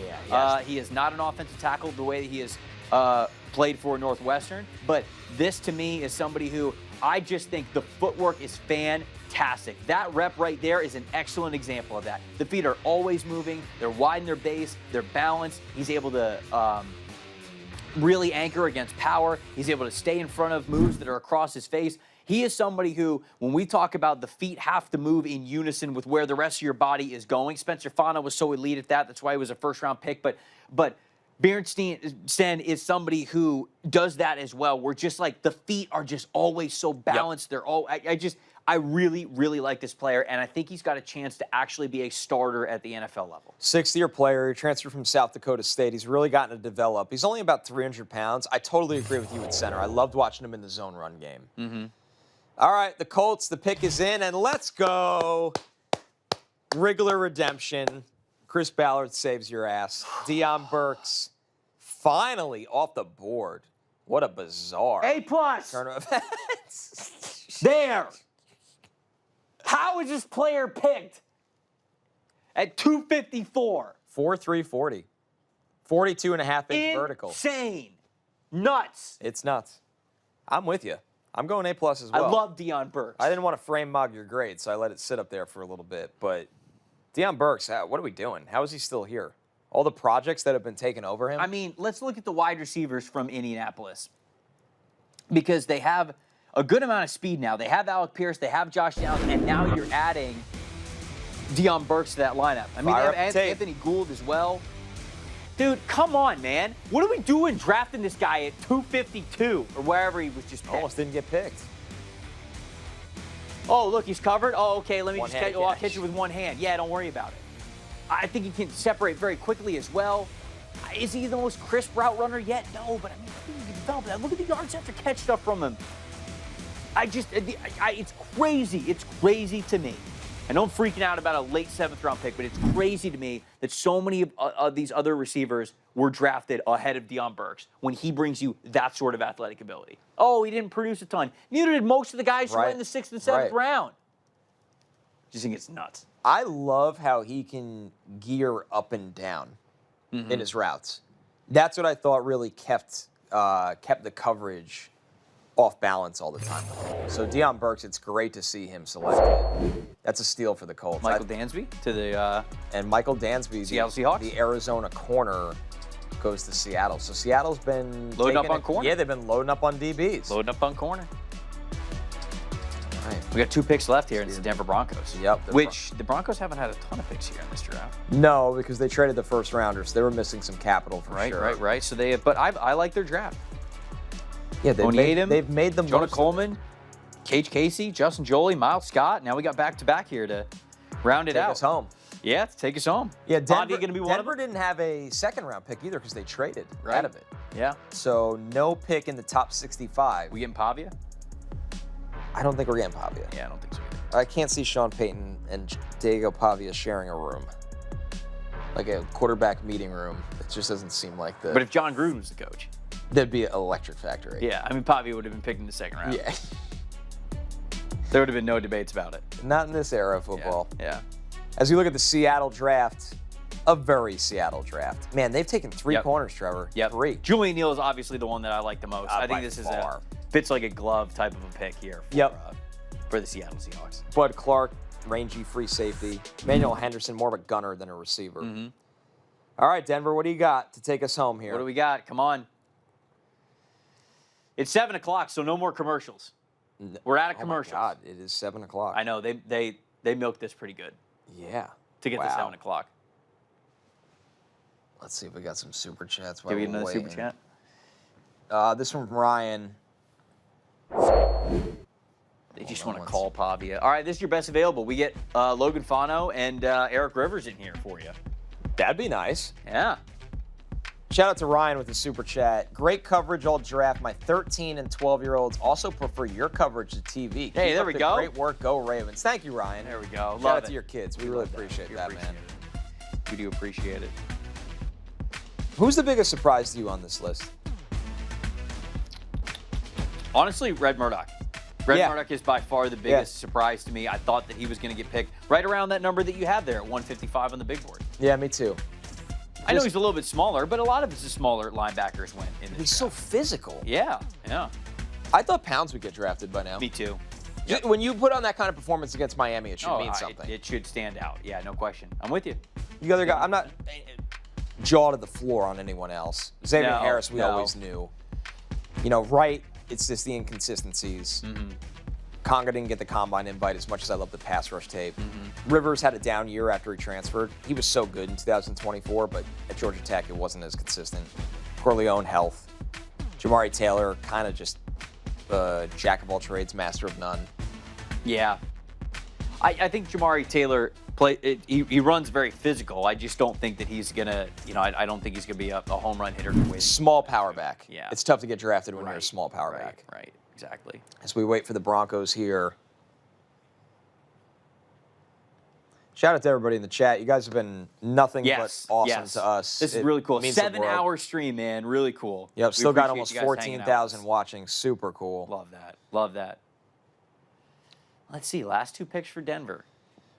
Just B. Moore said, hopefully Pounds doesn't get picked and the 49ers sign him. Oh, I think that could be That makes a lot of sense. Pick us in for Denver, Dallin Bentley. I like this. This is a good tight end pick here for them. Yeah, for really big year for him at Utah. Now, they drafted Justin Jolie as well, but I love the fact that they're adding another receiving tight end here. Double dipping is great with me here on day 3. Like, I had questions about the overall top-end athleticism for him, but then he tested a lot better than I know. It was kind of shocking. Was 4.62? I know. So I thought he was going to get drafted higher than this. I thought he was going to be a top 200 player. But yeah, now we find out who Mr. Irrelevant is. As we wait. Bentley, by the way, had over 500 yards against zone this year. Yeah, I believe it. He just eats very up zone. savvy, very savvy tight end prospect. So, all right. God. This one from Mo Hall. Do UDFAs for the sickos. Yeah, sure. Yeah. All right, stick around. We'll grade every UDFA signing for your favorite team. Yeah. We're not going to do that. We're not doing that. We haven't eaten in days. Yeah. Honestly, yeah. Body crumbling. Korean barbecue after this. Good. Oh, gotta do it. Yeah, good. All right, the pick is in. Mr. Irrelevant, who is it? Mr. Irrelevant for the Denver Broncos. It is Trevor Sikkema. Well, tight end and co-host of the NFL Stock Exchange show. Oh, hold on. No. Okay. Mom, I don't want to go to the NFL. Sean? Is this you? What do you mean I'm playing tight end? I don't want to go to the NFL. I don't want to go to the NFL. I don't know how this happens. Mom, pick me up. Oh, my God. So good. That was awesome. That was great, awesome. guys. That was really great. I'm going to need them to get me that lower third. I'm going to need them to give me that. That was, somebody said reach. Wait, hold on. Tyler said reach. That was the chef. He's our own producer. That was the chef. It'd be your own. It really be your own people sometimes. Really be your own people. Oh, that was great. awesome. A lot of W's. Yeah. Mr. 11, I was gonna say, like, don't I get a jersey for that? Don't you get like the number 257 jersey? You get a lot of stuff. You Yeah. get a trip. I don't know if you get a car. Yeah, you get a trip. To what? I think Disney World. Oh. Mr. Irrelevant goes somewhere. Which is kind of weird. Like Somebody said yet another Florida tight end. No, if anything, I'd be a kicker. So another Florida kicker is what it would be. You get Irrelevant Week. Okay. Yeah, you go to Disneyland. Not nearly as cool. No, that's weak. Yeah. But that's what you get for being the last pick. Dude, they're not. Hold on, wait a second. They're not even sending you to Disney World. No, you go to They're land. sending you to Disneyland. Yeah, weak ass Disneyland. Come on, man. They should have got picked earlier. Dude, at least. You show up, you go land, not world, and they go, should have got drafted that's earlier. Crazy. If I got picked and they're like, and you get to go to Disneyland, I'd be like, save it. I'll go to OTAs. just roll I'm my going to eyes. OTAs instead, just for me to get cut. Oh, man. All right, what are the Broncos going to do here? Come on, Broncos. The take pick us is home. in. The Broncos with the final pick of the 2026 NFL Draft. What is it? Select Yes! Red Murdoch. Red Murdoch! I think this is my favorite Mr. Irrelevant ever. Ever. Red Murdoch. A+. Red Murdoch is a player. Come man. on.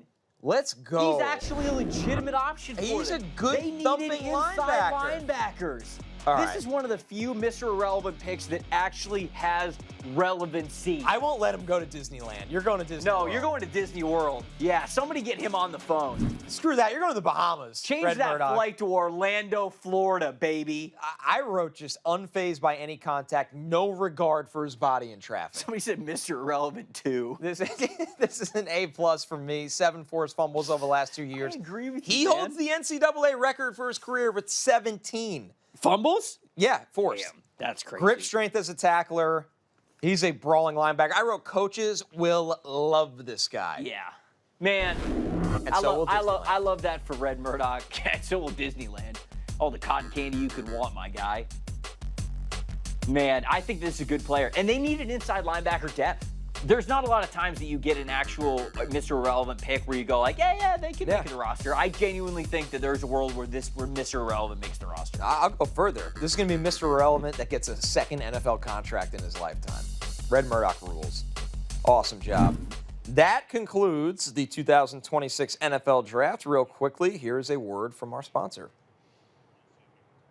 Wayday. Wayfair's big sale is almost here. From April 25th through 27th, you get a front row seat to the best deals in home, like up to 80% off with fast and free shipping on everything. Yes, everything. Shop Wayday starting April 25th. Okay, cool. All right, we are going to take a look. Don't go anywhere. Hopefully you didn't X out the screen. Yeah, don't go anywhere. We are doing the biggest Our families are winners. For you have to stay. You have no choice. For the 2026 NFL Draft, Trev, I know you got a good one right out of the gate. Indianapolis. Yeah, man, I'm with you. The Colts, huge winners. Didn't pick in the first round, and you come away with C.J. Allen, A.J. Halsey. You've got Jalen Farmer, Bryce Betcher, George Gums, Caden Curry, Seth McGowan, Deion Burks.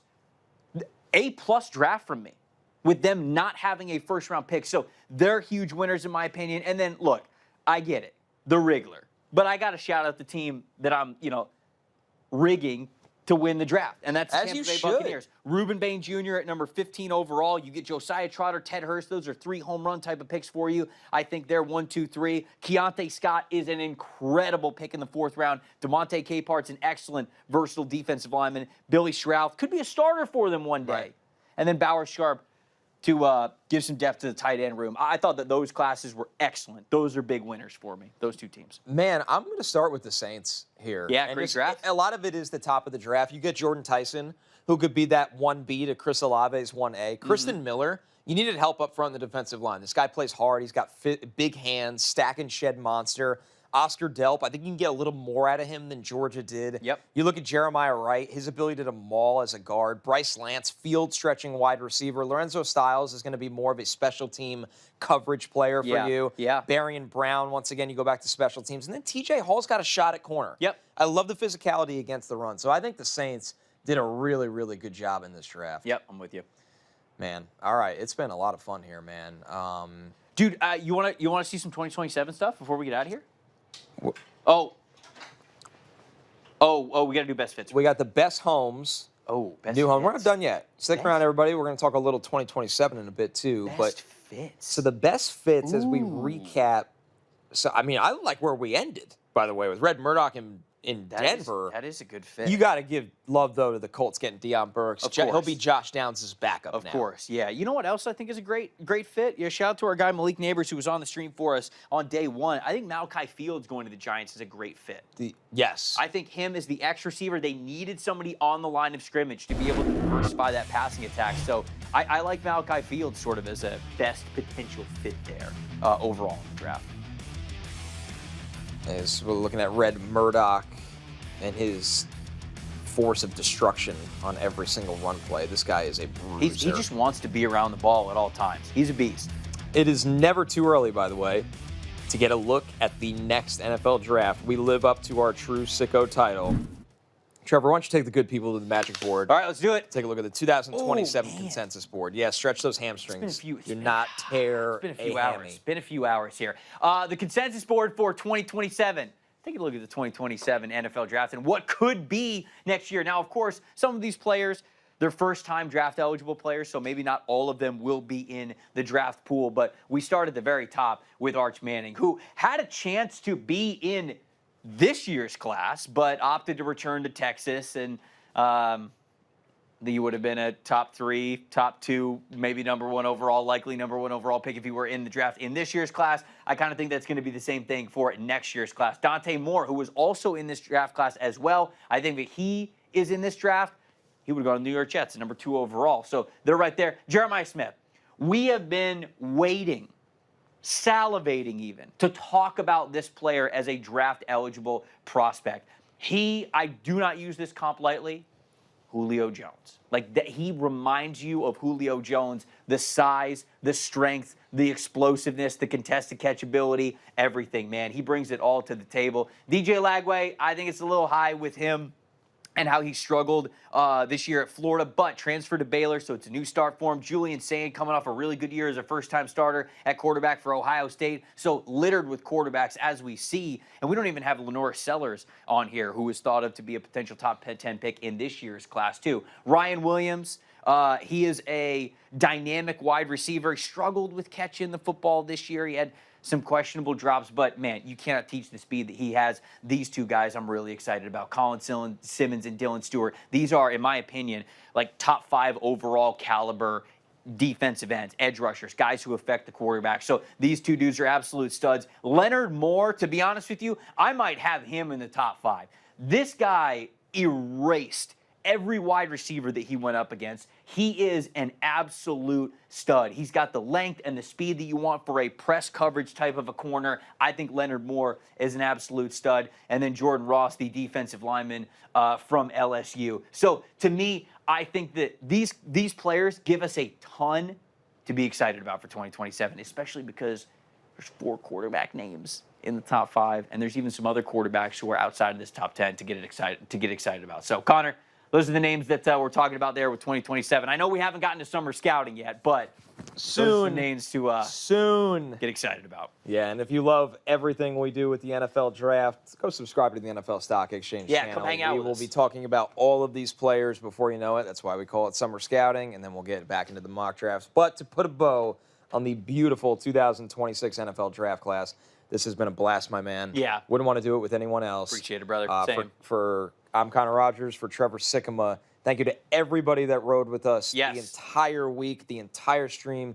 You guys the best, and shout out to Bleacher Report for putting on a hell of a production. Thank you, The people that work here, they have been grinding behind the scenes on such a special show for months, and it is unbelievable. These people make us look better, and we can't thank them enough for that. So shout out to everybody in the back, and thank you to everybody that tuned in. We'll see you guys next year for next year's class.